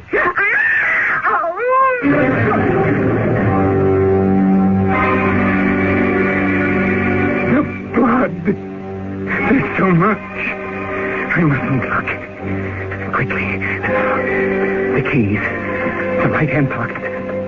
I can't keep my hands from trembling. I must quiet myself. The keys. The keys are not there. Try the other pocket. They must be in the other pocket. Now, go into the other room. Her bedroom. The chest of drawers. There it is. The top drawer first. Try the keys, one at a time. What's that? That noise. A sigh. She's not dead. I have to go back and finish her off. The axe. Where did I put it? Where is it? I don't know. She looks quite dead. I'd better do what doctors do. Bend over her and listen if I can hear a heartbeat. She's alive! No! Oh, stupid of me. What am I saying? It's not her heart that's beating. It's mine. It's my heart. My heart. No time to waste. Go back to the bedroom. Oh, no, she wouldn't be keeping money or valuables in a chest of drawers. There's a big key, a strong box kind of key, probably under her bed. Just as I thought. I was right. A big box, covered in red leather and nailheads. Now, take the big, notched key.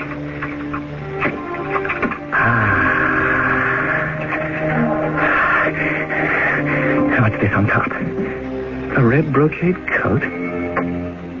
My hands are all covered with... If I wipe them on this red coat, nothing will show. I'm going out of my senses. Good. A gold watch. Gold chains. Good. What's this? Bracelets. 1, 2, 3, dozens. These packages are full of things pawned into my coat pocket they go. One after the other. Oh, my Lord in heaven, sister, who killed you? Someone has come in to take the axe to them also. Interrupted in one grisly death, Raskolnikov is about to kill again. As Dostoevsky portrays this unfortunate student, he has a split personality, morose, gloomy and proud on the one hand, yet kind and noble on the other. At this point, we see Raskolnikov, axe in hand, convincing himself there is nothing he cannot accomplish, even another murder. I shall return shortly with Act 2. Pawnbroker. In seconds, she lies dead on the floor. The student closes the door and hooks the chain over it so it cannot be opened from outside, and then stands behind the door, terrified. And none too soon, for a large man arrives on the 4th floor and sounds the bell. Hey! Alyona Ivanovna, open the door! Oh, what's the trouble? Hey, hello, Coach. Hello yourself. Lizaveta Ivanovna! Hey, my beauty, open the door! No one answers? Oh, don't tell me there's nobody at home. Who the devil knows? Well, try the doorknob again, will you, Coach? I've almost broken it off. Who are you? How is it you know me? Fyodor Pestrakov. I'm a student. I beat you 3 times running at billiards at Gambrinos's. Oh, yes. I remember. So they're not at home, huh? Oh, that's queer and stupid. Where could that old woman have gone? I was hoping to pawn something to get some money. What I don't understand is why did Alonia tell me to be here at 8 sharp? The old witch fixed the time herself. Now, what the devil could she have gotten to? Well, I can't understand it either. I thought she never went out. She doesn't. Her sister runs all the errands. Alyona sits here from year's end to year's end. The old hag can hardly walk from room to room. Yeah, well, try the door again, huh? Oh, I give up. There's nothing to be done. We might as well go. No. Wait just a minute. Did you see how the door shakes when you pull it, huh? So? Oh, that shows it's not locked, but fastens with a hook in the chain from the inside. What does that mean? Don't you see? That means that one of them must be inside at home. If they were both out, they would have locked the door from the outside with a key, not with a hook and a chain from the inside. That means they're in there, but they don't want to open the door. Oh, by heavens. You're right. What are they doing in there? She told me 8 o'clock sharp, definitely. There must be something wrong. You've been calling out, huh? Listen, I tell you what. Let's go fetch the porter. Let him wake the two of them up. I'm a student of law. There is a matter of evidence. You are absolutely right. We should. If there's something wrong, Let the porter find out. They've gone. I must get away. Jane. Third floor. How long is it going to take them to find the porter? Out the door, through the courtyard, into the street. No one saw me. Right this minute, those two men and the porter are surprised to find the fourth floor door open. Now, they're looking at the bodies. I'd better not walk too fast. I'll attract attention. Oh, the axe. I have to throw it away. Get rid of it somehow. Over there, in the canal bank. Too many people. I'll have to take the axe back to my room. Wash off the blood. Clean it thoroughly. Perhaps hide it somewhere. Tomorrow. Oh, if I can only get through today.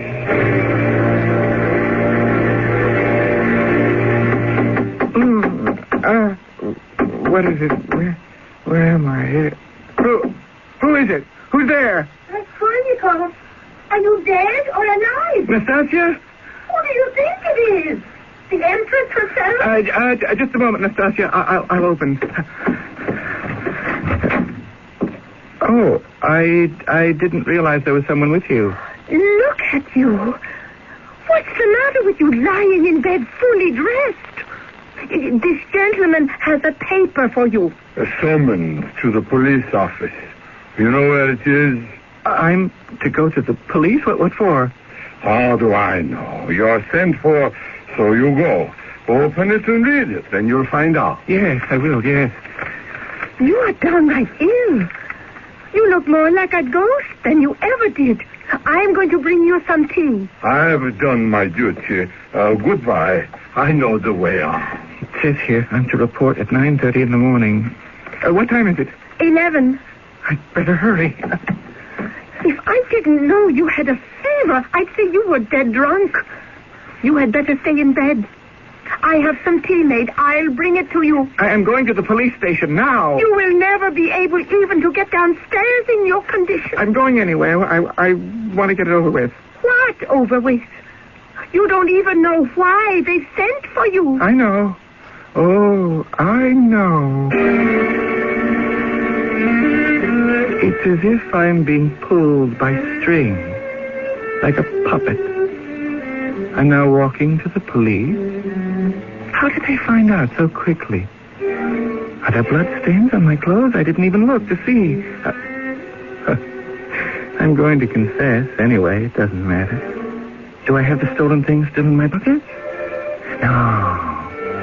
No, I remember now hiding everything in a hole in the wall behind my bed. Suppose Nastasia goes to make my bed and finds them. Oh, but of course, they know already. It's cat and mouse. They want me out of my room so they can search. I don't care.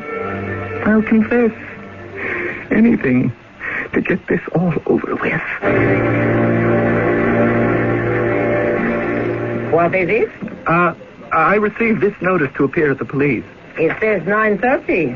It is now noon. I only just received it. You're a student? Yes. Formerly a student. Next desk, the captain.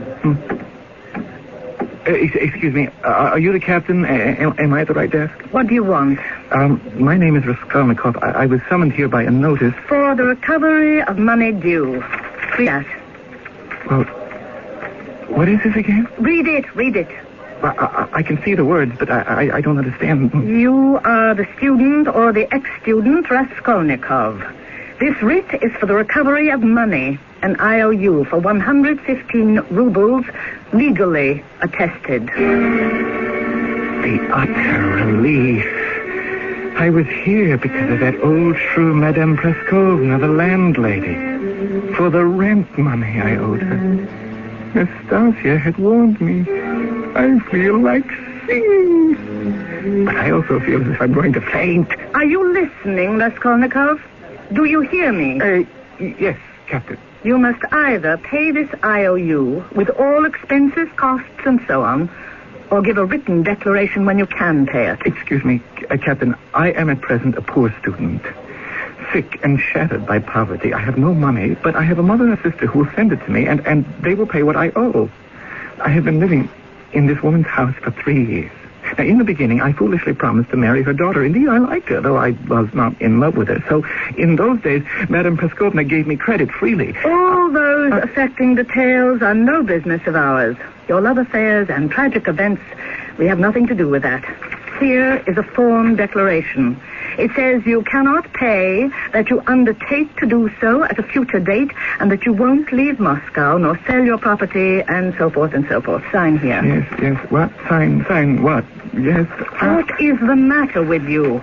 How are you going to sign your name when you can hardly hold a pen? Are you ill? Yes, I feel giddy. Give me a minute to collect myself. Will you do that? I feel as if a nail is being driven into my skull. Why don't I tell the captain everything that happened yesterday, and then go with her to my lodgings and show her what I stole?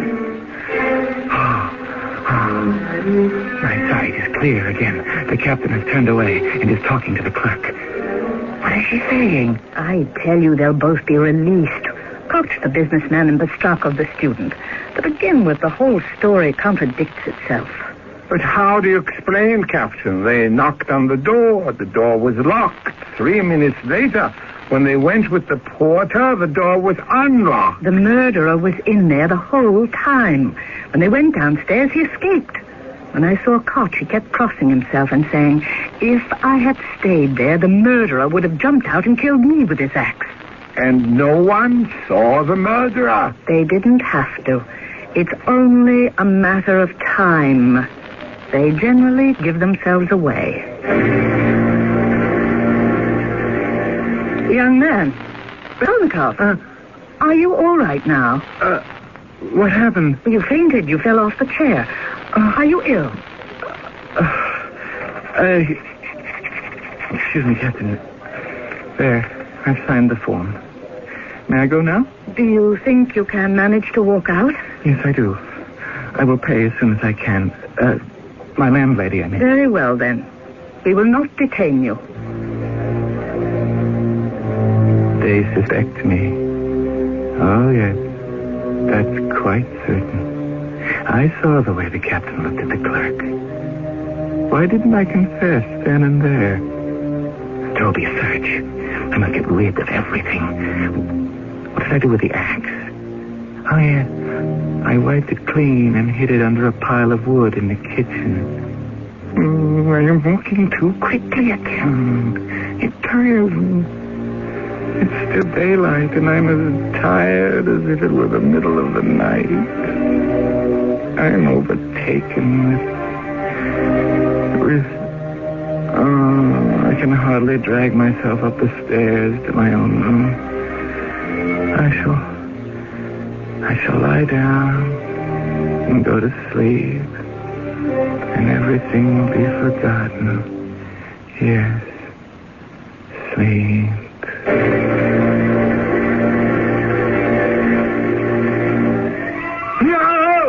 No! Don't do it! Captain! Stop! You're killing her! Stop it! Kornikov! What's the matter? I could hear you screaming right through the house. Oh, Nastasia, are you all right? I'm glad you escaped. Why were the police beating Madame, the landlady? Madame Praskovna? Who did such a thing? But just now, half an hour ago, I could hear them. The police, I recognized the captain's voice. She was beating the Madame. Why was you doing that? You were having a nightmare.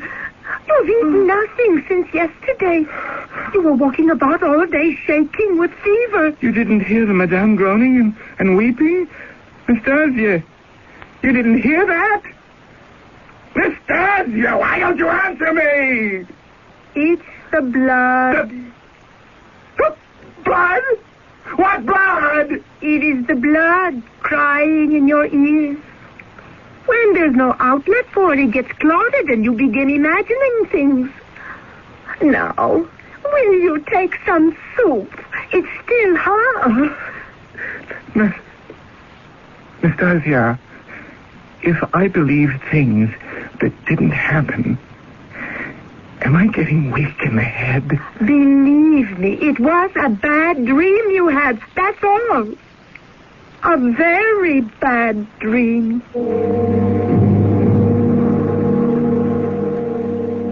What Dostoevsky set out to do in his account of the crime and the punishment of the student Raskolnikov, he described to his publisher as a psychological account of a young man submitting to strange and incomplete ideas.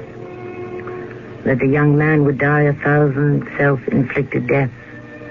That the legal punishment inflicted for a crime intimidates a criminal far less than lawmakers think, because he himself morally demands it.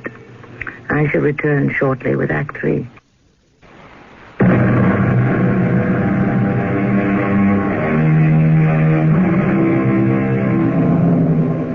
As though driven by the Furies, the student Raskolnikov is haunted day and night by his crime.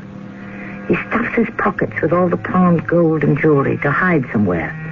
Not for the future, but to be completely rid of, as if to wash the blood from his hands. But wherever he goes, the canal, the river Neva, he believes people are watching him. At last, at the end of a deserted alley, he pries up a heavy stone, and under it buries unforgiving memories. It's done. It's done. No one will even think to look there. That stone's been lying there since the houses were built 100 years ago. It's all over. But I don't understand myself. To have done this filthy, degrading act and to throw away what I might have sold to you. I shall get well now. No more worry. But what if I never get well again? Oh, Lord, how sick I am of everything. Footsteps behind me.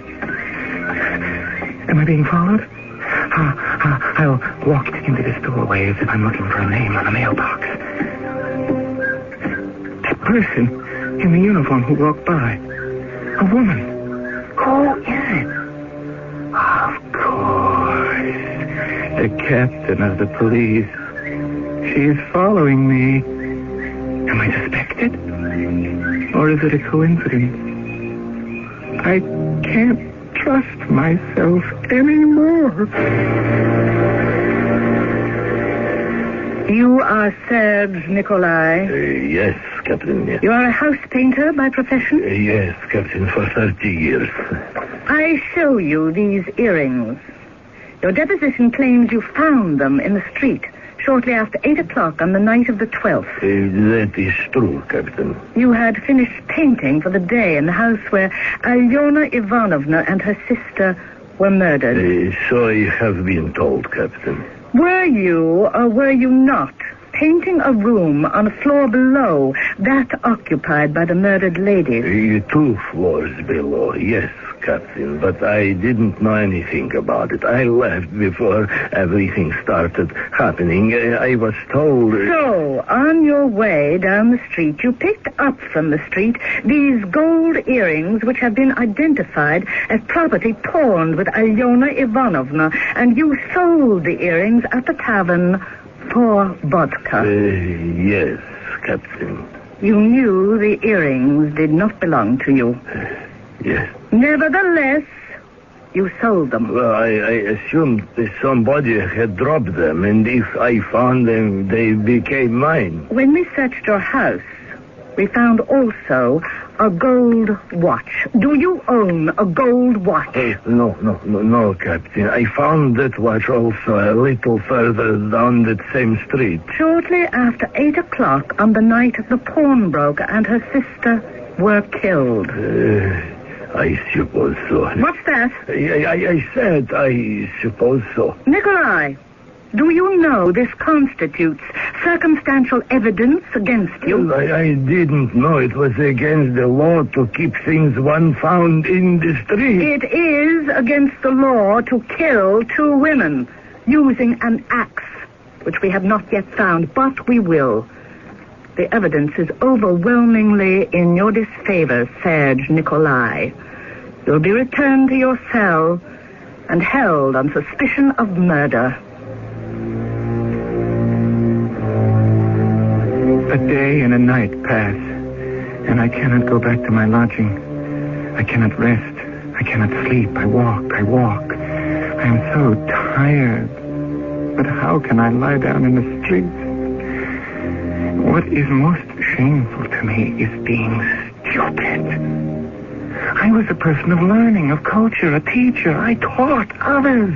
What has happened to me? It's all gone, and I don't even care about it. What idiotic ideas come into one's head? Where am I? Where have I walked? Oh, to her house. The pawnbroker's. I'm walking up these same steps to her apartment. I can't seem to stop myself. The door. It's open. It's wide open. Someone's working in there. What do you want? I'm only looking at what you're doing. I'm putting up wallpaper. Can't you see? What do you want? Who are you? I want to take a flat. I'm looking around. Night? Isn't it time to look at rooms? Oh, I noticed that the floors have been washed. Are they going to be painted? What are you talking about? Why paint floors? To cover the bloodstains. What bloodstains? The old woman and her sister were murdered here, right where you're standing, with a perfect pool of blood. What is this? Are you from the police? You want to know who I am? Yes. I am Rodion Romanich Raskolnikov, formerly a student, formerly a teacher. I live at Madame Praskovna's, not far from here, flat number 14. Sir, if I were you, I'd go straight to the police station. That's what I would do. Oh, Mother, what are you doing here in my room? Rodia. Oh, Rodia. We were so worried, hearing nothing from you. I sat up all night on the train. Where have you been? Nobody in the house here seems to know where you are, what you do, where you go. I was on my way to the police station, Mother, but I got so tired I couldn't take another step, so I came back to my room to lie down. You don't look well, Rodia, not at all. Oh, why didn't I come sooner? I wanted to, but I didn't have the money. Sit down, dear boy. You must be tired. I've been waiting right here since 6 this morning. And sitting up all night, I would do it again. You're the one who should lie down. Oh, dear, you look so tired. And your poor clothes so torn and dirty. Mother, please, listen to me. Whatever happens, whatever you hear about me, whatever you are told about me, will you always love me as you do now? Oh, dear, my little boy, what is the matter? How can you ask me such a question? Who will tell me anything about you? I want you to know that I have always loved you, Mother. You must believe that your son loves you now more than himself, and that all you thought about me, that I was unfeeling and cruel, that I didn't care about you, was all a mistake. What are you saying, child? I wanted to do big things, and suddenly it came down to mere existence. There was no food except what good Natasha brought me. My clothes, and who would hire a tutor looking like this? Shirt, jacket torn. My life became torn also, just as disreputable as the way I look. I don't know what is wrong with you, Rodia. Not hearing one word from you in months. Oh, I can see there is a great sorrow in store for you, and that is why you are so miserable. I've given up, Mother. I've been running away, but it's from myself. And I can't run from myself any longer. I must go. Goodbye, Mother. Where are you going? Can't you tell me? Someone will come here to tell you. I promise you. I will have them send someone. Who? I can't say. I must go now. And I can't come with you? No, you cannot. But kneel down and pray to God for me. Your prayers perhaps will reach him. I kneel before you, Mother. Rhodia, my darling, my firstborn. Now you are just as you were when you were little. You would run like this to me and hug me and kiss me. When your father was living and we were poor, did you know how you comforted us? Oh, yes, you did, little Rhodia, by simply being with us. And when I buried your father, how often you and I wept together at his grave and embraced as we do now. Forgive me. If I've been crying lately, I cried because I had a foreboding of trouble. Don't be angry, Rhodia. I don't dare question you. I know I mustn't. Only say 2 words to me. Is it far where you are going? Very far. What awaits you there? Is it a post or career? Only what God sends. Pray for me. Oh, so it is punishment that awaits you.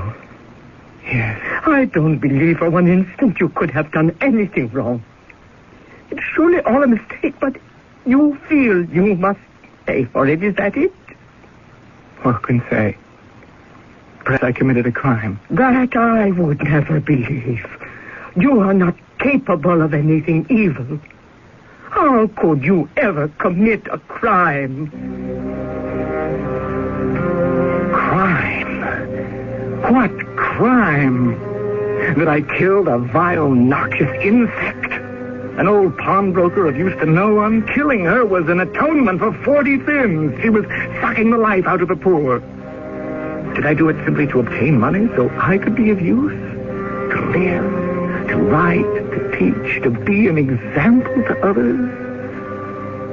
I've forgotten.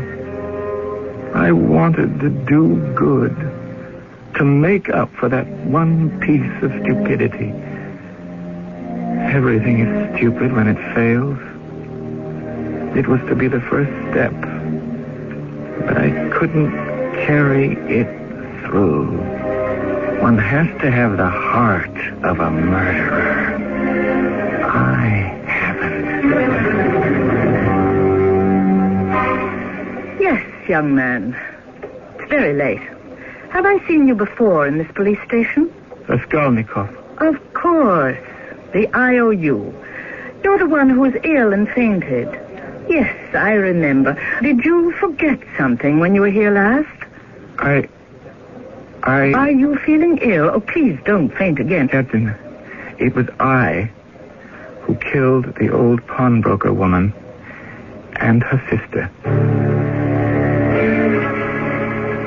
The book, Crime and Punishment, ends with Raskolnikov exiled to Siberia, starting a new life for himself with a girl called Sonia. But that is the beginning of a new story, Dostoevsky writes. The story of the gradual renewal of a man, of his passing from one world to another, of his initiation to a new and unknown life. That might be the subject of another story, Dostoevsky concludes, but our present story is ended. I shall return shortly.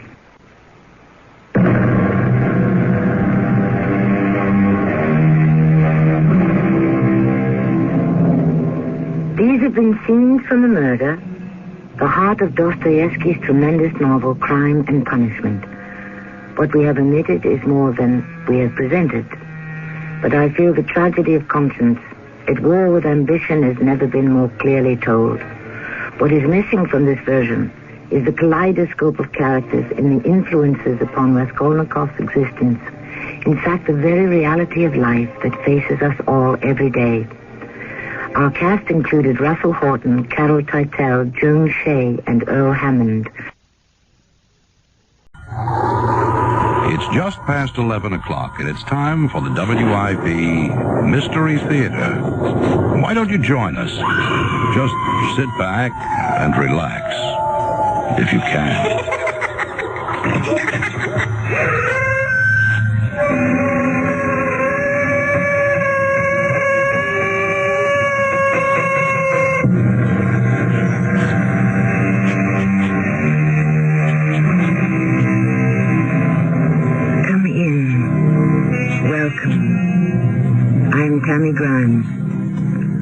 Body and spirit, says the philosopher, are twins, and only the good Lord knows which is which.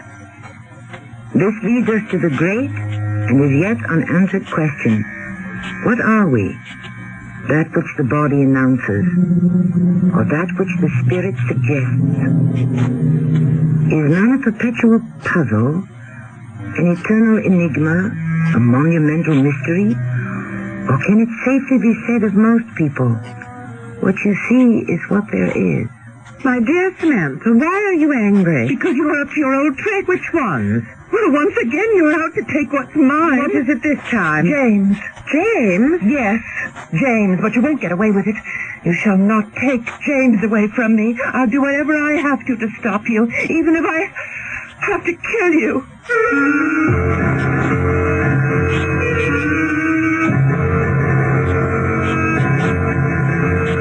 Our mystery drama, Two Sisters, was written especially for the Mystery Theater by Sam Dan and stars Patricia Elliott and Marion Seldes.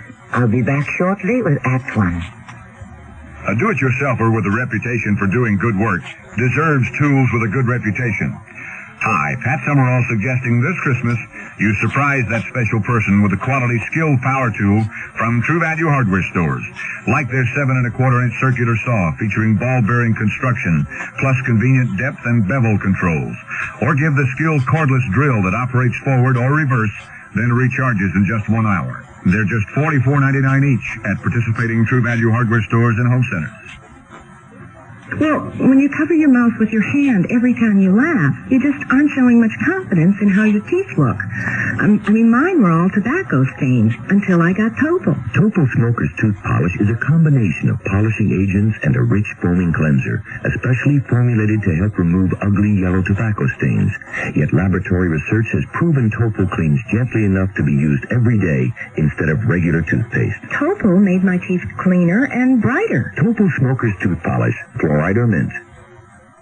They're all talking about the I-95 marketplace at Route 413 and Route 1 in Levittown. Where else in the Delaware Valley can you find over 250 shops under one roof with prices so low and savings so high? It's I-95 Marketplace.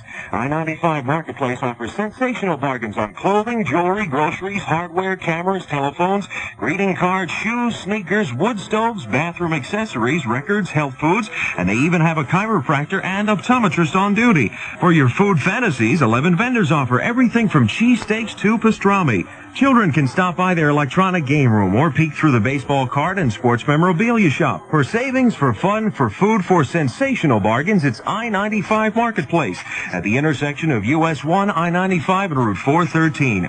Call 750-1877. That's 750-1877 for more information. Open daily 10 to 9 p.m., Sunday 10 to 6 p.m. And don't forget, Santa Claus is now at I-95 every day till Christmas.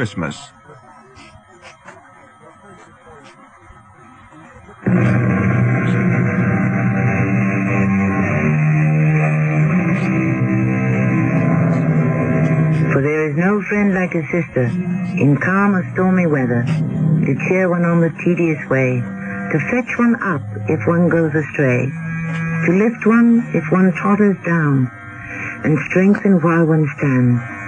Yes, there is no friend like a sister, but with all due respect to our poet, there is no enemy like a sister either. We find ourselves in India perhaps 100 years ago. We are in a busy, bustling railway station. An English lady of about 35 alights from the train. She is quite well dressed, but she is showing the effects of a long, hot journey. Well, now, where have you been? Sir? Sir? Yes. Sir? Well, I do believe the good woman has taken leave of her senses. Well, I predicted this, you know. What did you predict? Well, didn't I say it would happen to you if you remained in India long enough? The heat, the dust, everything. It gets to us all sooner or later. I am compelled to stay here, but what is your excuse, Samantha? You have a rich sister in England. But I'm not Samantha. You're not Samantha? No. I'm the rich sister, Sophia. Oh, no. That's impossible. No two human beings can look so much alike. We're twins. But still... Identical twins. What is it? It's one face. And even more, one body. Well, I do beg your pardon. That word may sound a bit forward, but I was only using it professionally. Professionally? Yes. I'm Dr. James Parker, District Medical Examiner, and I'm a very good friend of your sister. How do you do? We are we're very proud of the work she's been doing here, that little school she runs, and... Oh, yes, first rate. We always thought she was born to be a school mistress. You must be exhausted after your long journey. Let me drive you out to your sister's. But she said her servant was to pick me up. Chandler? Oh, well, no, I don't see him about. But he should be here. Well, and he will be, there's no doubt about it. But he may arrive in 5 minutes or an hour or at midnight or perhaps even tomorrow morning. Let me see to your luggage.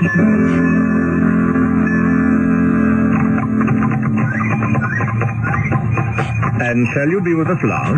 I'm not sure of my plans, Dr. Parker. Oh, no, you must call me James. Must I? Well, of course. Because I intend to call you Sophia. To answer your question, it all depends. On what? On my mood of the moment. Oh, you're a person of moods, are you? No end of them. Suddenly I may find myself in the mood to listen to some Strauss waltzes, and then I'm off to Vienna, or to gaze upon the magnificent statue of David, and I'm off to Florence. You're so different from... Well, I must call her methodical Samantha. Oh, yes, she was always quite the planner. And you're not? Why bother to make plans? They always go awry, don't they? One never really knows what's going to happen. My poor husband, he was the most methodical man I knew. He was convinced he would live to be 80, and yet one night he had a sudden heart attack. He was dead by morning. He was only 42. Oh, well, I am sorry to hear that. And so I'm a widow. Did I plan on that? Poor darling.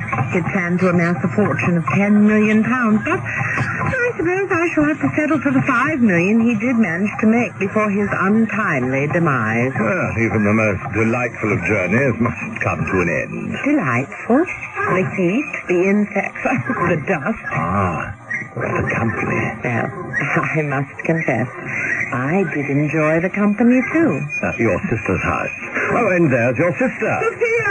Hello, Samantha, darling. Well, let me have a look at you, dear. What happened to Chandler? Oh, Dr. Parker. Didn't we agree my name's James? Oh, of course. James was kind enough to give me a lift. Oh, that was good of you, James, dear. Now I'll have the servants bring in your luggage, Sophia. Tipper, Cara Singh, Julie. Oh, James, won't you join us for tiffin? Oh, no, thank you. I'm sure you two have so much to catch up with. Dinner, then? Yes, of course. Goodbye, Sophia. Au revoir, James. Till dinner, James. Yes. Bye, Samantha.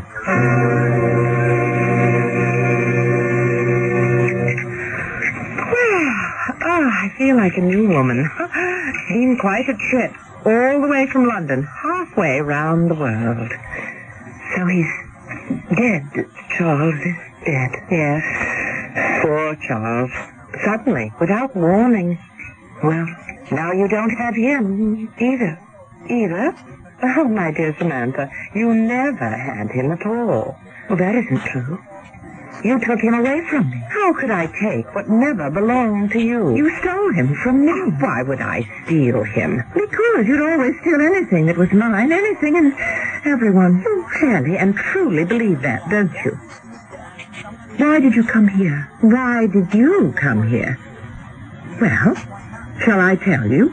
It was your great, dramatic gesture, your tragic renunciation of the world, your farewell to all earthly pleasure. Oh, that's nonsense. I'm doing good work. Good work. Oh, yes. Spelled with a capital G and a capital W. It isn't often that one can combine virtue with vanity. You were always far too cynical, my dear Sister Sophia. Now, why have you come here? Perhaps to let you know that there's no point in continuing this charade any longer. What charade? This conspicuous performance of good works. I've come this long way to tell you that you can stop pouting and return home. Home? Yes. Home to London, to parties, balls, the theatre, the ballet, to civilized people. After all, I have £5 million, you know. £5 million? And a conscience. Yes. I do have a guilty conscience. Then you admit you stole Charles away from me? No. Stop that nonsense. I have a guilty conscience because before each of them died, I promised first Mother and then Father that I would always take care of you. It's time for you to go home. But I'm home now, Sophia. This is my home. This is my work. My life is here. And my love is here. Ah, love. And who is he? And when may I meet him? But you've already met him. James Parker. You're in love with James Parker? Yes. And is he in love with you? I think so. What does that mean? Well, sometimes he appears to be. And at other times? Stop cross-examining me as if I were a prisoner in the dark. The fact is, my dear Sister Samantha, you are a prisoner every time you fall in love. You become a prisoner of all sorts of fantasies. I don't think James Parker is in love with you. And how do you know? Well, I saw the two of you together for exactly 1 minute. That minute told me everything. How could that minute tell you anything? The look in his eyes was not the look of a man in love. His smile was not the smile of a man in love, and the tone in his voice. Perhaps he's not in love with me just yet. But yes, but in time. How long have you known him? Well, we met when I first arrived here 5 years ago. 5 years. Well, I know that sounds like a long time. But out here, life pursues a different pace. I dare say. Well, I wish you luck.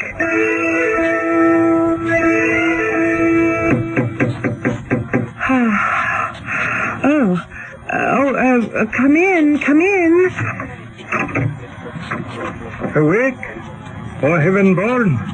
Awake. Who are you? I am only Chandralal by the favor of the Sahiba. Is that a fact? Yes, I am the hit. And what is the hit? The hit Matkar, if it pleases the heavenly born. Well, I don't know if it pleases me just yet. I am the head of all the servants in the house of the Sahiba Samantha. And where is she? The Sahiba Samantha. She is at the school where she teaches the small children the secrets of the government.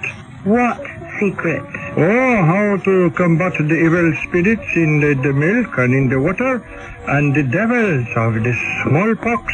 Oh, many things of great mystery. A most laudable and worthwhile endeavor. I have been sent here to inform the favored one that there is a visitor. Dr. Parker, I presume. Oh, this is magic indeed. How was the presence able to divine... Right on schedule, Chandralal. Right on schedule. Chandralal. Sahiba? Where is the Sahiba Sophia? Where is the Sahiba Sophia?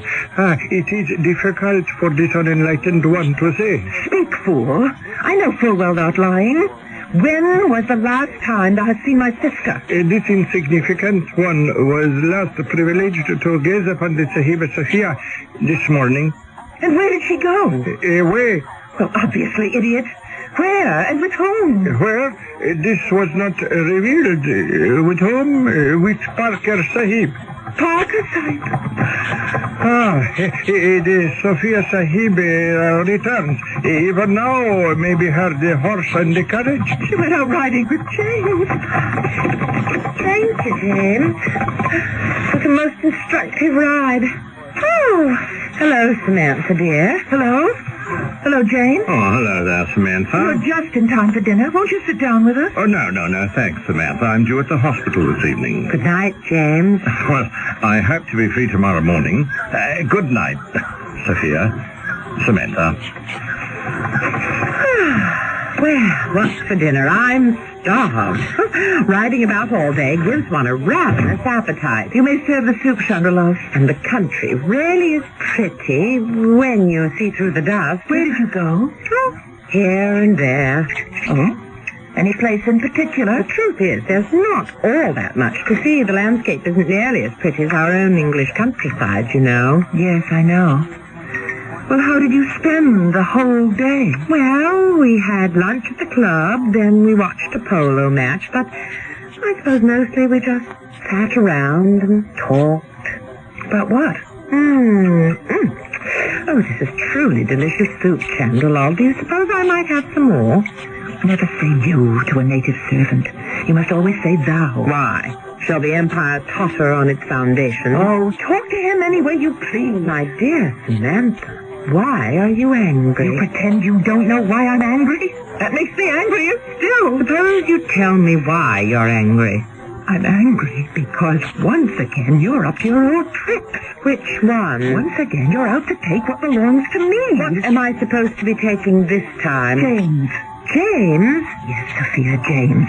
But you won't get away with it, I'm warning you. You will not take James away from me. I'll do whatever I have to stop you, even if I have to kill you.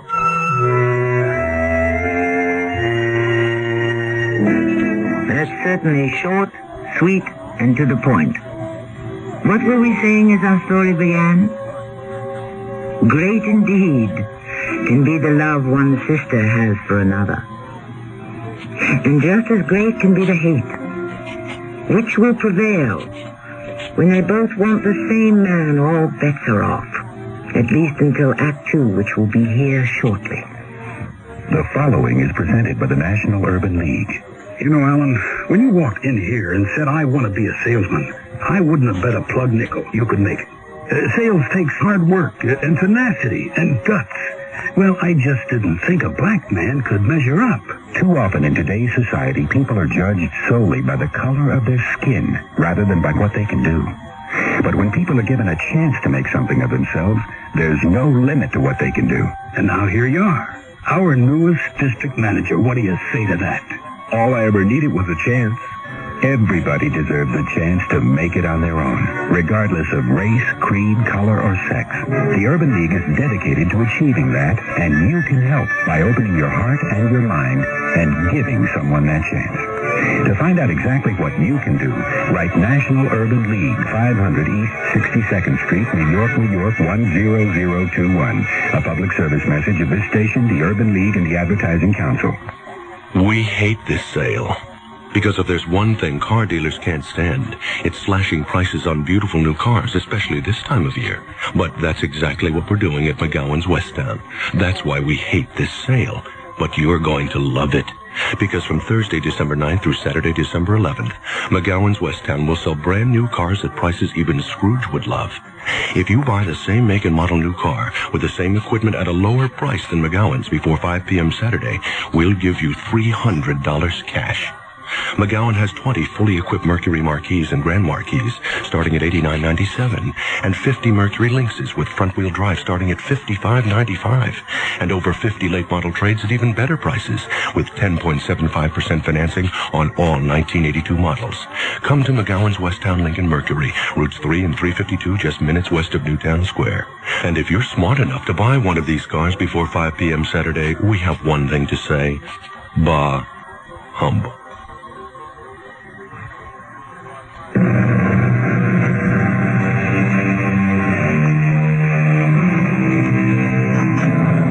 Love comes in many guises. There is the love between parents and children, the love between sisters and brothers. But of course, they all pale beside the love between men and women. How many great deeds are performed in the name of this love? And how many great crimes? We are getting there. You are going to kill me. I'm warning you, Sophia.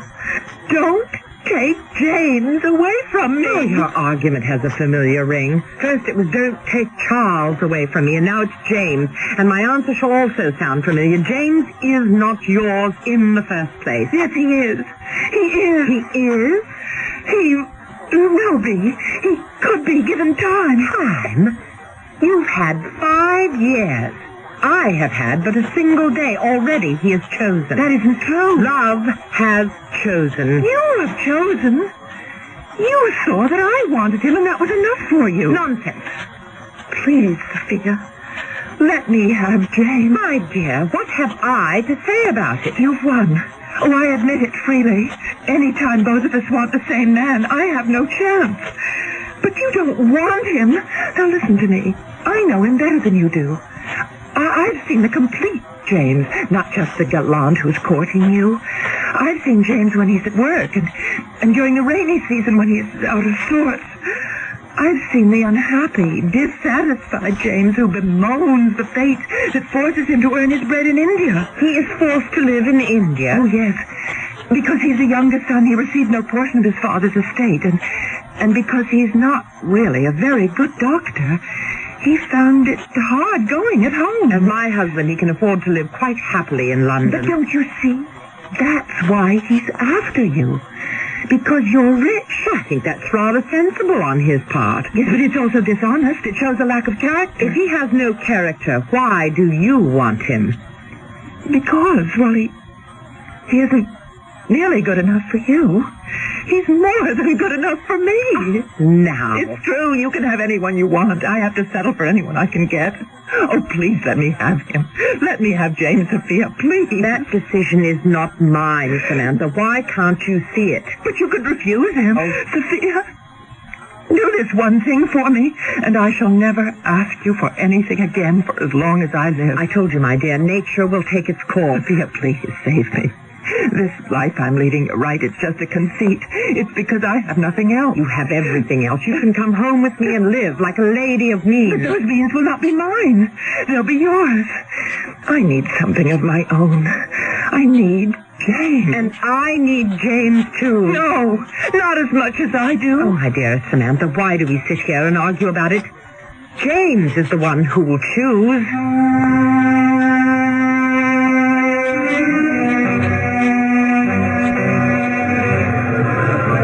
Oh!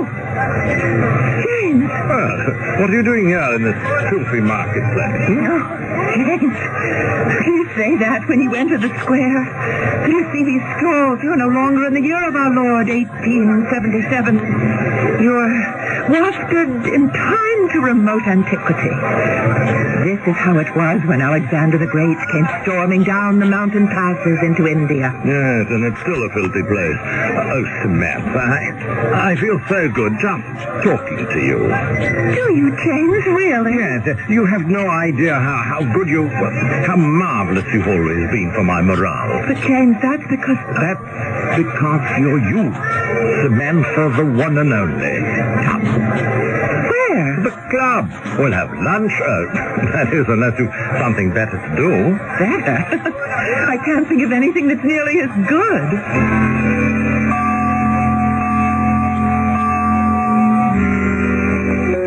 I'm so happy I ran into you, dearest Samantha.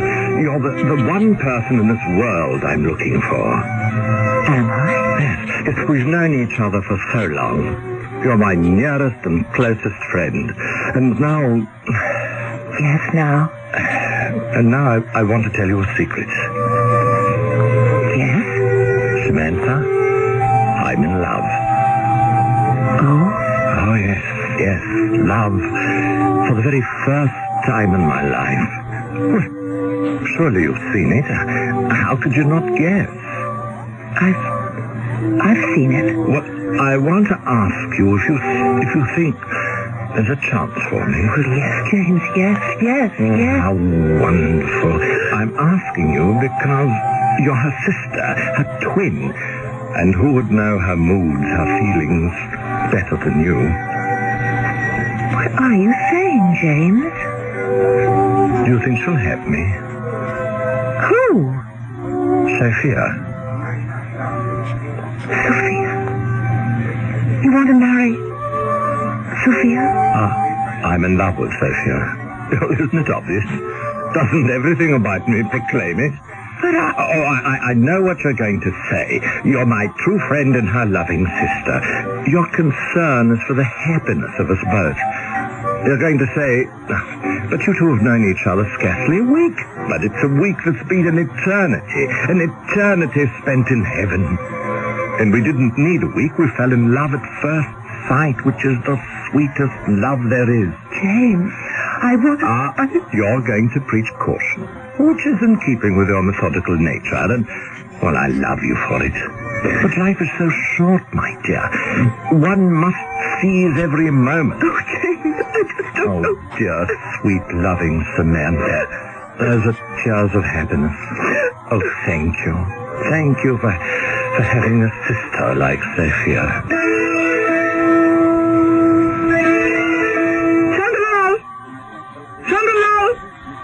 Where art thou, lady scoundrel? What is the heaven-born's pleasure? Where is the Sahiba Sophia? Why, it has not been revealed to this poor... Why do I ask thee? I know where she is. She's out with James. Shall the center of the universe have her dinner? No. The center of the universe shall not have her dinner.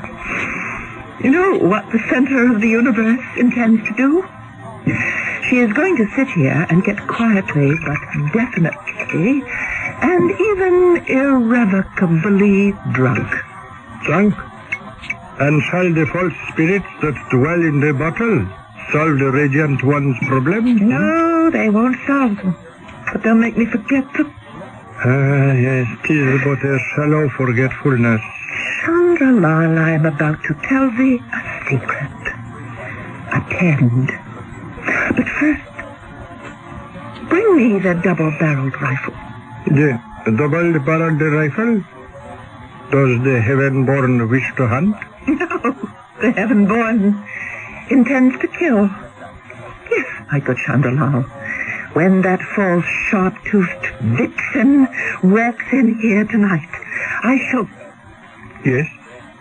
I shall place the bullet from the underbarrel into her faceless heart, and...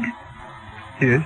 And then I shall pierce my own heart with the bullet from the overbarrel. Sahiba? It doesn't matter, Chandralal. My heart is already broken. So go thou. Fetch the rifle. Me, a question be asked. Why does the eye of beauty intend to do away with herself? Why? Because justice must be served. Of course. But in what manner? In the prescribed manner. An eye for an eye. I shall have killed. I must pay the price. If this witless one may inquire, why does the protector of the poor wish to kill the Sahiba Sophia? To teach her a lesson. But what is the lesson? Both teacher and pupil shall be dead, and who shall profit? But something must be done. Of course. Parker Sahib loves the Sahiba Sophia. All to the good. Let him have the Sahiba Sophia. Let the killing serve a purpose. But it is serving a purpose. Revenge. The revenge that is sought by the eye of beauty shall last but a brief moment. But what other revenge is there? Let him love. Let him marry. Let him return to England with the Sahiba Sophia and help her spend her millions of pounds on all the delights the foolish world has to offer. This is revenge? This is revenge, because thou art the Sahiba Sophia. No. Now which of us is drunk, me or thee? No, I am the Sahiba Samantha, thy mistress. The heaven-born can also be the Sahiba Sophia, if she so chooses. What? What sayest thou? In the eyes of the world, who is to say which is the Sahiba Samantha and which is the Sahiba Sophia? They have one face, one form. But Parker Sahib, he knows the difference. All men know the difference. Then how could this deception be maintained? The difference is one of manner. It is in the smile, the bold and confident smile, the lightness of the step. And the voice. Anyone could tell by the voice. With practice, the dispenser of the lights could match the voice of the Sahiba Sophia. The difference is slight. Yes, I see what you mean. It is truly a plan for the greatest revenge. Yes, I could do it. Thou art correct, Chandala. I shall need the doubled barrel. But only one bullet, Chandala. Slowly, the Blessed One must consider. Consider what? The voice of the inner spirit. The voice that chastises when one does wrong. You mean conscience? Will the chosen one be able to live with the deed? Absolutely. I've been awakened. I see the world in a new light. And the money, the 5 million, it's mine. Well, it's as much mine as hers. He loved me. I tell thee, Chandala, he loved me, but he didn't know it. Oh, she comes. The Sahiba Sophia approaches. Yes. Let her come. Let her march in here, her face flushed with victory. Once again, she's cheated me, robbed me of what is mine. Enjoy your triumph, my darling sister. Luxuriate. Revel in it. And I shall wait for exactly the right moment. The right moment. To do what?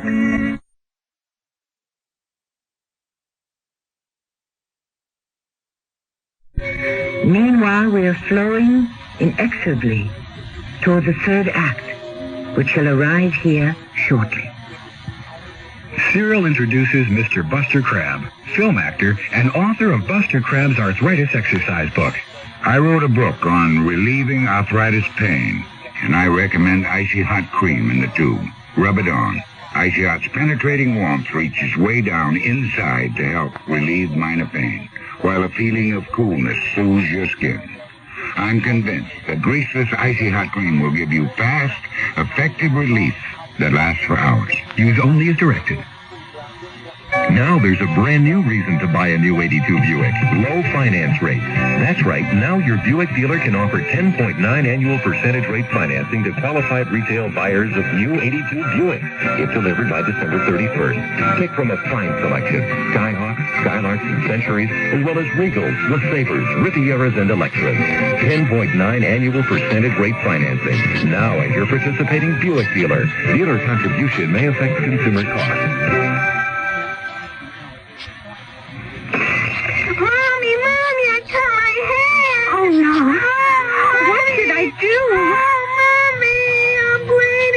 Can you stop the bleeding? Can you clean a wound properly? What if he stops breathing? What if his heart stops too? How do you handle an emergency at home? Many of us panic when prompt action may be needed to save a life. If you'd like to learn what to do and how to do it before you're faced with an emergency, contact Red Cross. We'll help you learn how to prevent accidents. We'll teach you first aid, Red Cross CPR, family health and home care. Countless lives have been saved through safety and health care skills learned through Red Cross courses. And because of these skills, millions of Americans live safer, happier, healthier lives. Learn how to take better care of yourself and your family. Call Red Cross. We'll help. Will you?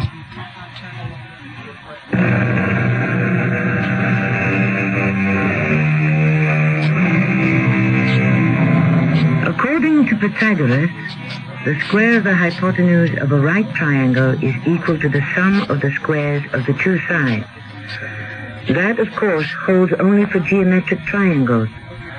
But what cannot be so neatly calculated nor finitely measured are the human triangles, which do not consist of area but which are constructed of emotion. And where is the instrument or the formula sensitive enough to give us a reading on that? Hello, Sophia, darling. Samantha, dear, you're not angry. Why should I be angry? Well, we did have words. Ah, yes, about James. Well, I was foolish. What? Do you mean that? Well, of course. After all, as you said, nature must take its course. Oh, I'm glad, Samantha. Oh, I'm so happy. Could you do something for me tomorrow? Well, of course. Could you lend me your blue dress? The blue? Well, yes, dear. It looks so smashing on you. I was thinking perhaps it might do something for me. Samantha. Oh, is there a man you're out to impress? Well, yes. Oh? Who is he? Well, it's old Colonel Bruce Loudon, the district administrator. But I was thinking perhaps I could get some government funds for the school. Well, it never hurts to look one's best. And besides, he's an old roue who flatters himself he still has an eye for what he calls good stock. Well, you shall have my blue dress and a bonnet to match. Sophia! I say, Sophia, wait. Well, what are you doing here in town all alone? Hello, James. Oh, my goodness. Yes? But it's not Sophia, it's Samantha. Are you sure? Well, the only thing that gave you away was the voice. The voice? It doesn't sound quite like Sophia's. Oh, but perhaps with practice. Well, I must say, Samantha, something has come over you. There's a lightness in your step, a sparkle in your eye. I've never noticed it before. Well, perhaps it wasn't there before. Well, in that case, it's probably due to Sophia's good influence. Yes, Sophia, of course. Sophia. We are so happy, the two of us. And I'm so happy for both of you. You know, Sophia says you will be coming to England to stay with us. Well, yes, she's been kind enough to invite me. Well, I am glad, Samantha. I cannot tell you how much I value your friendship. Friendship? Yes. I know we shall always be friends. Oh, yes, James, of course. And who knows, one day, perhaps, even more than friends.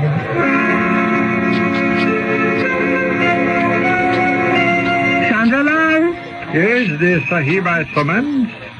Who am I? Chandralal? The Sahiba Samantha?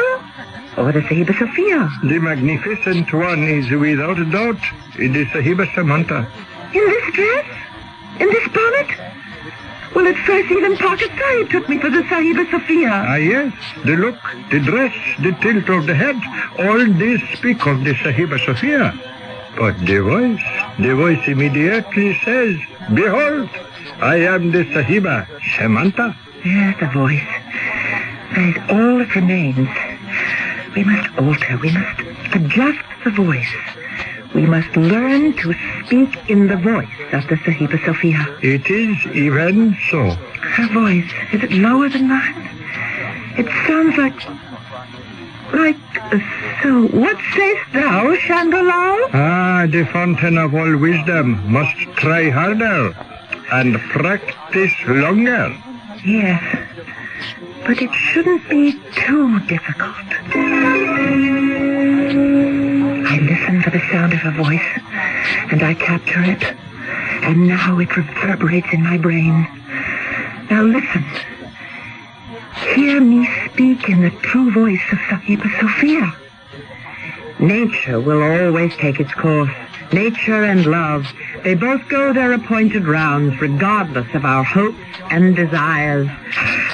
What sayest thou now, Chandralal? Oh, it is the voice of the Sahiba Sophia herself that speaks to the holy mouth of the anointed one. Yes, and I can do it any time I have to. It is magic. Mighty magic indeed. Oh, Samantha, it's so hot. Well, you should be here in July or August. No, Samantha, dear, I shouldn't, and I won't. Neither will you be here. In July and August, we'll be back in England. Ah, yes, England. It's been 5 years for you, hasn't it? I wonder if there have been many changes. Are there still the same servants? Yes. You know them all. Bellows is still the butler. Mrs. Caffrey has stayed on as housekeeper. Selina, Margaret, and Ruth are the maids. Yes, Joanna. Joanna, I never liked Joanna. Neither did I. But she was one of Charles' favorites. She was always creating all sorts of mischief, spreading all sorts of rumors. What sort of rumors? Oh, gossip, to the effect that Charles was thinking of divorcing me. Whatever gave her that idea? Oh, who knows? Well, what else do I have to know? What else do you have to know? What is there of interest? Oh, dear. I don't know. Actually, things were rather quiet. Oh, what time is it? Close to midnight. Oh, no wonder I'm so sleepy. Think I'll turn in. Good night, Samantha. Yes, good night, Sophia. Chandra, come to me. Fetch the double-barreled rifle. The Sahiba, she will use the rifle now? Now. The Sahiba is ready? I am as ready as I shall ever be, Chandra. She sleeps. The Sahiba, Sophia, sleeps? Yes, she sleeps, and nothing and no one shall ever waken her again. No, dear Sophia, don't wake up. It shall not help.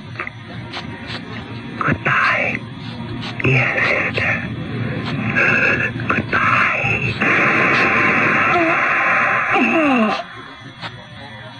And now I am free of you at last. The Sahiba Sophia is dead? No. The Sahiba Sophia has merely changed bodies. I am Sahiba Sophia. Thou dost not believe? Then listen. Listen to the voice of the Sahiba Sophia. I am the Sahiba Sophia. I was born Sophia Wallace. I became Mrs. Charles Burstow. I had a twin sister, Samantha. I went to visit her in India. One night, a marauding band of dacoits raided her house and killed her. Then they burned the place down. Now, isn't that what happened, Chandralal? Who am I to contradict the inspired words? The truth that has been revealed to the heaven-born. But, yes, Chandralal? Chandralal is a poor, unworthy creature. He is dirt beneath the radiant one's feet. But he must live. And when the protector of the poor returns to England, who will feed Chandralal? Hungry men have been known to speak desperate words in their agony. Who knows what a tale may fall from the lips of Chandralal? I understand. And how much money shall be required to assuage the hunger of Chandralal and keep his tongue from wagging? A mere pretense. The unconsidered and unmissed drippings from the magnificent one's fortune. How much, Chandralal? 100,000 rupees. 100,000 rupees? To be paid each year. To be paid each year? Surely, as the protector of the poor can realize, it is a bargain. Not really. Thou art a greedy fool, Chandralal, and here is the only payment thou shalt ever receive.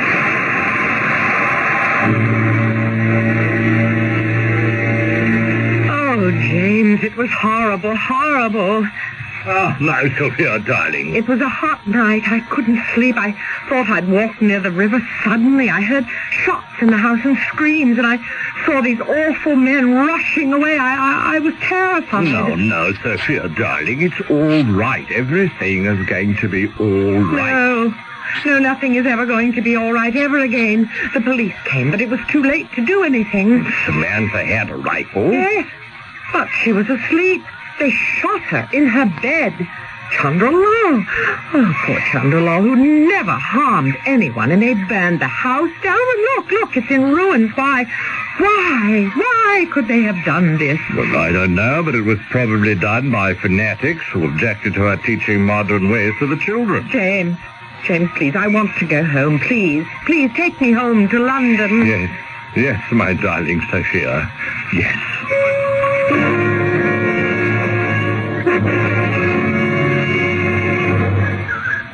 What a magnificent mansion. Yes, this is the Spurstow mansion, but we shall soon change the name to the Parker mansion. hello, Selina. Oh, it's Miss Sophia. Welcome home, Mum. Thank you, Selina.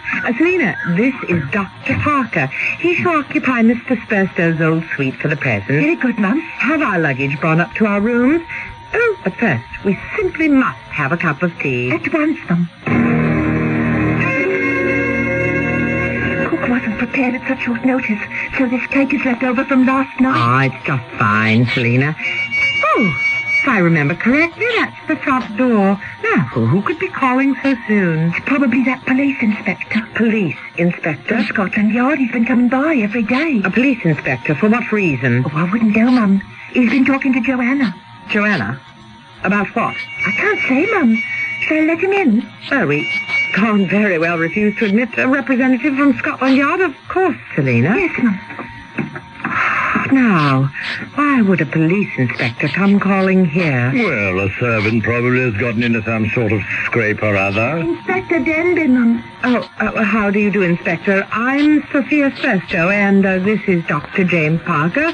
We have just arrived from India. Yes, Mum. And what may we do for you? Your husband, Charles Spurstow, died about 3 months ago, 5th of April, to be exact. Yes. Yes. We called Dr. Souls. He's been the family physician for many years. Yes, and he signed the death certificate. His diagnosis was heart attack. Yes. That's what happened. Of course. We have been talking to one of your maids, a Miss Joanna Higgins. She says that your husband and you fought a great deal. That's a lie. She says she could overhear the argument. He felt that he had made the wrong choice, that he was through with you. This is how Miss Higgins phrased it. Do you mean that I must submit to the slander of a discontented servant? Miss Higgins says that you poisoned your husband because you were afraid he would cast your son. Sir, how dare you? James? Yes, really, Inspector. I trust you have evidence for these outrageous... Yes, sir, we do. Well, what sort of evidence? The body was exhumed, an autopsy was performed. Your husband had been poisoned. Traces of aconite were found in his body. Aconite? Yes, Dr. Aconite, which, as you know, is a deadly poison. But what has this to do with me? We made the rounds of the various chemists, Mrs. Spurstow, and one of them remembers selling you a vial. Oh, but that isn't true. He will testify to that effect. You said you needed it to get rid of some rats in your cellar. No. He has a record of the purchase. Well, Mrs. Spurstow. I'm innocent. You will have the opportunity to prove your case in court. But I'm not Mrs. Spurstow. Therefore, I did not buy that poison. I did not poison Charles. You say you're not Mrs. Spurstow? I'm not Sophia Spurstow. I'm her twin sister, Samantha. Samantha Wallace. Wait, listen.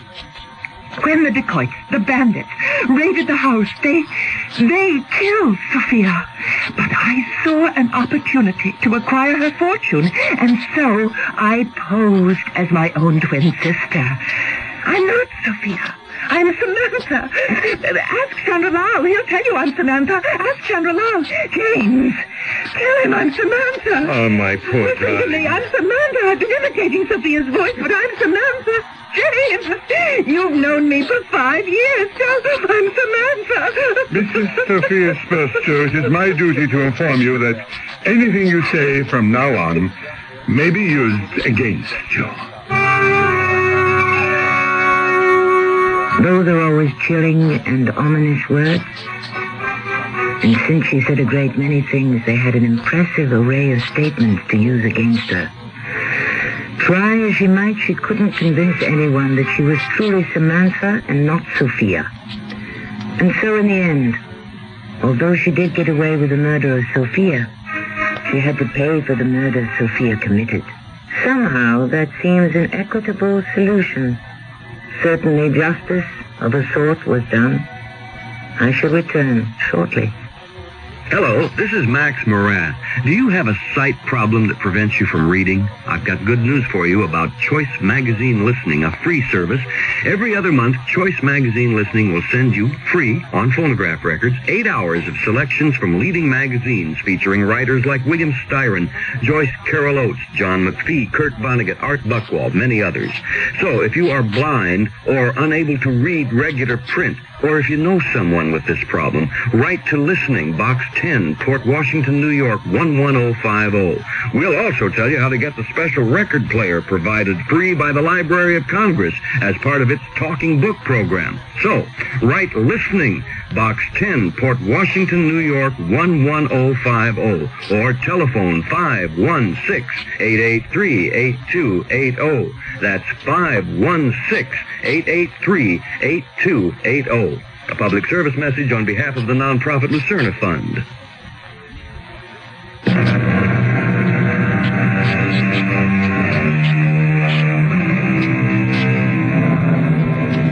This has been a story of sisters, and most of it took place in India.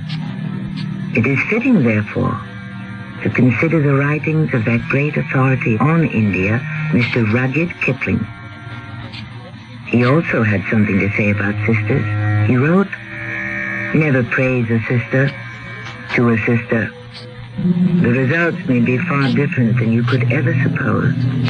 Yes, sisterhood is strong and beautiful and enduring, just as long as a man doesn't get in the way." Our cast included Patricia Elliott, Marion Service, and Earl Hammond. The entire production was under the direction of Hyman Brown. And now, a preview of our next tale. Peter. You see what I mean, Stefan? He's just standing there, stricken. I can't think of any worse fate than being the only gravedigger in the village and having to bury your own wife. Oh, please, can't we go home now? My dearest Judith, of course we can. I can't stand a moment longer in the cemetery. Dr. Cadali, I'm sorry. I must go. I can't understand why my mother... She was so young. Why?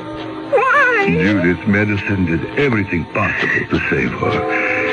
It was the Lord's will. Oh, that's what I don't understand. Why did the Lord will it that my mother should die?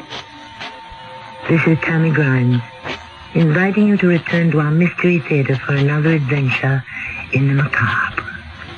Until next time.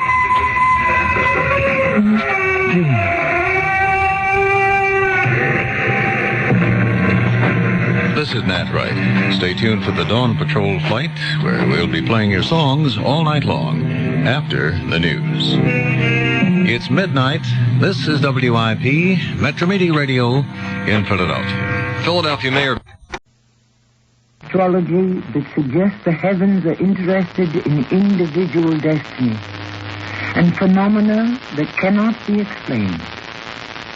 We have finite minds, unable to penetrate the infinite. It is one of the phenomena we now explore. Standing in the cave, a handsome 28-year-old farmer has bought milk and eggs from the Paris dairy farm since he was a boy. He is just driven up to the old farmhouse and enters Sarah Paris' house. Morning, Sarah. Sarah. Hello? Oh, Ben. Well, come for your milk and eggs? Yeah, and something else. Where's Kim? In the cow barn supervising the milking. Oh, can Carl and Ed handle that? Oh, of course, they're old hands at it. But you know Kim. Yeah, I ought to. We grew up together. Well, I'll walk down and see her. You said you came for something else? Yeah. I'm engaged to marry Lucy Trumbull. No. Hey, what kind of a reaction is that? I'm not so bad, Sarah. Oh, no. No, that's not what I meant. My goodness, you're handsome and you're a good farmer, Stan. Very good. No. What I meant was... Lucy Trumbull? That's stepping up in the world. Sure is. Mr. Trumbull's worth a mint. And owns a mint, the Farmer's Bank. Well, I'm happy for you, Stan. And the Trumbulls are a fine family. I just can't get over it. Neither can I, Sarah. Just dumb luck, I guess. I'm crazy about Lucy, and, well, I guess she likes me. Well, I wish you happiness, Stan. And Lucy, of course. Thanks. You'll sell your farm. Oh, no. But the Trumbull farm will be Lucy's one day. Yeah, I suppose so, but after we're married, we'll live in my house and I'll farm my land. I'm marrying Lucy. Her family isn't going to absorb me, Sarah. Well, I want to see Kim and pick up the milk. Dan, I'm going to ask a favor. Let me break the news to Kim. But Kim is my best friend. Please, Dan. You don't want me to tell her? Just let me. Best friend or not, this will be a surprise to her, as it was to me. Well, of course it will be a surprise. But maybe not all that joyous a surprise. Hi, Mother. Say, anything the matter? No. I've come for Stan's milk and eggs. Is something the matter with him? No, he's fine. He sent you for the milk and eggs? He's never done. Well, it was my idea, Kim. He wanted to see you, but I said let me break the news. Well? You've been good friends since you were children. He's my best friend. I love him. Of course, dear. As a friend. And just that. Nothing more, or more would have come of it. Don't hedge, Mother. Is she leaving Perryville? Selling out? No. Well? Kim, he's engaged to marry Lucy Trumbull. Oh. I see. And, he came to tell you? To tell us, Kim. I thought it better that I told you. Well, you can still be friends, Kim? Of course. I know it hurts. It hurts me. Why should it? We've been going together ever since I returned from Boston. As the newspapers might report, we were an item. Walked to church together. Went to dances together. Fishing.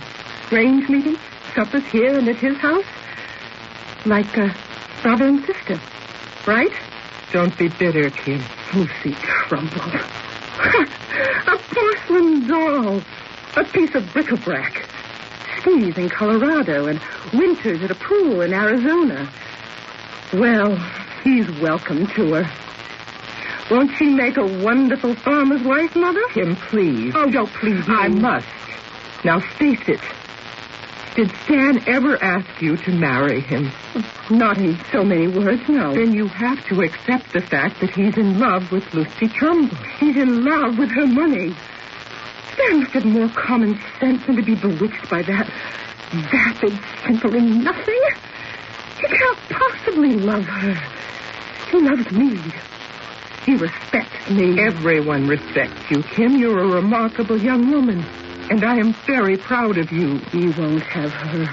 Kim, don't say that. I mean it. Stan McCabe isn't going to marry Lucy Trumbull. I won't have it.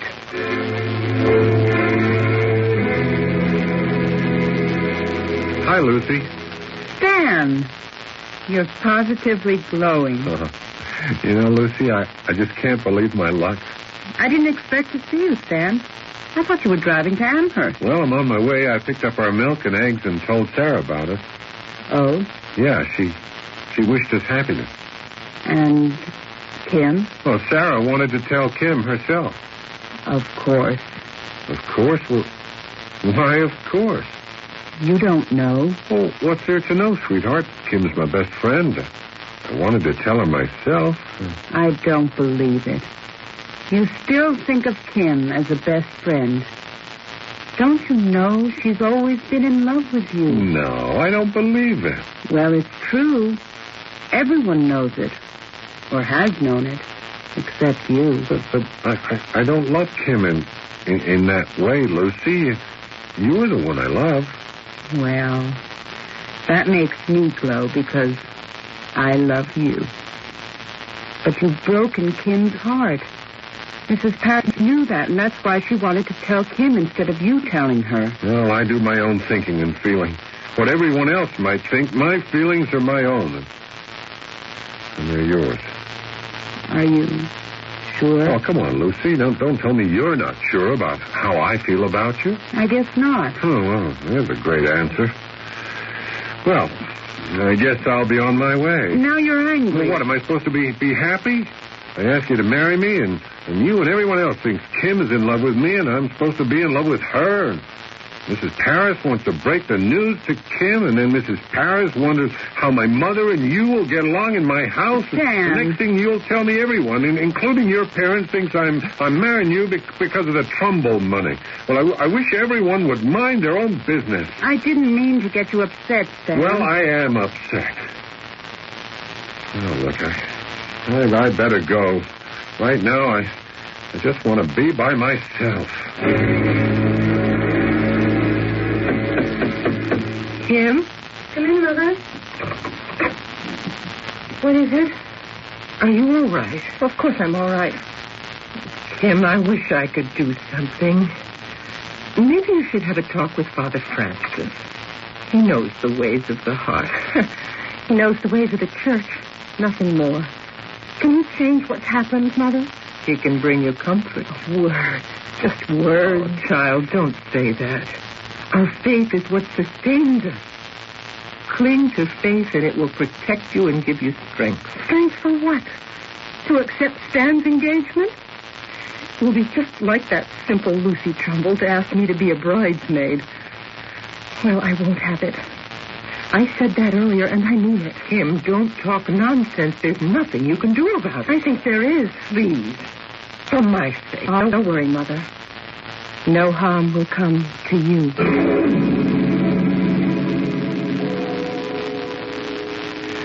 Oh, Stan, didn't you know?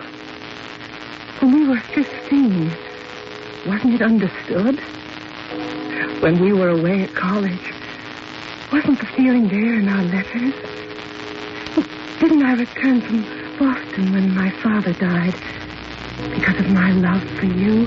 And now he is infatuated with a young woman who is only a pretty, empty face. How can it be? You have had questions before, and we have gone over them. I'm your subconscious. I am able to expose hypocrisy wherever I find it. That has been a trait of your father's family for centuries. With it comes a power that sets you apart from others. Has it not given you your way with animals, with plants? I've tried to resist the trait. You are more than my subconscious. I have always known that unless I resisted that trait, I could become a disciple of the devil. Can you deny his everlasting presence?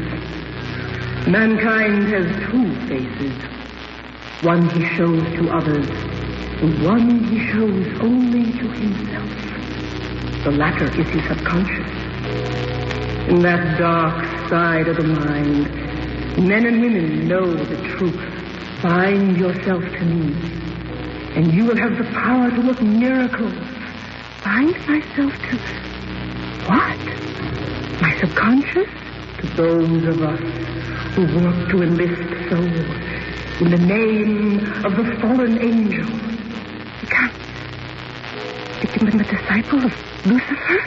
Many women in your heritage have been such disciples. In Salem, they were tortured and put to death. Do not resist your gift. Satan's power is mighty, and those who follow him are mighty in their work. Well, I have the power to prevent this marriage. You will demonstrate your power immediately. When you awaken in the morning, you will effect a cure which will mystify your local doctor, confound the priest, and make Stanley McCabe wonder. Our powers are real. Go to sleep. You are committed. You have made your choice. You have fulfilled the obligations to your heritage. Sleep well, sister.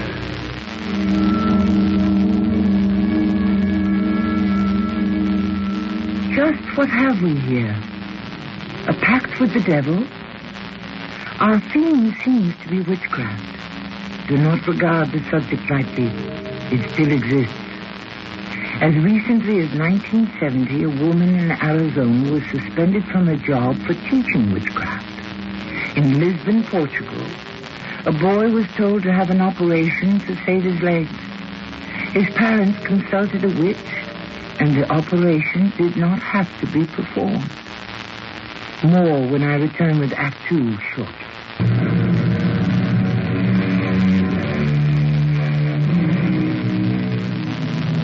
We may no longer accept those figures of the devil with his long tail and huge bat-like wings. But belief in the devil and his witches still persists in the deep recesses of our subconscious. Luther's writings are filled with tales of his painful battles with supernatural friends. What is the trait that Kim has inherited? And that mention of Salem. Late in the afternoon the next day, Stanley McCabe is having tea with Father Francis Sims. Stanley, like it or not, Lucy was right. Kim has always been in love with you. Are you really so obtuse you haven't known that? Yes, but there are different kinds of love. I mean, Kim's about the finest young woman I've ever known. I love her for what she is, but I never thought about marrying her. Why not? Well, I don't know. She's always sort of, well, stood apart. We've always done things together, but it's been, well, like buddies. I never thought of Kim as a woman. Yeah, maybe that's it. And then you found Lucy Trumbull. That's right, and I fell in love with her. Can you understand how Kim must feel now? Be honest with yourself. Well, what can I do about it? Nothing, I'm afraid. You should have warned her off long ago. Now you've made an enemy. Kim? An enemy? I think so. Lucy sensed it, and so do I. Have you heard what happened to Johnny Gilbert? He didn't die. No. He's been cured. What? Johnny cured? But Doc Rutledge has been treating him for some kind of lesions for a long time. Lupus, something. Yes, lupus erythematosus. It's usually a fatal systemic disease. Johnny has suffered severely, as you know. Well, I thought it would be a blessing if he died. But you say he's cured? So Dr. Rutledge told me. The disease retrogressed suddenly? Not at all. It disappeared in a day. Well, how does the doctor explain it? He can't. Then it's a miracle. It is, indeed. And that's what disturbs me. Kim Paris cured the boy. Kim? How? Early this morning, she visited Johnny. Kim told Mrs. Gilbert to go to our church and take a blessed church candle, melt it, and cover Johnny's body with it. Mrs. Gilbert thought Kim was mad, but she was so desperate, she did what Kim advised. But that's witchcraft. The fact remains, Johnny Gilbert has been cured. Yes, but it's blasphemy. So it seems to me. No. Now, calm down. Go softly. And listen to me, Stanley. Kim has always been pretty much alone. She does, as you said, stand apart. She is a superior woman. Can you explain why she has that gift with animals, with all God's creatures, great and small? No, I can't. Well, then consider this. Has Kim Paris made a pact with the devil? Oh, that's absurd. The devil in this day? I've been giving it a lot of thought, Stan. And I've thought a lot about Kim. Why? Why, because of her gift? Oh, I've gone back further than that, Stanley. Her name. Oh, you've lost me. Paris. Does that mean anything to you? No. That's a nice name, huh? Paris with 2 R's. Back in 1692, there was living in Salem, Massachusetts, a West Indian slave named Tituba. Mr. Paris was a parson, and Tituba used to amuse Elizabeth Paris and her cousin Abigail with tricks and tales of the occult. And Kim is a descendant of that family. Yes. When Reverend Paris discovered what Tituba had been doing, the girls all named Tituba as the witch who'd been tormenting them. And the Salem witch hunt was on. By the time it ended, 7 men and 13 women had been executed. No, but Tituba was the witch and not Elizabeth Paris. That's right. But Elizabeth was an impressionable 9-year-old. Do you think that what Tituba did and said had no effect on the child? Or that Elizabeth didn't pass on to her children what she had learned and perhaps had begun to believe? The mystery and the appeal of the occult became part of the Paris heritage. Well, that's stretching it pretty far, Father. To suspect Kim of being in league with the devil, to regard her as a witch?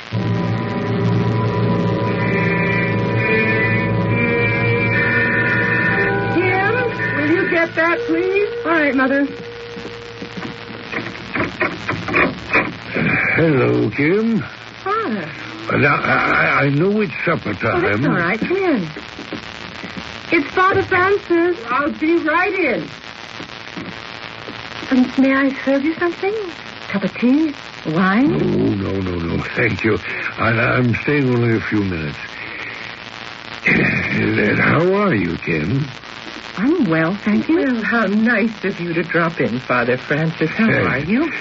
Fine, just fine. I won't interrupt your supper. It's ready to be served at any time. Will you stay and eat with us? Oh, another time, thank you. You're wondering why I dropped in without warning, so I'd better tell you. Kim, you got Dr. Rutledge and the village turned topsy-turvy. Kim has? You don't know, Sarah? I'll tell you, Mother. I made a sick call this morning on Johnny Gilbert. Oh, that poor boy. Oh, no longer, Sarah. He's been cured. Cured?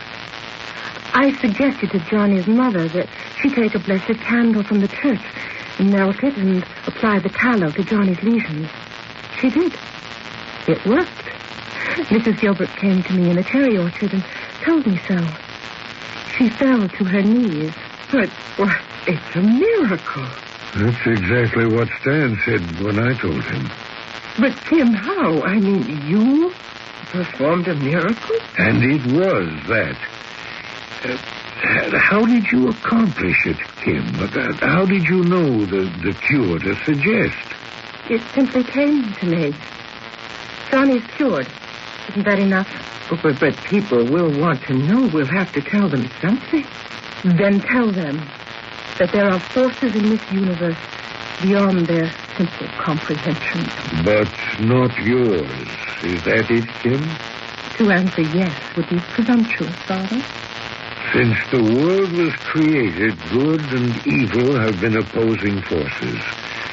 The struggle for the souls of men and women is everlasting. God on the one hand, the devil on the other. The devil? Father, we don't believe in a literal devil. Kim, has he possessed your soul? Father, how dare you? It's all right, Mother. Father Francis is the shepherd of your flock, and he's concerned about a stray. That's all. You think of yourself as a stray. But don't you think so, Mother? The fields and the animals are my life. I have no friends. The future holds nothing for me, Mother. You see that, don't you? Well, there's no need to prolong this, Sarah. I have my answer. I'll check on the supper, Mother. Kim, say goodnight to Father Francis. May heaven protect you, Sarah, and may he save your daughter. You frighten me, Father.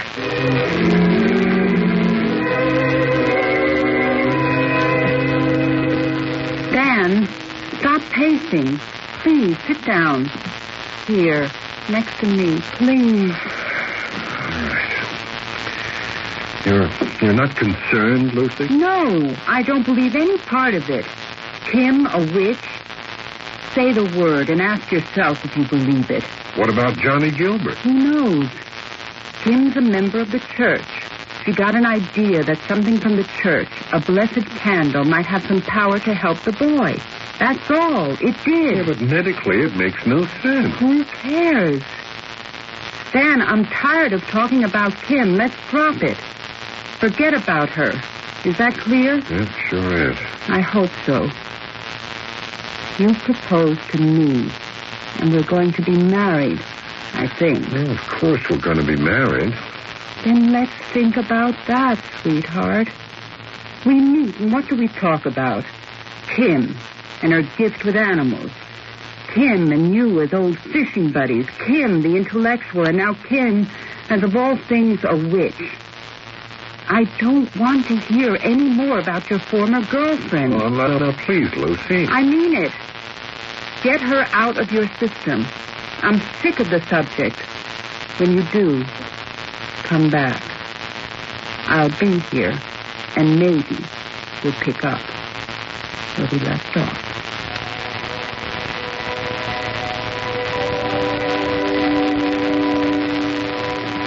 I saw the light in the church, Father. I wanted to talk with you. Yes, I came here to pray for the salvation of the soul of Kim Paris. I also prayed for guidance. Stanley, it was a mistake for you not to tell Kim about becoming engaged to Lucy Trumbull. Yes, but Father, I intended to, but Sarah asked me to let her tell Kim. Was that a mistake? If you'd taken Kim in your arms, and if she had forced herself to congratulate you, perhaps, even though her heart was breaking, she might have put aside any thoughts of revenge. Well, what can she do, Father? She's not crazy. She wouldn't harm me physically. I don't know what she might do. But what she did for Johnny Gilbert is an indication of a power she now possesses. You really believe this witch nonsense? It's not nonsense, Stan. Well, Lucy thinks it is. I just left her. Rather, she tossed me out. Lucy's fed up with my preoccupation with Kim. Well, can't you understand that? Sure, sort of, but... Well, if my engagement has shaken Kim badly, I feel that I have to stand by her. I can't abandon her now. Stan, the devil has possessed her soul. That's why I came here to pray. Well, what can I do, Father? I want this settled, and I want my life to return to normal. See her and talk with her. Tell her the kind of love you bear her. Help her to accept your decision. Maybe it's not too late to save her from herself.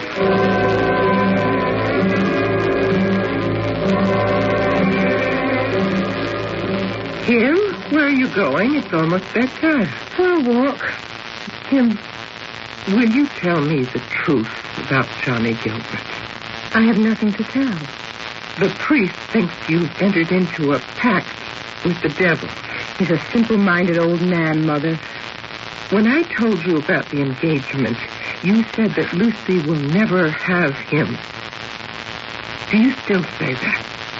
He will never have Lucy. You will prevent the marriage? Yes. What will you have gained? Satisfaction. 3 broken hearts instead of 1? Mine will be healed. And in exchange for this, you have entered into a vile pact with the forces of evil? Then let me tell you something, Kim. If you have brought the power of evil into our old farmhouse, I will excommunicate you. As much as I have loved you, as much as I know how badly you have been hurt, I won't have you here.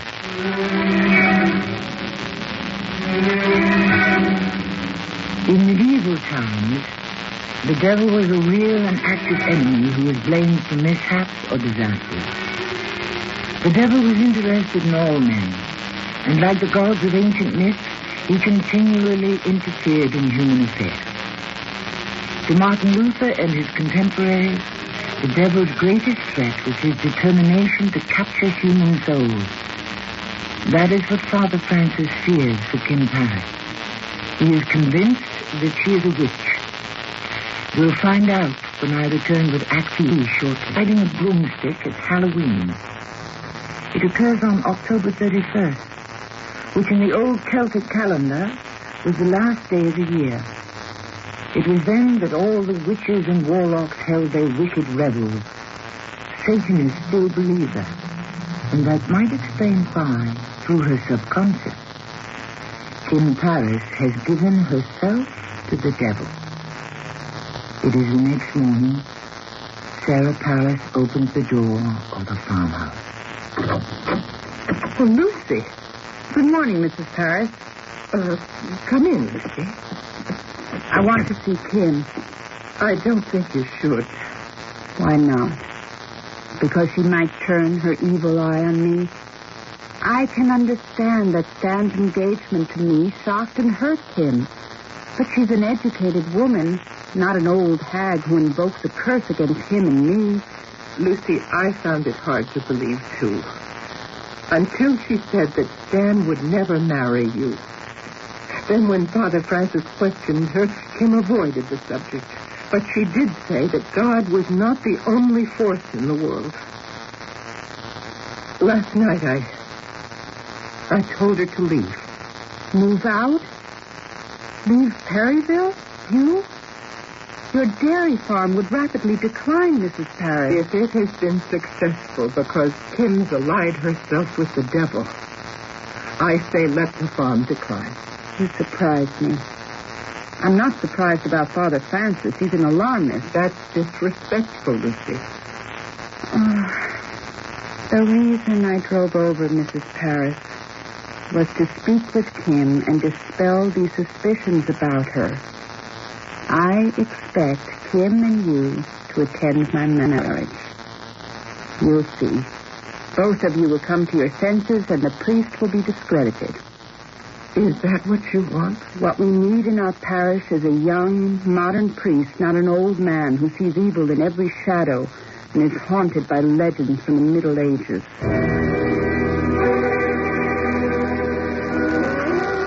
Kim? Kim? Hello, Lucy. How nice of you to stop by. How are you? Just fine. The question is, how are you?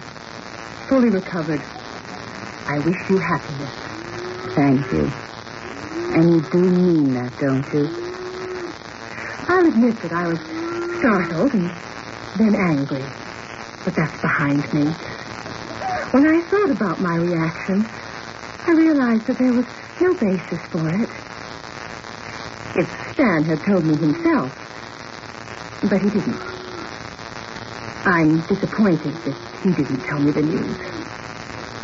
Father Francis had convinced him that you're a witch. Oh, dear. That's what I say, Kim. I chuckle inside when I think of you flying through the sky on a broomstick or stirring a cauldron filled with eye of nymph and toe of frog, wool of bat and tongue of dog. You remember your Macbeth. Kim, tell me about Johnny Gilbert. I can't explain it. What happened to me is that I had this bizarre dream or nightmare. And the tallow from the church candle cured Johnny? Who knows? I'm happy for the boy. But because of the cure, you've been marked as some kind of sorceress. Father Francis is doing. I'm trying to undo that, Kim. People get crazy sometimes. You don't want any harm to come to you. It won't. I assure you, it won't.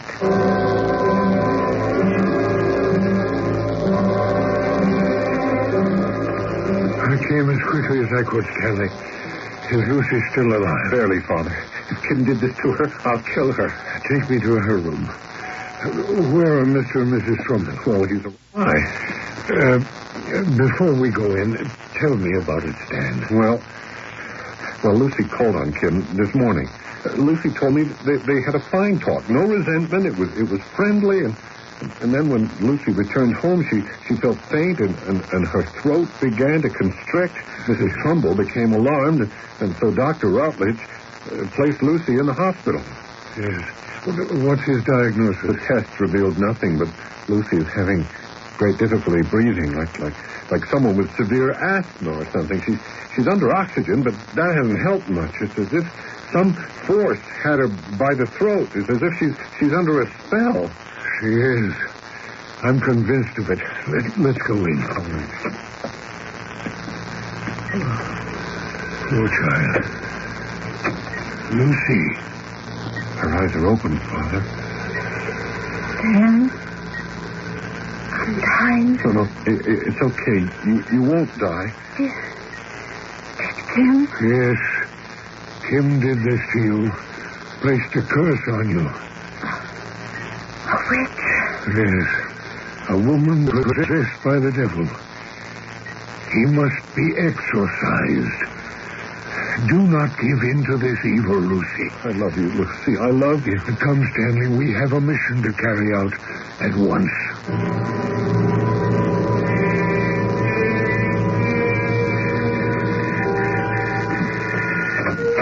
Where's Kim, Sarah?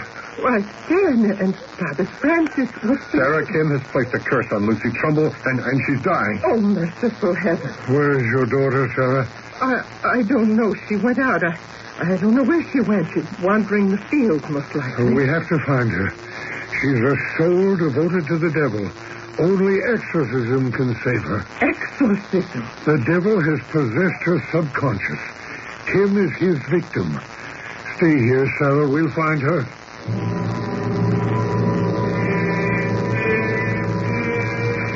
You all right, Father? Weary, Stanley. Weary and distressed. We have to find her. But where? We scoured the fields. Come on, Father. Let's try the barn. Father, is possession psychological? Oh, it's more than that. It goes back at least to 650 B.C. when a man asked the gods to free him from a tyrannical ghost who possessed his soul. And in 1614, Pope Paul V laid down a procedure in a rite entitled Rituale Romanum. Look, Father, the barn door slightly opened. Stop. There she is, Stanley. Oh, no. Look, writhing on the floor. I'll handle this, Stanley. I am Father Francis Sims, a priest. Who are you? Go away. You have filled this young woman with evil because you are evil. Who are you? A fallen angel. Who with selfish pride wanted to be like unto God. We hate him. Go away! This is a crucifix. Exorciso te immundi spiritus. I exorcise thee, thou unclean spirit. No, take that away from me. And this is holy water. And with it... No! She's all contorted. And this is a rosary that I place in your hands. Why did you take possession of this innocent young woman? He ordered me to. And I have obeyed him. Why did he select Kim Paris? He has always been alone and rejected, an outcast. She belongs to us. I cast thee out, most unclean spirit. I cast thee out as a servant of God. Exi ab ea. Leave her. I hold superior power. I take her hand, and in it I place the sign of the cross. Leave. Oh, my God. Oh. She's collapsed, Father. Carry her into the house, Stanley. But is she all right? I don't know. We've wrestled for her soul. I hope we've won.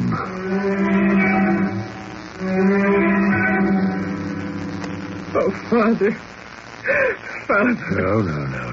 Kim's pact with the forces of evil have been broken. My daughter possessed of the devil. We have to be as vigilant about our souls as we are about our freedom, Sarah. Kim has been alone for years. Ever since she came home from Boston, she has been a recluse.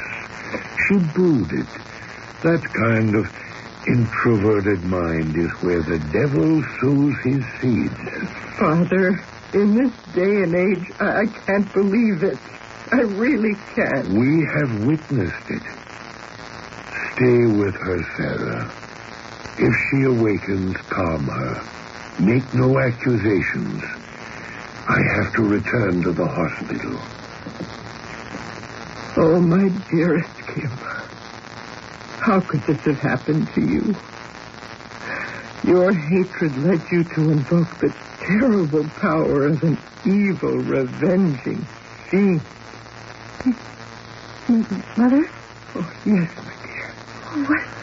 What happened to me? Why am I here? He told me to leave. You've been very ill. Ill? It's all right, Kim. Rest. Lucy? I feel as if a weight had been lifted from my chest and my throat is beginning to relax. What happened to me? Kim happened to you, Lucy. Father Francis exorcised her. He exorcised her? I know that you thought I was being an alarmist, Lucy. Father Francis became convinced that Kim was possessed, that she had made a pact with the devil. I simply won't believe that. It's true, Lucy. Less than 2 hours ago, you were dying. Kim's exorcism drove the devil's possession out of her, and the spell she cast on you was broken. You believe that, Stan? I do. I saw her change before my eyes from a mad woman to a crumpled, pitiful child. I carried her home, and we put her to bed. I'm so grateful you're better, Lucy. Forgive me, but I have to go back to Kim. I see. Kim. She has possessed you, hasn't she? Lucy, I can't turn away from her. Of course. I'll be here first thing in the morning. I've lost him, Father. Kim? Stan? How are you? I don't know. Is he all right? Mother told me she was dying. She was, but Father Francis broke the spell. Spell? We won't talk about it. I'm sorry I hurt you so deeply, Kim. Oh, that's behind us. I wish you both well. And if you invite Mother and me, we'll happily attend your wedding. It can't take place without you there. What? I don't understand you, Stan. You will, Kim. You will.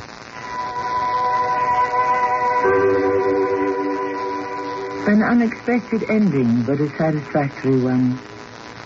We have done, then, with the witch and witchcraft.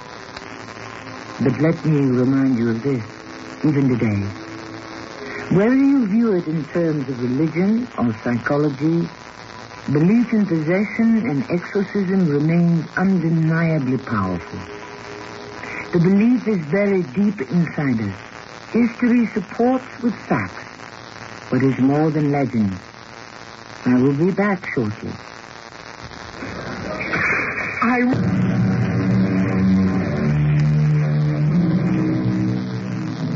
Burton Russell wrote, and I quote him, "To understand witchcraft, we must descend into the darkness and the deepest oceans of the mind. There we probe a bizarre and barbarous chapter in human history, and an examination that even now cannot be explained adequately by modern scholars. Belief in witchcraft led to agonizing deaths of an estimated 200,000 persons, mostly women. With that, I close. Our cast included Paul Hecht, Diane Kirkwood, Terry Keane, Court Benson, and Mary Negro. The entire production was under the direction of Hangman Brown. And now, a preview of our next. Is KSFO News. Good evening. I'm Aaron Edwards. The House tonight narrowly approved a crucial stopgap government funding measure containing a $5.4 billion emergency jobs program and a $9,100 pay raise for members of Congress. The Senate tonight defeated a Democratic jobs amendment to the Reagan administration's nickel-a-gallon gas tax hike. It would have added about $5 billion to the highway bill's price tag.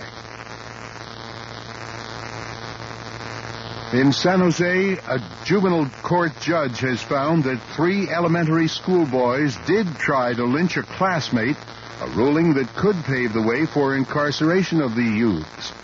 Daly City police report they've arrested the woman suspected of killing a Montgomery Ward saleswoman on Sunday at Serramonte Center.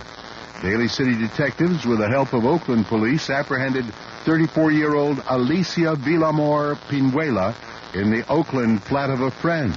Detectives were led to Pinuela through documents they seized in a search of her home on the night of the murder of Marty Whitbeck, who worked as a Montgomery Ward sales clerk.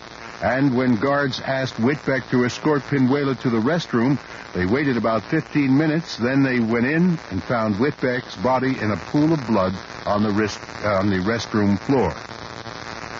Police in San Jose say that the husband of a woman who almost died from a cyanide-laced Anacin 3 capsule say that he will not be taking a lie detector test.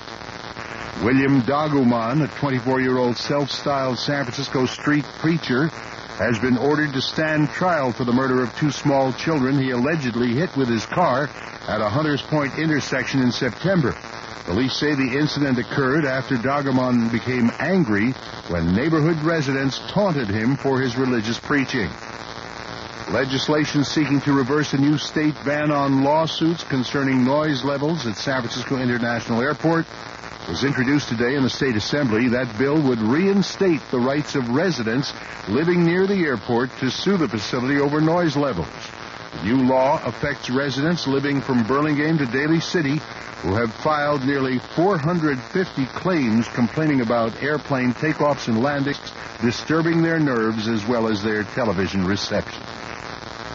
KSFO Sports reports forward Purvis Short made 33 points, and guard World Free added 23 more to take the Golden State Warriors to a 122-113 victory over the Dallas Mavericks in an NBA game tonight in Oakland. All-star third baseman George Brett is pressing the Kansas City Royals for a lifetime contract, and he's threatening to stay away from spring training unless the Royals honor his request or trade him. I'm Aaron Edwards. That is KSFO News. The Bay Area will have increasing clouds tonight, mostly cloudy tomorrow, a chance of rain tomorrow and tomorrow night, and with periods of rain through Thursday. The lows tonight will be in the 40s, the highs tomorrow into the 50s. CBS Radio Mystery Theater presents...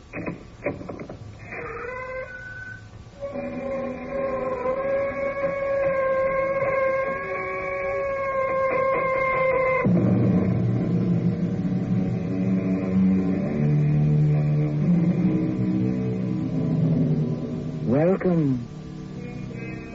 Come in. I'm Tammy Grimes.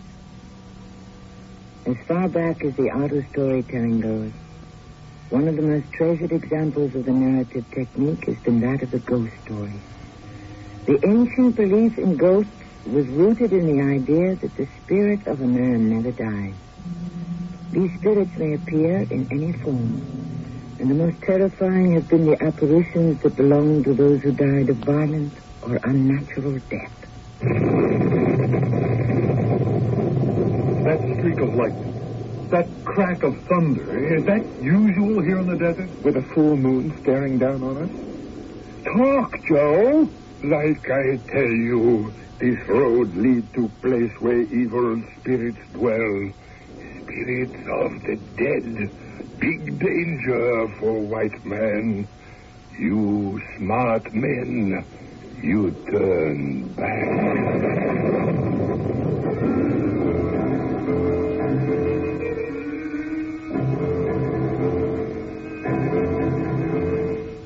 Our mystery drama, Roll Call of the Dead, was especially adapted for the Mystery Theater by Arnold Moss. It stars Russell Horton and Lloyd Battista. I'll be back shortly with Act One.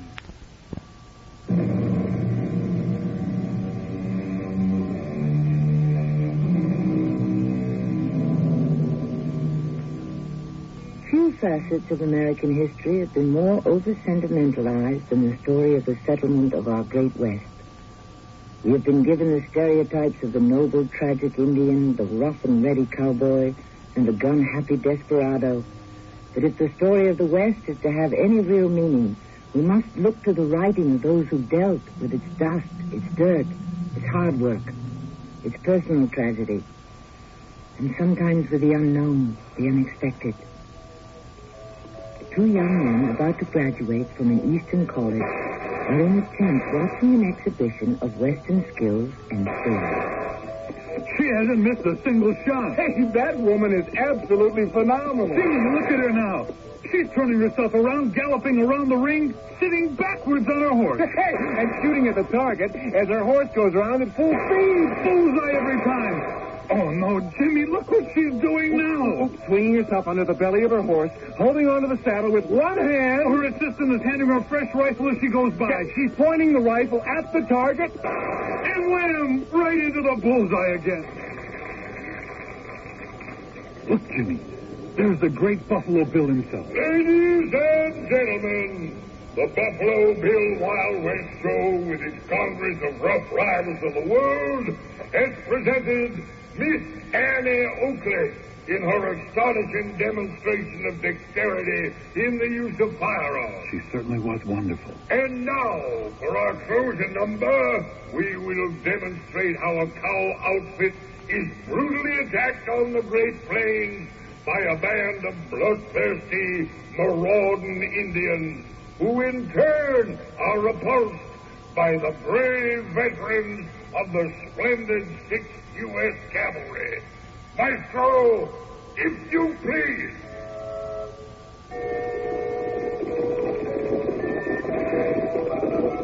Just look at them go, Jimmy.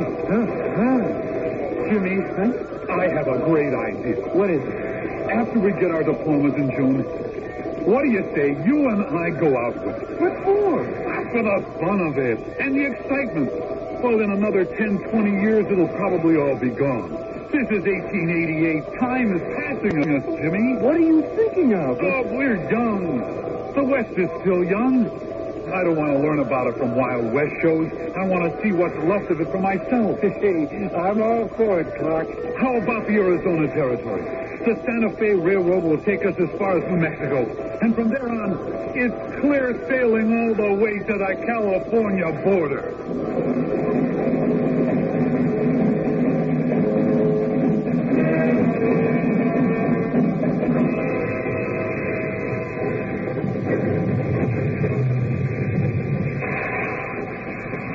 Well, Jimmy, old friend, here we are. Yeah, where are we? This can't be Santa Fe. Oh, no, this is Lamy, territory of New Mexico. Santa Fe's about 15 miles to the north. We can hire one of those buggies over there to take us to town. And then? We pick up a reliable guide, some pack horses, firearms, whatever we need by way of supply. And maps, Clark, lots of maps. Sooner or later, we're going to get to places that have never been mapped. That's the whole idea. Clark, that old Indian, he's been eyeing us. I think he's coming over to us. Yeah, so he is. I wouldn't want to meet him anywhere alone on a dark night. Welcome, young gentlemen. Welcome to territory of New Mexico, United States of America. We know. Thank you. Thank you very much. I would like to help you if you want. Well, that's very kind of you, sir. I am Joe.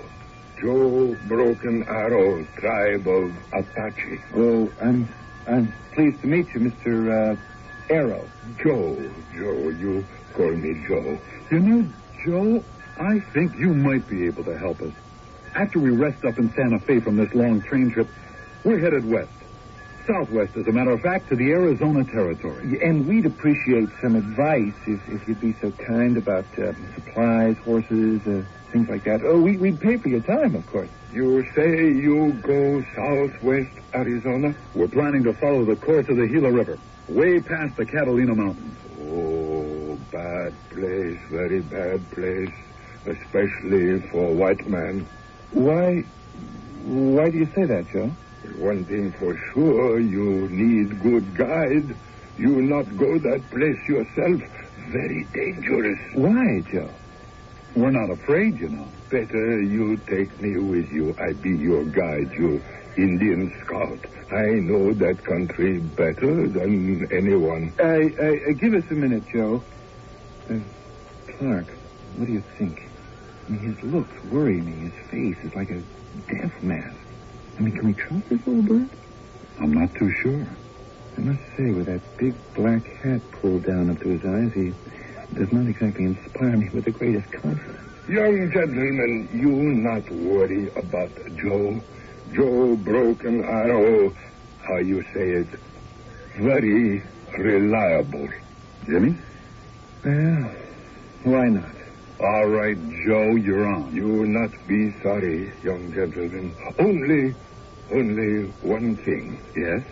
If I work for you, whenever time come, make decision about anything, you listen Joe. Do what Joe say. Sometime, especially where we go, could be, how you say it, matter of life or death. You understand, huh? I sure, Joe, we understand.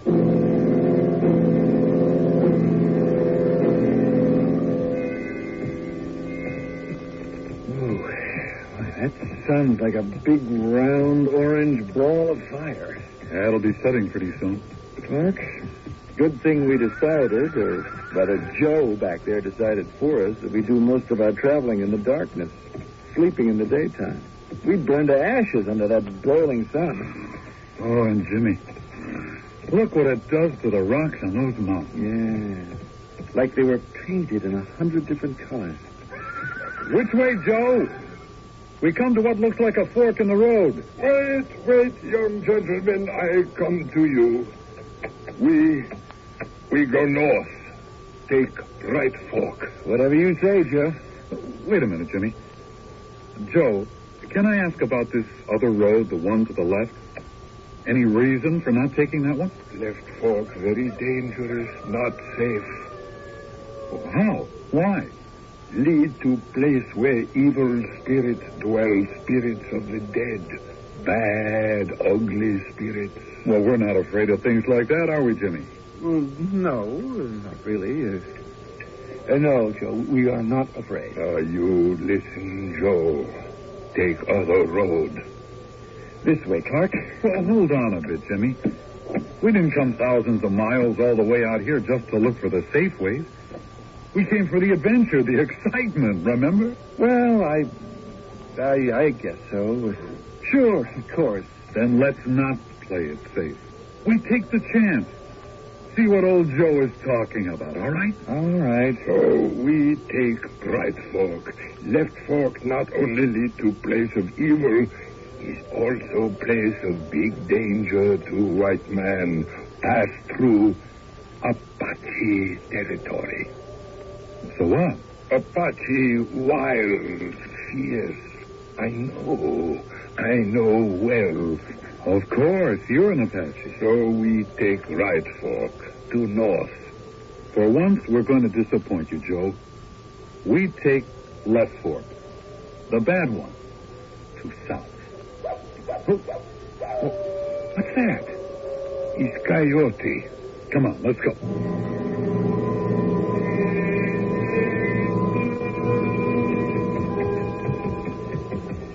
Oh, what time you got, Jimmy? Nearly 4 a.m. We ought to be turning in pretty soon. Yeah, lucky we got a full moon with us tonight. True. Its light makes these desert sands look like so many fields of snow. Reminds you, Clark, of back home? What on earth was that? That flash of lightning out of nowhere. Split the sky wide open. That's crazy.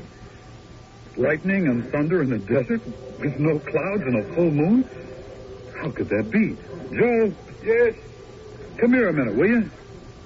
You want something, young gentleman? That streak of lightning just now, the thunder, is that usual here in the desert this time of year? With a full moon shining down on us? You understand what we're asking you, Joe? I understand. Then what's the explanation? Is that usual? Should we have expected it? It's not, how you say it, usual. But you must expect such things. Why? Well, like I tell you, this road lead to place of evil. What happened here, not usual. Sometime evil spirit give warning. Everything very strange. Not again. I just don't get it. Clark, look over there to the left. No more than 100 feet from us. Do you see what I see? What is that? It looks like a smokestack. A tall masonry smokestack. Rising right out of the sagebrush. Out of that dry gulch. Hey, look behind it. A whole set of furnaces. Brand new furnaces of some kind. Well, those are ore smelters, I think. They look as though they've never been used. Come on, let's ride up and see. I'm glad there's a full moon, Jimmy. Well, there are dozens of workmen's tools scattered all over the place. As if they were dropped in a tremendous hurry. As if someone panicked and ran. And not the faintest sign of a town. Or of life of any kind, anywhere. Except for the coyotes. What do you make of it, Clark? I haven't the slightest idea. The furnaces. The smelters. They've begun to work by themselves. Joe, what is this? For heaven's sake, tell us what's going on. Better you ask him. Him? Who's the tall man who sits on rock over there, all alone? Man who never take eye off you. Where did he come from? You ask him.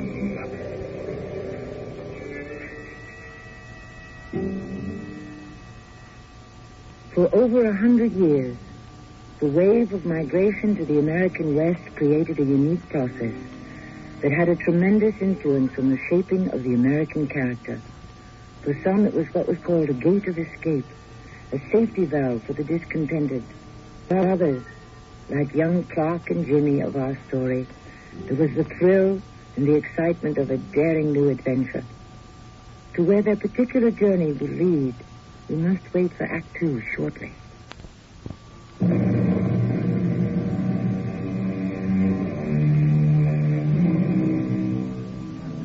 It's the late 1880s. Clark and Jimmy have come west and, accompanied by an old Indian guide, are in what had come to be known as the Arizona Territory, 100,000 square miles of dry and empty plains, of dry and scorching deserts, a raw and challenging frontier for the courageous, the adventurous, and especially for the young. Clark and Jimmy have just been startled by a sight they never expected to find in this barren wasteland of the desert. Joe, who is that standing over there? Better you ask him. That tall man who sits on rock over there all alone, who never take eye off you. You! Over there, stand up. Jim, let's dismount. And get your hands up over your head. Joe, take care of the horses. And now you over there. Come towards us slowly. Are you deaf? I said come over here. I'll stay where I am. We both got you covered. What of it? One false move, stranger, and you're as good as dead. Did you say dead? Jimmy, you help Joe start a fire, will you? I can take care of this old guy. Right, Clark. You, I said don't move and keep your hands high. Just where they are. I come in peace. Not looking for trouble. There's my rifle. Catch it. No tricks, I warn you. No, you can put your hands down. I ain't that kind of you. Say, have you got any idea about that smokestack and those furnaces over there? Smokestacks? Furnaces? Yeah, there on your right. What's so funny? What's the joke? Hey, you fellas from the east, ain't you? Yeah, what if we are? What you're looking at, them ain't no smokestacks, no furnaces neither. They're not. Take another look. That's a big, tall growth of Oregon cactus with a lot of smaller ones scattered around it. In the moonlight, they kind of take on different shapes. But we both thought we heard... Well, never mind. There was nothing. I'd like to ask what you're doing out here in the desert all by yourself in the middle of the night. I'm alone. Now. Except for the rattlesnakes, the lizards, and the occasional coyote off in the distance. And them little road-running birds. You youngsters are the first living things I've seen in a long time. A very long time. Why did you say that you're alone now? Once there was 4 men, good men, all of them. Ramon Gallegos, a Mexican. Little Billy Shaw. Oh, the famous desperado? Fellow from someplace back in Europe, Steve Binsick. And there was Barry Davis. They all started out from Tucson, crossed the Santa Catalina Mountains just as you have, and traveled due west.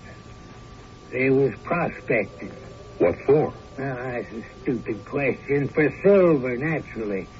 But they had no guide. This all happened a long time ago. Matter of true fact, it all happened 30 years ago. What's that you got hanging there from your belt? What, this? Yeah, it looks like a mop of some kind. A mop of long black rope. What is it? I don't want to talk about her. It's all right with me. I see that Joe, that's our Apache guide. Apache? Yeah, he and Jimmy, my friend, have got the fire started and thrown up the sleeping shed. You're welcome to join us for something to eat. No chow for me. I choose to sit right here for a bit. Suit yourself. Jimmy? We got a good fire going. Yeah, I want to talk to you. Our friend over there, I can't make him out. I don't think he's right in the head. Dangerous? I'd say he's quite harmless. Not really unfriendly, but a little peculiar. Maybe he's not as crazy as you think. Remember the solitary life so many of these men lead. I guess after a while it makes them look and sound a little, strange. Yeah, but traveling alone out in the middle of nowhere, in the dark of night? What's that? Over there. Coming towards us. Sounds like they might see grasshoppers. Millions of them. Joe, what do we do? We do nothing. We wait. They eat whatever they find, then fly away. They're swooping down on us. They're right over our heads. Keep head down low. They not touch you. Soon they hide. Joe, would you say that a swarm of grasshoppers in the desert, well, there's so little for them to eat, would you say that was a little unusual? Very, how you say it, very unusual. Well, then how come? I say take road to north. You say take road to south. Yeah, of course. You know, this desert country ain't any more what it was in the old days. Back in the 1850s, 30 years ago. What place is? In them days, there wasn't a ranch between the Gila and the Gulf. Well, maybe there ain't none now. But there was always little grass near any water hole you could find. Enough to keep your animals from starvation. What about the men? You went some time for days without food or drink. Then just as you was about to go mad, your luck would turn. And you'd come across a shallow pool of water at the bottom of an arroyo. You'd shoot some wild animal, an antelope, coyote, cougar, even eat some of them lizards. All was food. And the Indians? I don't want to talk about them. Why not? Not too long after the 4 men I spoke of had started out, the purpose of this expedition changed from discovery of wealth to preserving their lives. They'd gone too far to turn back, and what was ahead could be no worse than what was behind. So they pushed on. Riding at night the way we are? Of course. Then came that morning when the Apaches finally attacked. They'd been following for almost a week. Must have been 40 or 50 of them, screaming their heads off, whooping down on the 4 of them. Ramon Gallegos, Little Billy Shaw, Steve Dinsick, and Davis. Well, what happened? 20 yards up a slope of some kind with some cliffs. Straight up and down they were, with a narrow opening you could just squeeze through. They ran into it and stayed there. All they had was their rifles. They knew the Indians was watching them by day and night, waiting for one of the men to show. They held out for 4 days, and then... Yes? I'm very tired. I want some sleep. Well, I think we all do. I'd like to know what happened. Later, Jimmy, later. Joe, are the horses hobbled and picketed? Horses all fine. A little sleep will do us all a lot of good. You care to join us under the sleeping shed? Thank you. I'll do my sleeping over yonder in the shade of that big cactus. Well, if you like. Oh, here's the rifle. By the way, what... Jimmy. Yes? You awake? I am now. Something just woke me. Yeah, me too, Clark. What could it have been? What on earth am I hearing? What's that noise? It sounds like horses, galloping horses. Coming this way, I think. Joe? Joe, are you still asleep? Joe? Where is he, Jimmy? I haven't the slightest idea. Well, he's disappeared. And he's left his big hat, the first time I've seen it off his head. Well, I'll be... Clark! Look! Those Indians are riding like madmen, and they are headed in this direction, howling like 100 devils. What do we do? Just stay as calm as we can. See what happens. They have got to be Apaches. No, I don't think so. When their chief Geronimo surrendered 2 years ago, the Apaches became men of peace. Well, that doesn't sound very peaceful. Jimmy, they're shooting at our friend over there. They're shooting at Barry Davis. And he's shooting back at them. Shouldn't we do something to help? They got him. He's fallen over wounded. Clark. No, look, he's standing up again. He's aiming at the Indian who just shot him. He got him. Davis got the Indian. The Indian stumbled off his horse right onto the ground. Well, the others are turning around, riding off in the direction they came from. But we better get out of here, but fast, before anything else happens. Well, why? They couldn't have been less interested in us, and they certainly saw us. Just the same, I am taking down the shed. Where on earth is old Joe? Just when we need him most. Look, you go ahead. I'm going to see what happened to Mr. Barry Davis. Jimmy. Huh? Jimmy, stop what you're doing. Well, what's the matter? Take a look over there. By the big cactus where Barry Davis was sleeping. What do you see? I don't see a thing. Barry Davis? He's not there. Well, we saw him just a minute ago, didn't we? And where's the Indian he shot? Who fell off his horse who was lying wounded on the ground? He's not here either. What happened to them, Jimmy? Where did they go?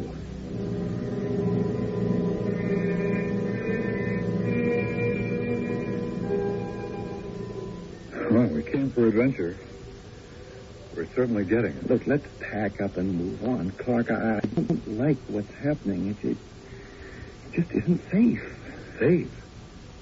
A word I never thought I'd hear you use, Jimmy. And to top it all, just when we needed him most, old Joe Broken Arrow picks up and takes off to heaven knows where. Good thing we break camp now. Joe! Where have you been, Joe? We missed you. Feed horses. I picket them just over there. Oh, I see. How soon can we get started? Oh, soon. Maybe half hour, maybe less. Can't be too soon for me. Clark, you hear anything? Just what I was going to ask you. Hey, it sounds like bells. Church bells. Well, we must be near one of those old Spanish missions. Could be. Well, as soon as we're ready, what do you say we ride off in their direction and investigate? You know, Clark, I was just thinking of a line I remember from one of our courses at school.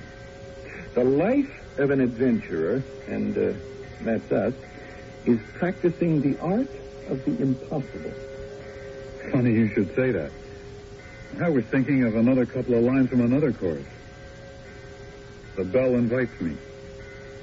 Hear it not, Duncan, for it is a knell that summons thee to heaven or to hell.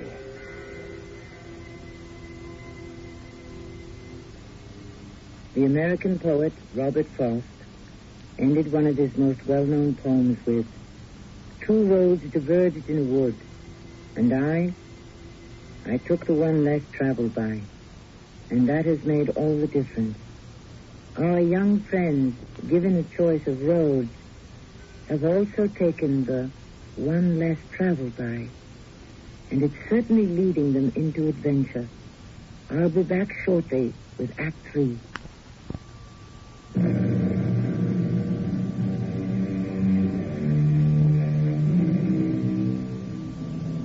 A modern philosopher has written, "We see the sun, the moon, and the stars revolving round us. That is false. We see the sun rise above the horizon. It is beneath us. We touch what we think is a solid body. There is no such thing. In a word, appearances are often the seeming truth which cunning time puts on to entrap the wisest. Young Jimmy Hayes may be about to meet still another keen truth." Whoa, boy. Whoa. So, that's the little adobe shack where all that bell ringing is coming from. Just a couple of walls and no more than half a roof. No! No! It's too late. No one can help me now. No one. Hey, you! Stop waving that gun. Put down that gun. I mean no harm to no one, amigo. It's the end for me, senor. The end. I managed to squeeze through the opening in that cliff without being seen. By then, to search for food and water for the four of us, four brave men. But I don't find nothing. It is the will of God I die. I have a little food here. Water in this canteen. Here, take it. They wait for me, but I disappoint them. Who waits for you? Apaches. 2, 3 of them, they wait 50 feet away, other side of that wall. But I beat them, amigo. I don't understand. I will not die by the hand. You will see. I have one bullet left in this gun. I shall use it well. Hey, well, wait a minute. Where are you going? Inside those walls to die. It is the will of God that I, Ramon Gallegos, shall die. Ramon Gallegos? Hey, hold on there. I want to talk to you. Was one of those four men a fellow by the name of Barry Davis? Were you part of a...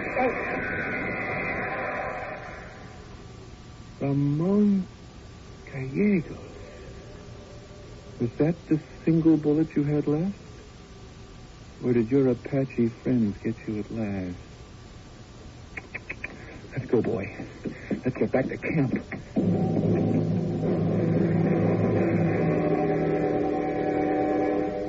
And that was the end of Ramon Gallegos. We're nearly ready, Joe.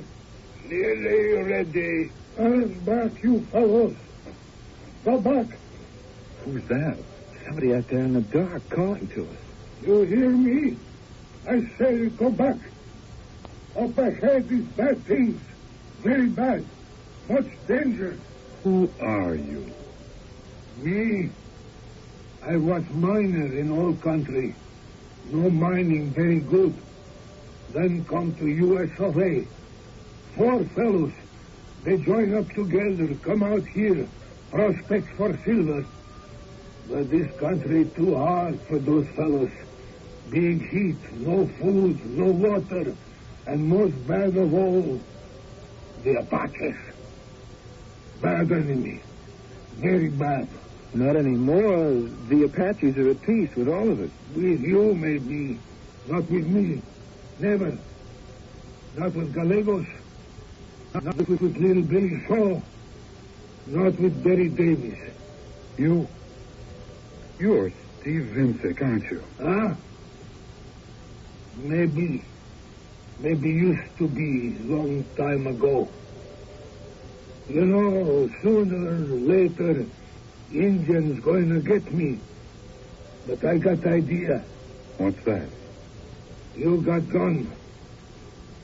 You kill me, please. You're out of your mind, Steve. Maybe not. I am going to die pretty soon anyhow. The foolish go mad from thirst. Foolish I fall by Apache bullets. Maybe even be skinned alive. Look, please. On my knees, I beg you. Be kind. Take a gun. Shoot. We can't do that, Steve. We just can't. Let me help you up. I'm so sorry I troubled you. I leave you now. Where are you going? I walk. So far I can. No. Don't try to stop me. Where are you walking to? Away from here. Far away. You listen to me. You go back. Back. That would account for 3 of the 4. I was just thinking. Ramon Gallegos, Steve Vincek, Little Billy Shaw, and Barry Davis. There's something going on that I don't quite understand. And I'm beginning to question how real all this is.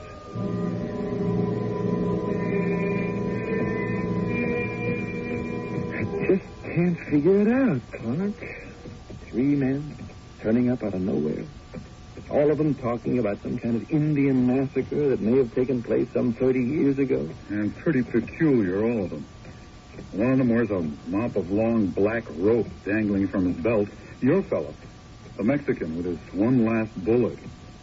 Oh, and this last one, begging for us to shoot him. And all of them getting themselves killed in one way or another. I don't know what to make of it, Jim. Joe Broken Arrow, our stone-faced friend up ahead, he is a black hat. He did warn us, you'll remember. Oh, sure. Take road to north, road to south, filled with evil spirits. Place of great danger to white men. Yeah, maybe he wasn't all that wrong. Jimmy, you're telling me you believe in spirits and ghosts? Let's just keep moving, Clark. I think I can make out the opening of a cave up over there where the mountains begin. We ought to head for it. Catch a little sleep. What on earth is that? Joe, take care of the horses. Somebody out there is shooting at us. Hold your fire! Hold your fire, whoever you are! They couldn't see too well in the dark. I took you, gentlemen, for natives, the bad kind. I'm actually very sorry. Accept my apologies. Yeah, well, your apologies accepted, but, you could have killed us. I should indeed have regretted that. Surely, even you two must have heard of little Billy Shaw, a very fast gun and one of the most daring desperados in the entire West. That's you? You're little Billy Shaw? I hope you'll pardon my appearance. There is an explanation. Gentlemen, I would like to make you a small proposition. I would like to propose that we join forces. The three of us. What do you have in mind, Mr. Shaw? Just call me Billy. That's what everybody calls me. But if I joined up with you two young gentlemen who are above any and all suspicion, the law would never find me, never think to look for me in the company of fellas like yourself. I see. Well, I'm afraid, little Billy, that we must respectfully decline your generous offer. Charming, though I'm sure it will be. Well, in that case, you leave me no choice. I shall rejoin my former companions if I can find them. 30 years is a long time. Gentlemen, I bid you good morning.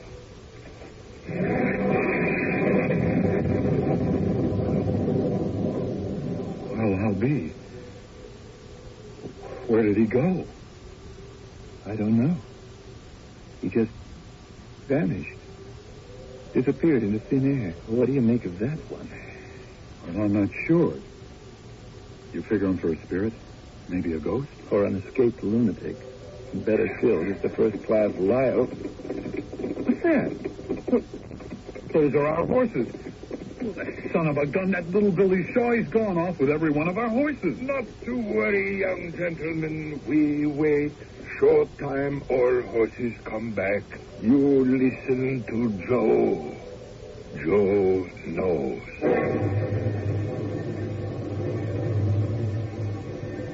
Here we are at the mouth of that cave.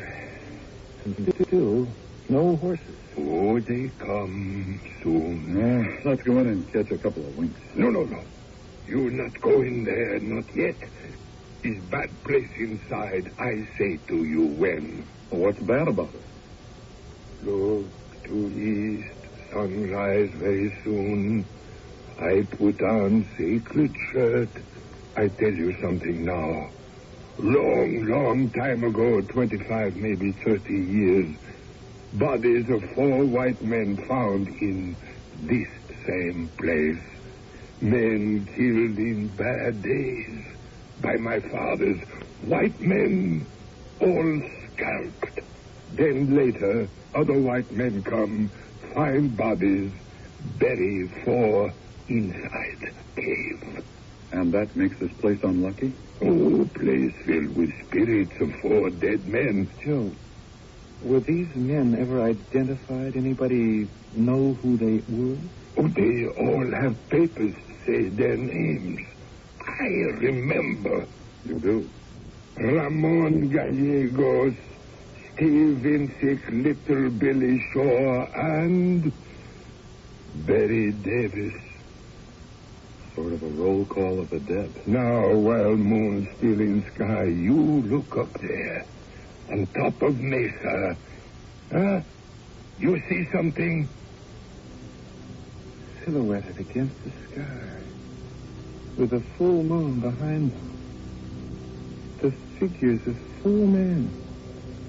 Standing there, looking this way. Every month, when full moon come, all 4 men come out of grave and haunt this barren land just like they do tonight. And you see, like me, all have hat on head. Those men up there on the mesa, You say, Joe, that they're not alive? Look, I show you. What are you doing? I take rifle and shoot at them. So. You missed. Oh, no, Joe never miss. Those men dead for a long time. No shot can make dead men more dead. That first man you meet, Barry Davis. Well, what about him? he wound Indian who shot him. Later he find same Indian and he scalp Indian. Indian die. Davis die. How do you know? What he wear hanging from belt, you think is mop black rope? No, is scalp of Indian. How awful. I'm asking you. How do you know all this? I show you. I take off hat I always wear. You see? No. Joe broken arrow. That same Indian. But, Joe, you said that after Barry Davis scalped you, that you died. Yes, I know I said that. I said that because it's true. I did die. But you've been with us all this time. How on earth could you ever... You see, horses come back like I say. Now sunrise, daylight come. Where are you going, Joe? Up to top of Mesa. Join other dead men. What for? Maybe because dead feel, how you say it, more comfortable with other dead. Gonna be hot day today.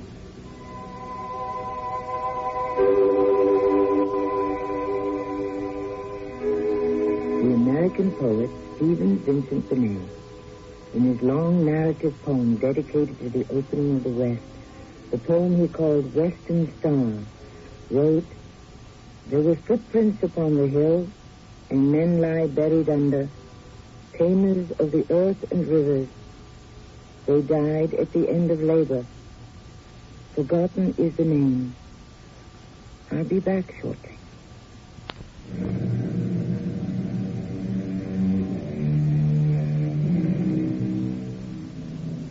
Anyone can rob a man of his life, but no one can rob him of his death.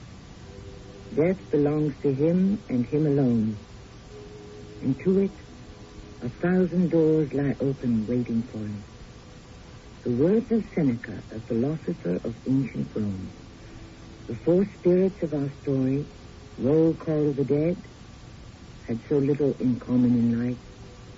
It was only in the death they shared that they found togetherness.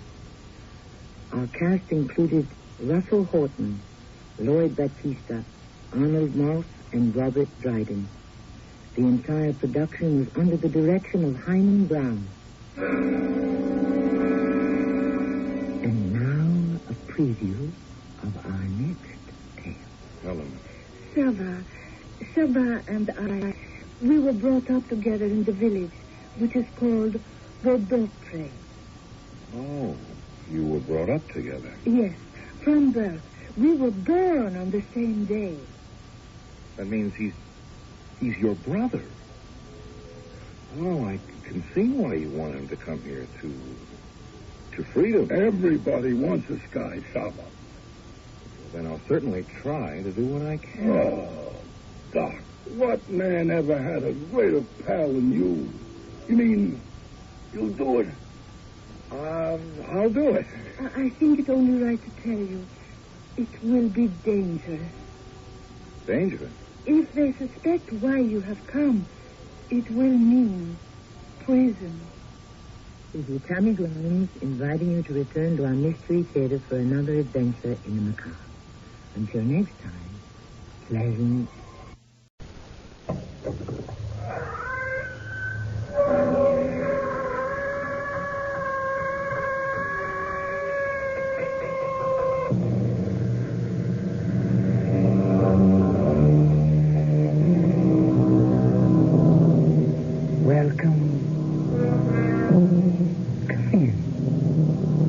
come again. When Abraham Lincoln was 40 years old, he gave up politics and returned to being a lawyer. In those days, he rode the circuit of 15 counties. Courtrooms were often the town tavern, and the cases, anything short of murder, generally. Our story today is a murder case, Lincoln's very first, acting as defense attorney for the accused. And although we're dramatizing a fictional version, the bare bones of this murder trial and the way Lincoln handled it are true and actually happened. Lily, I know of a lawyer who might defend Tom. In the murder case, Sheriff?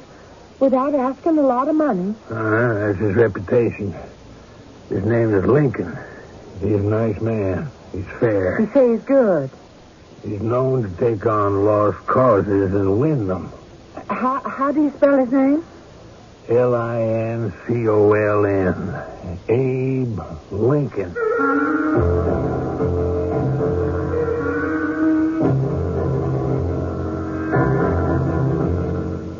Our drama, The Abraham Lincoln Murder Trial, was adapted from a story by Edward Eggleston and dramatized especially for the Mystery Theater by James Agate Jr.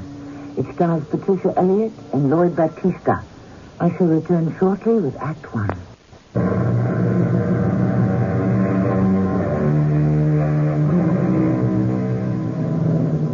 We are in Illinois in the 1850s.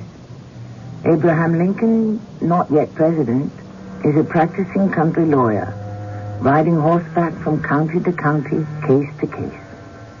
Tom Grayson, accused of the murder of George Lockwood, needs an attorney. Tom's wife, Lily, traveling by buckboard, finds Lincoln, trying a case in Bloomington.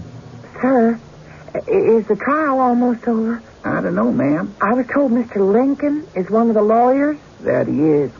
You can go into the courtroom if you like. Just sit yourself quiet at the back. Which is exactly what Lily Grayson did. The case being tried was that of a man who provoked a fight and then got beaten up by the man he attacked. To get even, the first man had the defendant brought into court on the charge of assault and battery. Lincoln was the attorney for the defendant. From her seat at the back, this is what Lily heard. Your Honor, may I speak on behalf of the defendant? Mr. Lincoln, proceed. My client is in the fix of a man who was going along the highway with a pitchfork on his shoulder. Well, now, the man was attacked by a fierce dog belonging to a farmer. In defending himself with the pitchfork, the prongs of the fork killed the fierce dog. Well, the farmer ran out and said, "What made you kill my dog?" "What made him try to bite me?" said the man. "But why didn't you go at him with the other end of the pitchfork?" said the farmer. "Well, why didn't he come after me with his other end?" Tom, I tell you, Mr. Lincoln had the whole courtroom laughing its head off, and they understood right away what he was getting at. That the other fella had brought on the fight, and Mr. Lincoln won the case. Yeah, well, Lily, that's all very funny, but is he going to take my case? He said yes, he would. Oh, thank heavens. I think he's the right lawyer for us. I've heard a lot of good about him and how he handles a witness. That's very important in my case. Why? Because Dave Sovine has sworn out an affidavit. He definitely saw me shoot George. He's the state's most important witness. But isn't it just your word against his? I asked the sheriff that. He said, "Why would Dave lie? And why did you run away?" he said to me. Well, Mr. Lincoln told me to tell you, from now on, until he gets here, you don't say anything to anybody. Do you think the sheriff is on your side? I do, Lily. I think he sort of is now. He wasn't in the beginning. I think now he's hoping it was all an accident. And Mr. Lincoln can prove it wasn't really my fault.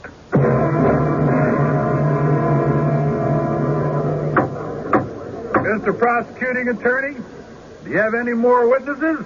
Yes, Your Honor. Call David Sovine. Call David Sovine. Sam?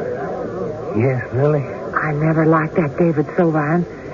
Is he going to get up and tell his lies? He'll tell what he thinks he saw. Do you think it's true, what he says? I don't know, Lily. He swore to it. There's a sworn affidavit on file. I don't like Judge Watkins either. I think he's against Tom. It's the jewelry that counts. And the truth. All those things Jesse Smith said about Tom's gun, well, I could have killed him. When the prosecutor said, was it hot when he found it? Did it smell of powder? Did I object to Jesse searching the house? Well, he never did any of those things. He came in, real friendly-like. Well, the judge ruled out a lot of those questions, Lily. Now, calm down. Tom will get a fair trial. And I don't understand Mr. Lincoln either. He's supposed to be such a whiz with witnesses. He doesn't cross-examine anyone. Those men, Bill, and the other one, who said they saw Tom running away, each one said in a different direction. David Sovine, raise your right hand. You solemnly swear to tell the truth, the whole truth, and nothing but the truth, so help you God? Yes, sir. You, David Sovine? Yes, sir. Do you know the prisoner? I'd say I do. Well enough. You've played cards with him, haven't you? Yes, sir. Dave, tell His Honor when and where you played cards with Thomas Grayson. Well, we played one night, last July in Woodman's night at General Store. Who won? I guess you could say I did. And what did you win from Tom? The $13 and his hat and coat and boots and saddle and a handkerchief and knife. How did Tom get home that night? Somebody lent him the money to pay up what he lost. Dave, who was it who lent Tom Grayson the money to get back his things which you had won? George Lockwood. Mr. Prosecutor, the hour is getting late. I propose we adjourn for lunch. Are there any objections? None whatsoever, Your Honor. Mr. Lincoln, counsel for the defendant, are you hungry enough for the court to adjourn for lunch? Your Honor, I thought you'd never ask.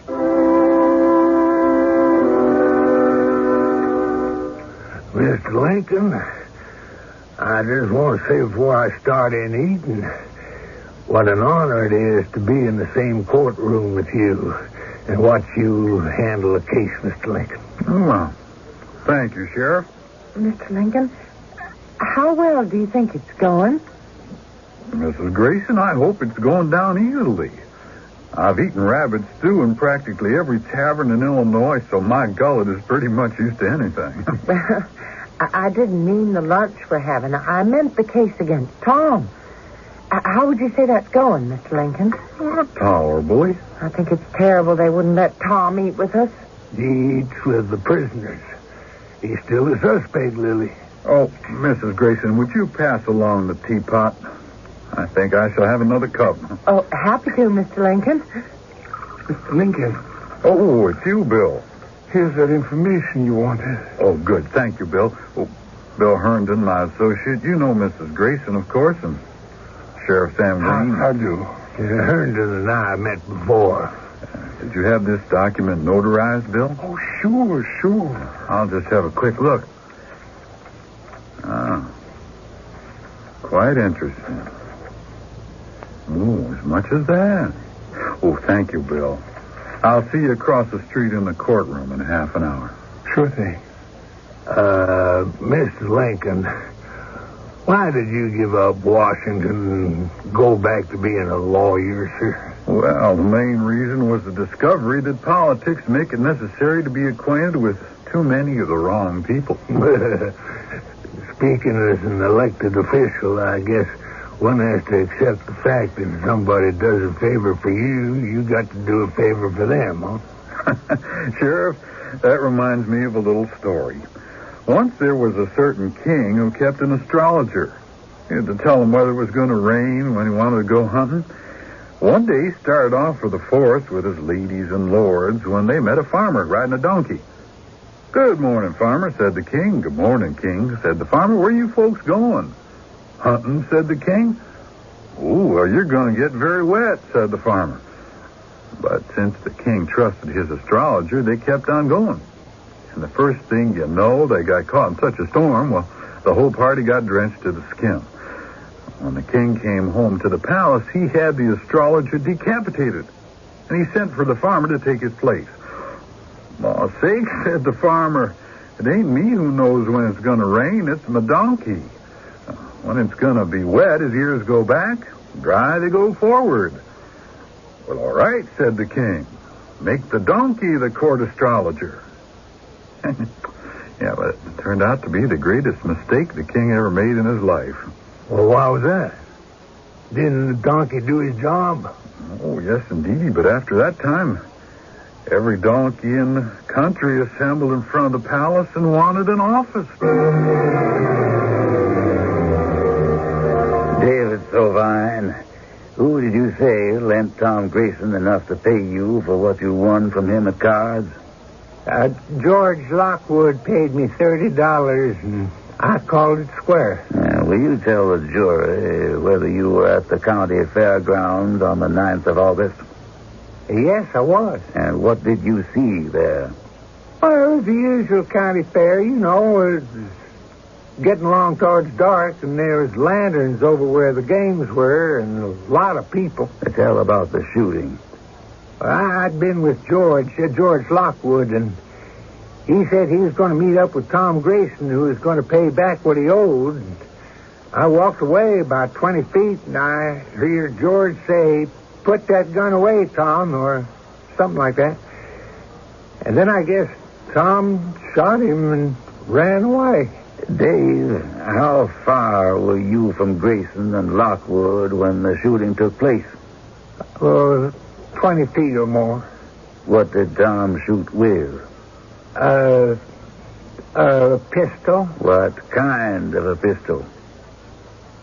12-millimeter pinfire. I asked the court to look at this pistol, State Exhibit A, and notice one chamber is empty. One bullet has been fired. Dave, tell the jury whether this looks like the pistol. Yes, it was one like that. I can't say it was that one, but it was hung from the stock like that and about as long in the barrel.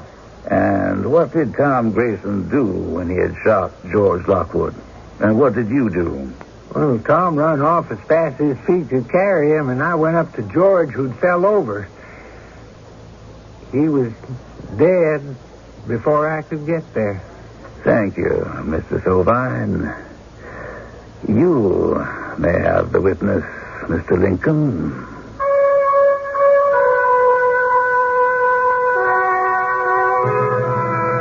Picture the tall, lanky frame of Abraham Lincoln, slowly getting to his feet and even more slowly gazing silently at the witness, David Sovine. Sovine, as the author of this account tells us, seems excited and nervous and visibly pales as his eyes try to escape from Lawyer Lincoln's gaze. Is he lying or telling the truth? I know that all of us will find out when I return shortly with Act 3. There's a card game going on in the back of the store. And not unlike card games today, there are winners and there are bound to be losers. George, you better deal me out. I'm out of the game.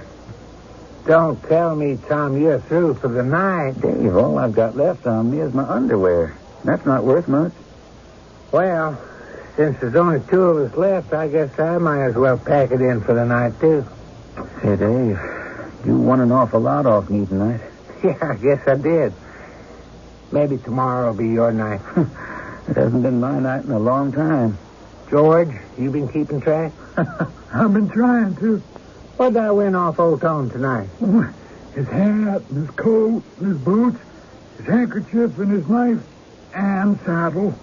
Ain't you forgetting something else, George? You also won $13 off me. That's right. Well, I'll see you tomorrow or the next day or whenever you feel like losing some more, Tom. Or you might win. Who knows? Tell you what I do know, Dave. What's that? That I got a real problem. What's that? How am I going to get home without my boots? Without getting arrested for walking the street practically in the bus? Oh, that is a problem. But I won those boots off you fair and square. You can't deny that. You just had better cards than I did. Well, I'll help you out, Tom. David, how about, would $25 suit you? Payment in full for the lot. You mean you buy Tom's boots back for him? $25 for the boots and saddle, the hat, coat, knife, and handkerchief. The whole kit and caboodle. You're asking me to take $12 for all them things? You already owes me $13. 12 and 13 makes 25. Oh, come on, Dave. This is a friendly game. I always treated you nice and fair, haven't I? Yeah. Well, we don't cut no throats in Illinois. $35.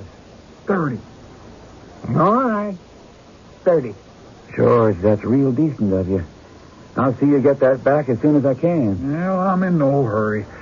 As long as you can pay me back in, say a month. It's Martha's birthday on the 13th of August. I was thinking of getting her bonnet and a dress. You have it back, George. And your wife will have a birthday present. That's a promise.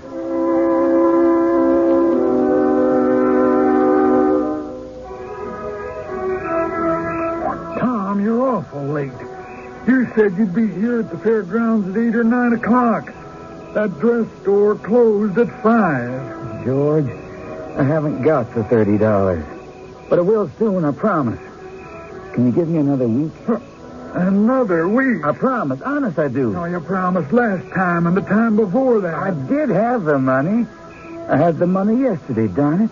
What do you mean you had the money? Oh, I played Dave again. And I lost again. I don't believe that. I know Dave. He swore to me he wouldn't have one more hand with you till you paid up. Maybe so, but he sure took my 30 yesterday. I ain't never had no occasion to call anyone a liar, but I've known Dave a long time. Now, hold on, George. Suppose I go find Dave for you and have him tell you himself. I know he's here at the fairgrounds because I've seen him. You wait right here. I'll go find him. I may not have the 30 I owe you right now, but I don't aim to let you go on thinking I'm a liar. Well, I'm afraid that's what you are, Tom. A liar and a Welsh. Hey, somebody being shot. Stop that man. It's Tom Grayson. Hey, Tom, come back here. You sure that was Tom running away like that? I know Tom anywhere. I saw him fire a pistol just now. The man was standing right here. Here, look there. Over there on the ground. It's George. George Lockwood. Oh, he's dead. We better get the police. Why would Tom shoot him? I don't understand it. You saw him do it, Dave. Couldn't have been no one else. I wasn't any further away than you could throw a stone. Better get the sheriff.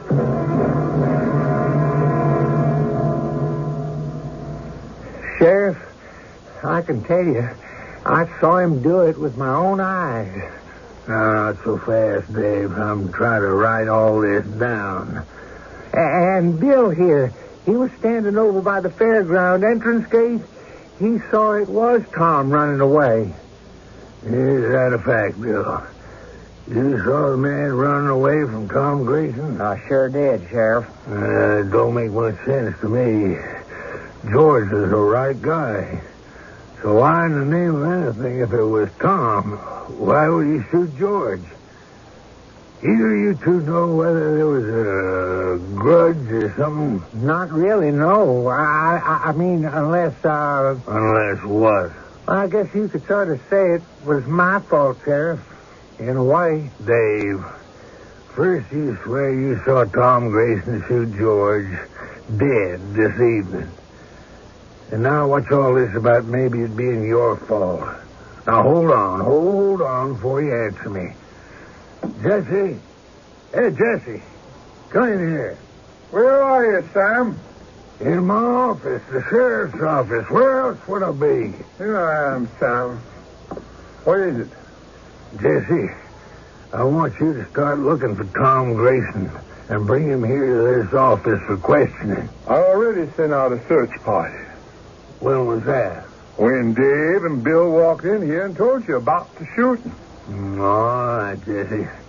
You just keep at it. Do my best, Sam. Dave, would you mind explaining how it was on account of you that Tom killed George? Well, I think it might have been.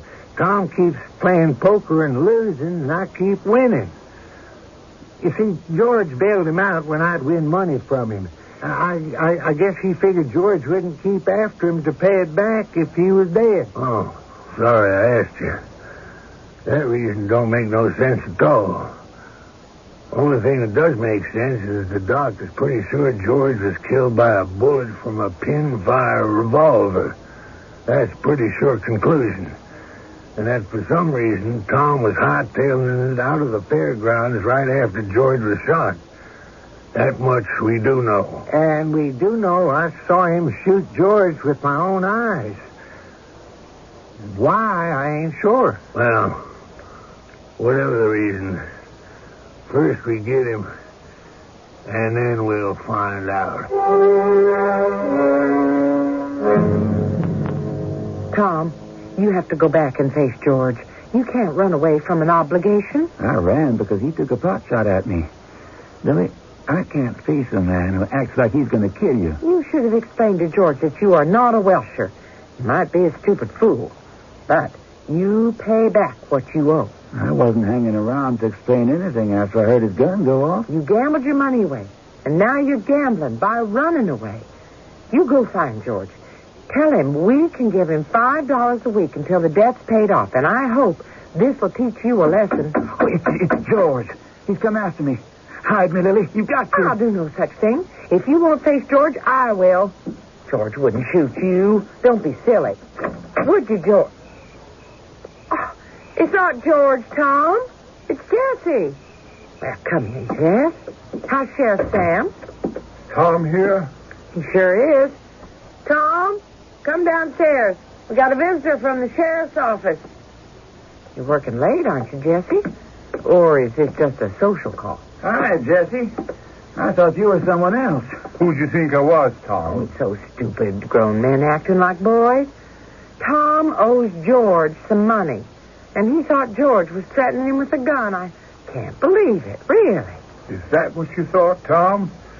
Is that why you did it? Did what? Tom, where's your gun? Well, it's hanging on a hook there. I took it off when I came in. Why? Mind if I take a look? It's my official duty. Help yourself. Official? What is all this, Jesse? Got it. 12-millimeter pin-fire pistol. I'll take charge of this if you don't mind. If you don't mind, Jesse. What's this all about? I see, one bullet's been fired. Well, sure. Shot a rabbit this morning. Lily, I'm sorry, but I have to take Tom into custody. What for? Shooting a rabbit? Not a rabbit, but shooting George Lockwood and killing him.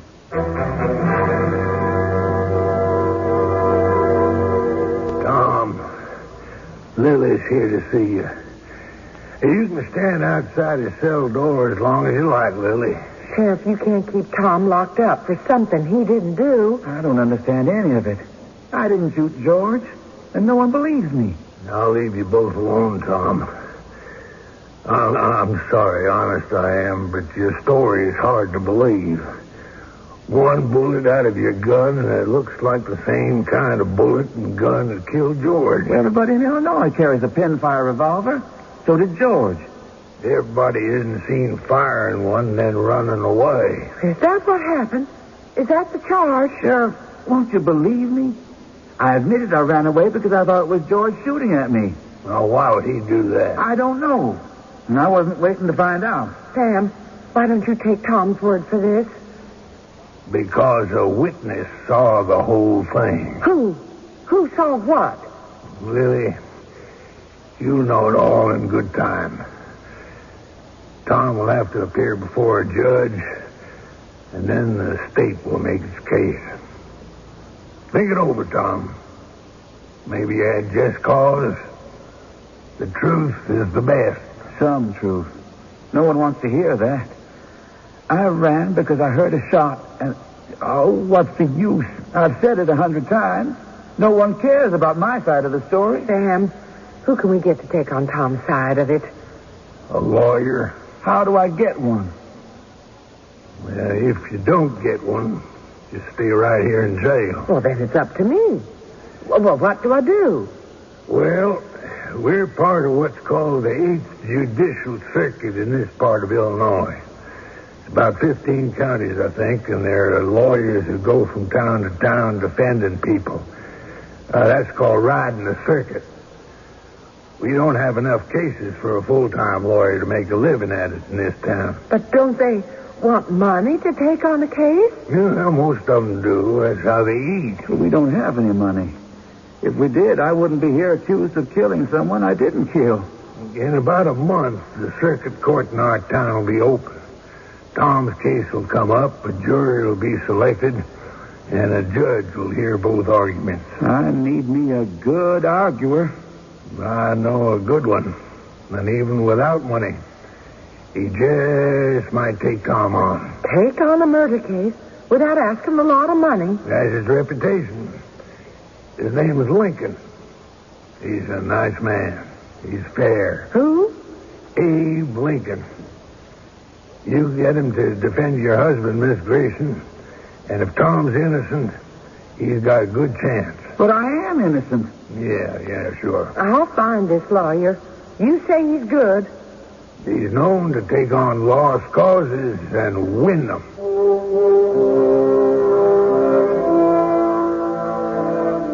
Ida Tarbell, the great Lincoln biographer, who in 1895 documented this case, tells us no lawyer on the circuit was more unassuming than was Mr. Lincoln.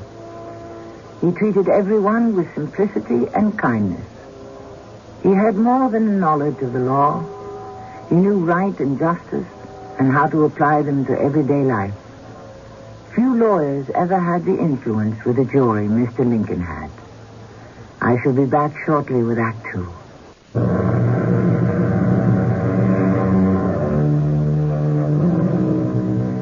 We are calling this Abraham Lincoln's murder trial. And indeed, it was the first time Lincoln had defended a man accused of murder. His method of defense is often quoted as a classic example of how to win a case. How to win a case by careful preparation. Also, it shows how in those days, when Lincoln was a circuit lawyer, what a remarkable talent he had for examining witnesses. You are Mr. David Sovine? Yes, sir. Resident of this community? Yes, sir. And you played cards with the accused, Tom Grayson? Yes, sir. And won a number of personal effects and money from him? Yes, Mr. Lincoln. Which you returned to Grayson upon payment on his behalf by the deceased. A sum of $30. Yes, sir. Have you ever had any other financial dealings with the deceased, Mr. Lockwood? No, sir, not that I can recall. Well, perhaps a bit later will help you recollect. Your Honor, may I beg the court's indulgence while I consult some memoranda I have on the table in front of my client? Sam? Yes? I think Mr. Lincoln knows something about that David. I think he's found out something. Huh? Why do you say that? I've been watching Dave. He's very nervous. He keeps trying to look away when Mr. Lincoln is questioning him. What do you suppose Mr. Lincoln knows? Why don't we wait and see? Oh, it's almost so painful for me. I can't breathe. Lily, if you're right, and Tom has been telling the truth all along, Mr. Lincoln must know Dave Sovine is lying. Now, Mr. Sovine, you attended a county fair at the fairgrounds on August the 9th. Am I right? Yes, sir. I went there with George. Well, by George, you mean the deceased. George Lockwood? Yes, sir. You went there with him. We went together. You had things in common to discuss? Well, I guess you could say that, yes. You were with Mr. Lockwood before the shooting? Yes. Were you not pretty close to him when he was shot? No, I wasn't. Are you sure you were as much as 10 feet away? I was more than 20. And before he was shot, what had you and George Lockwood been doing? Well, we've been talking. Oh, you had? Yes. In a friendly way? Oh, yes, to be sure. We never had any fuss. You parted with George Lockwood as a friend? We was always friends. That time as well? Sure, yes, sir. Then Tom Grayson appeared, is that right? Yes, sir. Well, by the time Tom came up, you'd got, well, say, how far away? Now, be careful now. Look, I told you twice, more than 20 feet. Could you have been mistaken about it being Tom then? No, I wasn't. Did you know it was Tom before he fired? Yes, I did. And how could you be sure? Well, I turned around and they was talking, moving their hands like it was an argument or something. And what time of night was that? Oh, towards 10, I think. It might have been 11? No, it wasn't later than about 10. Not before 9? No, I said it was nigh on to 10, and it was on to 10. How far away were you from the Calliope and the amusement booths? We were at the other end of the fairgrounds. I don't know how far that was. Come on. Now, Dave, you've been to the county fair often enough to have an idea. One end of the field are the rides and the booths, and the other end of the field is empty except for some trees. That's where you were. Yes, that's where we were. So how far would you say you were from the rides and the booths, where everything was lit up with lanterns? Between half a mile and a mile. Not over a mile? No, hardly a mile. You don't think it might have been a little less than half a mile? No. If anything, it was more like a mile. I didn't measure it, but it could have been a big 3/4. Now, you didn't have any candle in your hand, did you, at any time during the evening? No. What would I be doing with a candle? Well, did either the deceased, George Lockwood, or the accused, Tom Grayson, have a candle? No. Why would they?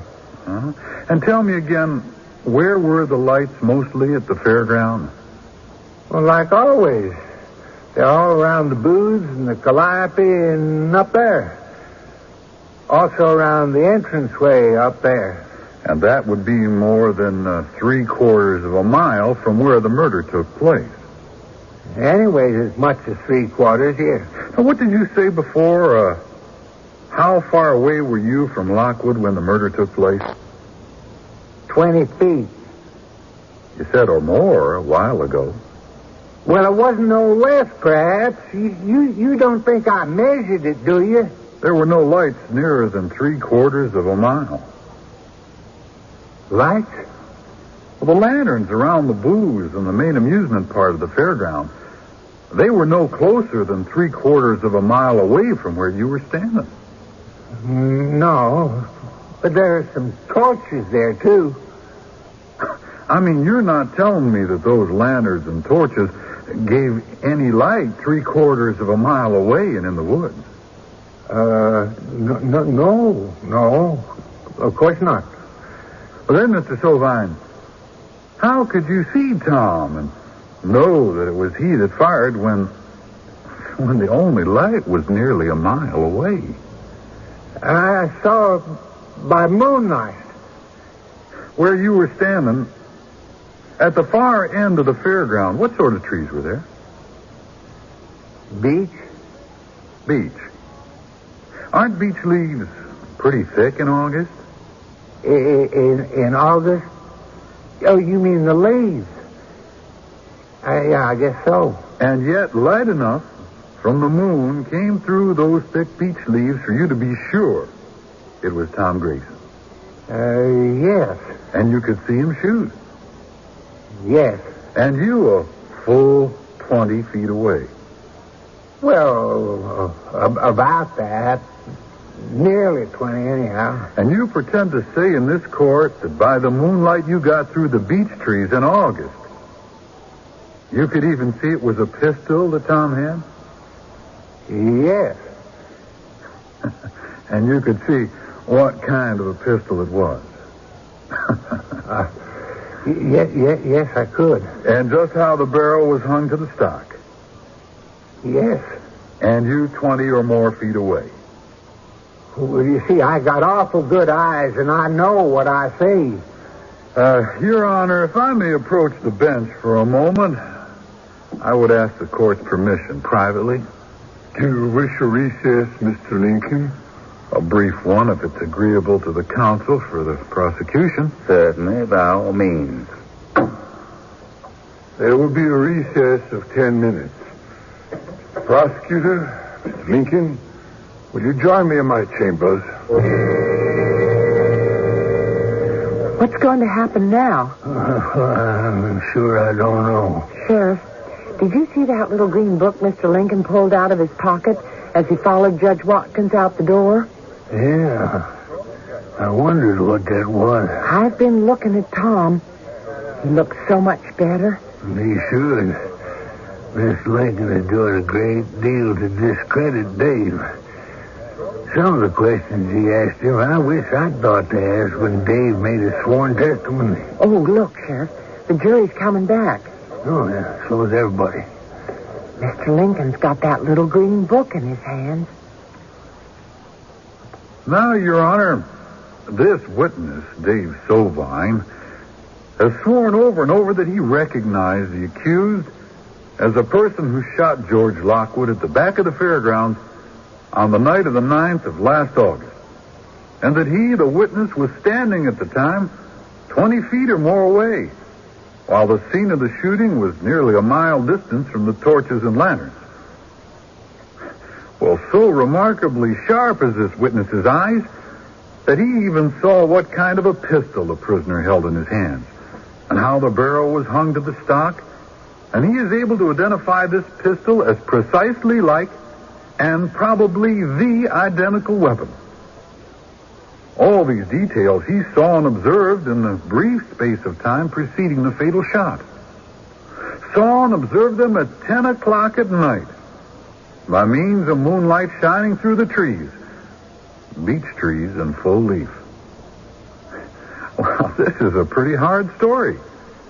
How much light does even a full moon shed in a beech woods like that on the far side of the fairgrounds? Not enough to